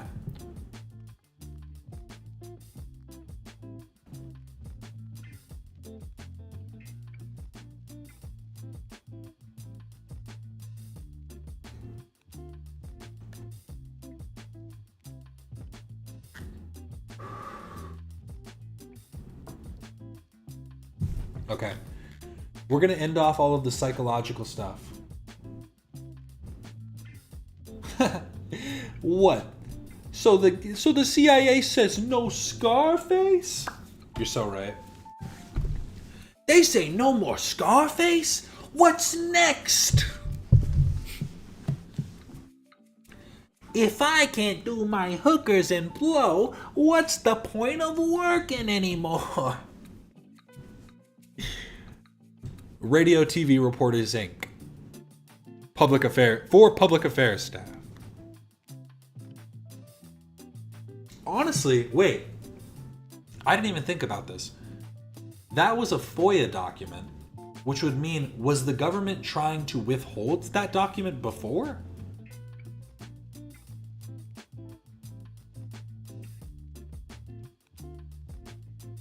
Maybe because it was talking too much about like the cartels and stuff. Maybe that was the reason why. But because that almost implies how much they wanted to push the drugs. But MK Ultra. This program takes 60 minutes apparently. This will not take 60 minutes to read. Maybe it meant the program itself was 60. Oh, this was a TV report. I'm stupid. Radio TV Reports Inc. Public Affairs staff, program 60 Minutes. The date was December 23rd, 1984, just before Christmas. 7 p.m., Washington, D.C. The subject, MK Ultra, mind control experiments. Ed Bradley. MK Ultra is not the name of a new James Bond movie. It is, or was, the code word for a secret CIA project which took place between 1953 and 1964, in which unsuspecting people were used in mind control experiments that left them emotionally crippled for life. MK Ultra consisted of more than 130 research programs which took place in prisons, hospitals, and universities all over the United States. Tonight, we'll look at sub-project number 68, an experiment conducted in Canada. The CIA does not deny that the experiments took place. In fact, we'll show you an internal agency memo which admits their full involvement. Doesn't say full, I added that for some reason. My bad. The rationale for all of this? Well, the memo doesn't say. But it's apparent that learning how to make people do things they normally wouldn't do by controlling their minds is valuable if you're in the espionage business. Dr. Ewan Cameron, an American now dead, headed the Allen Memorial Institute at the McGill University in Montreal, Canada, where the experiments took place. Dr. Cameron never told his patients they were being used as guinea pigs. Zal Orlico. I can't get over the rage that I feel that he would have done this to me and to other people. Unintelligible. Bradley. In 1957, Zal Orlico was suffering from depression. It was recommended that she see Dr. Cameron, who was one of the leading psychiatrists in Canada. Her treatment from Dr. Cameron, massive doses of lysergic acid diethylamide, which is LSD, a new experimental mind-altering drug called LSD. It destroyed her mental health. Orlico. They took away the remaining years of my life. They really rang them out and left me with a piece of rag to live. And that's not good enough. That's just not good enough. And it's not good enough for me, and it's not good enough for anybody else. And as long as I can open my mouth, as long as I can fight, I'm going to fight. Bradley. Mrs. Orlico decided to fight when she read a newspaper report about the CIA funding of a mind control experiment and suspected that she was one of the victims. Her husband, David Orlico, is it Orliso? I think it's Orlico. That's how I'm going to say it. Mrs. Orlico decided, her husband, David Orlico, a member of Canada's Parliament, was able to help her find 8 other people who had been used as guinea pigs by Dr. Cameron when he was receiving funds through a front organization from the CIA. That's when it gets like super fucking weird. When it's not just the CIA running these experiments, it's them doing it through funding these weird, just alternative experiments that people are running. Science is so fucked. Science and mad science are way closer than anybody wants you to think. They want you to think that mad science is completely held in fiction. And that just isn't true. I mean, look at the fucking Holocaust when they were just sewing people together, being like, what's gonna happen? It's insane. Each of the plaintiffs came here to the Allen Memorial Institute in Montreal expecting therapy. Instead, what they got was a nightmare of experiments. They were electroshock treatment, many times greater than the norm. They were subjected to sleep therapy, long periods, often up to 60 days. during which they were drugged so much that the better part of each day was spent sleeping. During these periods, they were subjected to what's called psychic driving, the constant repetition of tape recording messages, often over up to 500,000 times. Isn't that like subliminal messaging? Not even subliminal messaging, just like psychological. I don't even know. What do you call that?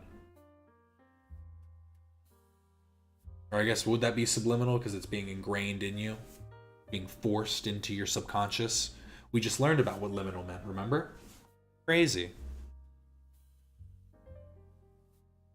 Where was I? They were also injected with drugs, Curare, which brought on temporary paralysis, and LSD, which led to terrifying hallucinations. Injecting LSD. I didn't even know you could do that. I thought I knew about all the ways to do LSD. What? He injected the lysergic acid into the vein. Then he patted me on the shoulder and said, "Now there, lassie, we'll see you later." And he went out and closed the door. Well, it was only a few minutes before I began to feel very peculiar, and things began to become very distorted. And I didn't seem to have any control over anything, and I started to feel very frightened. And the fright became a terror, and I sort of began throwing myself from one side of the room to the other. I didn't know what to do to stop this feeling. It felt like my bones were melting. I just didn't know who I was anymore. Bradley. Robert Loggy, question mark, it's probably just unintelligible, was 18 years old when he came to the Allen Memorial Institute with severe leg pains that had been diagnosed as psychosomatic, or caused by emotional problems.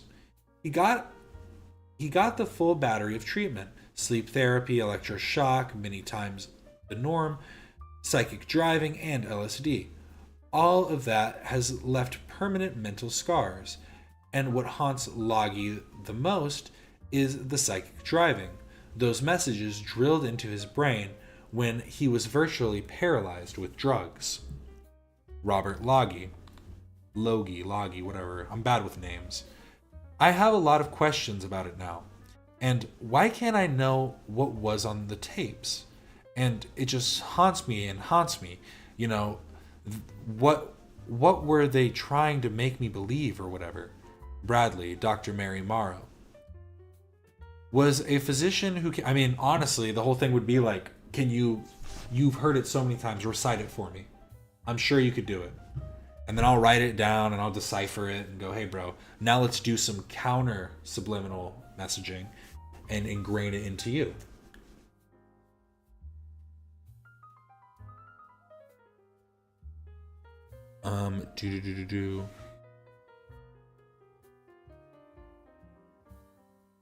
Dr. Mary Morrow was a physician who came to Dr. Cameron to ask for a fellowship in psychiatry. She had gone through a period of depression, and Dr. Cameron told her she looked tired and nervous, and he would not consider her for a fellowship unless she underwent sleep therapy. She thought that meant a period of rest with sedatives administered periodically. So she consented. What she got was electroshock depatterning. He used 67 times the average dose of electric current by pushing the button of the electroshock machine 6 times in succession rather than 1. And besides that, instead of getting it 2 or 3 times a week once one press of the button, like most physicians do, he gave it in daily successions, giving it 6 times daily as opposed to once a week. I don't think you should be getting shocks to the head at all, but hey, to each their own, I guess. We all just choose to we want what we want. Dr. Morrow's mother saw what was happening to her daughter and demanded that she be released from the Allen Institute. When she regained what she called her human identity, Dr. Morrow realized that her treatment had nothing to do with healing. In fact, she was suffering permanent brain damage. Dr. Morrow, unintelligible, absolutely gone. So it's probably saying something about her mental capacity being gone. Dr. Morrow, confusion of voices, and then Dr. Morrow says, in a nutshell, my life today is in unintelligible shadow. She didn't say an unintelligible shadow, there's just something she said. It's a shadow. I'm left with a permanent difficulty, which is called, that is, I could talk to you and, somewhere. If I meet you tomorrow in a changed environment, I don't know you're Mr. Bradley. If I meet you in a local supermarket or on the water, I won't know you from Adam. Bradley, Dr. Elliot Emanuel, was a junior associate under Dr. Cameron. Although he was not part of the brainwashing experiments, he defends Dr. Cameron and raises questions about his patients. There you have to bear in mind that these were mentally ill patients. I insist on that. They weren't there because they, for any other reason, to my knowledge. They were mentally ill patients, and their perceptions or their recall 30 years later of the events may not be perfect. I mean, that's interesting, but if there is I don't disagree that 30 years later their recollection isn't going to be identical to the way that it happened, but if there's overlaps in their claims, then we can kind of assess what the truth is, throughout it.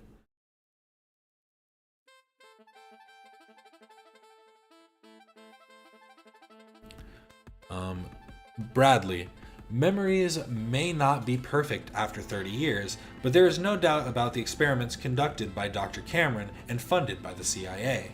This internal agency memo from the CIA's General Counsel refers to the substantial funds flowing from this agency to McGill in support of the project, and it goes on to say that the use of drugs, in particular intensive electroshock, suggests that long-term after effects may have been involved.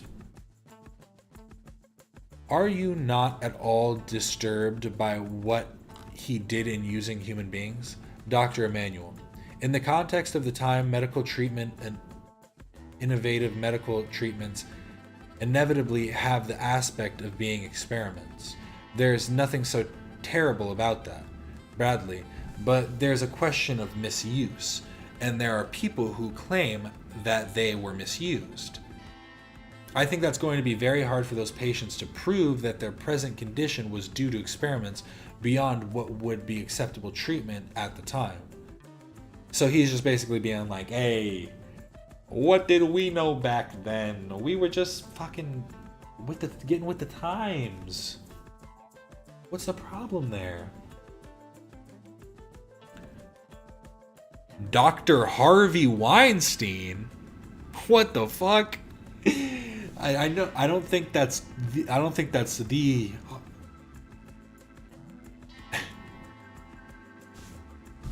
I'm just like, what if it is him?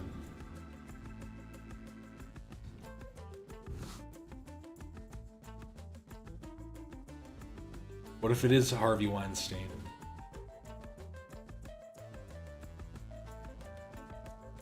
Okay, so Bradley says, Dr. Harvey Weinstein, a psychiatrist and professor at Stanford University, spent years researching what happened to Cameron's patients at the hospital during the time of the CIA-funded experiment. Why? His father had entered Dr. Cameron's care with a mild neurotic condition, and came out several years later with physical brain damage and a complete change of personality. Dr. Harvey Weinstein. What Dr. Cameron seemed to do was to take these and to use them not only on people who were severely ill, and he did do that, but to use it on people who were mildly ill, people who were neurotic, people with neurotic conditions, people for whom these kinds of treatments simply were not indicated at all.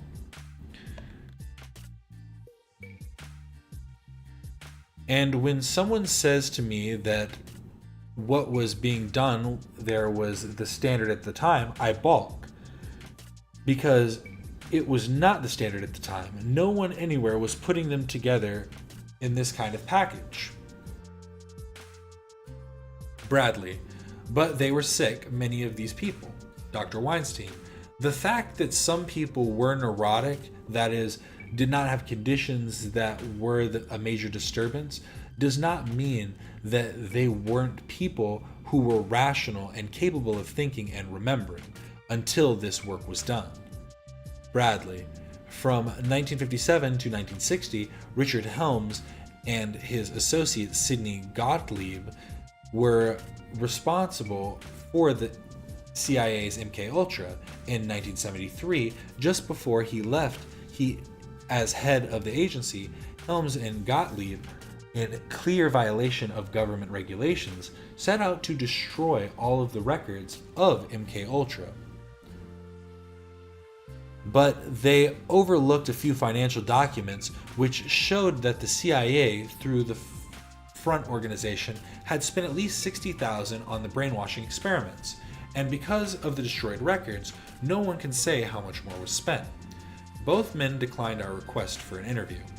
A Senate subcommittee investigation into the CIA brainwashing experiments led to a recommendation that the CIA find and compensate the victims, a recommendation that was accepted by then CIA Director Stansfield Turner. But to this date, none of the victims in this case have received compensation or even an explanation of what happened. John Rao is a lawyer for the Canadian plaintiffs. Joseph Rao, or why did I say John? Joseph Rao. I'm getting MKUltra, I'm telling you. They're sending signals into my brain from the nearest 5G tower. I need to put a saucepan on my head for safety. But Joseph Rao, you know, it's a wonderful thing that the CIA says. They say, well, we only put a part of the money, but can you imagine saying, I only gave half the money for shooting somebody? Well, you know how long it would take to make that defense ridiculous? That is exactly the defense the CIA has. Bradley. Rao says his evidence tying the CIA to the brainwashing experiments will help the clients only in a court of law, and he says the agency has effectively stalled their day in court. Ra, they'd never put up anything or give you any material voluntarily. You'd got to go to the judge, and then they've always got rights to appeal. They're masters at stonewalling. Bradley. Canadian officials have stated publicly that the United States government has expressed its regret over the CIA's actions in this matter. However, none of those Canadian officials would talk with us on camera about this case. And what's more, they have turned down all requests, even from members of Parliament, to make public the records of that apology, records that would help the 9 Canadian plaintiffs in their suit against the CIA. These officials say that international practice and customs precludes the disclosure of information that was given in confidence. The plaintiffs in this suit against the CIA were permanently damaged by the brainwashing experiments. Most of them were unable to talk with us. What happened to you under Dr. Cameron affected your life. Dr. Morrow, it killed it. Bradley, why? Dr. Morrow, absolutely unintelligible. I'm 61 and I've been 24 years on this case. My life is misery. Bradley, when Robert Logie finally had an opportunity to examine his medical records, he learned that after the electroshock, LSD, and psychic driving, doctors decided his leg pain were not psychosomatic at all. A few shots of cortisone ended the pain in his leg. Bruh. They went, nope, he's actually feeling the pain. I shocked his head so many fucking times, and his leg still hurts. I even noticed it was spasming in his sleep.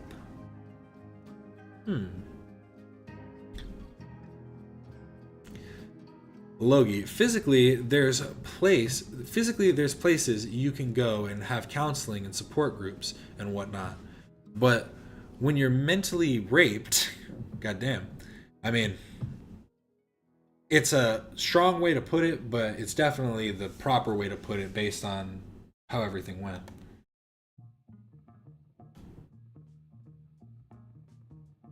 Physically, there's places, but there's nothing. And I don't trust any psychiatrist who might be able to help me. I couldn't trust one enough to get the help that I needed in dealing with this. Bradley. Mrs. Orlico suffers from flashbacks, from depression, fears of crowds, and fear of heights. Finally, knowing what really ruined her health is her only consolation. Until you found out about the experiments, until you found out that you were brainwashed, what did you think of all that had happened to you? I thought I had failed. I thought I had failed, and I am guilty of being like this because I filed at something I shouldn't have failed at. And David and Leslie have to put up with me, and I am guilty. Well, when I read about it in the paper, and the one thing that lessened considerably was the guilt. I didn't feel so guilty anymore. I felt it wasn't all my fault.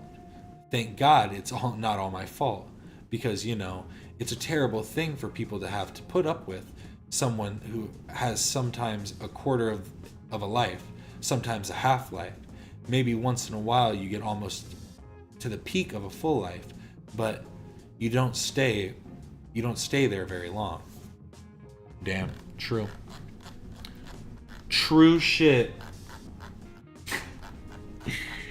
Damn. That sucks. Nah, see, I didn't know there were 130 research programs that took place in prisons, hospitals. See, I knew prisons, hospitals, and universities, but 130? And 68 of them were in Canada? The Great White North. The Great White North. I do want to see... See, these are just general CIA records. Are there any more in MK Ultra? Inke Ultra. Inke Ultra. Project Inke Ultra. Oh, what's this one? This is a Wikipedia page? What is this? From Intellipedia. Nice. Wow.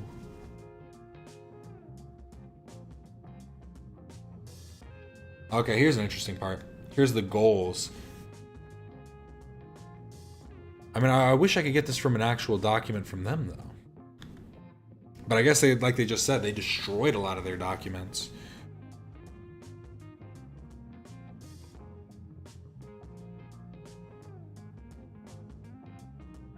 MK Ultra mind control experiments.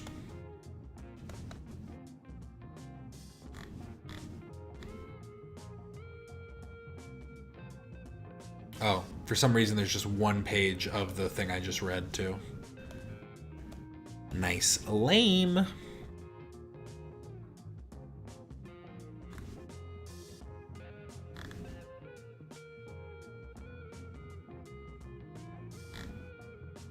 Seems like most of them are just that article, or just that like a transcript, which is interesting.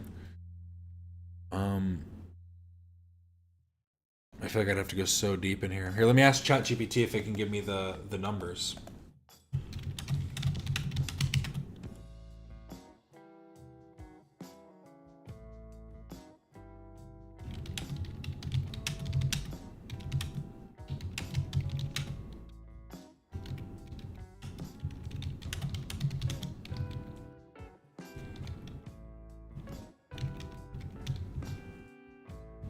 Let's see.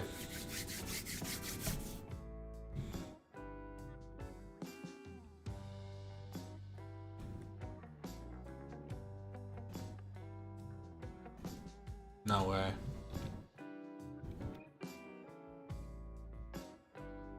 If ChatGPT is just making shit up, I'm gonna fucking... Yeah, why are you making shit up, ChatGPT? You're just fucking lying to me. You have a link to something. Oh. See, I'm just dumb. Because the query numbers... Oh, it's so weird. So the query numbers are different. Oh, see, this is the overview. It's giving me the Intellipedia thing. Subproject 22. Okay, this one's only 4 pages. Subproject 22. Subproject 8.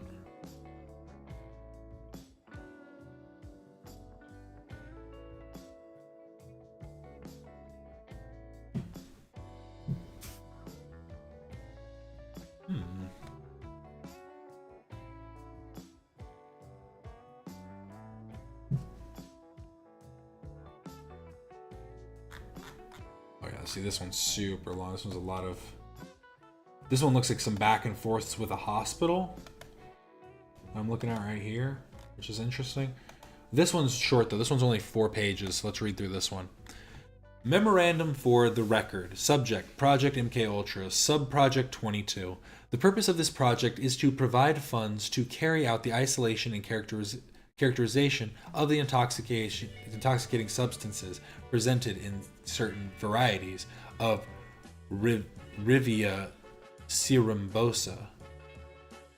Redacted has conducted studies on this material which have led to the development of methods which can now be applied to large samples of seed, thereby allowing the product of sufficient quantities of the active materials for definitive biological testing and characterization. Redacted has submitted the attached proposal to carry out this work as directed by TSS. The Geschichter Fund for Medical Research Inc. will serve as cutout for transfer of funds to the investigator.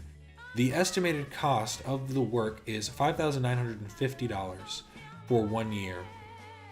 To this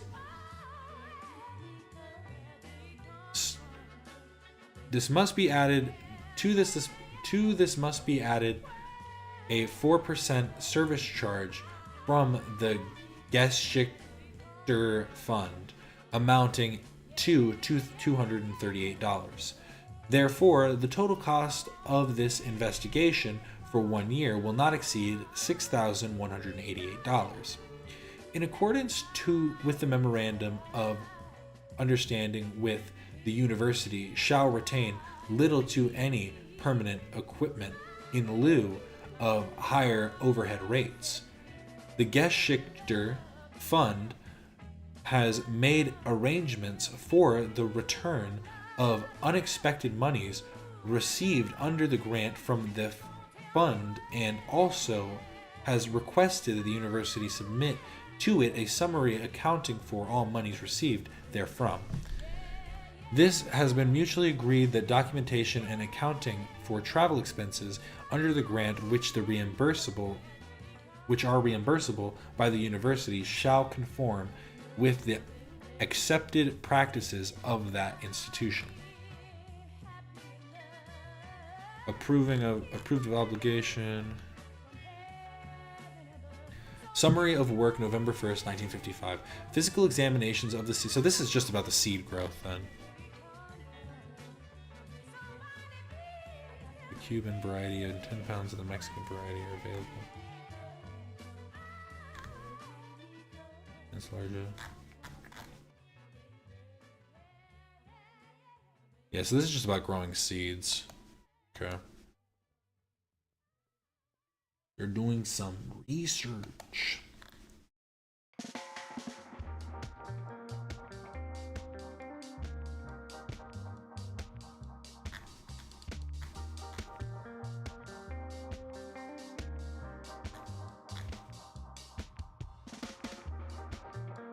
This one's also about expenditures. A lot of stuff about expenditures.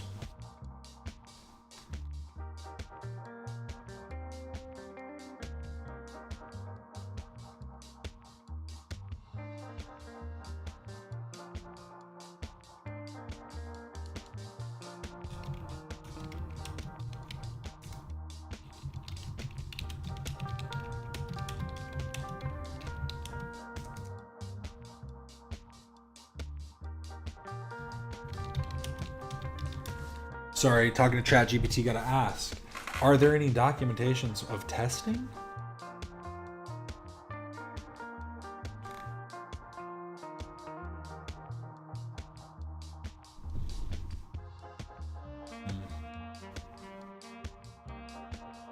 I guess I can move on. I still have the other one. But I was seeing if I wanted to see if there were any more interesting MK Ultra ones.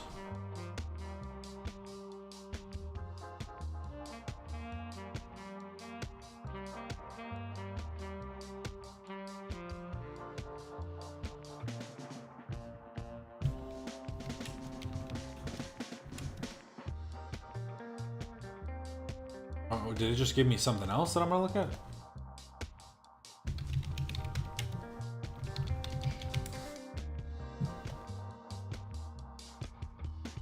Project Artichoke.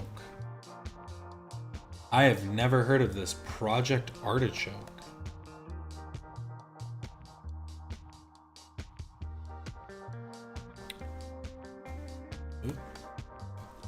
Artichoke is the agency cryptonym for the study and or use of special interrogation methods and techniques. This special interrogation method have been known to include the use of drugs and chemicals, hypnosis, and total isolation, a form of psychological harassment. A review of available file information obtained from Office of Security Resources failed to reflect a comprehensive or complete picture of the Artichoke program as participated in by the Office of Security. Fragmentary information contained in a variety of files previously maintained by the security research staff reflected several basic papers which described, in general terms, the program known as Artichoke. Information contained therein indicated that prior to 1952, the Office of Security had studied the use of drugs and chemicals in unconventional interrogations. These studies were evidently coordinated with the agency unit, which was then called OSI. OSI at the time apparently was the coordinating unit within the CIA. One paper reflected that an Office of Security team as early as 1949 to 50 experimented with drugs and hypnosis under a project called Bluebird.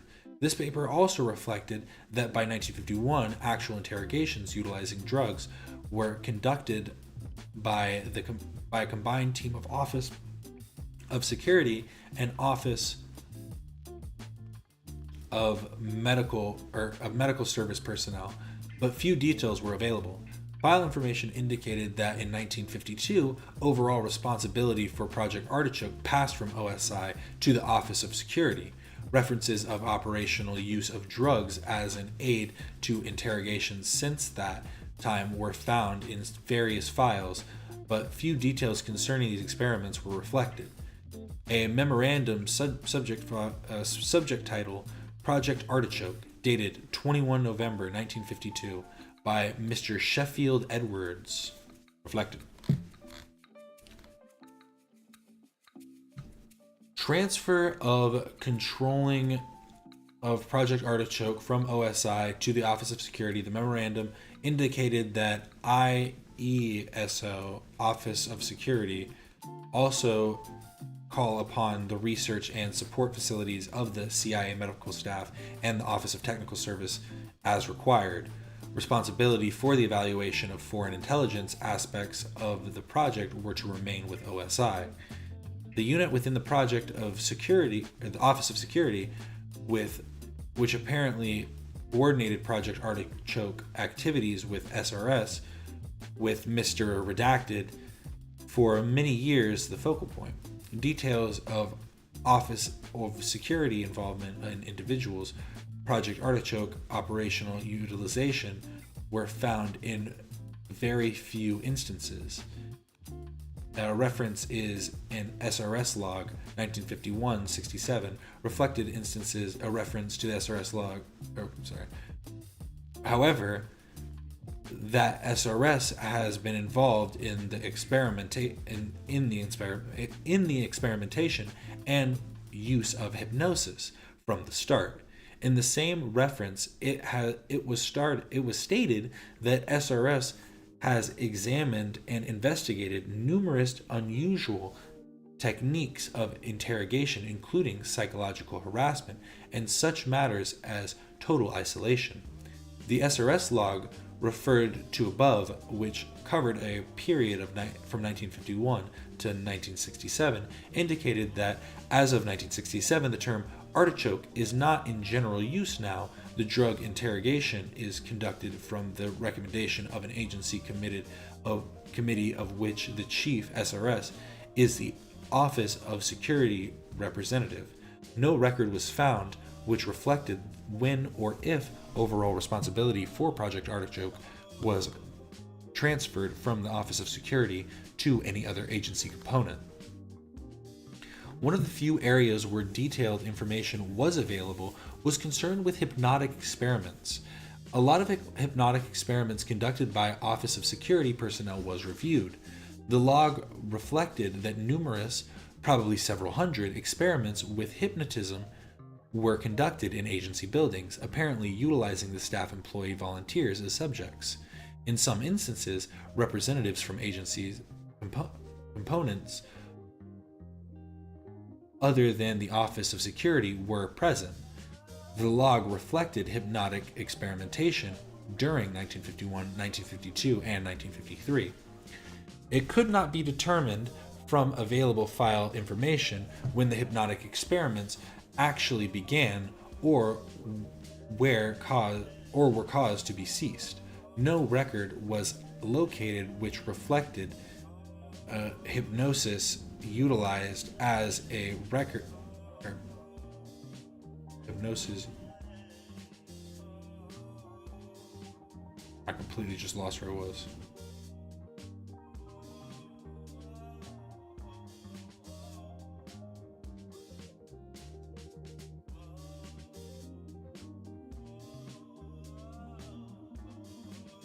Hypnosis utilized as an actual operational tool in the field in connection with hypnotism. It appears that SRS utilized an agency employee, one redacted, as an informant in various societies dealing with hypnotism to keep abreast of current developments in the field.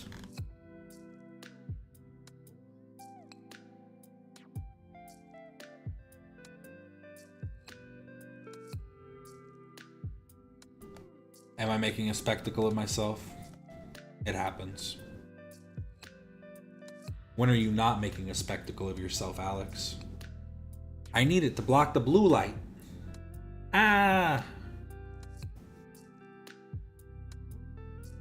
Few references were found pertaining to the area of total isolation as an interrogation aid. A memorandum pertaining to the subject, dated March 21st, 1955, was written by Mr. Redacted of SRS to the Director of Security. The paper discussed total isolation techniques as an operational tool of potential. Another paper, a sterilized version, probably written by an element of the Department of Defense, dated 16 March 1955, reflected the result of total isolation. Experiments on 6 volunteers, all members of the U.S. military. No reference was found to any additional experiments in this field, nor was any reference found which reflected actual use of this technique in an operational situation. As far as an experimentation and/or utilization of various drugs is concerned, references to a few instances were located, but little detail was available.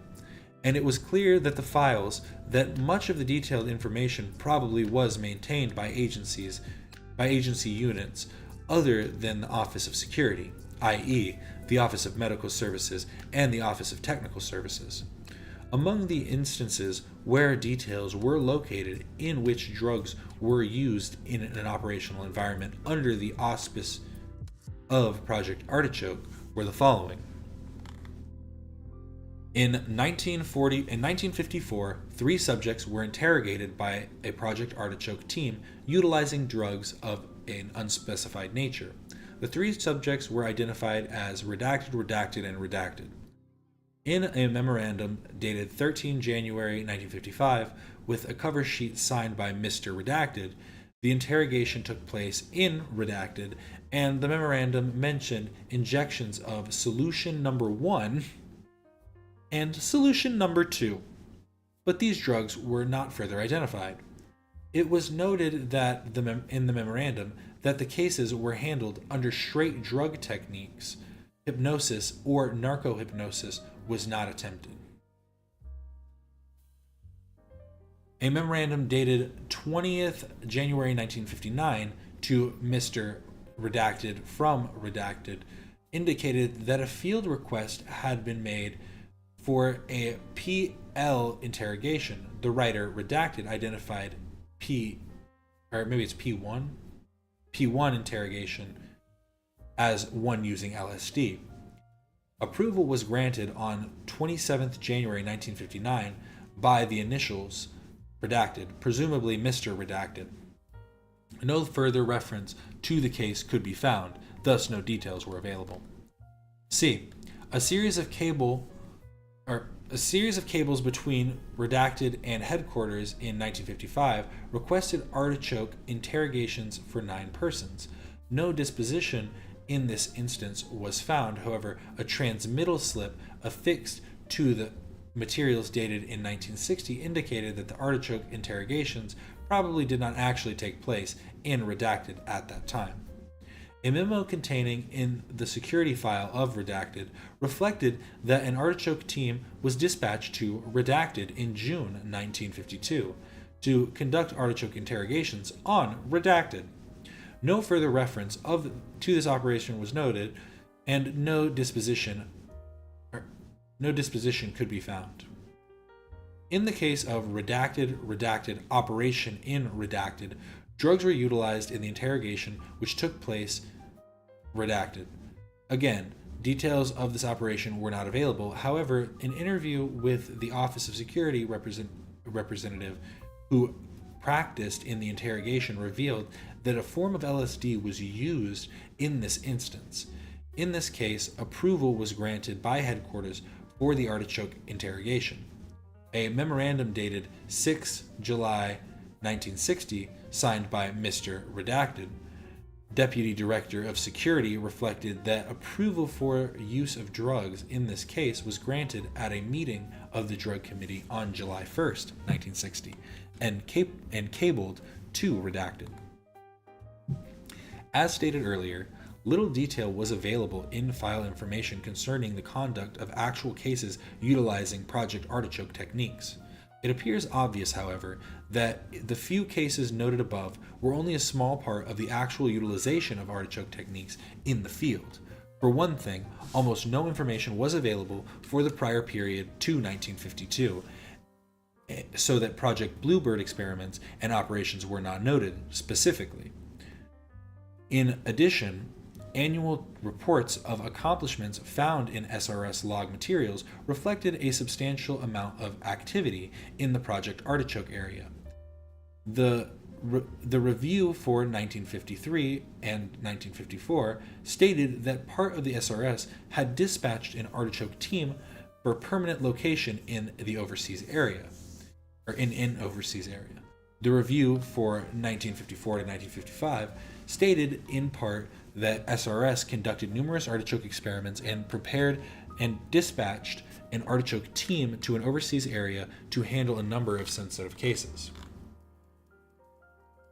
Review of file materials consistently reflected that the Office of Security exercised caution in the utilization of drug under the Artichoke program, although it is apparent that SRS for a number of years was engaged with a certain other agency components in the in research and operation work with hallucinogenic drugs.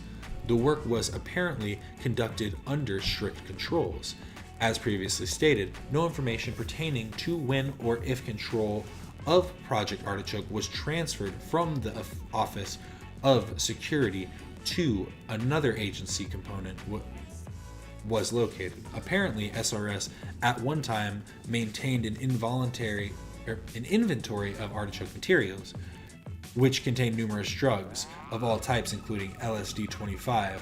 A memorandum dated 14th of October 1957 requested authorization for SRS to transfer artichoke materials and apparatus to Dr. Redacted of Medical Services. The memorandum was written by Mr. Redacted and approval to transfer the materials was granted by Mr. Redacted on October 17th, 1965. Nice, now I have the hiccups. Oh, this is great. Gotta read stuff, got the hiccups. When the review of file information contained in SRS materials, one incident which occurred in November 1953 appears worthy of note. Although it was not clear from file information whether or not the incident occurred under the auspice of Project Artichoke, the incident did involve the use of LSD in an experimental exercise. One Frank Olson, a civilian employee of the Department of the Army, committed suicide a week or so after having been administered LSD by an agency representative. Details concerning this incident apparently will be reported in a separate memorandum, but it appears that the drug was administered to several unwitting suspects by a Dr. Gottlieb. Oh, it's the same Dr. Gottlieb as before. At that time, a branch chief, and did we not read about Gottlieb before?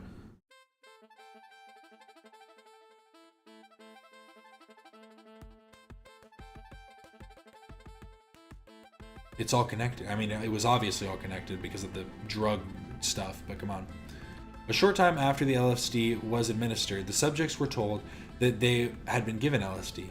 On the day following the experiment, Olson began to behave in a peculiar and erratic manner and was later placed under the care of a physician. A few days later, Olson crashed through a window in a New York hotel in an apparent suicide. A memorandum dated December 1st, 1953, from the IG staff, from Instagram staff apparently, from the IG staff, caused the impoundment of all LSD materials. Information contained in the above-mentioned files reflected that the drug had been administered without the prior knowledge of approval of the Office of Security or the Office of Medical Services. Interesting. The government got a guy to commit suicide. It's not the first time.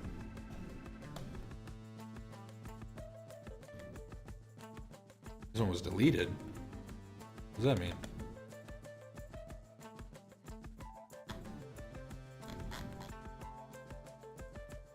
There's one there's apparently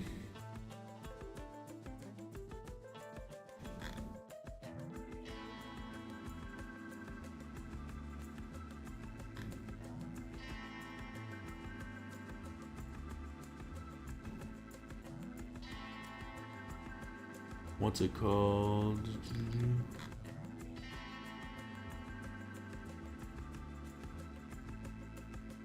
Trying to figure out what this is called.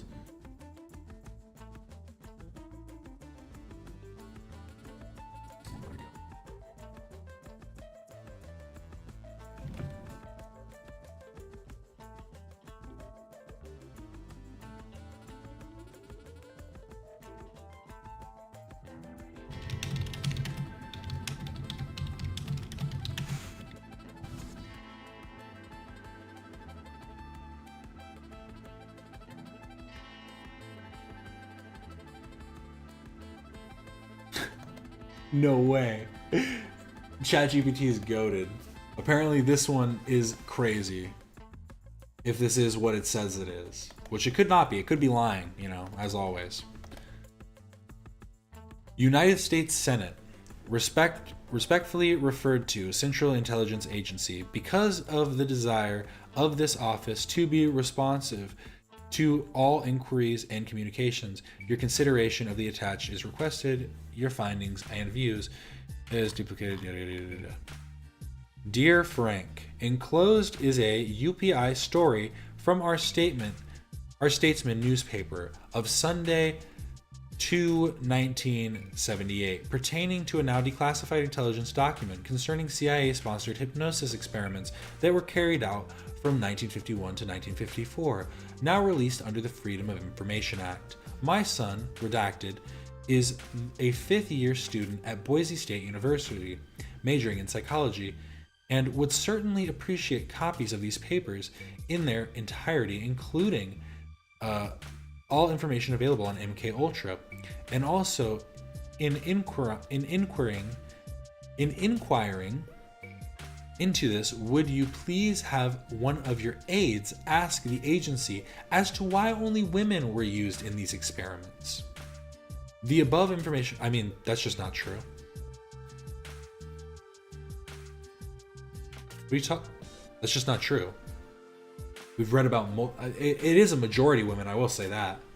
But at the time, women, like they were saying, they were doing it to the mentally ill, and in that period, a lot of women were just being called mentally ill and thrown into, mental asylums, and then being forced to take drugs by MK Ultra doctors. But regardless, the above information will be very helpful to my son in furthering his studies in his field of psychology. So has asked me to write you pertaining to these papers, hoping to find you, Bethia, and children all well. Sincerely, whatever, redacted. P.S. Please send a bill to me at the store box blank for the expenses incurring. Do I gotta read this like this? Can I not turn it? Come on. Here. Work smarter, not harder. Remember that one. God damn it. So zoom out. Go here. Copy. There we go.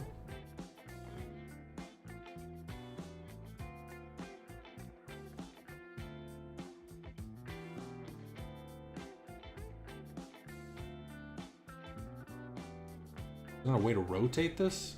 You tripping?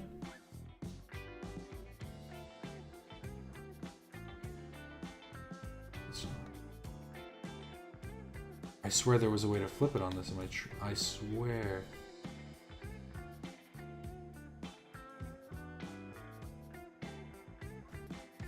Oh, I'm gonna lose my mind over this.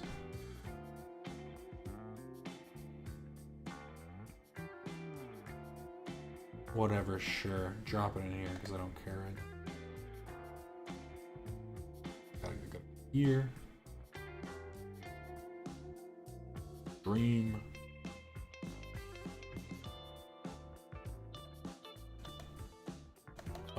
Got too many folders.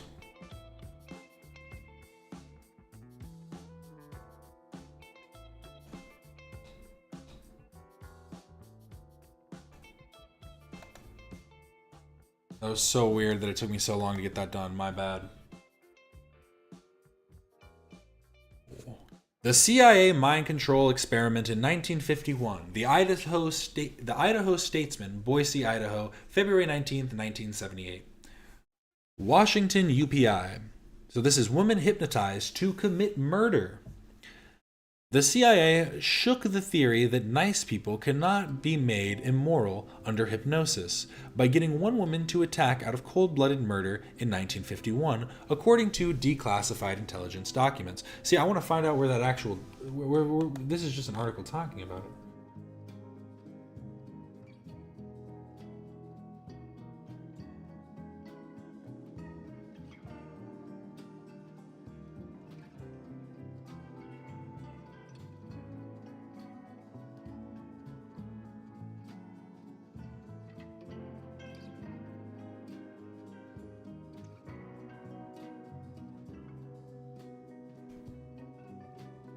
What's this document?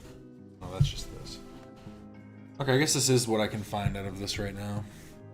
The Cold War era mind control experiment climaxed when the hypnotized woman, described as a peaceable sort, terrified of guns,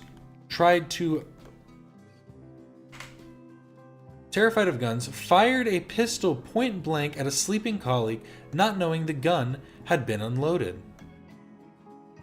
The documents also described other experiments in hypnosis, always involving female subjects for reasons not stated, in which women were persuaded to simulate immoral, abnormal, and disloyal behavior. One report concluded, this activity clearly indicates that individuals under hypnosis might be compromised and blackmailed. Another paper summarized successful efforts to get a volunteer hypnotic subject to flirt blatantly with a strange man, and stated, if it can be shown in a series of tests that our subjects will do things that they normally would not do in their everyday activities, it seems logical that individuals elsewhere can be also controlled thusly. The once secret documents were obtained by the weekly Washington newsletter Science Trends under the Freedom of Information Act and made available to United Press International. They described CIA-sponsored hypnosis experiments carried out from 1951 to 1954, when the agency was starting up its ultra-secret projects. Ooh, zoomed in too much. Its super secret project MK Ultra, research into mind and behavior control using witting and unwitting humans. MK Ultra ran on into the 1960s and was spawned initially by Korean War-era fears that the Soviets and Chinese had a big lead on brainwashing techniques that might enable them to induce confessions from any captured enemy and turn Western allies into helpless, obedient double agents.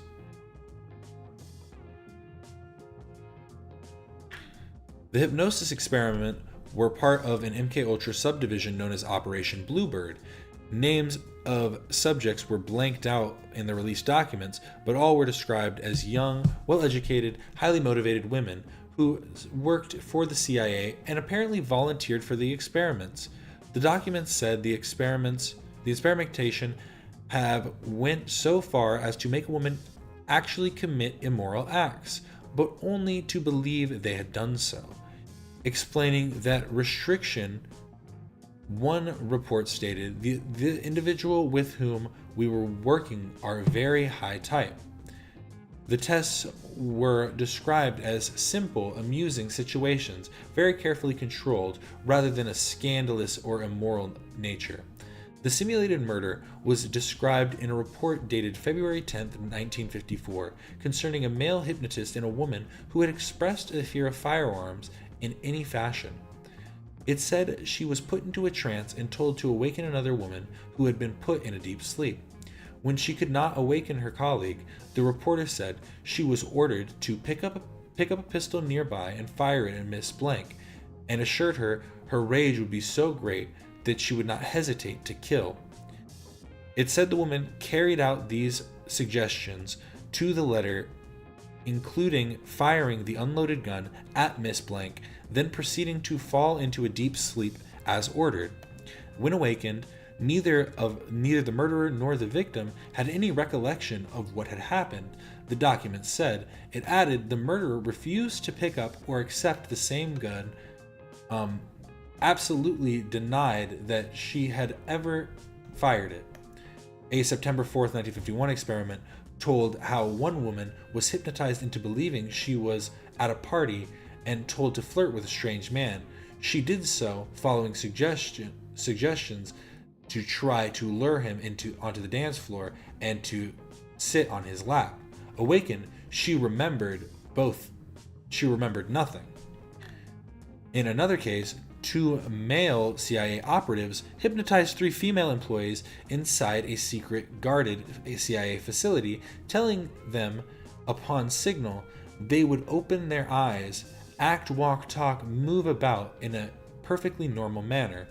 Thus, in trance, they followed orders to leave the building in their usual way, chat with building guards as they checked out, get into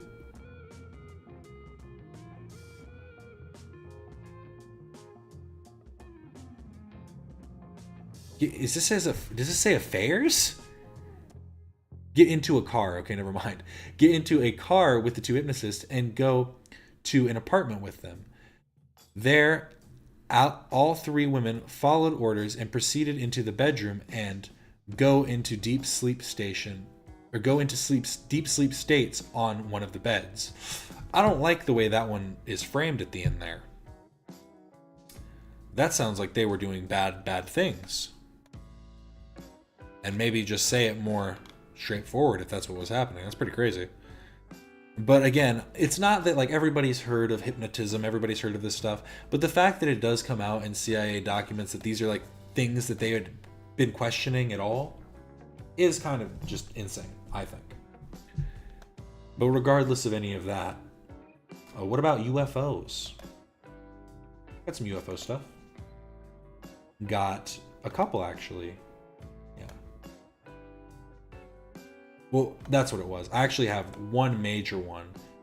The thing is there's just so many on flying saucers. In the same way that there are so many in regards to mind control and all this different stuff, UFOs are just as ripe. So there was one that I pulled.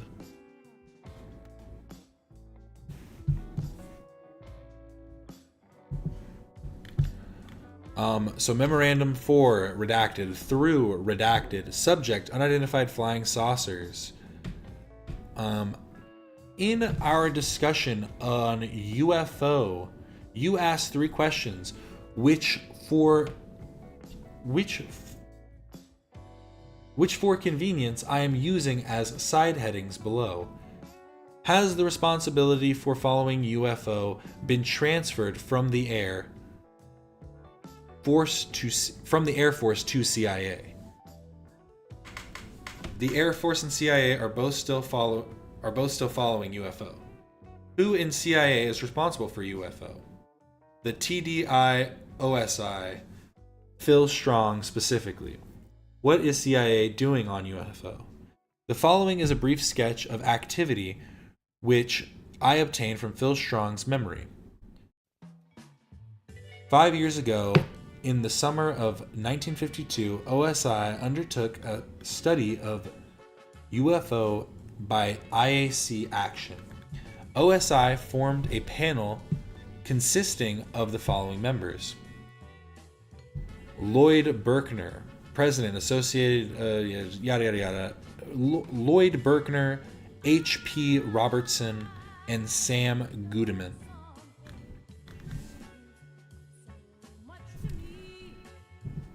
Louis Alvarez, one of the country's top physicists at Berkeley, also at... Oh my god, most of this is redacted. I thought this was a decent one. Why did I save this one?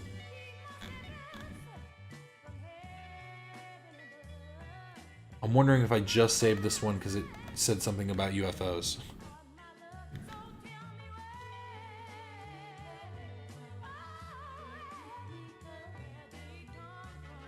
I asked Phil point blank if the unexpected category could include actual secret Soviet advanced aeronautical equipment. He replied, conceivably yes. However, speaking from memory, he felt that the possibility existed that if further information was obtainable, the remaining small percentage of unknowns might be explained.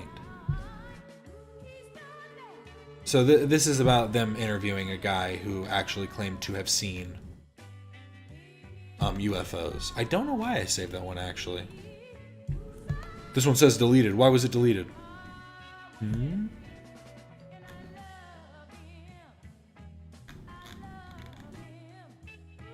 This is unevaluated information. On July 24th at about 6:30, a big formation of flying saucers was seen above Arnhem. Mrs. Redacted and her 4 children, 2 sons of 16 and 13 and 2 daughters of 12 and 10, saw them coming in V formations from the north, and they could see them for several minutes before they suddenly disappeared to the south. That's right, it's me 4 eyes. You better watch it before you become no eyes.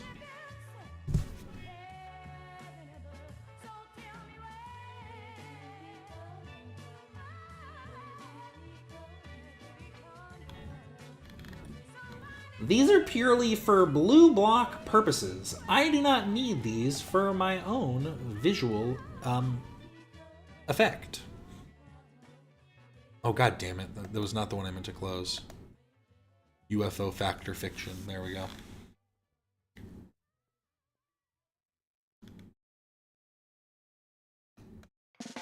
See, there's enough UFO footage where we almost don't even need this. Like, we already knew that they were, like, seeing stuff.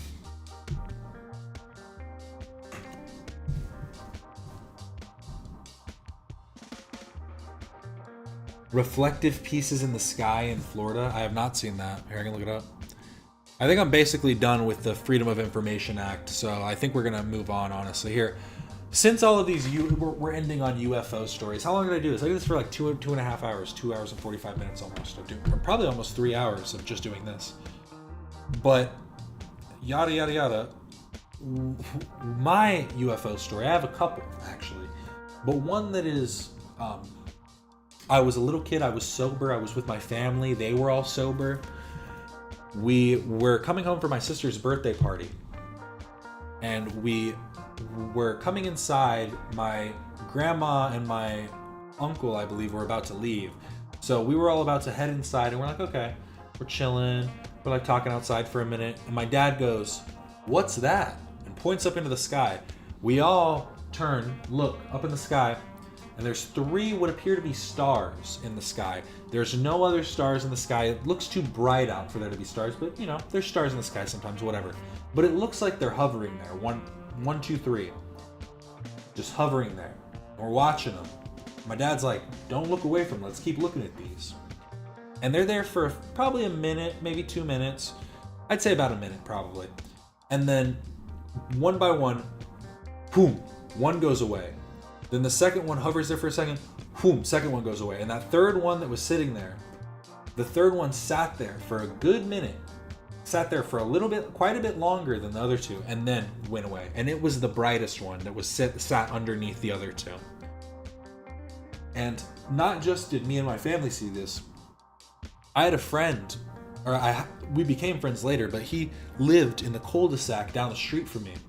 And he told me that that same day he had seen that happen, and he freaked out and ran inside. He was like, what the hell, and ran inside. You posted the link on Discord? Let's go.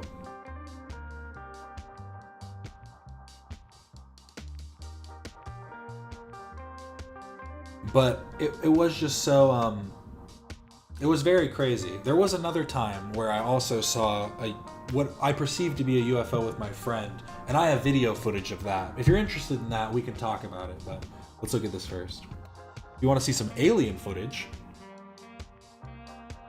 Oh, I guess I can turn off music now. Oh, it's so quiet. Oh no. Don't worry, this will help.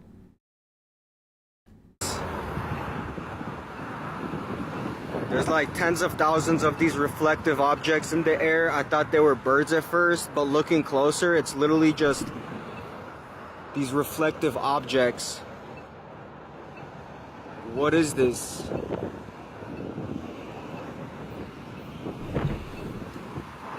My first guess would be that it's a bunch of debris, but then my next question would be, what is the debris from? It's all coming closer here, so I'm gonna get out of here. Oh. Hey, buddy. Oh, God damn it. Why am I not logged in? One sec. Log in.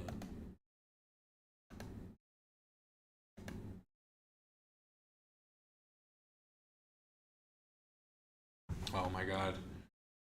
Really making me look at my email to log in.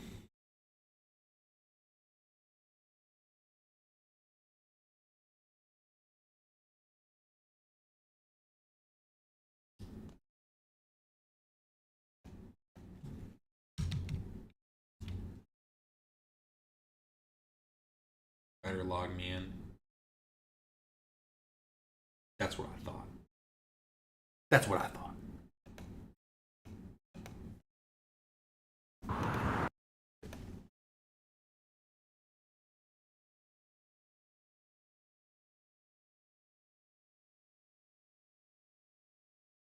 I've only seen that when I held my breath too long or stood up too fast.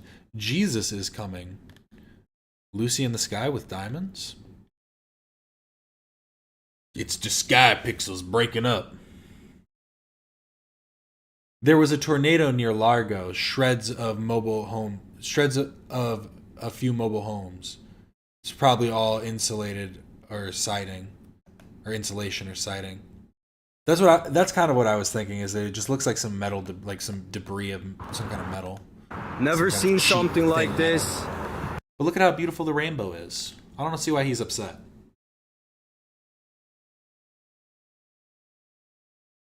I don't think I've ever said my real name, my first name. Take a guess. Give it your best shot.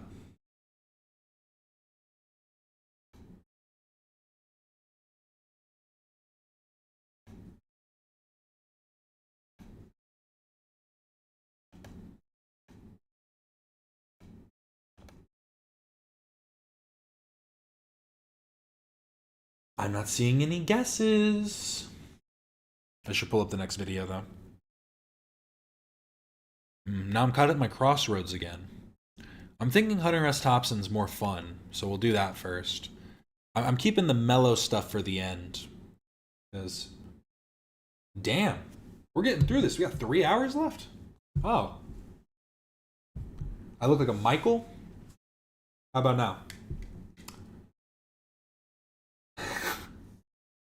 What about now? What about now? No, that's not correct. Oh, my ears are kind of hurting. 1 second, I'm recorrecting myself. I look like a Cody. I will say Cody is technically closer than Michael.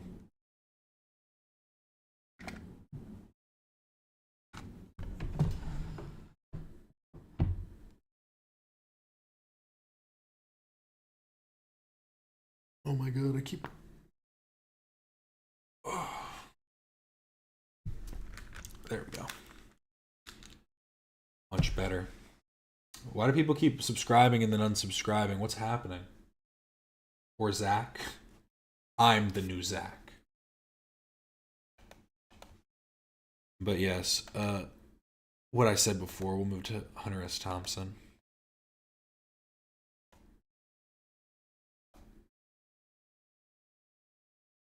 We're never going to get to see the cat tricks. Basically, my whole idea was if I don't hit the donations, if I don't hit the goals, the goal was just to get as many subscribers as possible. So Zach like Zach and Cody. You actually make a good point.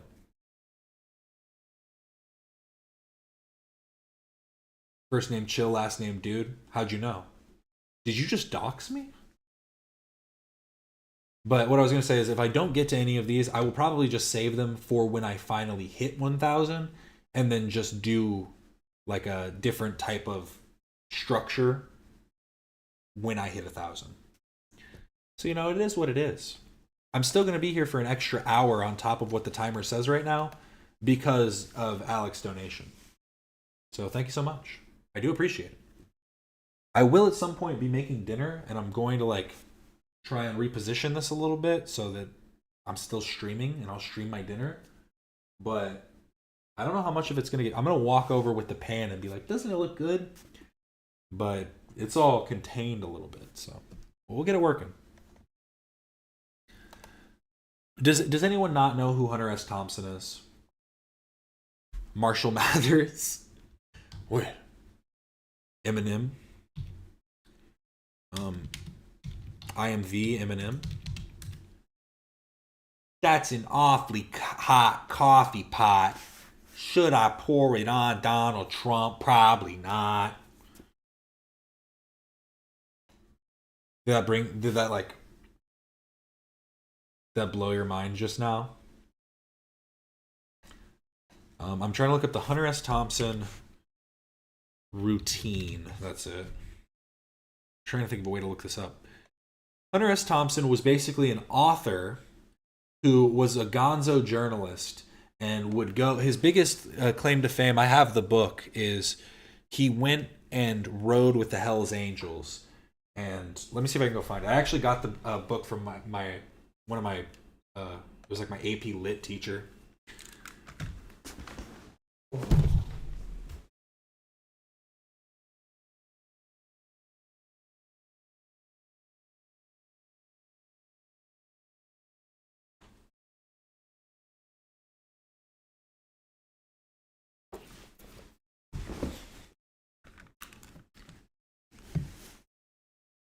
V for Vendetta. I actually know somebody whose rap name was Vendetta. Isn't that interesting? We would call him Detta. But the book is called Hunter S. Thompson, A Strange and Terrible Tale, or A Strange and Terrible Saga, Hell's Angels. I'm not going to lie to you and say I've read the whole thing. Readings for fucking nerds. But basically the gist is he goes and rides with the Hells Angels and gives like a full rundown of kind of what they are as a clique from the perspective of somebody riding with them, not just looking as an outsider. And he is the inspiration, obviously, for Fear and Loathing in Las Vegas. So many people have seen that movie. And he was a real man who, this is his morning routine. A Day with Thompson. Shivis. Here, let me open it. There we go. Is it Shavas? I think it's Shavas. A Day with Thompson. Shavas Dunhill's Coke. Hunter Thompson's daily routine is both predictable and outrageous. If not apocryphal, according to Ejon Carroll's biography, Hunter, The Strange and Savage Life of Hunter S. Thompson. 3 p.m. rise. He wakes up at 3 p.m. 3 p.m. rise. 3:05. Shavas Regal with the morning papers. Dunhill cigarette. 3:45. Cocaine. It takes him 40 minutes to read the morning paper at 3 p.m. At 3:45, cocaine. At 3:50, another glass of Shavas and a Dunhill. 9:45 or 4:95. What the fuck does that mean? That's 4:05. Okay, I'm sorry. My bad. 4:05, first cup of coffee and a Dunhill. 4:15, cocaine. 4:16, orange juice and a Dunhill. 4:30, cocaine. 4:54, cocaine. 5:05, cocaine. Dude was living it up. You can't fucking hate. Like, honestly, this dude was a legend, absolute legend. So, and then at 5:11, coffee and some Dunhills. 5:30, more ice in the Shavas. 5:45, cocaine. 6 p.m., grass to take the edge off. 7:05, Woody Creek Tavern. I mean, you would need to smoke some weed after that much cocaine. Just getting fucking way too amped. But then 7:05, Woody Creek Tavern for lunch at 7:05 p.m. A Heineken, 2 margaritas, 2 cheeseburgers, 2 orders of fries, a plate of tomatoes, coleslaw, a taco salad, a double order of onion rings, carrot cake, ice cream, bean fritter, Dunhills, another Heineken, cocaine, and for the ride home, a snow cone. A glass of shredded ice, over which is poured 3 or 4 jiggers of Shavas. At 9 p.m., so that was a cool little 2 hours he was chilling, eating some food and drinking. At 9 p.m., he goes home and takes some cocaine for an hour until 10 p.m. when he drops acid. And then at 11, a little bit of chartreuse, some more cocaine, and some grass. 11:30, cocaine. Midnight, Hunter ready to write. It's finally time to get in the working mood. My stomach is gurgling so hard right now. It's kind of insane. I might need to eat some chips, eat a slice of bread. 12:05 to 6 a.m. Chartreuse, cocaine, grass, Shavas, coffee, Heineken, clove cigarettes, grapefruit, Dunhill's, orange juice, and gin. And at 6 a.m., in the hot tub, champagne, Dove bars, fettuccine alfredo. At 8 a.m., some Halcyon so he can sleep at 8:20. Honestly, it's a way to fucking live. Like, we can't deny that this wasn't like a... This is the peak. But... Is this your schedule, Alex? This is what you're going to do tomorrow? Remember to add a little bit of cocaine to the list. But here's Hunter S. Thompson's America. Here's a little clip. Get out! You chicken shit bastard! Let me shoot something aside. Bird shot, you asshole! The people who did this Declaration of Independence and the Constitution were good people. Hey, like this! And it's a good place. Here we are in the middle of it, right up on the mountain. If this son of a bitch wants to bitch about his cows over here and shoot at me, well, it's our country. It's not theirs. It's not a bunch of used car dealers from Southern California. Democracy, you have to be a player. Got to work on your shot. Should have put him down. But before I start this little documentary on Hunter S. Thompson, it's called Hunter S. Thompson Omnibus, 1978. I am going to go use the restroom because, again, I just spent like another few hours not standing up or anything, so I need it. I need it for a second. What could I put on? Actually, I could put on a background video that is actually mine. Do that again.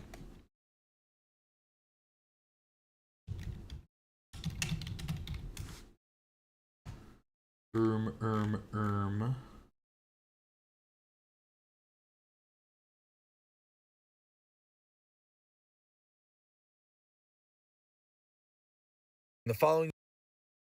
Here, I'm just going to skip ahead.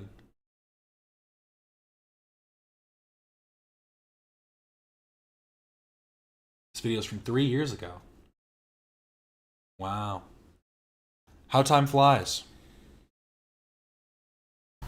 Today we decided to play shot collar operation. Basically, whoever gets the most... I have to ask permission? Prize at the end. Hey, can I go to the bathroom? If you fuck up. Cool, thanks. You can guess what's gonna happen. Let's get started. See, I had my shot collar. I had my shot collar that I was going to use for this. I mean, I'm not even close to the thing yet, so it doesn't really matter. But regardless, I was going to use it for the stream, but I couldn't find the charger, and it made me really mad.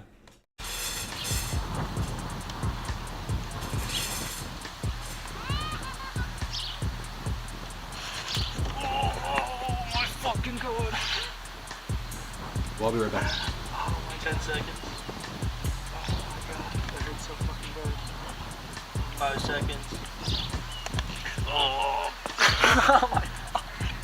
Thumbs up. Oh my god.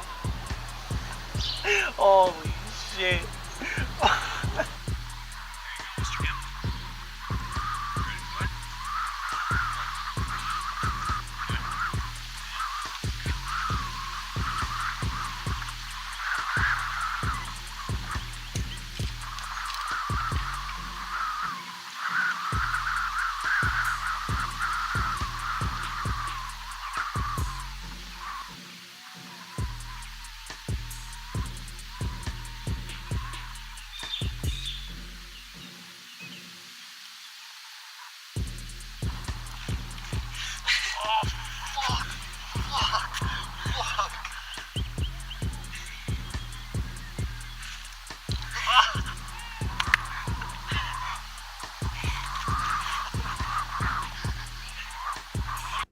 Yes, indeed.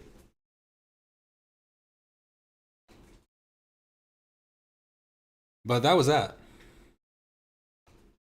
Look at my buddy Jackie. That was my good old friend Kim the Gimp. He would go out like this all the time. He was my buddy.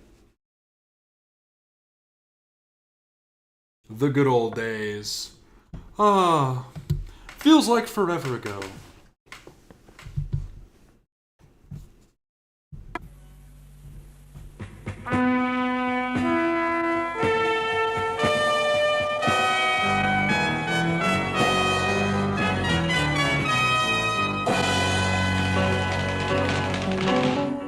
The downfall of an American hero, the defeat of a president, the sick world of Las Vegas, and the violent anarchy of the Hells Angels.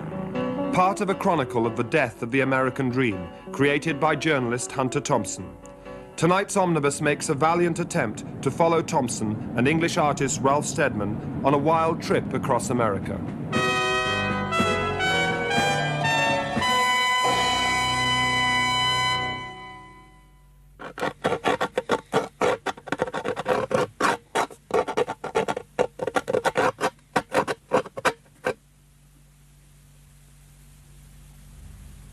Day 1. The English artist Ralph Steadman sets off with a BBC film crew for Aspen, Colorado to meet an old friend. None of us knows what's going to happen. Throughout the flight. This is our good old summertime flight where we're offering nickel beer and lemonade. Your crew for today is Captain Barmettler and First Officer Kloffenstein. Hope you have a pleasant flight. Thank you. It must be 4 years now. Nearly 5. I don't know what the man has done since then. He may have terrible brain damage, you know. When I meet him, he may not even recognize. Okay, I kind of like this already. He might have terrible brain damage. I don't know. He might not even recognize me. How could I be so sure? I don't know what the man has done since then. He may have terrible brain damage, you know. When I meet him, he may not even recognize me. Imagine that. He sometimes goes for people. He has these mace guns and CO2 fire extinguishers, which he usually just aims at people. But you see, he has this amazing power in Aspen. The police just go with him because they're so scared of him. He's a little older, and perhaps, how can I say, is a real word that would express. You see, his weirdness is probably toned down a little to the point where he might think before he does something. We might just be safe on this journey. I don't know. On behalf of Rocky Mountain Airways and your flight crew, we'd like to thank you for flying with us today. Have a pleasant stay in Aspen or wherever your final destination might be. Oh, God, what is he?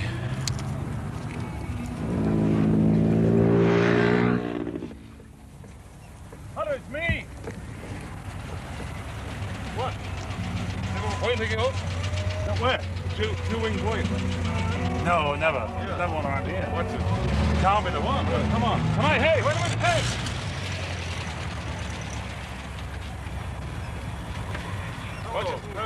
Yeah. Nice to see you. How often does that time? Dr. Hunter Thompson and Ralph Steadman have worked together on articles in Rolling Stone magazine. Hunter's adventures as a journalist have elevated him to a kind of cult hero. His articles are obsessed with a vision of America gone rotten. The phrase fear and loathing appears in nearly all his titles, an indication of the violence and paranoia that marks his work and has become associated with his personality. His reputation gives him access to just about every major figure in politics, show business, and sport. Hunter's influence as a political commentator is recognized by all leading politicians, and his support for President Carter's election platform is credited with swaying young American voters in Carter's favor. Yet this man is an ex-Hells Angel whose work is marked by a celebration of violence, drug-taking, and personal risk.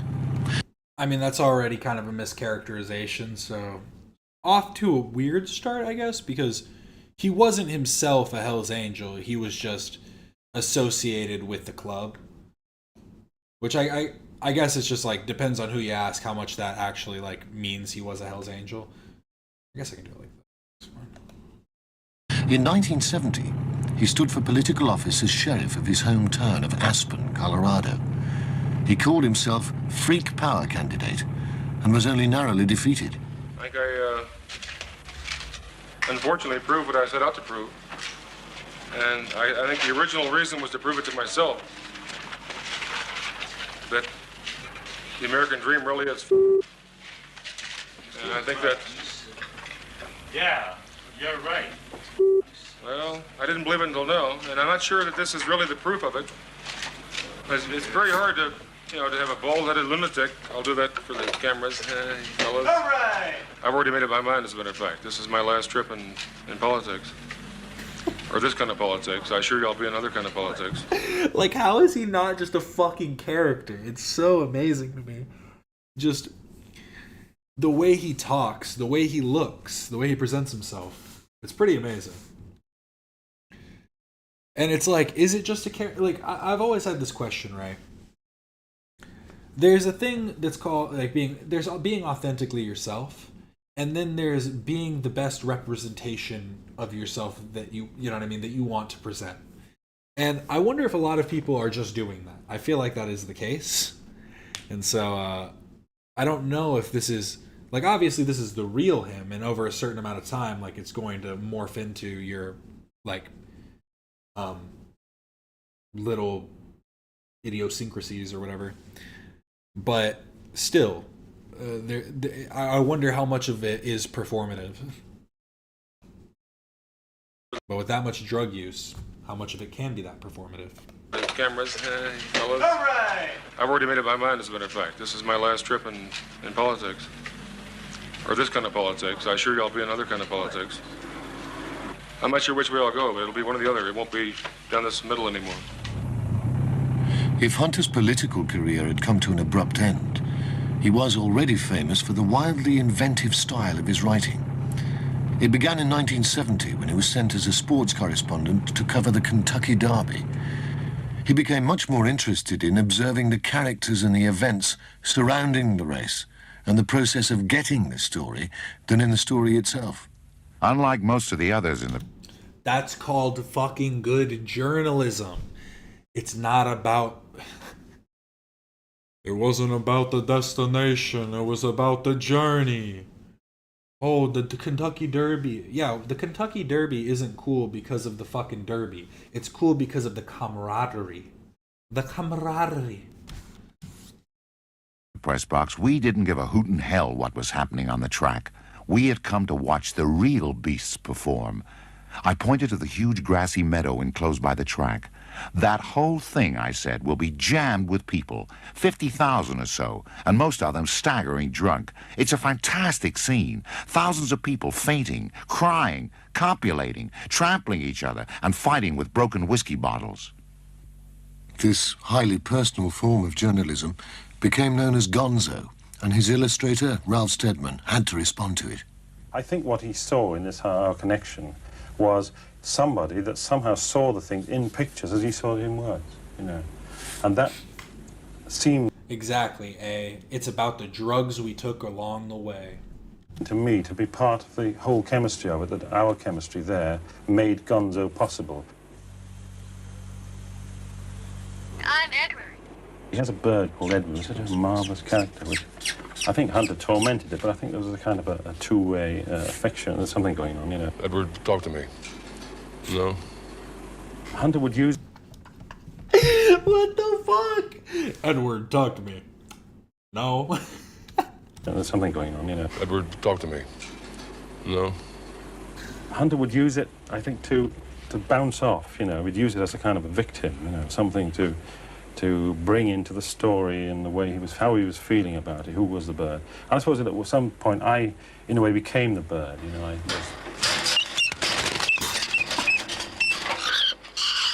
Fucking hell, dude. Oh. I'm not laughing because that's funny. That's clearly fucked up. I'm laughing just because he's so goddamn insane. Like, what the fuck, man? Now we're going to talk, Edward. Speak to me, yes.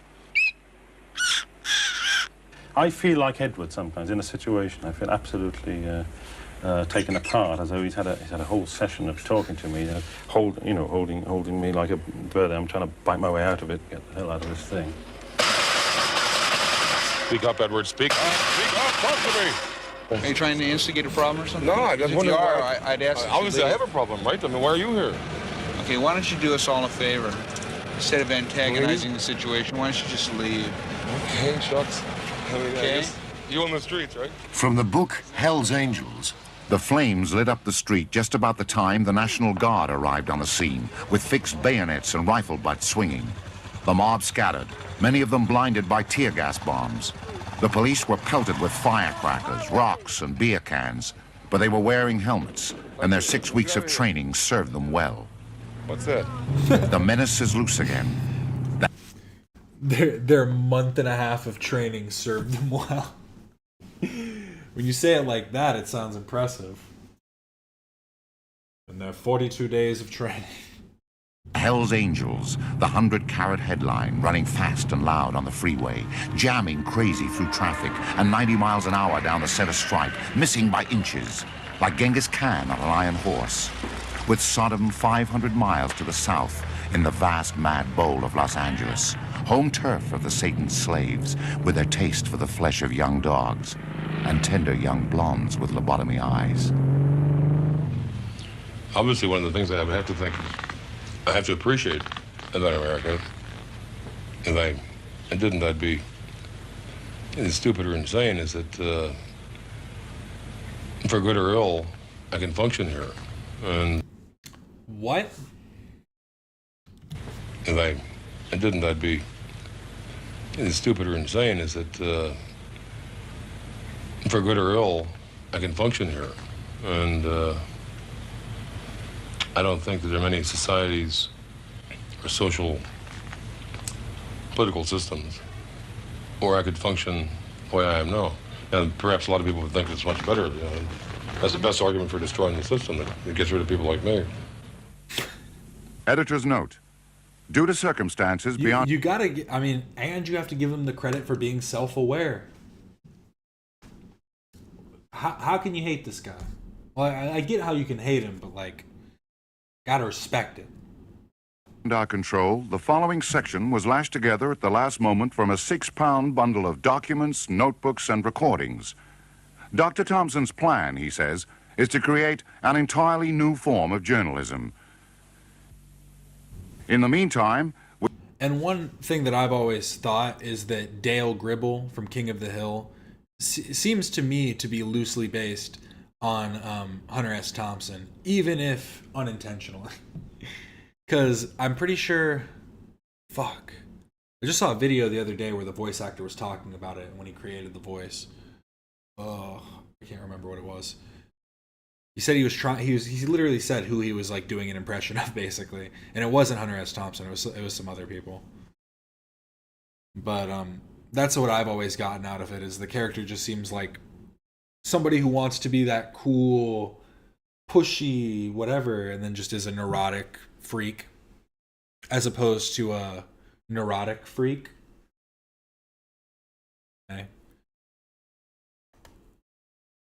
We have suspended his monthly retainer and canceled his credit card.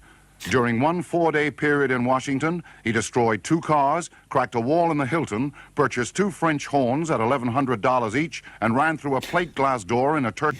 Why was the French horns, like, relevant at all? During one 4-day period in Washington, he destroyed 2 cars, cracked a wall in the Hilton, purchased 2 French horns at $1,100 each, and ran through a plate glass door in a Turkish restaurant. Most people are surprised that I walk on 2 legs. And the idea that I would have a wife or a child, or I think I said this, even a mother, that seems to surprise. I think people think I'm very much maybe a violent version of that comic strip. I am living a normal life. You know, I own a ranch in Colorado, and I have a wife and a child, and peacocks and Dobermans.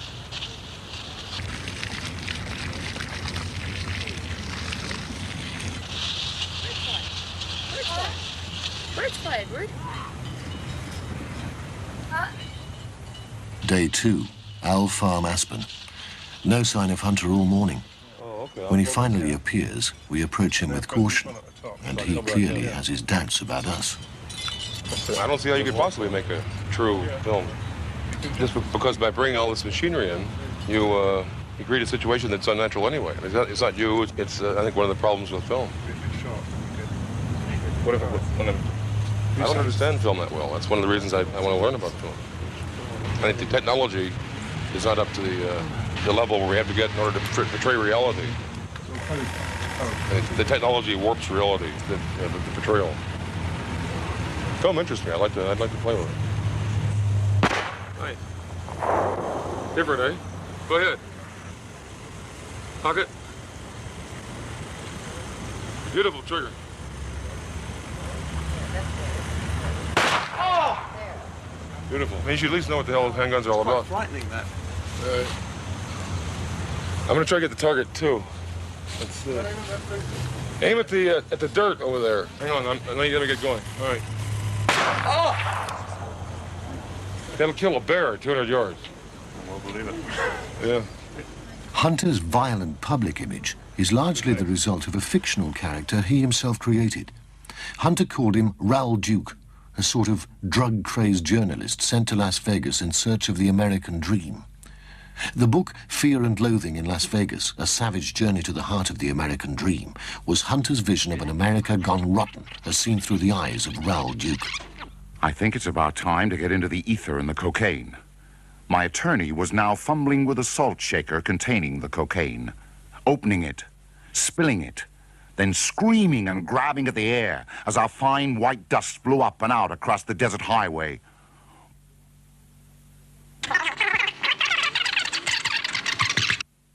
Oh, Jesus, he moaned. Did you see what God just did to us? God didn't do that, I shouted. You did it. You're a narcotics agent. You better be careful, he said. And suddenly he was waving a black point .357 Magnum at me, one of those snub-nosed Colt Pythons with a bevel cylinder. Plenty of vultures out here, he said. They'll pick your bones clean before morning. I've been using Duke for over 10 years, maybe more. I began to use him originally as he was always. Oh, he was a vehicle for quotations that nobody else would say. That was me really talking. Those were my quotes. The only way to prepare for a trip like this was to dress up like human peacocks, get crazy, screech off across the desert and cover the story. But what was the story? Nobody had bothered to say. So we would have to drum it up on our own. Free enterprise, the American dream. Do it now. Pure gonzo journalism. I think I've taken that form as far as I can take it. I found that I'm starting to repeat myself anyway. And it's not as much fun anymore. It's hard for me to work on a story now. I become part of the story. First time I went to a press conference with Jimmy Carter, I had to sign more autographs than Carter signed. And the Secret Service had no idea who I was. They thought I was an astronaut. I used to be able to stand in the back, and observe stories and absorb them.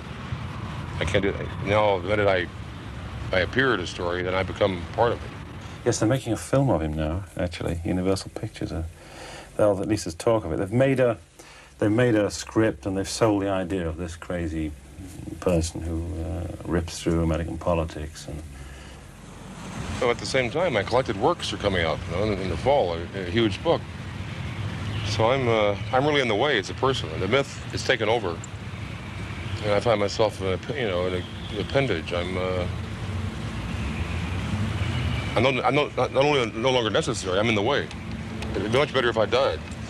Then people could take the myth and make films. But I have no choice. I have to solve this problem. So I suppose that my plans are to figure out some new identity. I have to kill off one life and start another one. Hollywood will be the last resting place of the old Hunter Thompson. Hollywood, the city built on myths and fantasies, the ideal place to bury his old image. He has a date there anyway in 2 days' time to meet the scriptwriter from Universal Pictures, who's going to turn him into a fictional character in a multi-million-dollar epic. The trip could be a chance to exorcise the past, as Hunter and Ralph travel to Hollywood via Las Vegas. In the books, Raoul Duke's adventures are financed with stolen credit cards, or by the simple expedient of skipping without paying the bill. This time, Hunter and Ralph are travelling on BBC expenses. I had a word with Nadia today about... I mean... Doesn't that mean that he basically did exactly what he was going to do? Hunter and Ralph, by the simple expedient of... Raoul Duke's adventures are financed with stolen credit cards, or by the simple expedient of skipping without paying the bill. Playing fast and loose and getting getting over on people. This time, Hunter and Ralph are travelling on BBC expenses.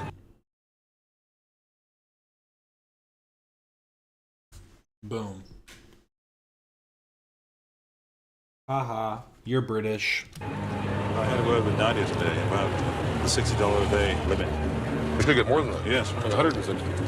Yeah. But we might go like that. If you can supply a reasonable reason why you should go over $60 a day. I'm not talking about going over, I'm talking about getting $60 a day. BBC are in fact the biggest rip-offs. They're marvellous at it. They're exceptionally good. Because they tell people what the terms are. And it's take it or leave it. So if it's take it or leave it, it has to be a rip-off, doesn't it? We were somewhere around Barstow on the edge of the desert when the drugs began to take hold. I remember saying something like, I feel a bit lightheaded. Maybe you should drive. That was a terrible effect. Get better editors, BBC. And suddenly, there was a terrible roar all around us. And the sky was full of what looked like huge bats, all swooping, screeching, and diving around the car, which was going about 100 miles an hour with the top down to Las Vegas. Okay, those are kind of cool. And a voice was screaming, Holy Jesus, what are these goddamned animals? Then it was quiet again. My attorney had taken his shirt off and was pouring beer onto his chest to facilitate the tanning process. What the hell are you yelling about, he muttered, staring up at the sun with his eyes closed and covered with wraparound Spanish sunglasses. Never mind, I said, it's your turn to drive. I hit the brakes and aimed the great red shark toward the shoulder of the highway. No point mentioning those bats, I thought. The poor bastard will see them soon enough. But I'd like to ask you why you use drugs. Different drugs for different things. Right now, I think it's in my interest, in ours perhaps, maybe in the interest of the greater good for me to smoke a joint and calm down.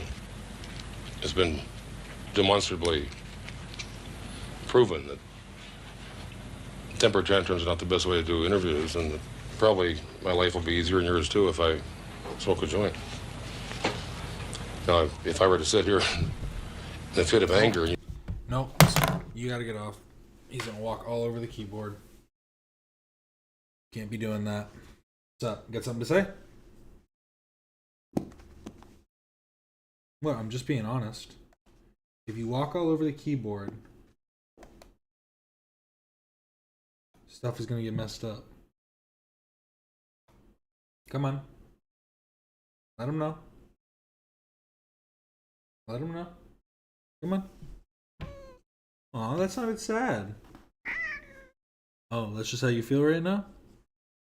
Come on. Say a couple more. Say something. Come on. Speak. Speak.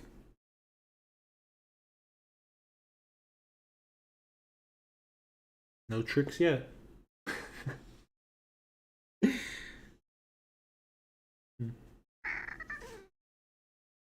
Oh yeah, you want to be put down? You want me to put you down?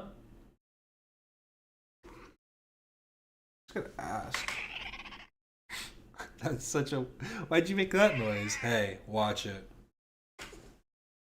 Scratching at me to get me? Might have.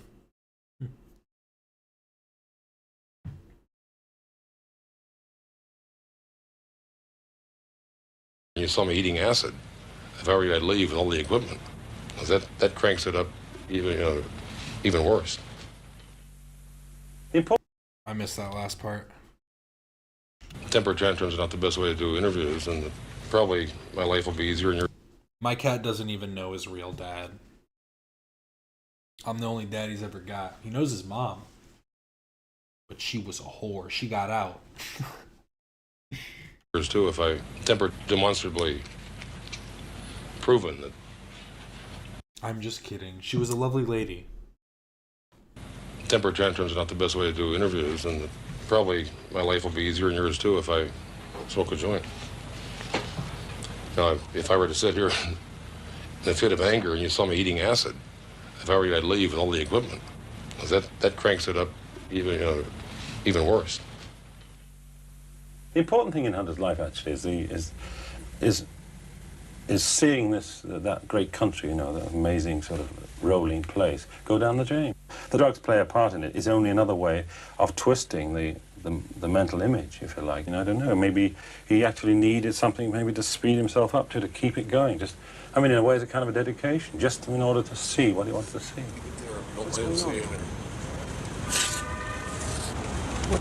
What are we marking? 966 left. Oh, no, God. Help us, Jesus. Why does this happen at the end? Oh.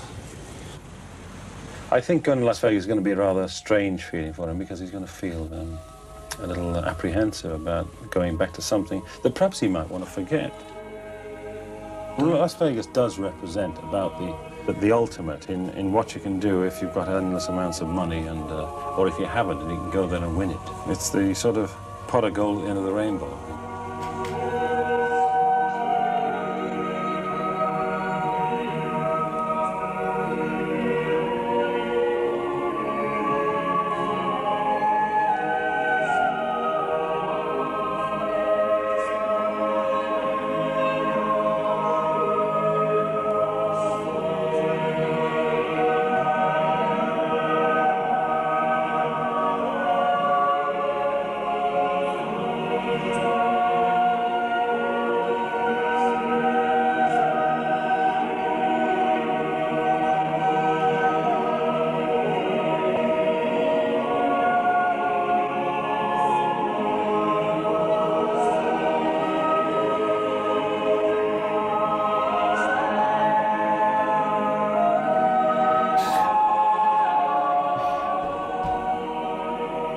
Strange memories on this nervous night in Las Vegas.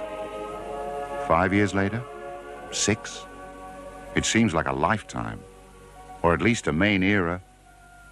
The kind of peak that never comes again. History is hard to know because of all the hired bullshit. But even without being sure of history, it seems entirely reasonable to think that every now and then, the energy of an entire generation comes to a head in a long, fine flash. For reasons that nobody really understands at the time, and which never explain in retrospect what actually happened. You could strike sparks anywhere. There was a fantastic universal sense that whatever we were doing was right, that we were winning. We had all the momentum. We were riding the crest of a high and beautiful wave. So now, less than 5 years later, you can go up on a steep hill in Las Vegas and look west. And with the right kind of eyes, you can almost see the high water mark. That place where the wave finally broke and rode. Boring. Show more of him being crazy and stuff. I don't care about this. Show more of him being wild. That's what I want to see. Tonight, I again proudly accept that nomination for President of the United States. No, I don't want to see that guy being wild. No, not him. But I have news for you. This time there's a difference. This time we're going to win. I gotta say, people might you can say Trump is more evil than Nixon, but nobody has looked more evil than Nixon. Look at this shit. This time we're going to win. Was this supposed to be this was supposed to make me feel happy? Oh my god, my president wants me to win. Look at he cares so much. He looks like a horror mask. He looks like the mask from Goosebumps that gets stuck on the girl's face.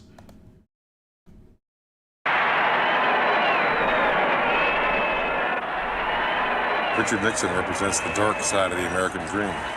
Richard Nixon stands to me for everything that I would not want to have happen to myself or be around. He stands for everything that I not only have contempt for, but dislike and think should be stomped out. Greed, treachery, stupidity, cupidity, positive power of lying, total contempt for any sort of human constructive political instinct. Everything that's wrong with America, everything that this country has demonstrated as a national trait that the world defines repugnant. The bully instinct, the power grab, the dumbness, the insensitivity. Nixon represents everything that's wrong with this country. Down the line. He can't even walk. He walks around with this kind of, how are you? I'm Richard Nixon. From the article, Fear and Loathing at the Watergate. Richard M. Nixon, ace track star for Whittier College, held his first press conference today since gangrene had forced doctors to amputate his leg some 5 weeks ago. Expectedly, the first question to Mr. Nixon was, would the loss of a leg in any way impair him from breaking the 3-minute mile as he has claimed he would 4 years ago? In answer to your question, let me say this. Sure, it's tough. The fact that I have only one leg has made it tough on us all. Believe me, no one knows better than me just how hard it has been. But I was elected to this team to break the world record for the 3-minute mile. And this constant obsession of the press with this missing leg business has prevented me from pushing forward with my program. I was so confused for a second until I realized that it's just another one of his books. I was like, what the fuck is this story? I was like, Richard Nixon was missing a leg? I knew Roosevelt was in a wheelchair. I knew Roosevelt had polio. Was that Roosevelt? That was Roosevelt, right? Let's move on. But you've only got one leg, screams Don Rather of CBS. I know that. But let me say this to you. What's the matter, you? What is the matter with you? Come on. Open the door. Day 3, Las Vegas, 12 o'clock noon. We should have left for Hollywood at 9, but Thompson has locked himself in his hotel room. When he finally lets us in, his face is covered in white makeup. Are you sure you're going to be okay? I don't know. Hey, you look terrible. Hey, sit down, something, and anything, but just I'm on the phone. Oh, yeah? Oh. You might, you're actually well enough to do that. Well, that's good. Yes. Can you, I've been vomiting blood this morning. What? Home. Oh, yeah. Yeah. You can speak to Ralph for a second here. Yeah. Tell Sandy just exactly what's been happening. Just, well, playing around, but it's obviously not. He's just... I don't recognize anyone anymore. Yeah. Good. I don't recognize anyone anymore. He almost has like a Elvis twang to it. I've never... Yeah. But I was in no mood or condition to spend another week in Las Vegas. Not now. I had pushed my luck about as far as it was going to carry me in this town. All the way out to the edge. And now the weasels were closing in. I could smell the ugly brutes. Yes, it was definitely time to leave. My margin had shrunk to nothing. Ship is just disappearing. Caught back there.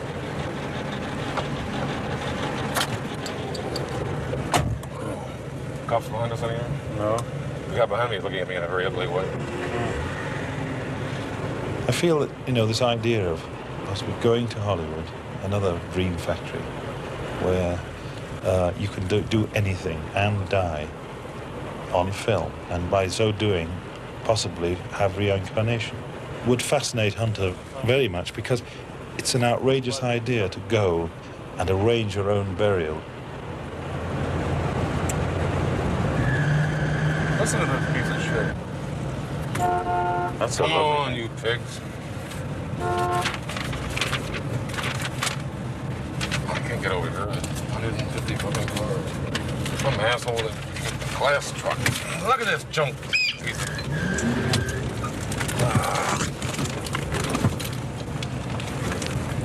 There's no holes over here. Man, this is a big cocksucker. People wonder why I don't buy American cars. God damn.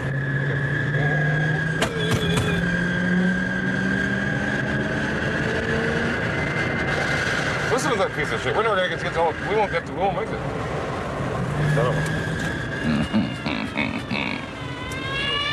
on the top a little bit. See if he swings right around. Yeah, is that right down there? Right back here. The man that just pulled off in front of us and might circle around. I am. That's the old Rommel tank trap tactic. Get ahead, then you come in behind them. And he knows I've seen him and he's seen me. Because they really play with you out here. Do they? Oh, it's cat and mouse. Yeah. They just want a game. That's what Yeah, right. Yeah. And he's signaling something. What the fuck is it? What is happening? I'm pretty sure he was talking about cops. I'm pretty sure he was saying, like, if there's cops around, this guy, he's trying to get in front of me and then he's gonna pull me over. Why the fuck are they showing, like, Native American footage? Hey, he's right behind me. I'm gonna violate the speed limit now, just to test him a little bit. I'll go 75, 80. What is the speed limit over there? 70. No, oh my God, it's 55. Holy shit, well no wonder he's following us. We're going 85. I think it's really getting off on us now. Yeah, he is. Maybe you can shake those swine and really run him up.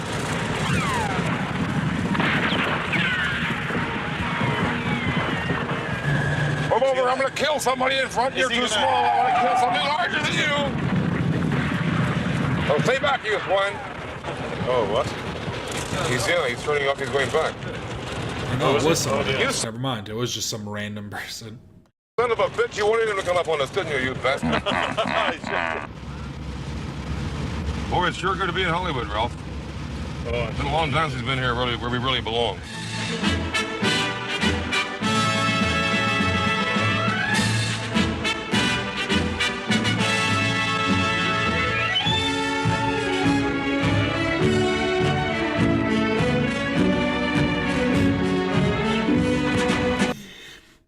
This documentary really does just feel like a British person going, America. Like it's... Like I'm just so confused as to what this has to do with him at all.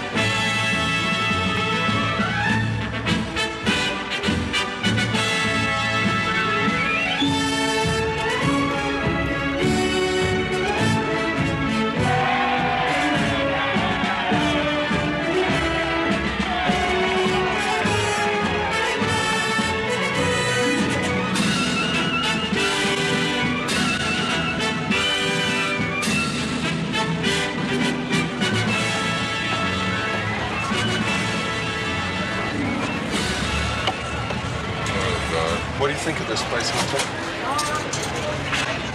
It's the place to get out of as fast as possible. You realize that your move is going to open here? I won't be here for it. But your name's going to be on it. Well, try not to see it. It'll be all right. I hope it makes money, but I don't want to... Hey, we're drawing a crowd again. God. Why are you hiding here? Look at this. You're drawing a crowd. That's why I'm hiding. Everywhere you go, you draw a crowd with this thing. Do you know any of the names of these? I haven't seen a name. I don't want to see any names. It looks to me like a dirty sidewalk. I'd like to get out of here. Popcorn. No, thank you. I hate popcorn. I am wondering what they were expecting to get by bringing him here. You want to see the bird again? It's the last bastion of hope.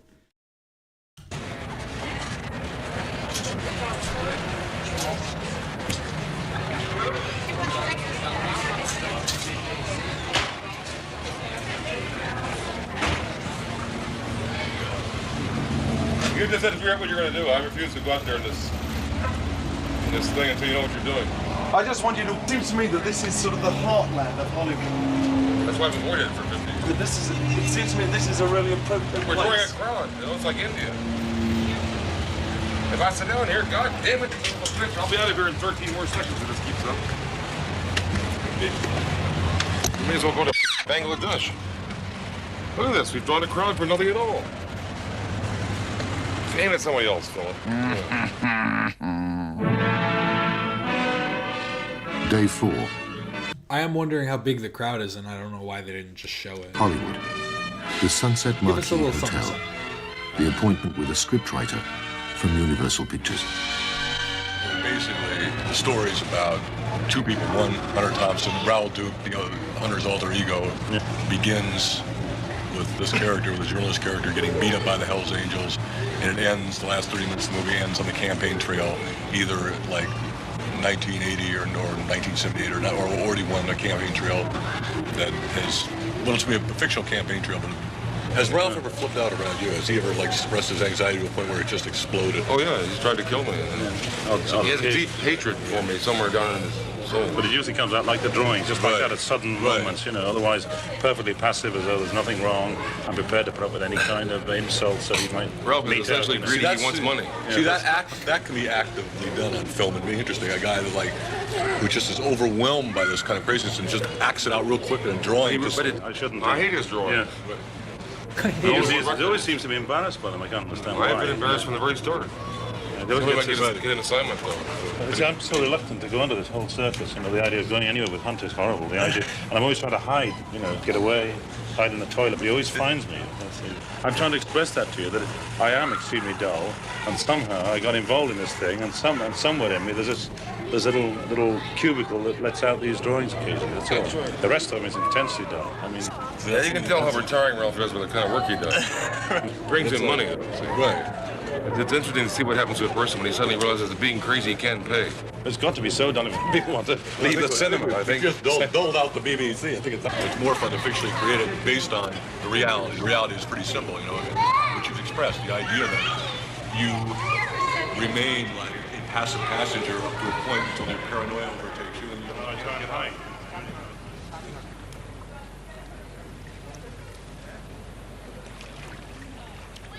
Nixon's mask isn't even an exaggeration. It looks exactly like him. Now, when individuals read the entire transcript of the 21st meeting or hear the entire tape where we discussed all these options, they may reach different interpretations. But I know what I meant, and I know also what I did. I had no advance knowledge that the president was going to indicate that I had investigated the matter and found no complicity on the part of anyone at the White House. From fear and loathing at the Watergate. Dean radiates a certain very narrow kind of authority. Nothing personal, but the kind of nasal, blank-hearted authority you feel in the presence of the taxman or a very polite FBI agent. Dean is clearly a shrewd executive. He will have no trouble getting a good job when he gets out of prison. Who can this be? Maybe it's Charles Manson, or maybe someone like John Dean, or you never know who comes to see you in the Sunset Marquis. Oh, John Dean, how are you? I'll be down. I knew you were coming somehow. I had a feeling you'd be here. We're just sit down right here. We're performing.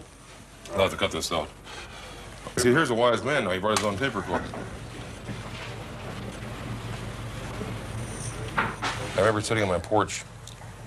Was it summer of '74 when you were testifying? Was that it? That was the summer of '73, June of That's right. '73. Yeah, '74 when the time of the Great Confusion. Right. But I remember sitting out there with it. I wanted to sit in the sun, and I brought my TV set out and put it on a big log stump. And I was like everybody else, waiting for you to come on. It was like the 17th inning, and then you wait. And I honestly didn't believe you could pull it off. I admired it tremendously. I might be confused, but it struck me that you had very little room to walk on that wire. I don't recall much feeling of any room at all. Yeah, that it was just. If there was light at the end of that tunnel, one thing I couldn't over-testify, and I couldn't under-testify. Yeah, you had to be believed at the same time, totally. Well, I had one thing going for me. I was telling the truth. Well, but no one knew that. I wasn't sure of that. No. I was. I think you had a lot of people on your side. It was like the ultimate underdog thing. Well, I didn't know that at the time.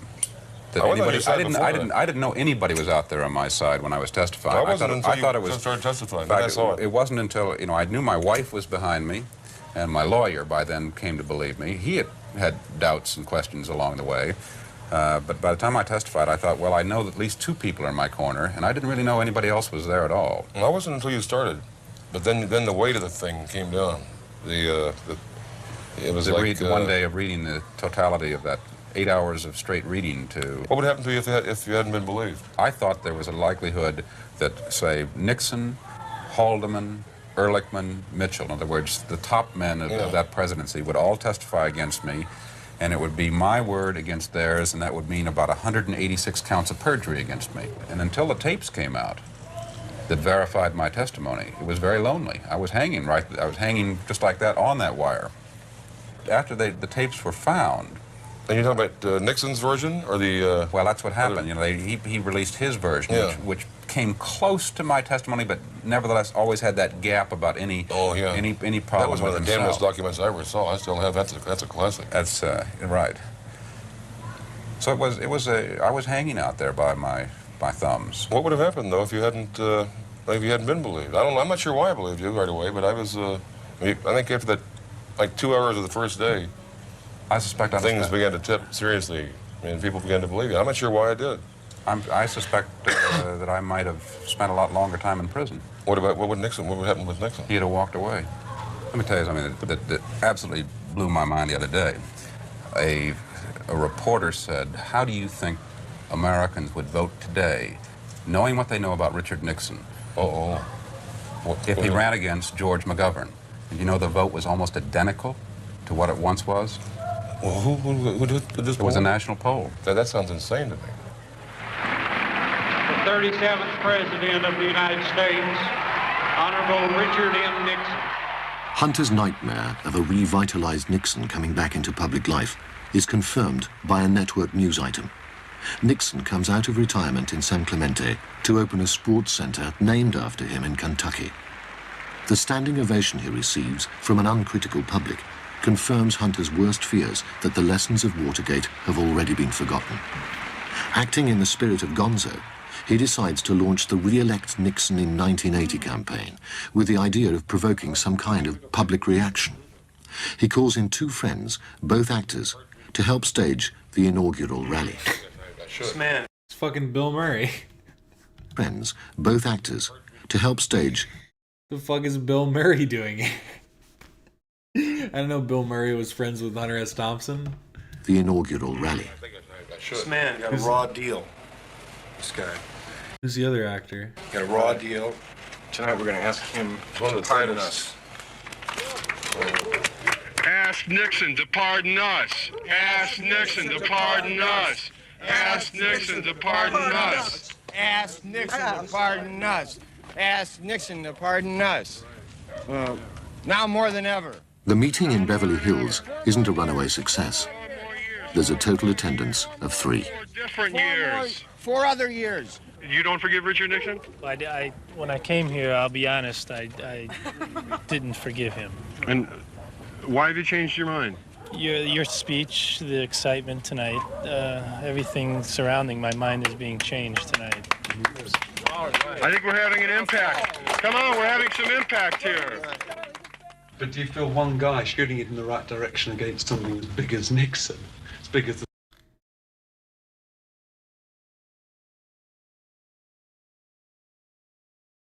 Okay, it says here, John Dean, Brian Dole, Bill Murray, and Ray Romano. I guess I just didn't recognize Ray can actually Romano. achieve I think so.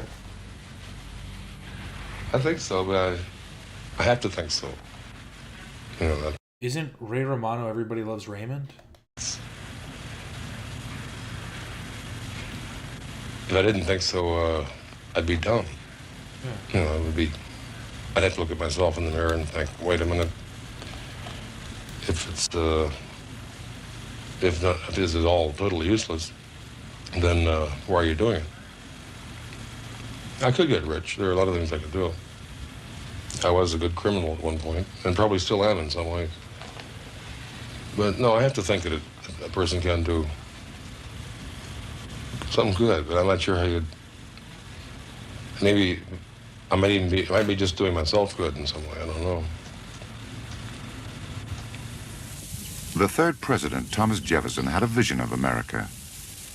He believed that this whole new country, this giant unformed continent, offered the chance to start again. The premise was very simple, that human beings acting in a sense of enlightened self-interest are smart enough to do the right thing and know the truth. That was not very simple. Say that again? This giant, unformed continent offered the chance to start again. The premise was very simple, that human beings acting in a sense of enlightened self-interest are smart enough to do the right thing and know the truth. I think I understand what he's trying to say there, but that just sounds so...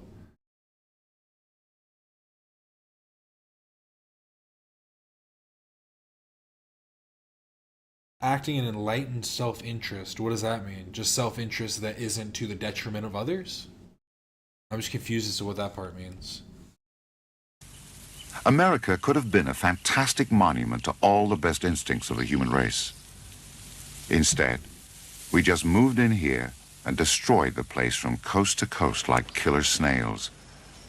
Everybody wants power over a country that has had its day. I think we're finished.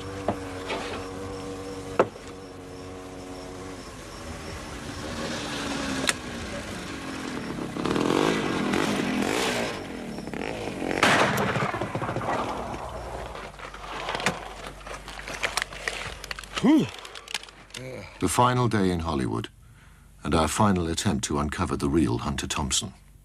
If you're going to be a famous American writer, you don't really think of being in the comic strips, you know, being, oh yeah, or doing things like that, yes, in front of the camera, and it will be on film, won't it? The way, the water is without chlorophyll, and the whiskey... He put the ice back in. Is he about to pour himself another drink on his grassy ice? Kills what would be the chlorophyll substitute. So every time we make a drink here, we put the ice, the drink in the ice, and then the whole thing into the grass. Killer snails? Where? Giving the ice enough time to absorb the chlorophyll. I have now absorbed enough chlorophyll to get back to the drink. That's why I'm so healthy, folks. I always roll my ice in chlorophyll before I drink whiskey. All right, what were you saying? I was asking you whether there's this pressure to live up to the image that you've created. Well, it certainly is. I mean, you've been putting it on me all week. Like, how much pressure do you think how would you define pressure? Being taken to Las Vegas and put in front of cameras. And, yeah, I mean, I'm not sure at all if you're what you think you're shooting. Whether this thing, excuse me, every once in a while I forget who I'm talking to. But I have no idea whether you think you're taking or making a film about Duke or Thompson. I haven't thought about it until now, and I'm filling with hate and rage right now just thinking about it. Go ahead. That's you. You passing it over to me again? Well, I mean, I want to drink some chlorophyll. So what? No, I think that's a serious point. I'm never sure which one people expect me to be, and very often, they conflict. Most often, as a matter of fact, with people I don't know, I'm expected to be Duke more than Thompson. Sure, because I mean, I come to you only knowing you from your books and from your writing, but speaking very personally, that's a very profoundly personal commentary on your perception. If I were you, I'd flee after seeing anything like that. Jesus, foreigners. Speaking very personally, it's I wouldn't risk that again. I actually find that you match pretty accurately up to the character that you've created in your books. That's twice in 2 minutes. Okay, well, I mean, I have nothing to do with the hiring policies of the BBC. We're just about to run out of film, I think. You're out again? God damn it. I've never seen such lame equipment.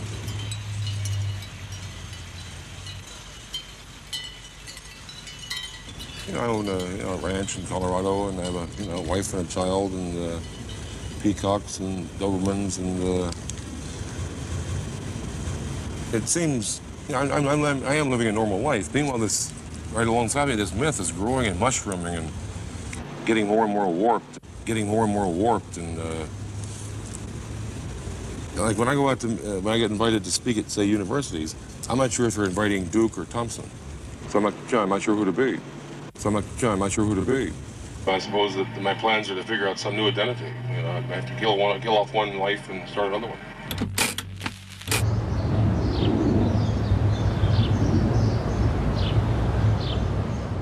Two basic types, protective and non-protective. Protective caskets are designed to be completely resistant to the entrance of air and water. They are constructed from steel, copper, or bronze, metals which provide for a long interment life. Well, it seems we're here today to discuss some kind of idea for a monument. Why? I think we want to get an estimate and that sort of thing. What sort of thing would cost? If I show you this is a basic idea. But actually, Hunter hasn't approved it yet. It's just a thought. Yeah, let me over. He lives in Aspen, in Colorado. That is different. Yeah, well, that's like a giant eagle's bird bath, in a way. Kind of thing. We also want to look at, as a writer, this rim of mountains is a giant valley 20 miles across. Is this property that you own now? Yeah. You see the top of the red cliffs back there? The edge. Well, the property goes back over the cliffs. I can do whatever. If I wanted to build a McDonald's, I could do it back there. Hunter prefers a little simpler, maybe even like this, but not with wings. But, with the fist on top. But more of a Teutonic. So what I'm trying to do is get some estimate as the cost of this thing and whether it's feasible or not. I did this merely to give Hunter something to bounce off and say no or something. You know Albert Speer? Oh, simplicity. Albert Speer, the architect. Yeah, Albert Speer, sort of. Yeah, I've heard him, but I can't say that I know him now. Yeah. Well, it's going to be a pile of rocks about 100 feet tall, and then a giant chrome sort of a cylinder, more like but in a conical sort of round and tapering down to the top at 150 feet tall, hollow inside. With on top of the sort of big arm would be a fist with a double thumb, the symbol. I told you 1,000 times for 10 years, you've got to put 2 thumbs in the fist. You put the other thumb. Come on. I'll put it on there because it's going to be on there in the end.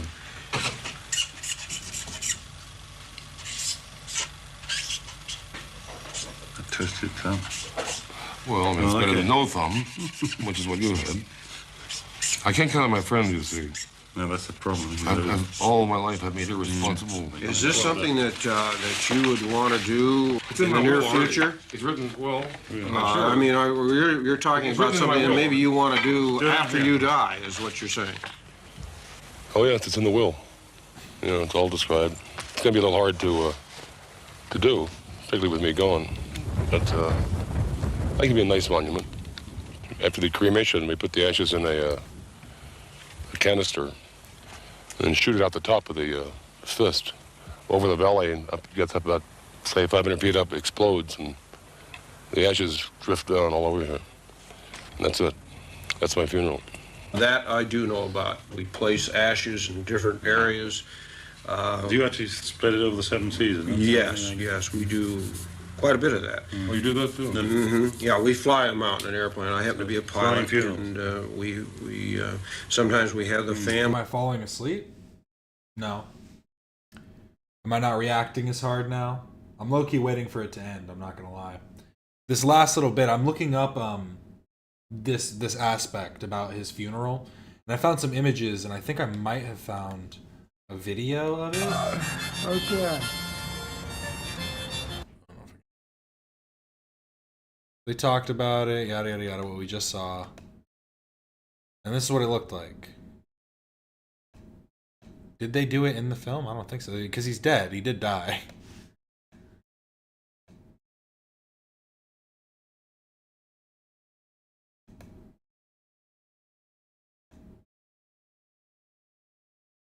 Did it explode? Yep, there we go. Huge fireworks display. Pretty legit. You think he'd be like, no, no, no, I wanted it to really fucking explode and throw shrapnel everywhere. Families meet in a particular place, and we'll fly over and circle and then fly out to sea. I'm a firm believer in the ashes. Not for real. We're so close to 700. It's like nobody wants to see cat tricks. He's been waiting all day. And dust to dust concept. About what you do is basically for those that are still living, in a sense. Have you thought about it in that way?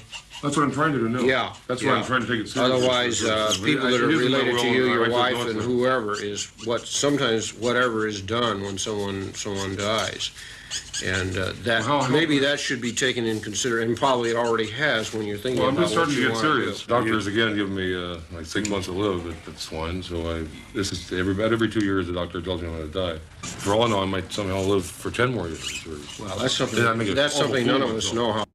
If this was actually from 1978, he literally died in 2005, I think. How long we're going to live. No, I provided for no ceremony except for one song. That's Mr. Tambourine Man. Yeah, 2005. In the jangle morning, I'll come following you. Take me on a trip on your magic swirling ship. I think this was the one part of the video that gets a copyright takedown, is the audio. So get one of these real quick.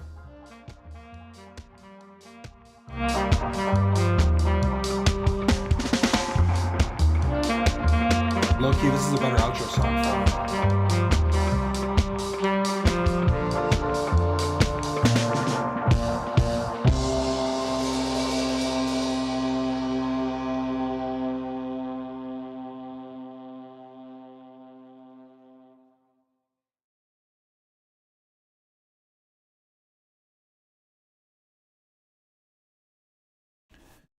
That was cold. And then yeah, it's the outro with there it is. It was more over here, but you get the idea. It's sentimental.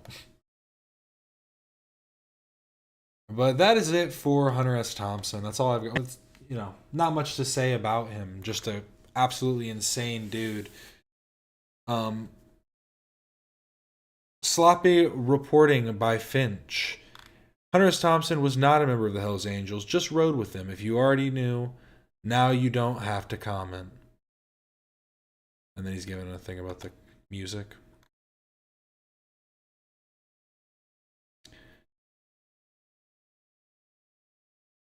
Taverner doesn't seem to have any published records of SPIM before 1978, when the documentary was produced. Also, this particular piece requires an unusual choral setup, 40 voices. They're just talking about something else, talking about some music. Okay. But next on the list is the Terrence McKenna stuff. I really haven't heard a whole lot of his lectures, I guess you call. This one, I guess I should try and find one that actually has his face in it. Just doing that is going to be like, I'm going to end up actually falling asleep. Terrence McKenna lecture.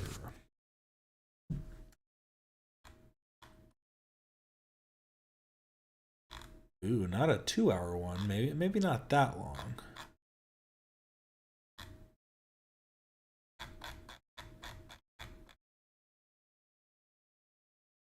One of the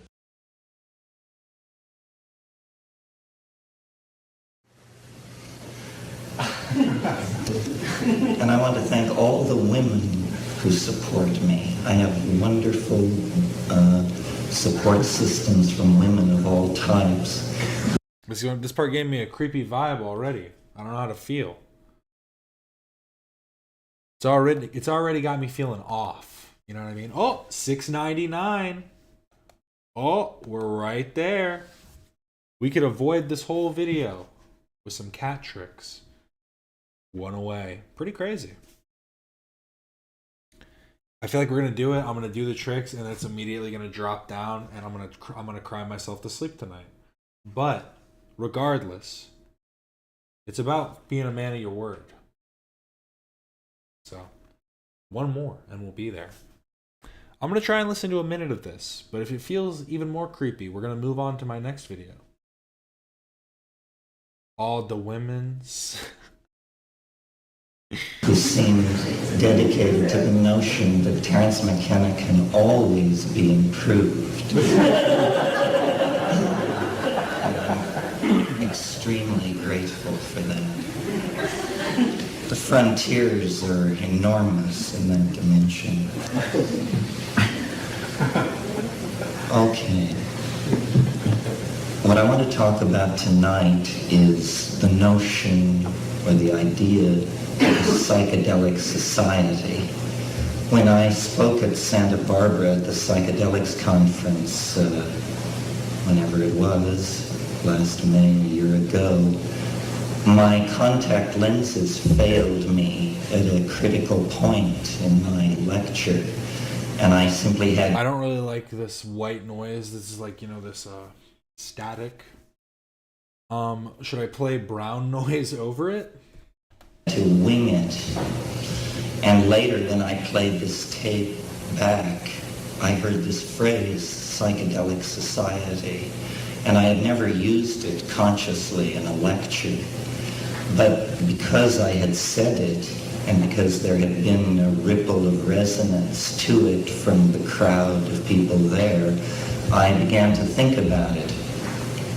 And this evening I will just generally assess what it might mean for us. I'm definitely a pioneer in this field. I'm sure you're all familiar with the book Megatrends, which is making quite an impression. I love Megatron. At the moment. Well, Megatrends nowhere mentions the imminent transformation. Brown with whales. Set it real quick.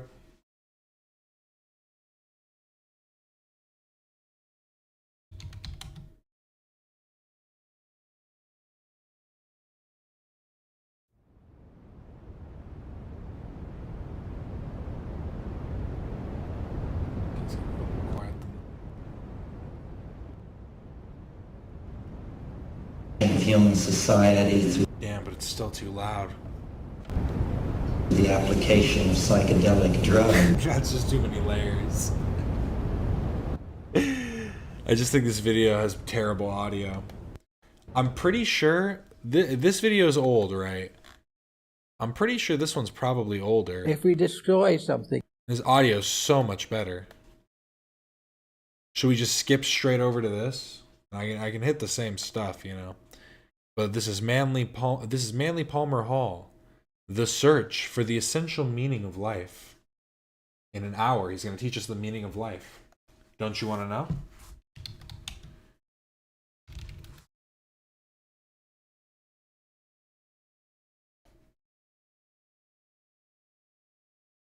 Throw some Roseanne in. That sounds great. Dude, I'm going to have an actual aneurysm. I don't know what they were thinking.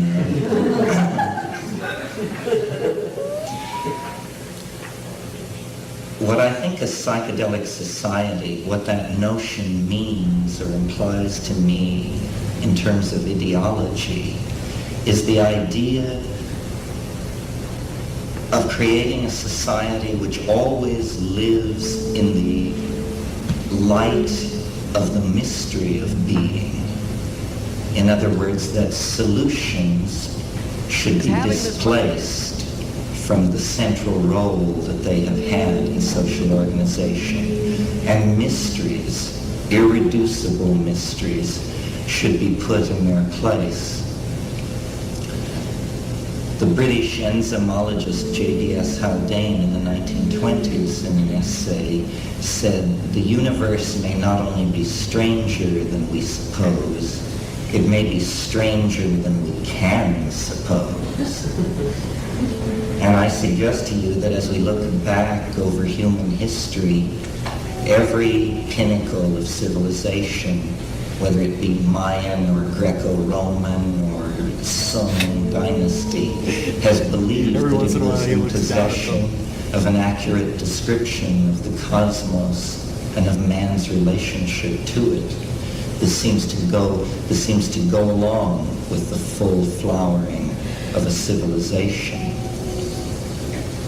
But from the point of view of our present civilization, we regard all those conceptions as, at worst, quaint, at best, half right, and congratulate ourselves that our civilization, at last, has its finger on the real description. He's talking pretty slow. Let me put this at like 2 times speed. There we go. But I think that this is not true. And that actually what blinds us, or what makes historical progress very difficult, is our lack of awareness of our ignorance. And that beliefs should be put aside, and that a psychedelic society will abandon belief systems for direct experience. And this is, I think, much of the problem of the modern dilemma, is that direct experience has been discounted, and in its place all kinds of belief systems have been erected. I would prefer a kind of intellectual anarchy, where whatever was pragmatically applicable was brought to bear on any situation, but where belief was understood as a self-limiting function. Because you see, if you believe something, you're automatically precluded from believing its opposite, which means that a degree of your human freedom has been forfeited in the act of committing yourself to this belief. And I maintain that it's pointless to have beliefs, in a sense, because the universe really is stranger than we suppose. And what we need is a return to what in the 16th century was called the Baconian method, which means not the elaboration of fantastic thought constructs which explain, but merely a phenomenological cataloging of what we experience. Computer networks and psychedelic drugs and the increased availability of information in the world have actually made possible the evolution of new alien information states which never existed before.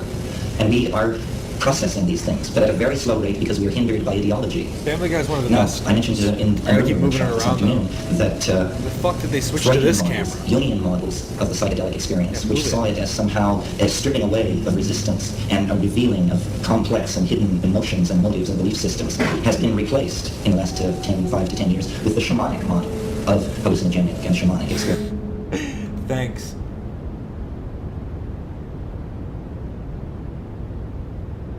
Okay, it's back, okay.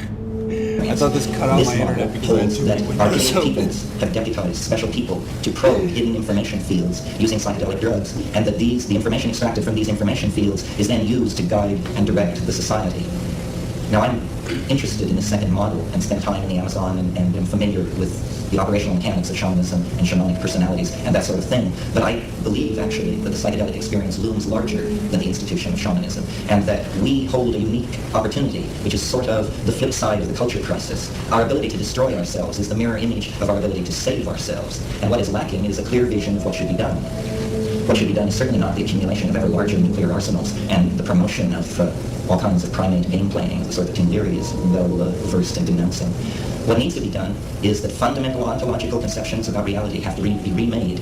We need a new language, and in order to have a new language, we must have a new reality. It's almost a kind of Ouroboros equation or a bootstrap situation. A new reality will generate a new language. A new language will fix a new reality and make it part of this reality. These psychedelic drugs can be conceived of as points on an informational grid. They provide new perspectives on reality. And it is when you connect all the points of perspective that you have on reality that a reasonably applicable model of it begins to appear. And I think this reasonably applicable model, what Wittgenstein called something which is true enough, is what we're looking for.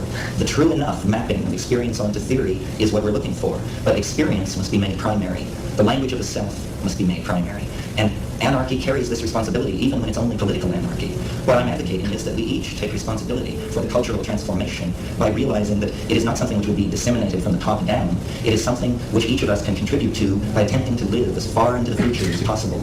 We must get rid of the conceptions of the 40s, the 50s, the 60s, the 70s, the 80s, the 90s. We must smear the historical moment and become exemplars of the humanity of the end time. And those of you who attended my lecture this afternoon about time know that I believe that liberation, or let's even say decency, as a human quality, is an actual resonance and anticipation of this future perfected state of humanity. And we can will the perfect future into being by becoming microcosms of the perfect future, and no longer casting blame outward on institutions or hierarchies of responsibility and control, but by realizing that the opportunity is here, the responsibility is here, and the two may never be congruent again, and the salvation of your immortal soul may depend on what you do with the opportunity. So what do you do with the opportunity? What does it mean to say, in operational terms, live as far into the future as you can live? Sorry, I need to do a text real quick, but what do you guys think? This is going downhill. This is going to end up being actual copyright infringement. Oh no. It means taking a position vis-a-vis this emergent hyperdimensional reality. It does not necessarily mean becoming a psychedelic drug user yourself, but it means admitting to yourself the possibility. And if you feel the heroic potential within yourself to be one of the experiencers, one of the pioneers, then you know what to do. If, on the other hand, you fear to be lost in the abyss, you fear what William Blake called falling into eternal death, falling from the spiral of being, which connects one reincarnation to another, and falling into the realm of eternal death, then you orient yourself towards the psychedelic experience, towards the psychedelic phenomenon as a source of information. A mirror image of the psychedelic experience in hardware are computer networks. Computer networks, paradoxically enough, are a deeply feminizing influence on society, where in hardware, the unconscious is actually being created. It's as though we took the Platonic bon mot about how if God did not exist, man would invent him, and say, if the unconscious does not exist, humanity will invent it in the form of these vast networks able to transfer and transform information. This is, in fact, what we are caught up in, is a transforming of information. We have not physically changed in the last 40,000 years. The human type was established at the end of the last glaciation. But change, which was previously operable in the biological realm, is now operable in the realm... Well, to be fair, I think he's dead too, so it'd be like he stole my father's work or something, which would honestly feel a lot worse, but... of culture, and we are shedding cultural adumbrations of our vision of the unitary mystery at a faster and faster rate as we try to accommodate ourselves and mirror ourselves to the mystery which lies ahead of us in time and which is throwing this vast shadow of fatedness back over the entire experience of human history for everyone who has lived in it. And previous to our own era, the only control language which could be applied to this thing, which was bringing people together and causing birth and death and tearing down and erecting civilizations, was God. And it was imagined as a self-conscious force that was leaning into the world like a cat into a fishbowl and making things happen. Now, we have a different notion, a notion of a vector system where forces over a large area are oriented toward a very small space. And this is what history is. It's an inrushing toward what the Buddhists call the realm of the densely packed, a transformational realm where the opposites are unified. And the way I characterize this union of opposites is to say it is that realm where the body is finally interiorized, the mind is finally exteriorized. The way I think of the mind is as a fourth dimensional organ of your body. You can't see it because it's in the fourth dimension, but you experience a sectioning of it in the phenomenon of consciousness. But that is only a partial sectioning of it, the way a plane gives a partial picture of a cone when it truncates it. The growth of information systems is only a mirroring in masculine hardware of what already exists in nature as a fact. And it is up to us to hone our intuitions and to become aware of this pre-existent system of communication and wiring so that we can step away from the dualisms which separate us from each other and from the world. We need to realize that there is a gene swarm, not a set of species on the earth, that I guess what his philosophy is basically just the idea that humans have the same connectivity as like mushrooms do. Is that kind of the area we're going? Is anybody taking any of this in?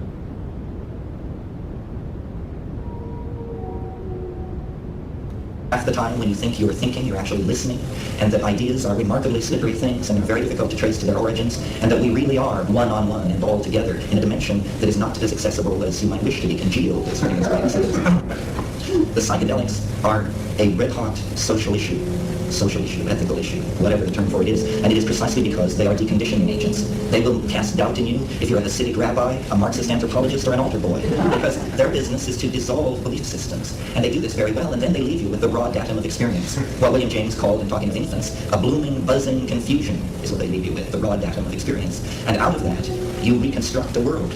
And you need to understand that it is a dialogue where your decisions, the projection of your grammar onto the intellectual space in front of you, is going to gel into a mode of being. We actually all create our own universe because we are all operating with our own private languages, which are only very crudely translatable into any other person's language. There's even a physical analog to this, which will further reinforce this notion of alienation. It is that your picture of the world impinging on your eyes is made of photons. Photons are tiny wave packets so closely circumscribed energetically that they can be thought of as particles. That means that every single photon which falls on the back of my eye is different from every single photon which falls on the back of any one of your eyes. This means that I am using 100% a different section of the world than any one of you is to get a picture of the world. And yet we are sitting here with the naive assumption that our pictures of the world differ only by our perspective within the space of the room. And we have numerous extremely naive assumptions like this built into our thinking. And our most venerable explanatory engines, such as science, happen also to be our oldest explanatory engines, and therefore they have built into them the most naive and unexamined assumptions. For instance, science, we can demolish it in 30 seconds. Science tells you that a set of conditions will create a given effect, and that every time that set of conditions is in place, that effect will be found to obtain. Well, the only place this happens is in laboratories. In our experience, it isn't like that. Eye contact with a person is always different. The experience of making love, having a meal, riding a bus, these things are always different. It is their uniqueness, in fact, and the uniqueness that pervades all being that makes it bearable at all. Yet science is willing to tell you that the only things worth describing are those phenomena that can be repeatedly triggered. This is because these are the only phenomena science can describe, and that's the name of the game as far as they are concerned. But we, to claim our freedom, to take advantage of the tiny moment between immense abysses of unknowability, perhaps death, perhaps other reincarnations, perhaps transitions into other life forms, these things we don't know. But in the moment of being human, we have a unique opportunity to figure things out. And I have the faith. Watch, I'm gonna get a copyright strike, and it's not even gonna be from this. It's gonna be from like one of these Family Guy clips or something. That it is possible sometime, somewhere, to have a conversation. Perhaps no progress will be made until the 9th hour, but to have a conversation in which reality could be literally pulled to pieces, beyond the point of reconstructing. I had a friend, I'm not sure this is your name, but I had a friend back in the 60s who one day on LSD took a toothpick and he sat for 14 solid hours with the toothpick and a large red brick and he demolished it. He reduced it to nothing with his toothpick and his finger long after the toothpick was gone. And this is what... I don't believe that. The toothpick would have disintegrated long before the brick would. Just purely, even at the most delicate, there will be a slow degradation. We just hit it. Hey, we just hit 700. The brain rot is going to end now for a minute. We might turn it back on. We probably won't turn it back on. I gotta be honest. But, ooh, where am I going? Where am I going? Oh, and we drop. Did we drop below? Oh no, we didn't. Okay. Don't drop below. Don't drop below 700. Or I won't do the cat tricks. I'll literally just stop doing them. Okay, let's do this. One sec. Let me set it up real quick.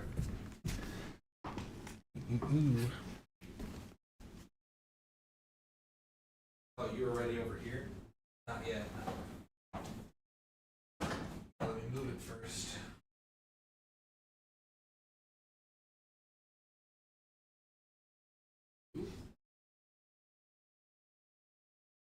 I fucked that up, but I don't think I fucked it up that bad. Okay, I think if I just put him right here... Oh, I think that's actually perfect. Okay.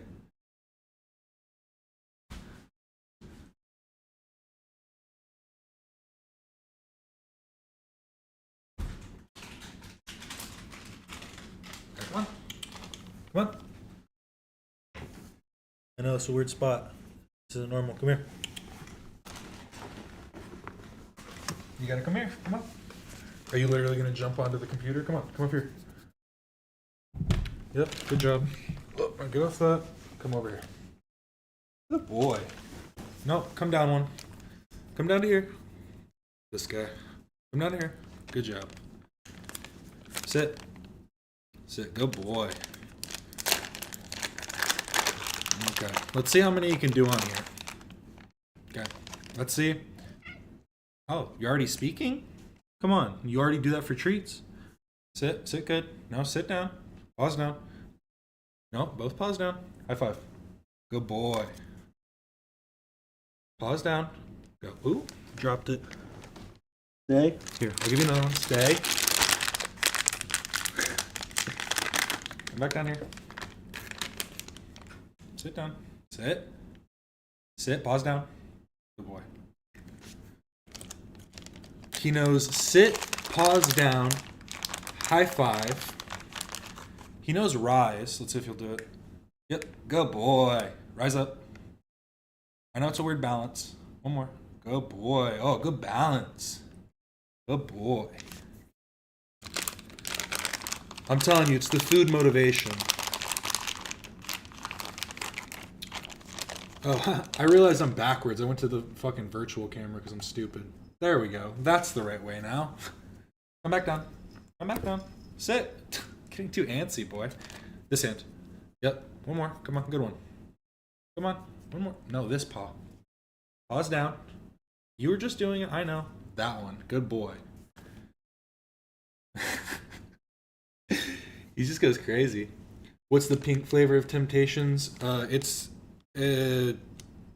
think it's supposed to be shrimp. It just has shrimp on it. Dude, stop jumping around all crazy.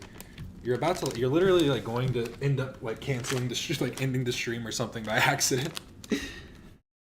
Trying to prevent that from happening. Okay. No, this isn't one of the kitten ones. I think they do have it as a kitten one. Yeah, it's the shrimpy shrimp flavor. I don't think it's the kitten ones. Don't they say kitten on them? Keep, no, sit. Good boy, sit. Pause down. Pause down. Both pause. Pause down. Good boy. Ooh. A few more. Can you speak? Speak. Come on, speak. Can you yeah? Can I get a loud one? Come on. Come on, loud one. Speak. Speak. Meow. Come on, speak. Come on. You can do it. Speak. Speak. Sit. Sit. Pause down. Pause down. Pause down. Put your paws down. I'll give you that. Pause down. Do that for pause down. Speak. Come on, speak. You know speak. Come on. Come on, meow. Meow. Come on, speak. Come on, sit. Speak.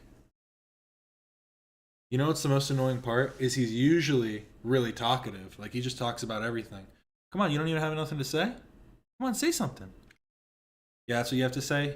Tell me, give you a treat? Yeah. Sit. Sit. Good. Now talk to me. Come on. Talk to me. Have a conversation. All you care about is the treats. Huh. That's why you do this? Can I get a handshake? Handshake. Sit. Handshake. Give me the paw. Come on. Give me the paw. Give me that one. Give me it. Come on. Give me the paw. This one. Give me. No bite. Are you getting mad now because you don't understand? Don't get mad at me because you're dumb. That ain't cool. You learn the tricks, you get the treats. Sit. Come back. Come here.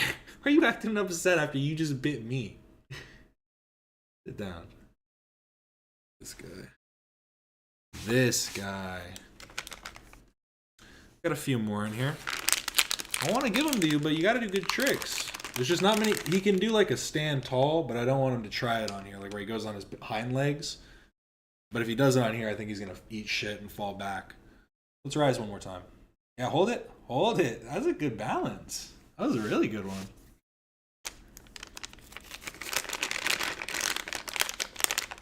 Yeah, he is kind of like, my bad. You've been blocked. What's up?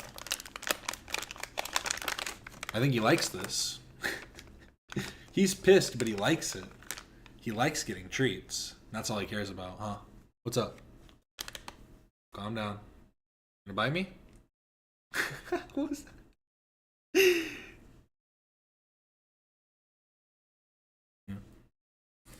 Ooh. There you go.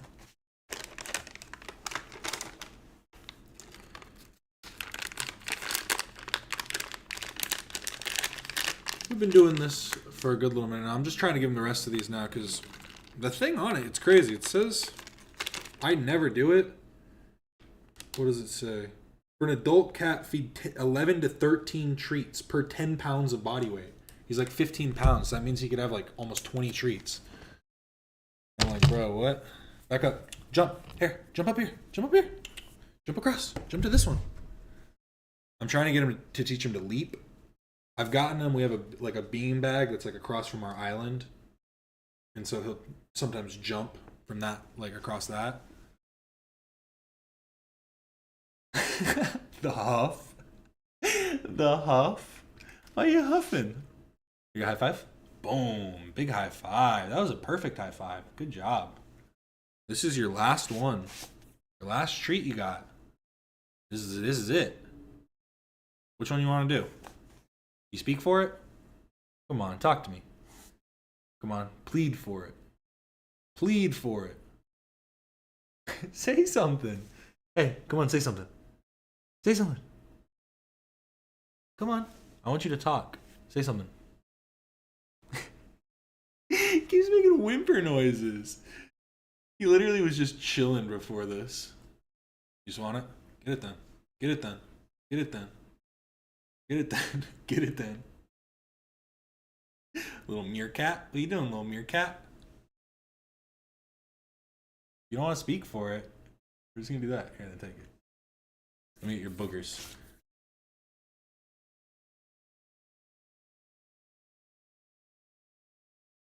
Do you guys get your cat's eye boogers? I know I probably don't need to, but it makes me feel like I'm doing the right thing. Okay. You good with that? Or do you want more? That's it. Are you acting all skittish? I just spit on him. Oopsie. Sorry, buddy. You look disgusted. This is the all clear hand signal. Are you just gonna chill right here? I think. I just left it right here. Oh no.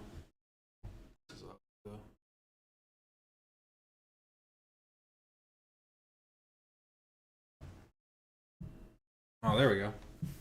Then go like this. Should I just start doing this all the time? He is camera shy, for real. Is this how I should start streaming? So he can just chill here all the time? This really doesn't work for my computer setup, but I'll do it if it'll get me subscribers. What's up? Oh, now you're gonna talk? After you're done? What's up? Why are you acting all angry? Don't act all grumpy. Are you gonna... Oh.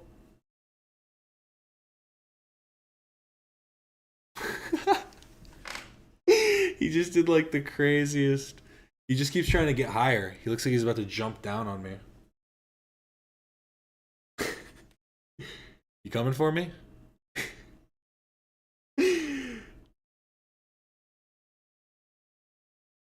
He's cool. He's chilling. Why do you look so pissed off? At least explain yourself. Is it because you know there's crumbs in here? Is that why?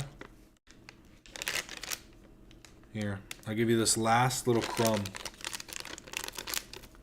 Because you're good most of the time. Yeah? He got my finger.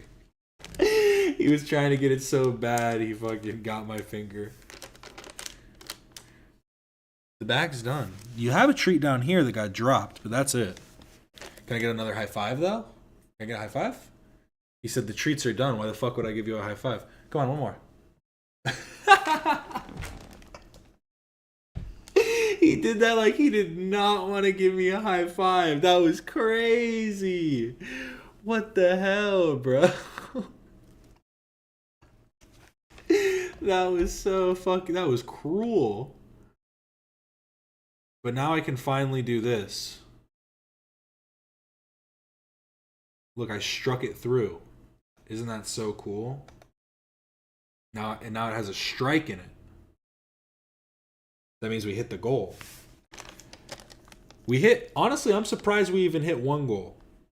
Like I said, I created this with the intention of just trying to get more subscribers. So I'm thinking I probably will do this like every once in a while, do like maybe a 10 to 12 hour stream just to really get with the shits. But yeah, we still have an hour and 26, and then I'm adding another hour unless there's more donations or something. But not looking like it. MPH video, the search of the essential meaning of life. Actually, I don't know if I have the time to do this. I have to set up because I gotta do cooking with Quasar in a minute. Because I gotta make dinner. Gotta make din, you know?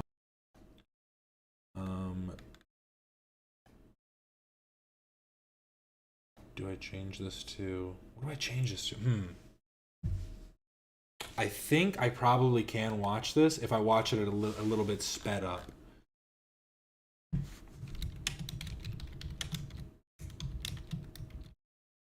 This one I'm not watching with brain rot though. This one I actually feel like I'll have a little bit to talk about.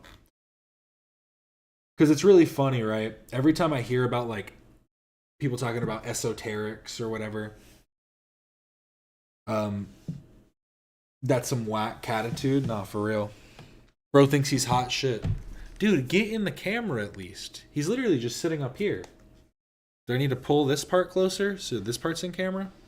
Is that what you want me to do? No? Dude, I'm telling you, there's nothing left in this. I'm gonna go throw it away so he's not fucking with it anymore. Here, should I just leave it here? There you go. Yo, wait, I have the perfect idea. Watch.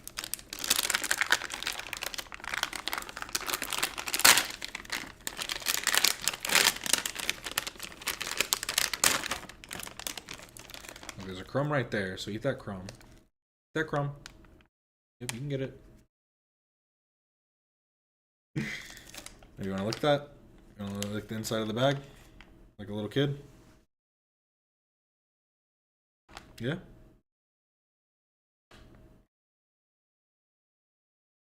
No? You did for a second. Did you get the rest? Let's see if he'll just stay there. Stay. Stay. No. Don't follow me. Stay.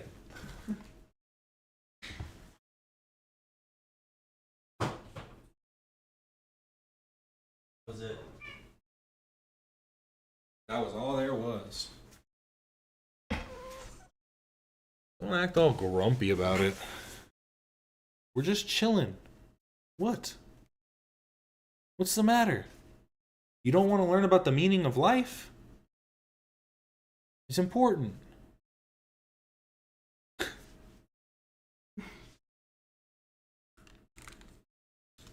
I think a few goals is a good idea for like the nearest things. I just need to think of some low-key ones that aren't going to like I'm not just going to shave my head for a random stream. Dude, he looks like he's about to hop on top of the monitor.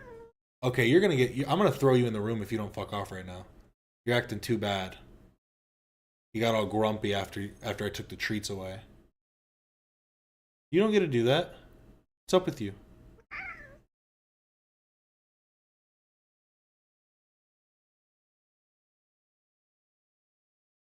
Rubbing his face all over stuff.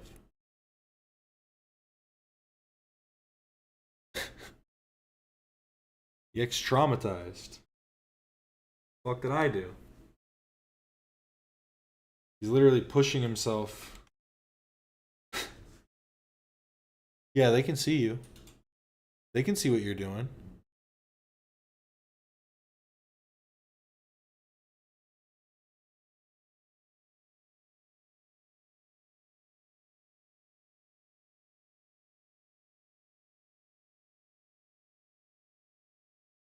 Nah, for real. Cat tricks or angry cat tricks? What's better? See, we started getting him to do tricks before we went and saw this, like, or I guess we had probably seen it before too, because they're at the Renaissance Festival that they do every year by me. They do they have a cat show that comes a lot, and so she has cats and mice, and they all do different tricks and do different stuff. And so once we got a cat, I was like, of course I'm going to teach him how to do shit. That's like the best part of having a pet, is teaching him tricks. Trying to go in there? Gotta figure it out. You're getting down now? Why are you acting like it's so difficult to get down? You want to bite me? Where are you getting in there? Look at this tiny little space. What's up? What's the matter? What's the matter? You tell me a joke? Hey, tell me a joke. Hey, hey you. Hey you.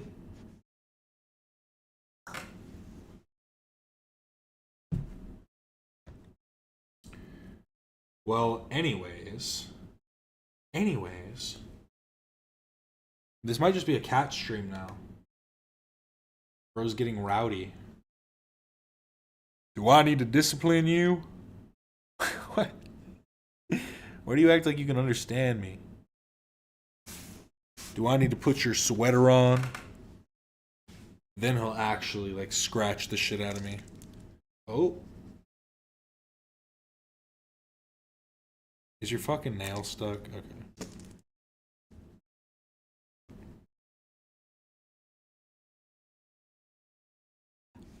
What is the matter with you?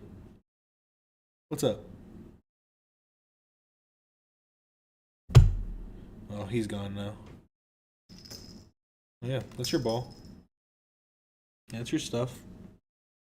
I'm telling you, there's a treat down there that you dropped. He's like really upset now for some reason. I think it's because I had him up here. He didn't want to be on camera. He didn't consent.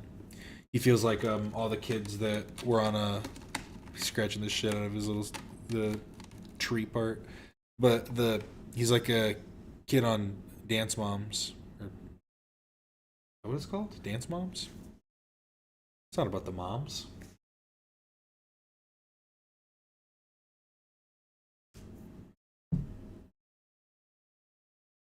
But yeah. Anywho. Anyways. Yeah, he finally actually walked away. I'm telling you though, and like, god damn it. Pretty soon. Probably not that soon actually. I don't know. Let me put this fucking cat tree up because it's just gonna be in the way now. Sorry. How do I keep pressing the wrong one? I keep pressing the one that's turned around. It doesn't really matter, but there we go. Okay, let me put this up real quick.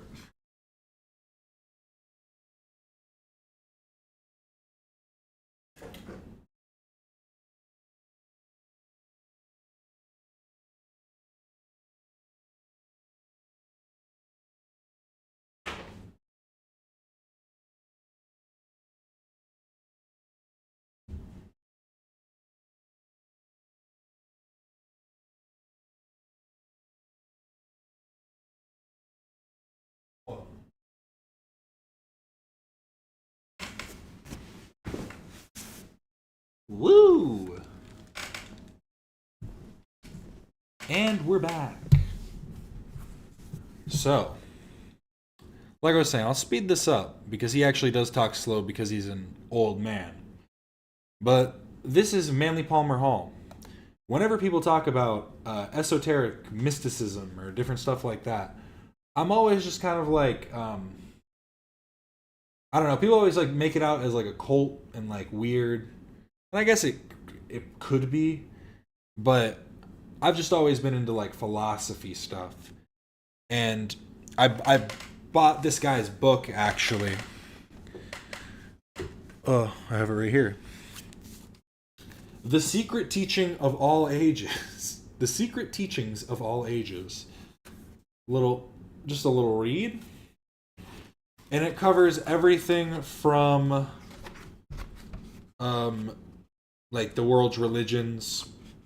It covers mostly Abrahamic religions, but then also the theory and practice of alchemy, Freemasonic symbolism,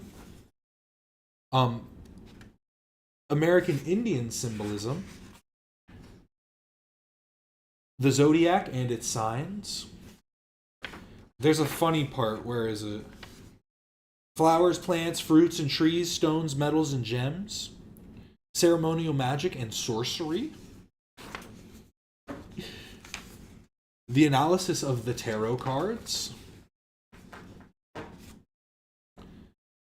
Rosicrucian doctrines and tenets. You know, the whole point of it is it's supposed to be like all of the quote-unquote esoteric teachings that are like, you know, the hidden teachings about life, all condensed into one book. And the book itself, it's so funny because he wrote it when he was like 27 years old, and then he went on to found like a school, like philosophy institute in California, like in his older age. but literally wrote that book when he was like 27. But yeah, this is Manley Palmer Hall, The Search for the Essential Meaning of Life. Well, this morning we have a very different subject than the one last week, or the last lecture, because we are going to explore a field where, for the most part, efforts have failed. We are trying to discover a little more about life. Not life as time, but life as energy, life as vitality, life as consciousness, will, wisdom, and action. And in order to understand these principles, we have to do something that is against present policy. We have to turn to the past. At this moment, the world is very conscious of the present and fearful of the future, where much of the problem rests has been ignored, and that is in the past. Now, the past is something more than dead yesterday, and to overlook it is to lose the most wonderful text for the study of our problems, because none of these problems are actually new. They're all part of the descent of a stream of life, and this stream of life is the thing we want to consider. Some years ago, General Furlong, in his Rivers of Life, gave us a chart showing the development of races, sub-races, and a great arterial system of life descending through history. Everything in this list and everything in this chart is actually very scientific, very factual, and probably more readable and usable than the histories that we write today. We are therefore interested in trying to understand something of the principle of life, as we accept it, as we know it, as we live it, and as we pass out with no understanding of what it is, or very little understanding. Now, at the present time, there are two attitudes towards this subject. The first is materialistic and scientific. Now, the study of science in relationship to the vital, moral, and ethical development of races has been generally neglected. The modern scientist is interested in what he calls facts, and facts are to him the actual occurrences of today, the actual checking that he can make of things on the physical level. He does not really try to figure out why these things happen, but he is interested in how they happen. He does not know or recognize any particular reason for these happenings, except they occur as the effects of causes that are set in motion in our daily existence. The true and complete materialist does not believe we existed at any time except now. He does not believe in any of the theological doctrines of immortality. He does not recognize a religious principle behind physical phenomena. He is concerned typically with what he calls facts, and all of his facts are more or less physical. When the facts are not physical, he is very suspicious of them and would prefer to reject them entirely. Therefore, the scientist makes physical phenomena the fact of existence. Everything exists because of certain phenomena, and life itself is one of these tremendous energy factors with which he is concerned. He does not know where life comes from, except in the physical sense, through the perpetuation of species. He does not know about the overtones which affect the conduct of human beings, because to him these things are merely passing shadows on the surface of a scientific factuality with which he is completely absorbed. The result— I think that's one of the reasons that like when I talk especially on the H3 podcast, whenever they talk about astrology, like Ethan does the very like simplistic version of like the maybe if like the stars are aligned, like that could, like he does that whole thing. But realistically, I think of like what he's talking about, there for some reason these not causations but correlations between certain aspects of life.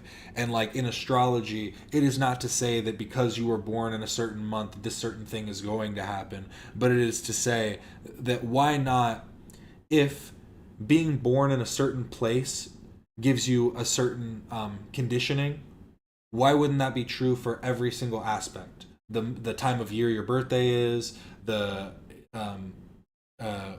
where you grow up, because that's all part of astrology too, is figuring out like the coordinates and doing all that to get your different signs.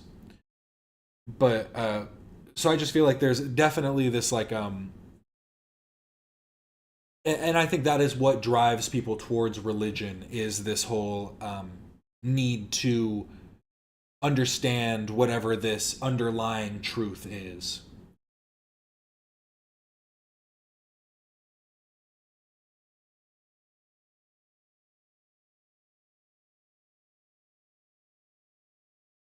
The result is that as far as moral and ethical development is concerned, the scientist has to depend upon another factor if he wishes to develop any of the overtones of ethics.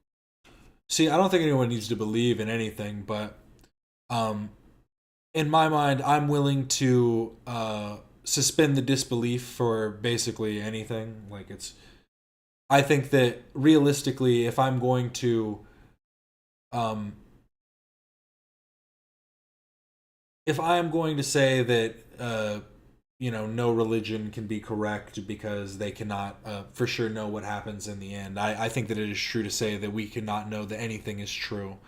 Like, people want to talk about like the idea of being like in a matrix or being in a computer, but realistically, if that were to be true, then everything that is true in our reality could be false. And so far as to say that I think therefore I am isn't necessarily a true statement in the condition that our reality is already on a level fictitious. So if I'm willing to suspend my disbelief for that, I think that it's much easier to believe that the place and time and circumstances in which I was born are going to have some impact on me later in life. He has to divide his attention and admit the existence of something above or beyond science. This he hesitates to do because he feels that the moment he passes from the fact, he passes into a mirage. All overtones to him are simply the longings of the human soul for something beyond the physical, and the scientist is very doubtful if there is anything beyond the physical worthy of consideration. Now, on the other side of this coin, we have the religious point of view. We have that of the individual who by nature believes in the reality of the wonderful. He believes that there are principles at work constantly, that life is not simply a drifting along through a mass of physical phenomena. Life is the unfolding of a plan, a purpose, that there is a divine power at the source of life. He has his problems trying to prove this, but also he has certain points that are worthy of consideration. To the theosophist or theologist, as the case may be, the physical phenomenon of life is more than merely the unfoldment of bodies. Life is a stream of some kind, as shown by Furlong in his Rivers of Life. Life is an unfolding process going on constantly. It has passed through one cycle after another. It continues to move cyclically within the boundaries of law. Somewhere in this great pattern of motions, there is an ethics, there is a tremendous purpose, there is a valid reason. The theologist is not always sure what that reason is, but he believes in a divine power at the root of life, and that this divine power is the source of good, and that this divine power must be cultivated within his own life, and the principles of it applied to society. Therefore, he has his point of view, but as far as the scientist is concerned, his point of view is scarcely adequate. The scientist, says the theologian, in order to have the point of view that gives him hope and idealism, must ignore a vast... I don't believe in Helen Keller. I've never seen a picture of her, and I'm not about to look her up and start. ...order of physical phenomena.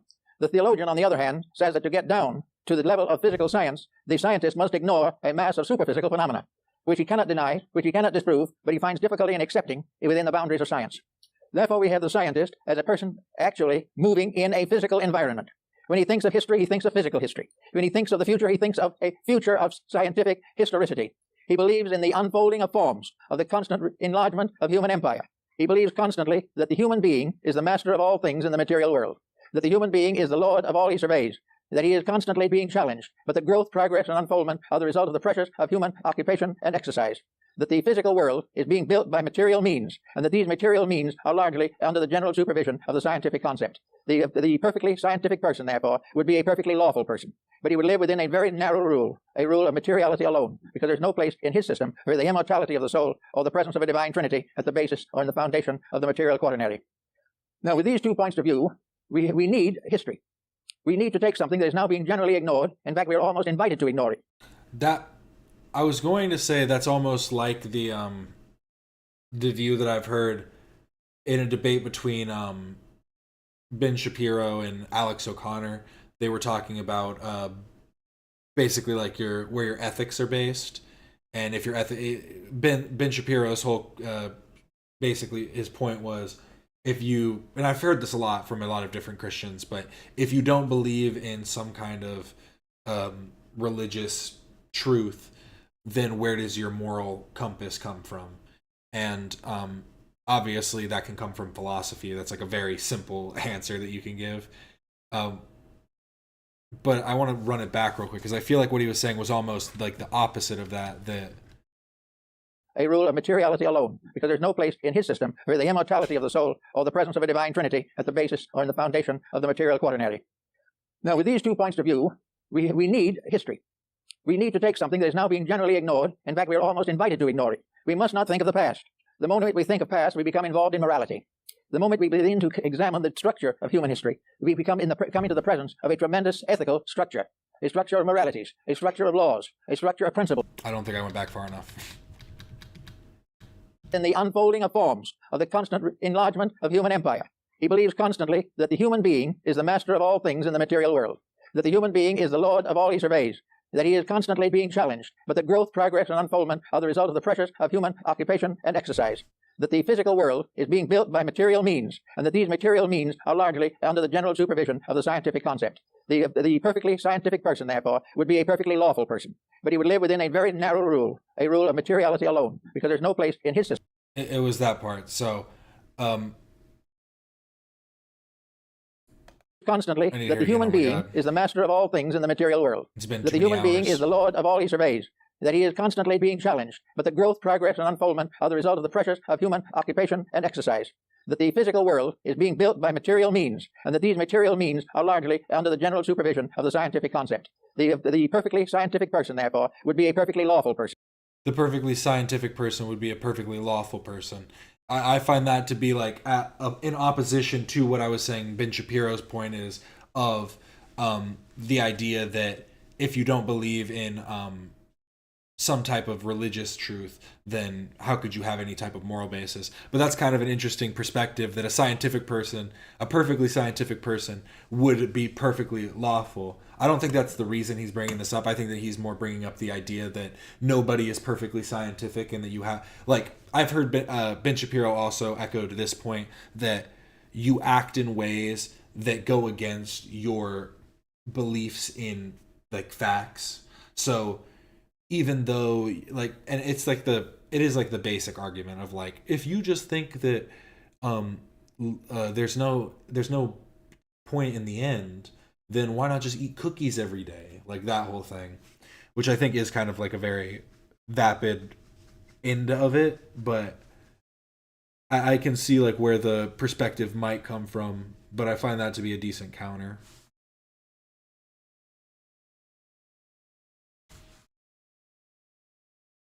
Because if you're scientific, you believe in the scientific method.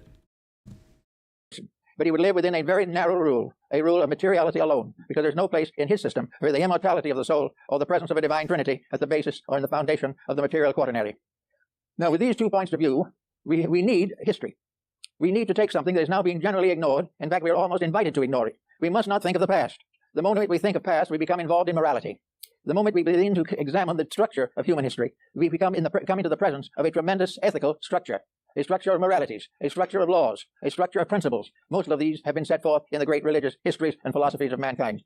Now, if we accept the reality of tradition, if we accept the fact that history is a valid instrument of knowledge, and it was one of the valid instruments of Lord Bacon in his Novum Organum, or the new instrument of knowing, we then have to realize that in history, we have to study the concatenations of events in a way that we do not do at the present time. In other words, the average person is not interested in the law of cause and effect. He doesn't know why it functions. He only knows that it interferes largely with what he wants to do. And as he goes along his way, that which comes in conflict with his ambitions and his purposes is considered to be unreasonable, or at least unpleasant. So that the person today tries to avoid the challenge of cause and effect. If he goes back into history, he will find 100 empires that fell from the same mistakes that he is making. Now, this should mean that history is a valid subject. History should be taught in schools, because it is the story of what happens when we do certain things. And we have proof that these happenings are inevitable and immutable. They are just as scientific as anything advanced by science. But because they deal with moral, ethical, or spiritual values, science prefers to ignore them as not provable. Yet they are provable. History is what proves them. And until we can prove definitely that the developments of life on this planet survive against historical mistakes, we have to consider history as part of the story. Now, history tells us that there is a pattern by which all things in this world move, and what Furlong calls the rivers of life. In the Bible, 4 rivers rose out of Eden and made fruitful the earth. Rivers of ethics, rivers of morality, rivers of religions of art and science. All these things are great institutional structures built upon the manifestation of history as ethics. So we look around and we see that certain things always happen. Now we come to a group of people who do not care whether they happen or not. One of the reasons being that they have never studied sufficiently the records of human action and activity to realize the importance of these things. The young person in school today is sort of told that now we are living in the grand age of all things that are wonderful, and therefore the past is made up of a group of primitive wanderers struggling against the advancement of science. This is not true, but this is what the average person is inclined to believe. He is inclined to believe that now is important, that everything should be judged by now. We should judge the TV programs by now. And if we do that, we're in kind of difficult situation. And we must also beware that we must judge nuclear physics by now, and by the building of more nuclear plants. We must judge the result of destruction of our environment by now, Everything must be today. And the reasons why we're in trouble are neatly evaded because they interfere with our good spirit in doing what we please regardless of consequences. So we begin to study what these things all add up to. Now, when it comes to this point in the view, we have now two systems. One believing that there is a principle of good, and the other believing primarily in a principle of skills or ethical, physical pursuits and progressions. Now, in this, we have to try to study something. Of course, in religion, deity emerges either as a person or... Okay. I need to, again, run it back because I was going to make a point, but I was waiting to see if he... the point about...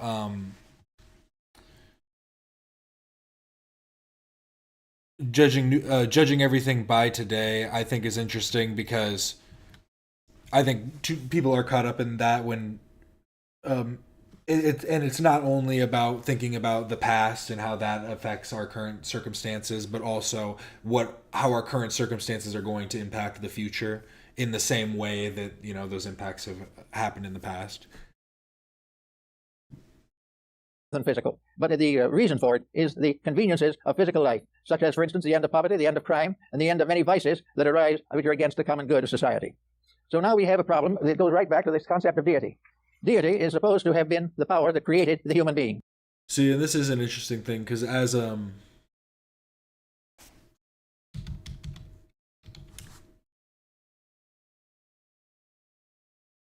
that is the correct term. A theologian. As a theologian, he is obviously a believer in like deity, so he thinks that I think that source, when you talk about like our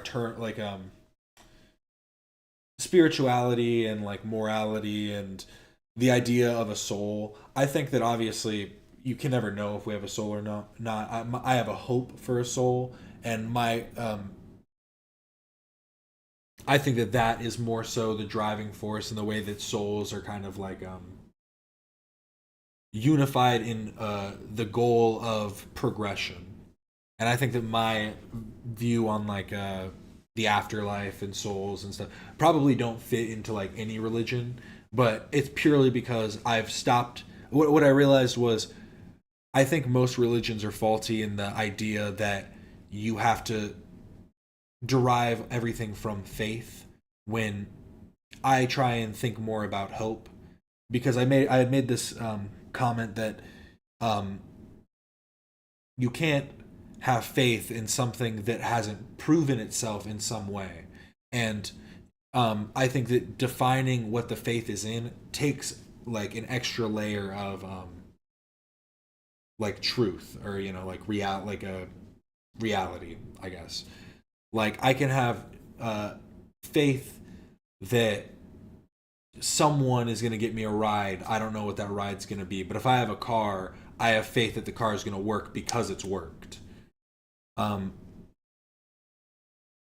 See, I have this concept that I think that I was talking about this earlier when we were talking about the whole astral projection stuff.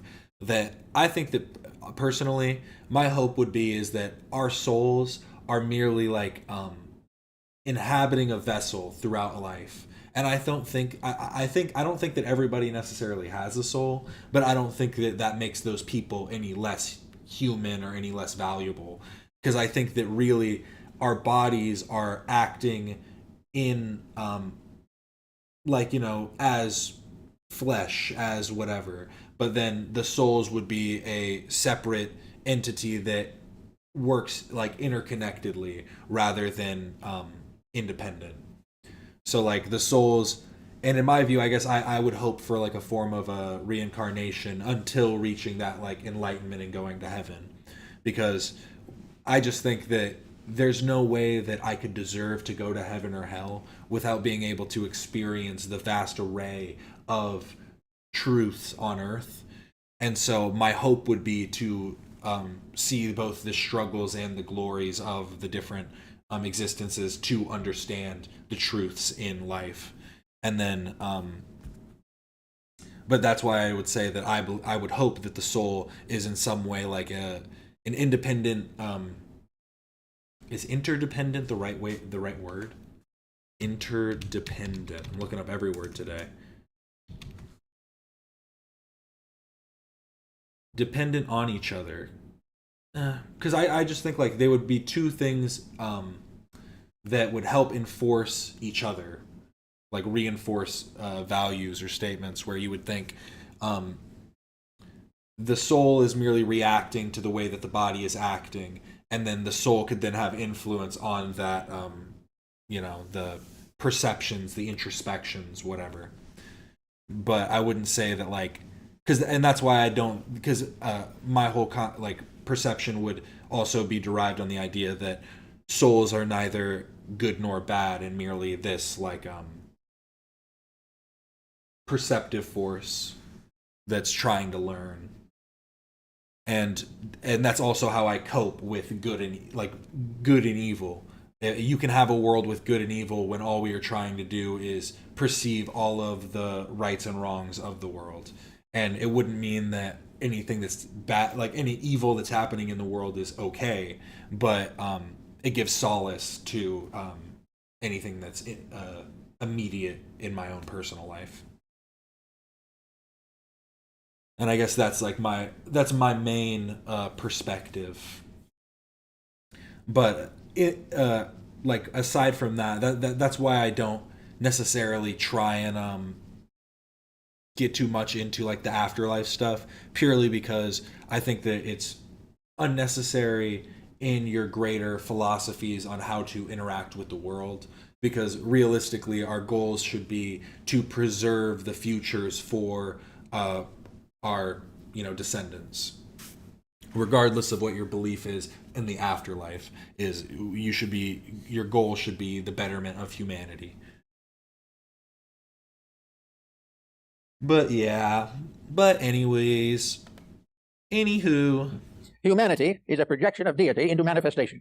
Why was this projection necessary? This is a question that is constantly under consideration. If we wish to assume that deity is all-powerful, omnipotent in every sense of the word, why did deity not produce its creation perfect to start with? After all, why should deity create an imperfect structure and then demand its perfection through a series of what to the average person consists of misfortunes? Where and how is it that humanity, being a product of the divine mind and the divine will and the divine soul, should not have been developed perfect in the beginning? Why should there be this tremendous struggle against the evils of life? Why should the individual be required to constantly stand against his natural inclinations? If he was intended to be perfect, why were these inclinations embodied into a structure? Why was he made imperfect if the divine power can produce perfection? Why should the individual be in constant conflict with morality and ethics if he is a principle that has origin in a divine power that is perfect in morality and ethics? This question has been asked time and time again, and it seems to be one of the great hang-ups in the development of an ethical world principle. Why is man not perfect if he is the product of perfection? And if he is not the product of perfection, why does he hope for perfection if the only power that exists cannot bestow it, or does not bestow it? Now, there has to be an answer to this, and the material scientists take it very simply. There is no such thing as a control demanding perfection. The human being is a growth, an unfoldment of physical forces and factors. And enfolded within it, this picture, this being is life, integration, and a power to grow, to become, and to propagate. These things are inherent in forms, but they do not contain within themselves any strict or certain form of ethics. They are growth, producing right and wrong are finally sorted out by the results of action. The individual who has enough experiences gradually comes to certain conclusions. This theory, however, has been subject to a number of reversals. At the present time, we have more intellectual knowledge than ever before and less ethics. We have developed a tremendous growth of materialism away from ethics, away from morality, and away from principles. Now, if the scientific... Ah, shit. Gollum got the ring. We're fucked. Ah, shit. ...process is complete, and the final end of all things is the production of a self-sustaining creature, a being that is sufficient to all its needs, then science is in trouble, because it isn't producing such a creature. If, on the other hand, only morality and ethics, temptation, and gradual moral growth can produce perfection, or produce release from problems, then why and how does this come through in our theological studies and considerations? So we come to a very interesting problem here. Namely, let us now say that we are going to think in terms of a different concept of what humanity is. We've thought of humanity as a biological miracle on the physical level, and a psychological miracle on the religious level.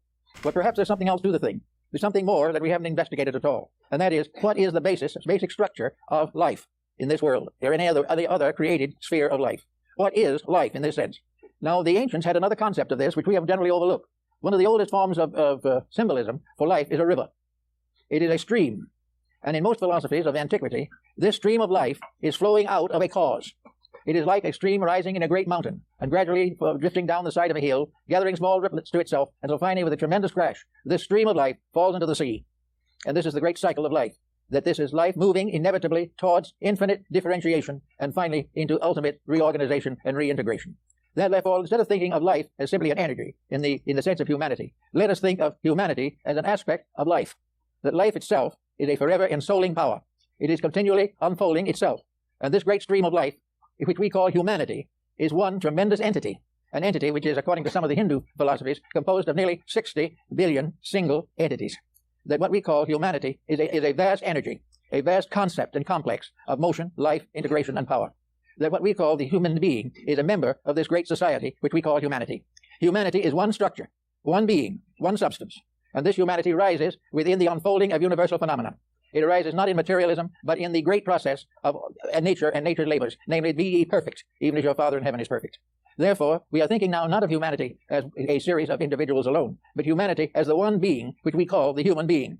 We find this in the ancient religious systems of both Christianity and the ancient Hebrew systems from which the Old Testament was derived. We find, therefore, that there in the Old Testament, that Adam Kadmon, is not a person. Adam Kadmon is humanity collective. There is one mysterious power. This being is one being. And this one being consists of all individual human beings considered together and moving together. I don't know, bro. That sounds like blasphemy. If you don't accept Jesus Christ as your Lord and Savior, you're going to go to hell.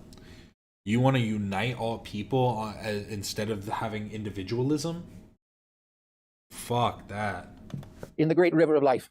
And this river of life... My cat fucked up the blinds. My ass is killing me too. I'm going to be so happy to make dinner and stand up. Oh.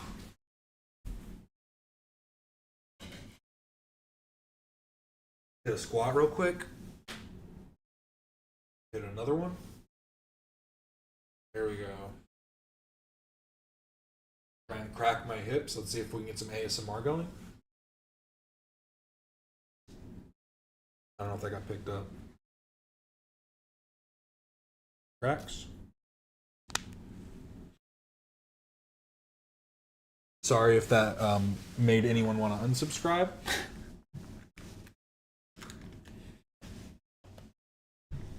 Life is being moving to the perfection of itself. This is a little abstract and a little big to think about all at once, but it gives us a very important clue, namely that we are moving together along a pattern that is intended to bring about certain definite results. In other words, we are not paying for past sins, nor are we doomed to make more sins and nothing else. We are here to grow, to unfold the potential which we call human, which is one of the innumerable levels of life in the infinite universe. We are one creature, more or less, cast away like Robinson Crusoe on a desert island, but not cast away outside of the divine purpose, cast away to prove and justify that purpose. We are here to achieve the growth of this being which we call humanity. This being is made up of an infinite number of separate personalities, all I know, right? Getting that age. Growing together. This great being which we call the humanity also breaks up within itself into a number of races, sub-races, and divisions, all of which are part of one structure.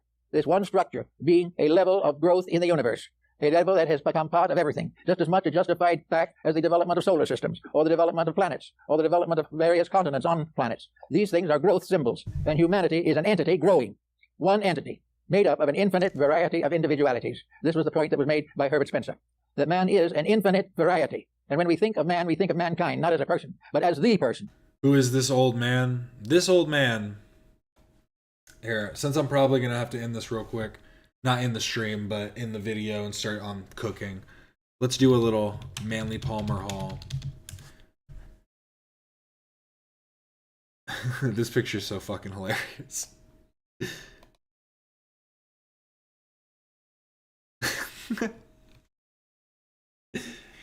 The funny part is he's a Freemason. This totally looks like somebody that would be a Freemason, right? Manley Palmer Hall was an American writer, lecturer, astrologer, and mystic. Over his 70-year career, he gave thousands of lectures and published over 150 volumes, of which the best known is The Secret Teachings of All Ages. I was just talking about that.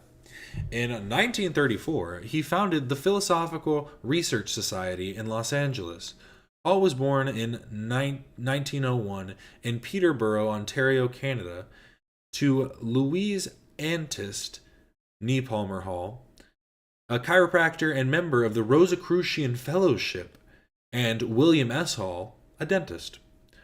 Hall is said to have never known his father. In 1919, Hall moved to Los Angeles to reunite with his birth mother, who was living in Santa Monica. After moving in with her, he very soon after became drawn to mysticism, esoteric philosophies, and their underlying principles. In 1919, Hall took over as preacher of the Church of the People, located at Trinity Auditorium in downtown Los Angeles. Less than a year later, when he was 18 years old, he became the preacher. Because he was born in 1901, so he was 18 years old, he became the preacher. Less than a year later, Hall booked his first lecture on the topic of reincarnation. He was ordained a minister in the Church of the People on May 17th, 1923. Only a few days after his ordination, he was elected permanent pastor of the church. His first publication consisted of two small pamphlets: The Breastplate of the High Priest, the Wand of books, some little publications.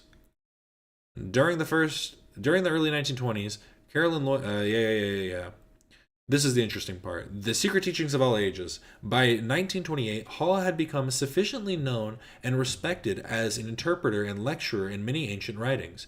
He utilized print and word-of-mouth advertising to solicit public funding to finance his book, The Secret Teachings of All Ages, in 1928, and hired John Augustus Knapp to create full-color illustrations and black and white drawings. The H.S. Crocker Company of San Francisco agreed to publish his work if he could secure the interest of book designer John Henry Nash, who had worked as a printer for the Vatican. After The Secret Teachings of All Ages circulated, Hall became increasingly influential on the metaphysical movement sweeping the United States. His book challenged assumptions about society's spiritual roots, making readers view their spirituality in new and diverse ways.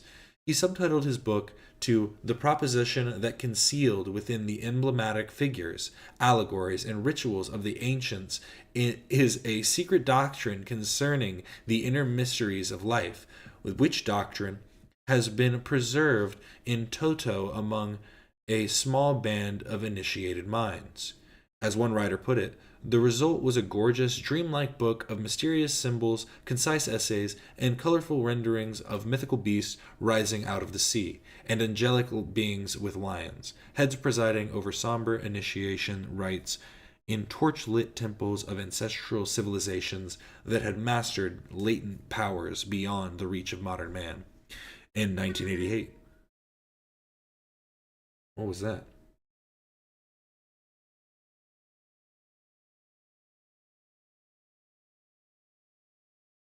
The fuck did I just hear?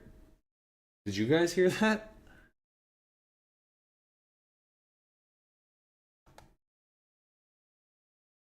Am I tripping?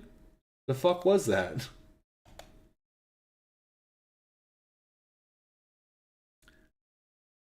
They're coming for me.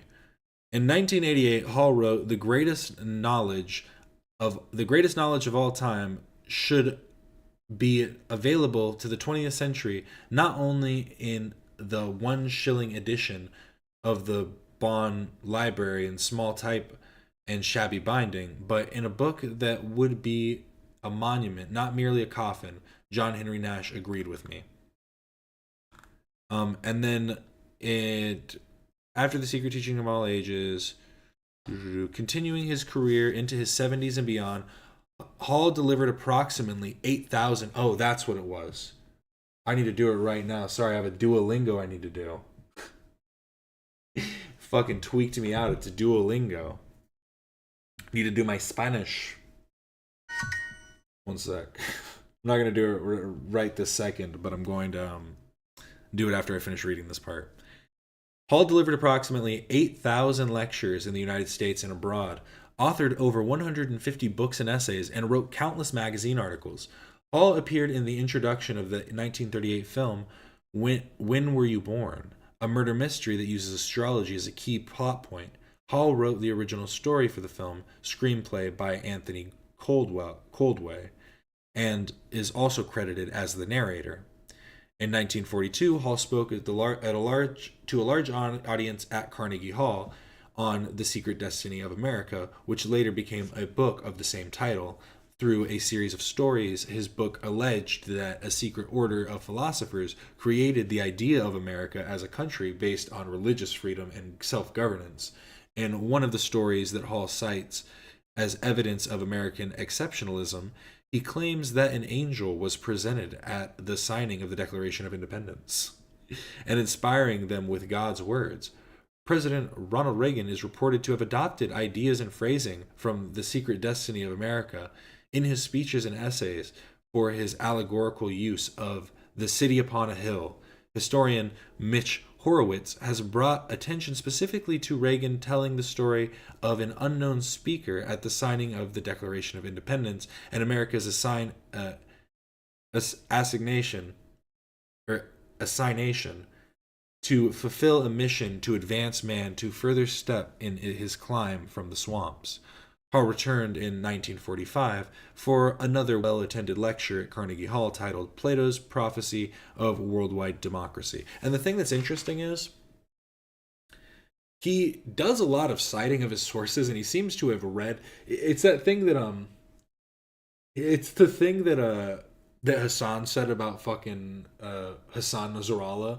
This dude is just insanely well read, and I couldn't find, like, the whole thing is, it's just like he's like not talked about at all. How do you write 150 books, do 8,000 lectures, and create a what was it called?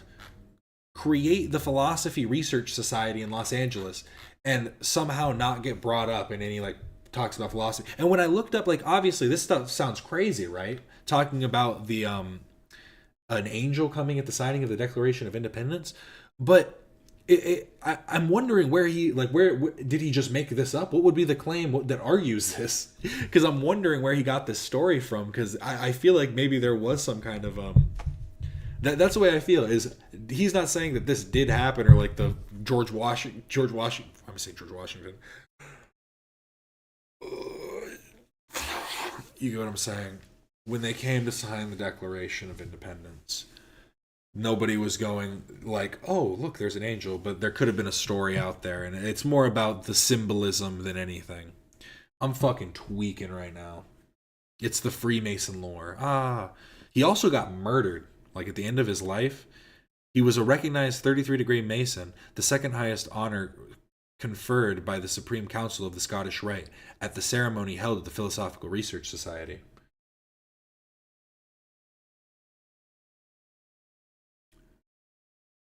What I'm saying, though, is how to seem crazy would mean that it would be easy to prove wrong, but to have done that many lectures and that many books would mean that there is at least some credence to what he's saying. You know what I mean?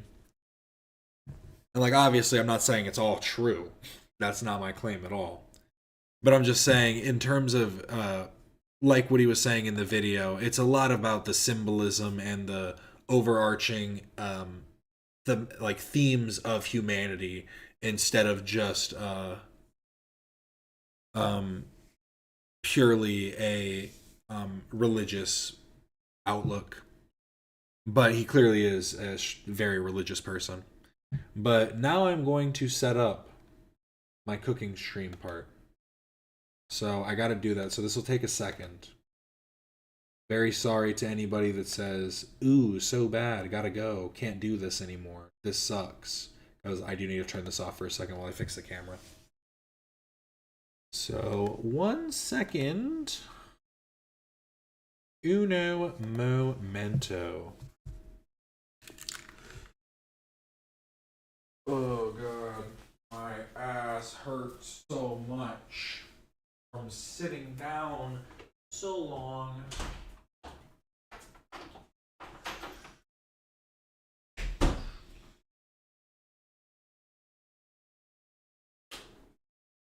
Oh, what am I guess I could put on the music still. What am I doing? What am I doing?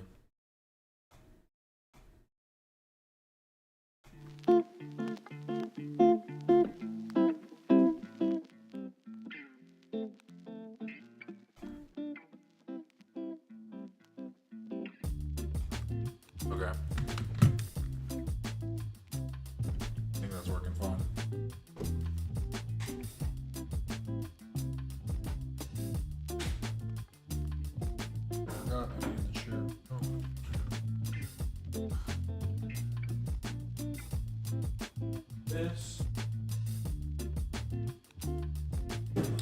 Honestly, at this point, I should just make the music louder. Or I guess that is decent right now where it's at. There's like a 10. There we go. There we go.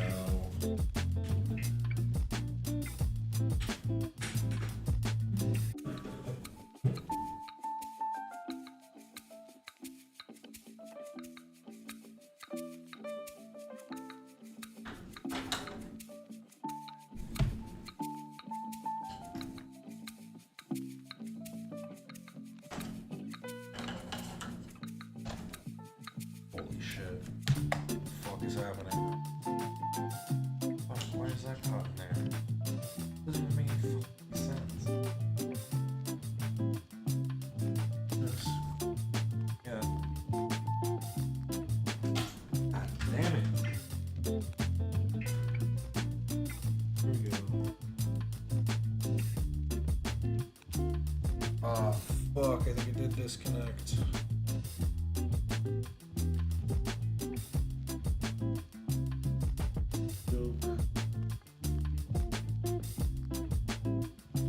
Oh my god.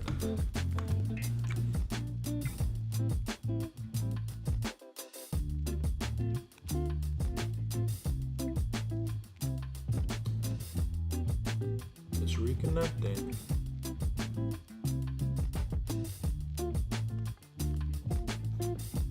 Reconnect.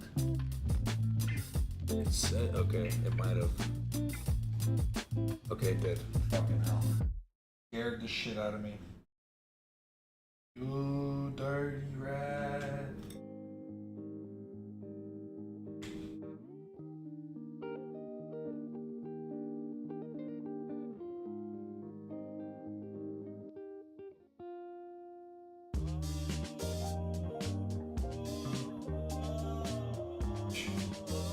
It looks fucking trash. But hey, gotta make dinner, you know what I mean? This is gonna look fucking terrible. Oh fuck. Guess I could. Might have to do that. Might have to do that for this one. Just for the one time. So go this. Let's see. Ah! Ah!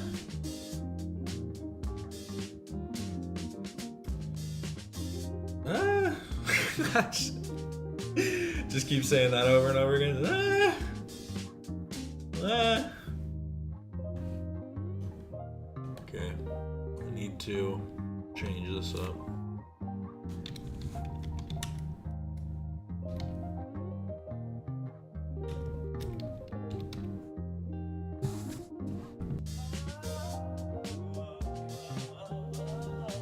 When the moon hits your eye like a big pizza pie, that's some more. We're not making pizza.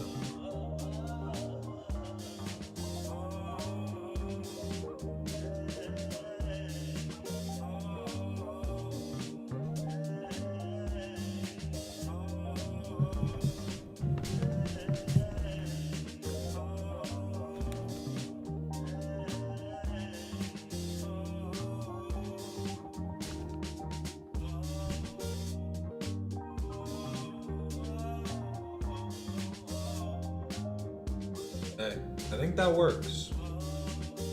The real question is, if I'm over here, I don't think it's gonna pick up. Ah, fuck. How am I gonna get the mic to work? It's just gonna be so far away. I pull it around, but then I have to do stuff. And who wants that? Okay.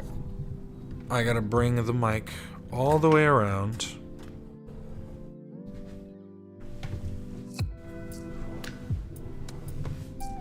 Oh, this is making it even worse, I think. It's getting caught on all this stuff.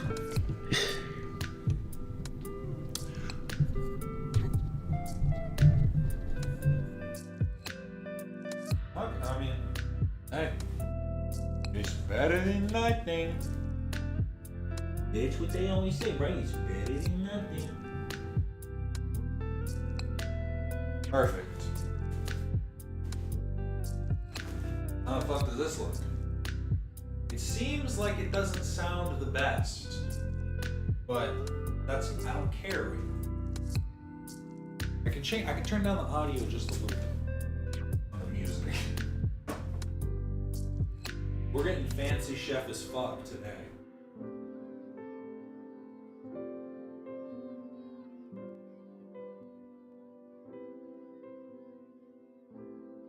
Better not get on the counter. You immediately start getting on the counter? Dude. What is wrong with you, bro?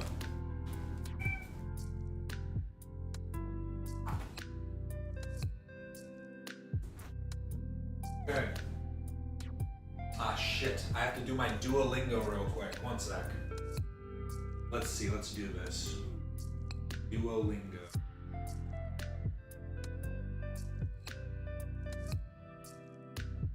Come on. Ready to go. I don't want to lose my Duolingo streak.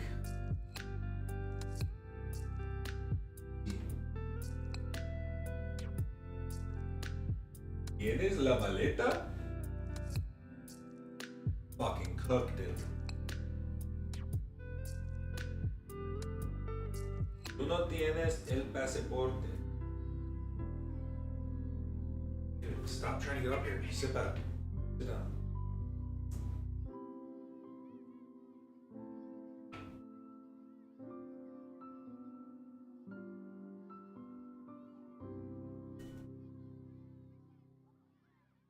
I'm doing my Duolingo, bro. He's waiting for me to start. He always watches. He's my little sous chef. Get back. Seriously. Seriously, get back. You've got an issue, man. Not ground cinnamon. There we go. That's what we're using tonight. Huh? Am I gonna have to do this the whole time? What is wrong with you? It's like the cookie jar prevents you from doing bad stuff. Stop.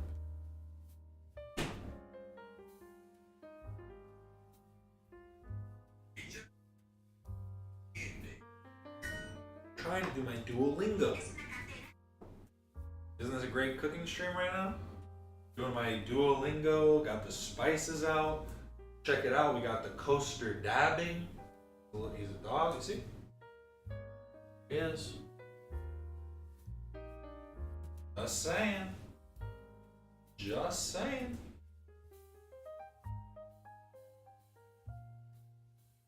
Definitely did spell that right. Oh, I did. Let's go. Dude, why do I always get such long ones on days when I'm doing stuff? I get like these ones that are like 2 questions when I'm like, oh, well, what? Yeah, I gotta do it in the morning. Perfect. Fucking crushing it though.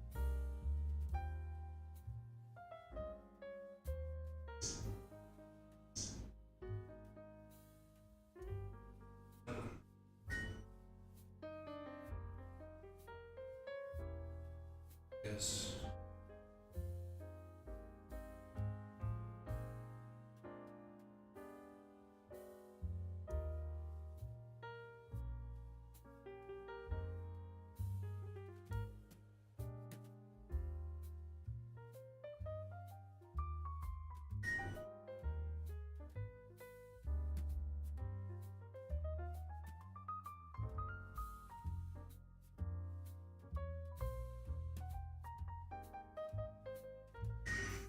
I'm crushing it in Duolingo. You don't even need to know what I'm doing. Just know that I'm doing the best. Still got more. What the fuck?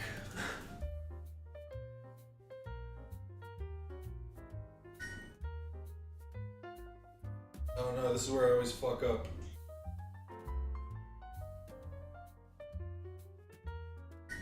Got it right. Go into hard mode. Don't know what this.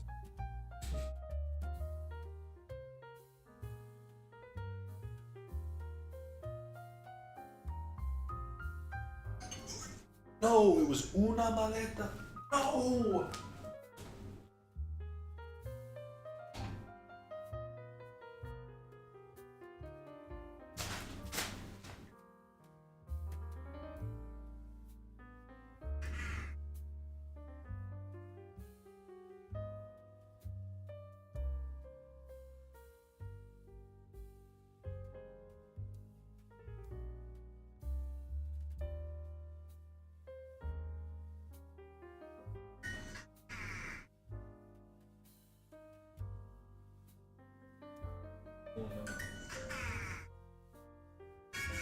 Got one wrong. Bricks. Shut up.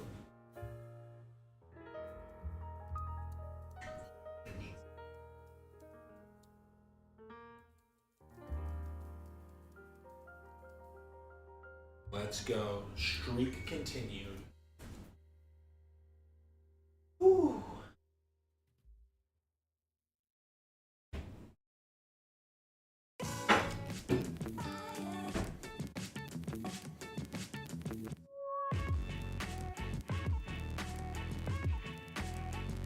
Okay. One more little prerequisite and I'll explain what I'm doing.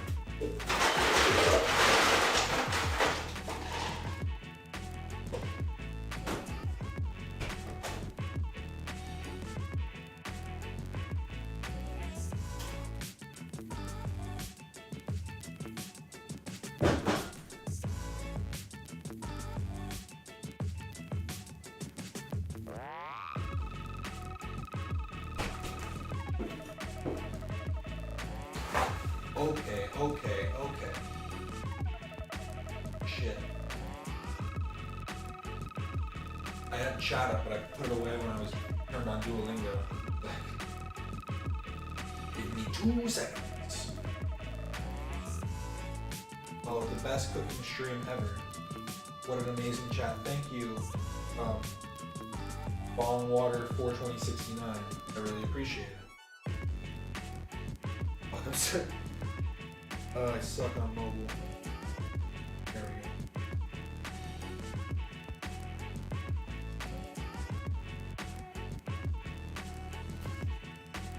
See, I will say we're going fancy chef, but not too fancy chef, purely because I'm not trying to do like some big old cooking stream. I'm just trying to make my dinner for the night. Sorry, doing a little something off screen real quick before I pull it through the frame. It's frozen, but it's thawed now. Chicken, raw chicken, and the kitty wants some. He wants raw chicken. Stay away. Stay back. Not getting it back. Stay back. Don't. Stay. What? Fuck you back. I'm gonna take it with me.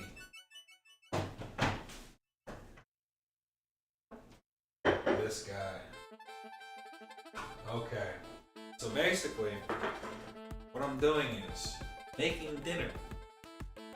What that consists of is cutting chicken. You gotta cut the fat off. Then you cut it in half, make some cutlets basically.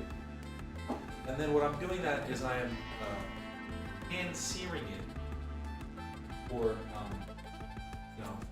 for the quickness. And then we're going simple, so I'm probably just gonna do a can of green beans or something. Stop fucking with everything. It's quite literally becoming a menace. I got this here so I can put the fat on it. Don't try and take the fat.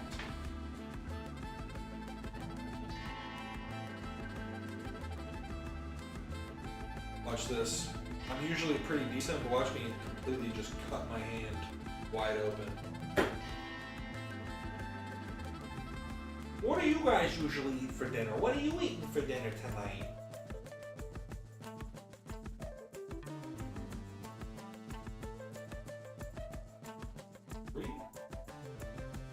Making this look like a massacre, but I'm sure we get just let the goop out.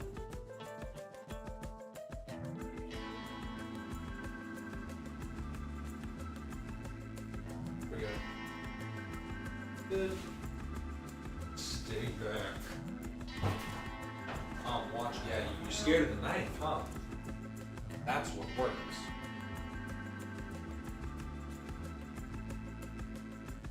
Now check this out. I'm a professional. Don't try this at home. Just take it.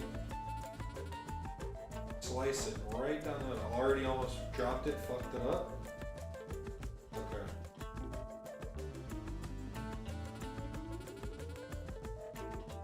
Just like that. And 2 little peppers.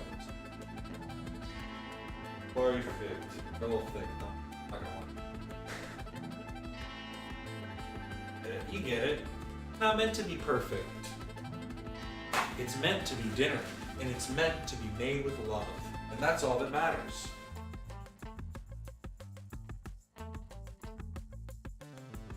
So now I'll go through what seasonings I'm using. I go pretty simplistic. We got the paprika. We're almost out of turmeric, which is kind of... I went this morning and I should have grabbed some. Onion and garlic powder, also almost out of garlic powder, but that's kind of secondary. Black peppercorn, and then what is the most important for chicken, always, is get a little heat, so add a little bit of cayenne pepper. Probably sounded super quiet, you know, it is what it is.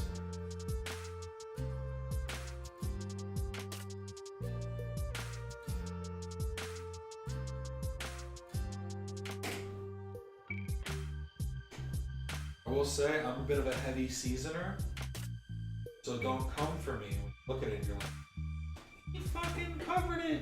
Ah, he fucking... No, I didn't.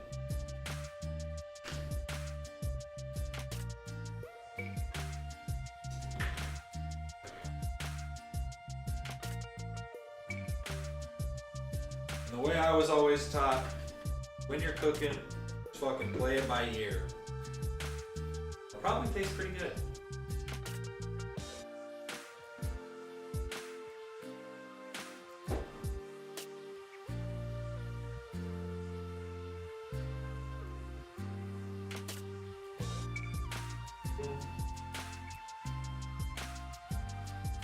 Add black pepper.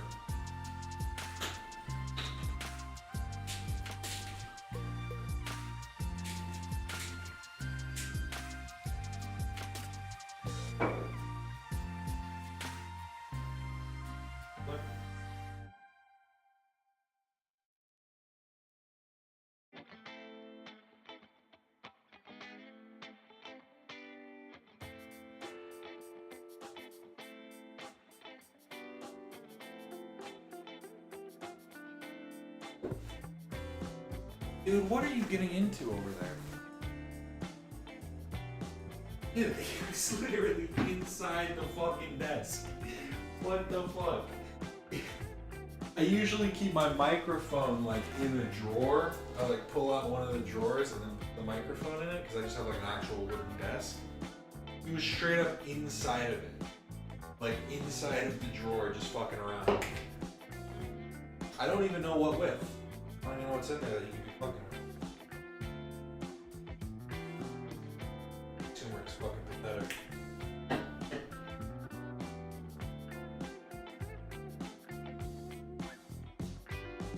Mine's a little heavy on the onion powder.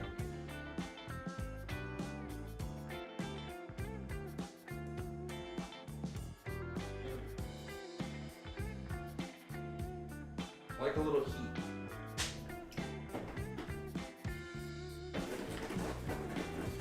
Now he's going crazy. I gave him some treats, and this is how he repays me.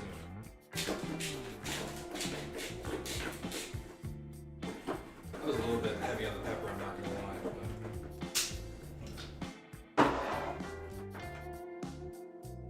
Hey, what are you doing?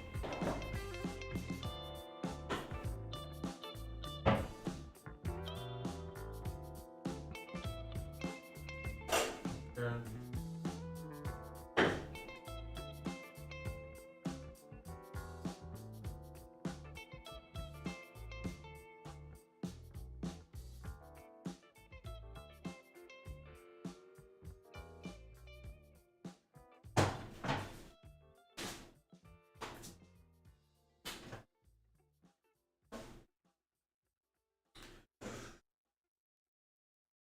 Honestly, I could have dusted the sides a little more, but it looks pretty, still looks pretty good. Probably looks terrible on the camera. It probably just looks fucking like pink meat. Because the lighting. I guess I could just turn it down a little bit. It's not a big deal.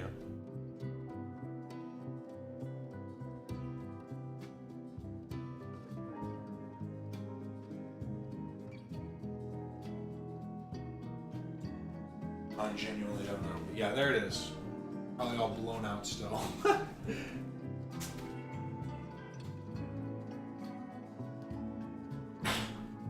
Don't worry, I didn't sneeze on the chicken. That did not happen. But yeah, you get it. You get it. You know what chicken looks like. If you don't, you should probably figure that out. I will be honest. Low-key waiting for my fiance to get off work. Once she gets off work, we're gonna throw it on. But I guess for the meantime, they pull out.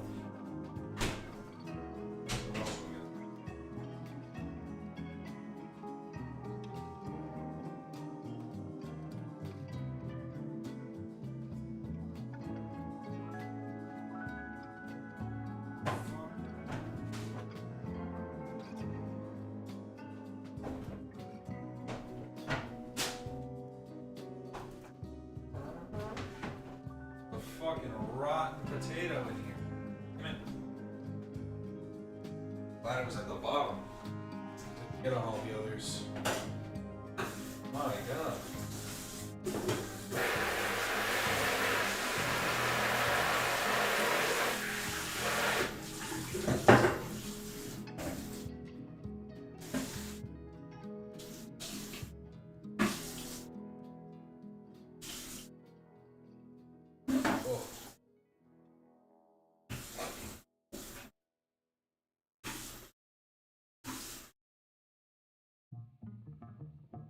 That's how you know it's gonna be gourmet tonight.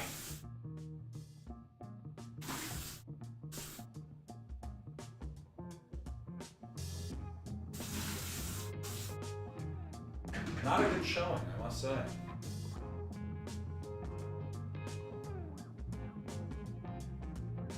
Real quick.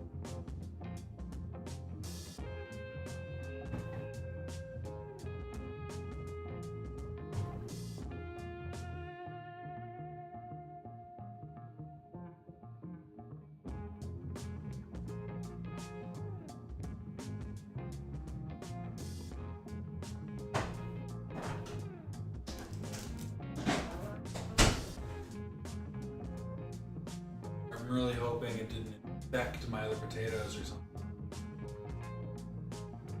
I just sit here and pray. What else? What do we have? What do we have? Yep.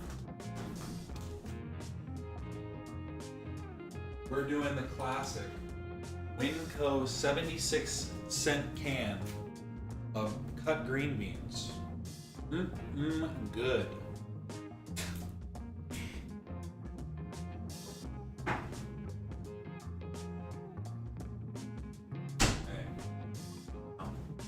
Going great.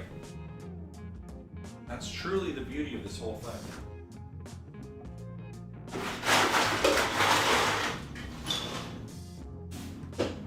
See, I'm just honestly happy that I actually didn't get to all of the stuff that I wanted to talk about. I actually had like quite a few other topics.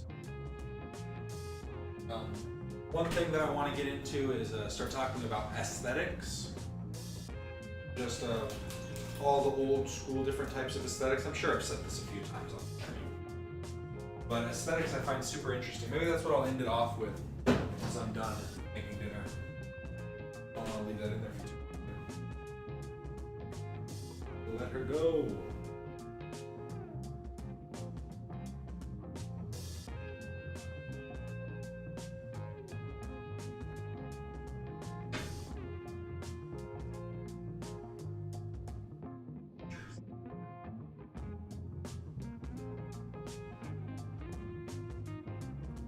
Oh, I keep looking at myself in the thing and I just look so bad.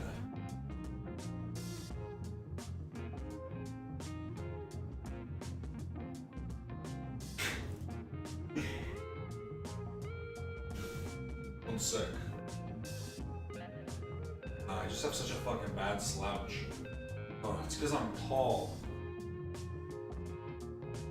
Because I'm tall that they hate me. That's why I get treated poorly.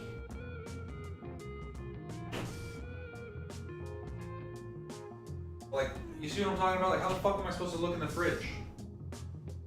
Like, this is a low-key a small fridge, I'm not gonna lie. But it's like, the fuck am I supposed to do? You go like that?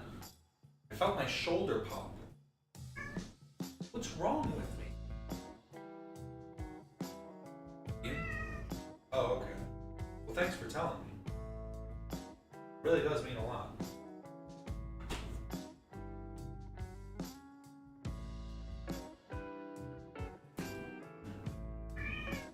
What's the matter? You're not supposed to be up here, right? Right? Get back. Go. Go. Go. Go. Now. Turn around.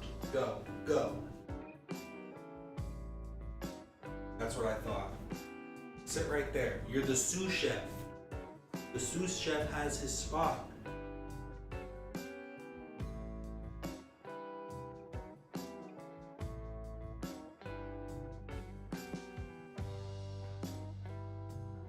Know your place. Yeah. Good kitty. Yeah, good kitty. Huh? Huh? Yeah, you are. Are you sure? Boop. Boop. Boop.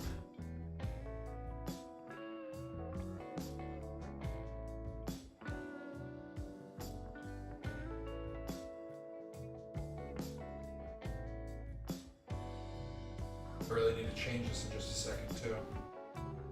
Got 6 minutes, but we technically still have an hour left. And add an hour of time left.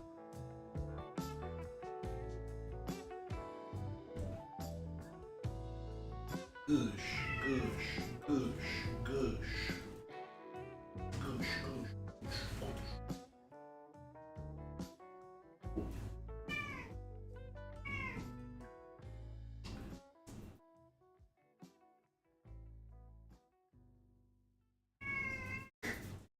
That always gets him mad. Start doing some moves at him, he gets pissed. Do a little dance. A little cha-cha. Cha-cha. Cha-cha. Here's cha-cha.